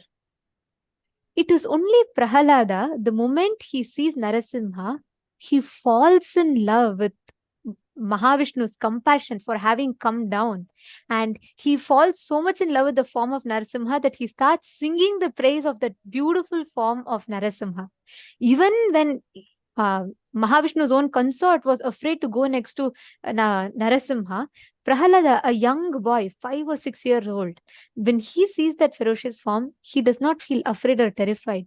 He falls so much in love with that form. He literally runs towards that form and he starts singing the Narasimha, the praises of Narasimha of that form, describes that form so beautifully. Then Narasimha picks him up and keeps him on his lap. That is when we are integrated. Even the most ferocious form of Paramashiva will only see that love, like Swamiji describes. Even when Kalabhairava smiles, and when you see that, that big teeth of Kalabhairava, even behind that, you'll only see that love of that smile. That anyone who is integrated, when we are integrated and we have that simple love and devotion, even the most ferocious form of Paramashiva, we will see the love behind it, that smile that he has even when he is very ferocious with us, that love that he talks with even when he tells the most ferocious things. That is these ferocious forms of Paramashiva, which he assumes that form to wake us up out of our delusion. So today, any delusions that you're stuck in, anywhere you want to raise your frequency, go to that highest frequency, connect to today's form. When Swamiji is coming here, when Swamiji is going to be sitting here for the darshan, just connect to Swamiji and say, Swamiji, these are all the delusions that I'm stuck in. You please liberate me from this. And just put all your prayers to Swamiji. Anywhere you want to, you're feeling low, you're feeling down, you're feeling in some places you really need some energy, you need some more will persistence, or you are feeling tired, you need some energy. All of these, wherever you need to raise your frequency, and wherever you're stuck in delusions, just pray to Swamiji today through this very powerful Rasasiddham process. And just through the initiation, Swamiji is going to be infusing that cosmic Kundalini into us and awakening us to our highest possibility. So let us all get ready to receive this very powerful darshan. Are you all ready with your the charna? Okay, some of you are asking if the darshan is over. No, we are going to be entering into the darshan Darshan is starting very, very, very shortly. Stay tuned. We have the live darshan of Swamiji as the Vishnu Samhara Murty forms, various forms of Paramashiva, wherever he gave breakthrough, liberation to the incarnations of Vishnu. So those forms of the Samhara Murtis of Paramashiva that gave liberation to various incarnations of Mahavishnu is the darshan we are going to be having today. So, ready? Shall we all enter into the darshan? Now we are going to be chanting the Dhyana Shloka. We will be chanting the Dhyana Shloka of Vishapaharana Murti form Paramashiva.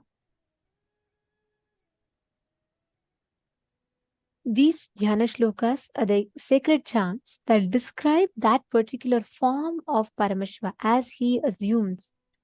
And this particular form is that of Vishapaharana Murti. Abhayavarada-hastam tankasarangayuktam shashidhara-mihita-bhusham pita-vastram trinetram Shivamati-satkatayam tam vrisharudha-devam Vishaharana-kamisham chitra-pichhatya-rupam.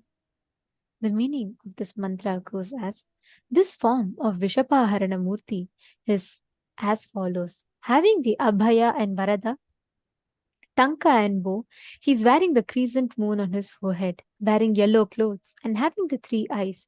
He has a dark complexioned body and rides on a bull.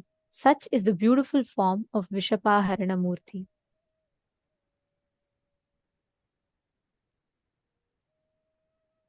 Today, during the darshan, all the problems, every delusion that you're stuck in, just connect to Swamiji and ask your prayers, ask your boons and blessings requests. Swamiji himself will be seeing each and every prayer. During the darshan, Swamiji himself will be seeing all your prayer messages, and we request you to post on all the platforms, whether you're on Zoom or if you're on some particular social media platform.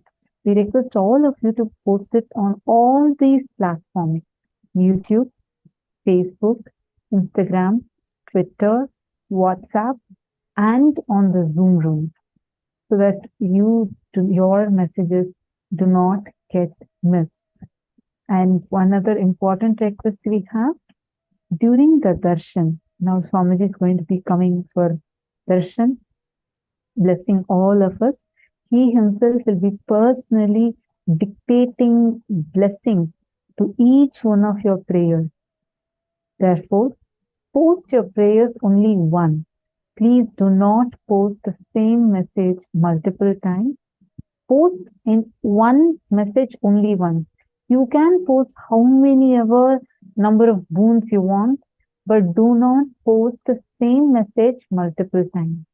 We request all the Chinese translators also to kindly translate this and explain it to all the Chinese participants, because we noticed that many of them are also posting the same message multiple times. And we also request all the Tamil translators to kindly translate it and explain, because this is very, very important. Please do not post the same blessing request multiple times. You can post any number of boons you want, you can ask for it. How many ever prayers you have, you can post how many ever messages you want, but please make sure you do not post the same message again and again, as it spams the chat and makes you miss the response that Swamiji has blessed you with. And because of that, it's also disrupting and disturbing other participants' experience, because they are also missing out what Swamiji has blessed them with. So please kindly make a note of this and ensure that you are not posting the same message multiple times. If you have understood this, I request all of you to kindly acknowledge this on all the Zoom chats. And next important thing, make sure you're posting your message on all of these 6 platforms. Only then, see, because wherever Bhagwan's eyes fall, understand, you are immediately your prayers are blessed. So do not miss out on this amazing boon and blessing we are getting. So please make sure you are posting on all these 6 platforms. And we are going to be entering into the darshan. It's highly recommended to receive the best from the darshan. Please attend the full day's program and as much as possible attend the full 21 days. This is a highly, highly recommended one because only that would help you have a huge breakthrough. That will only help you in experiencing the best of the program, experiencing the best of the darshan. I just wanted to tell for each of these things that we're experiencing in the program, whether it's the content or even the images that you see in Swamiji's background, whether it's the deity form, the jewels that Swamiji is wearing, everything is exactly as per the agamas, how the Dhyana shlokas describe each form of Paramashiva. Exactly as per those forms, Swamiji himself sits and ensures that for all of us, whether it is the music or it is the deities, the songs, the mantras that are chanted, the jewelry Swamiji wears, or the items Swamiji has, everything is exactly precisely as per the agam.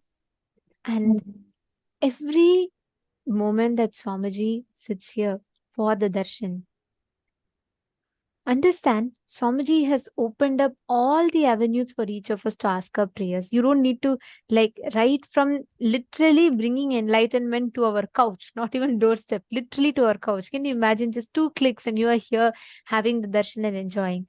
And at this moment, Swamiji is also making himself even more available. Whether you're watching us on Zoom, YouTube, or you're watching us on Facebook, any of the platforms, you can post your blessings, prayer requests to Swamiji.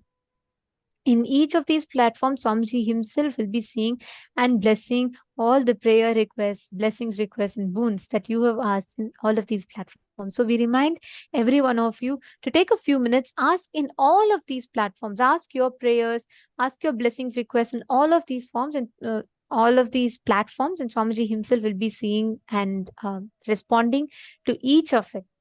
And darshan is an extremely sacred process.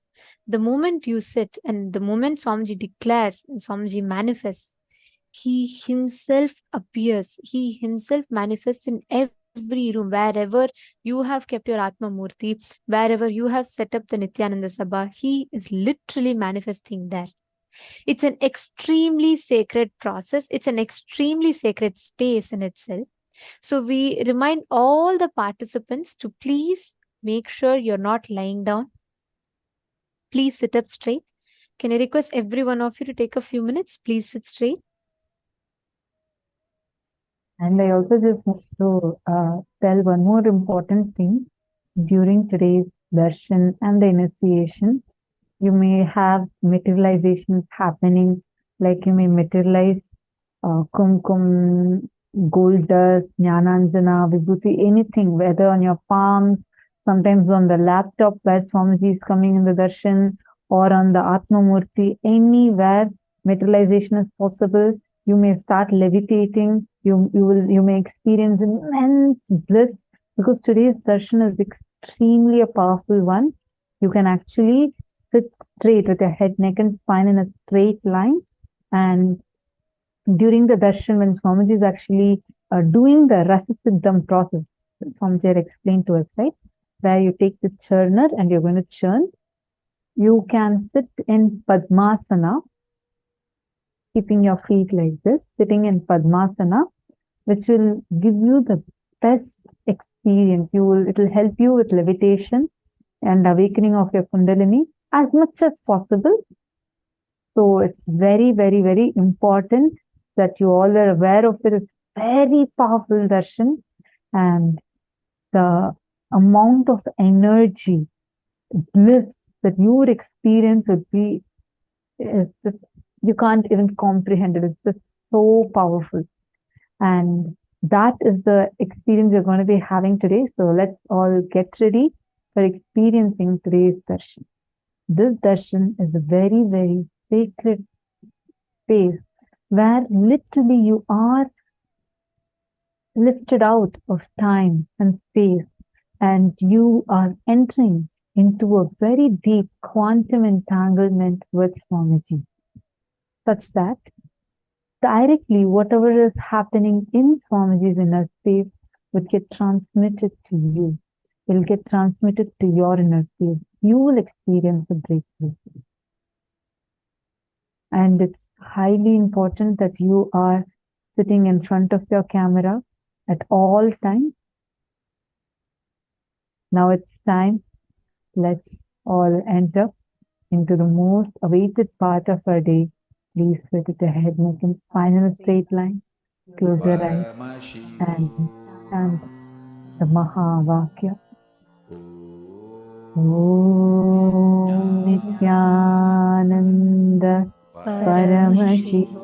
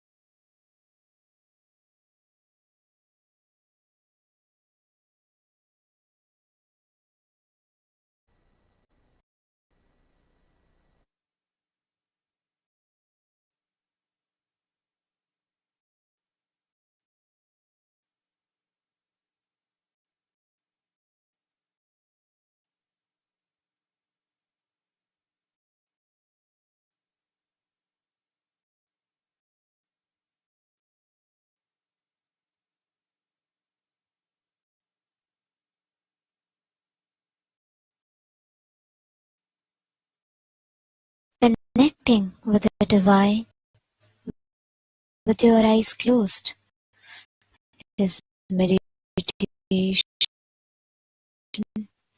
Connecting with the divine with your eyes open is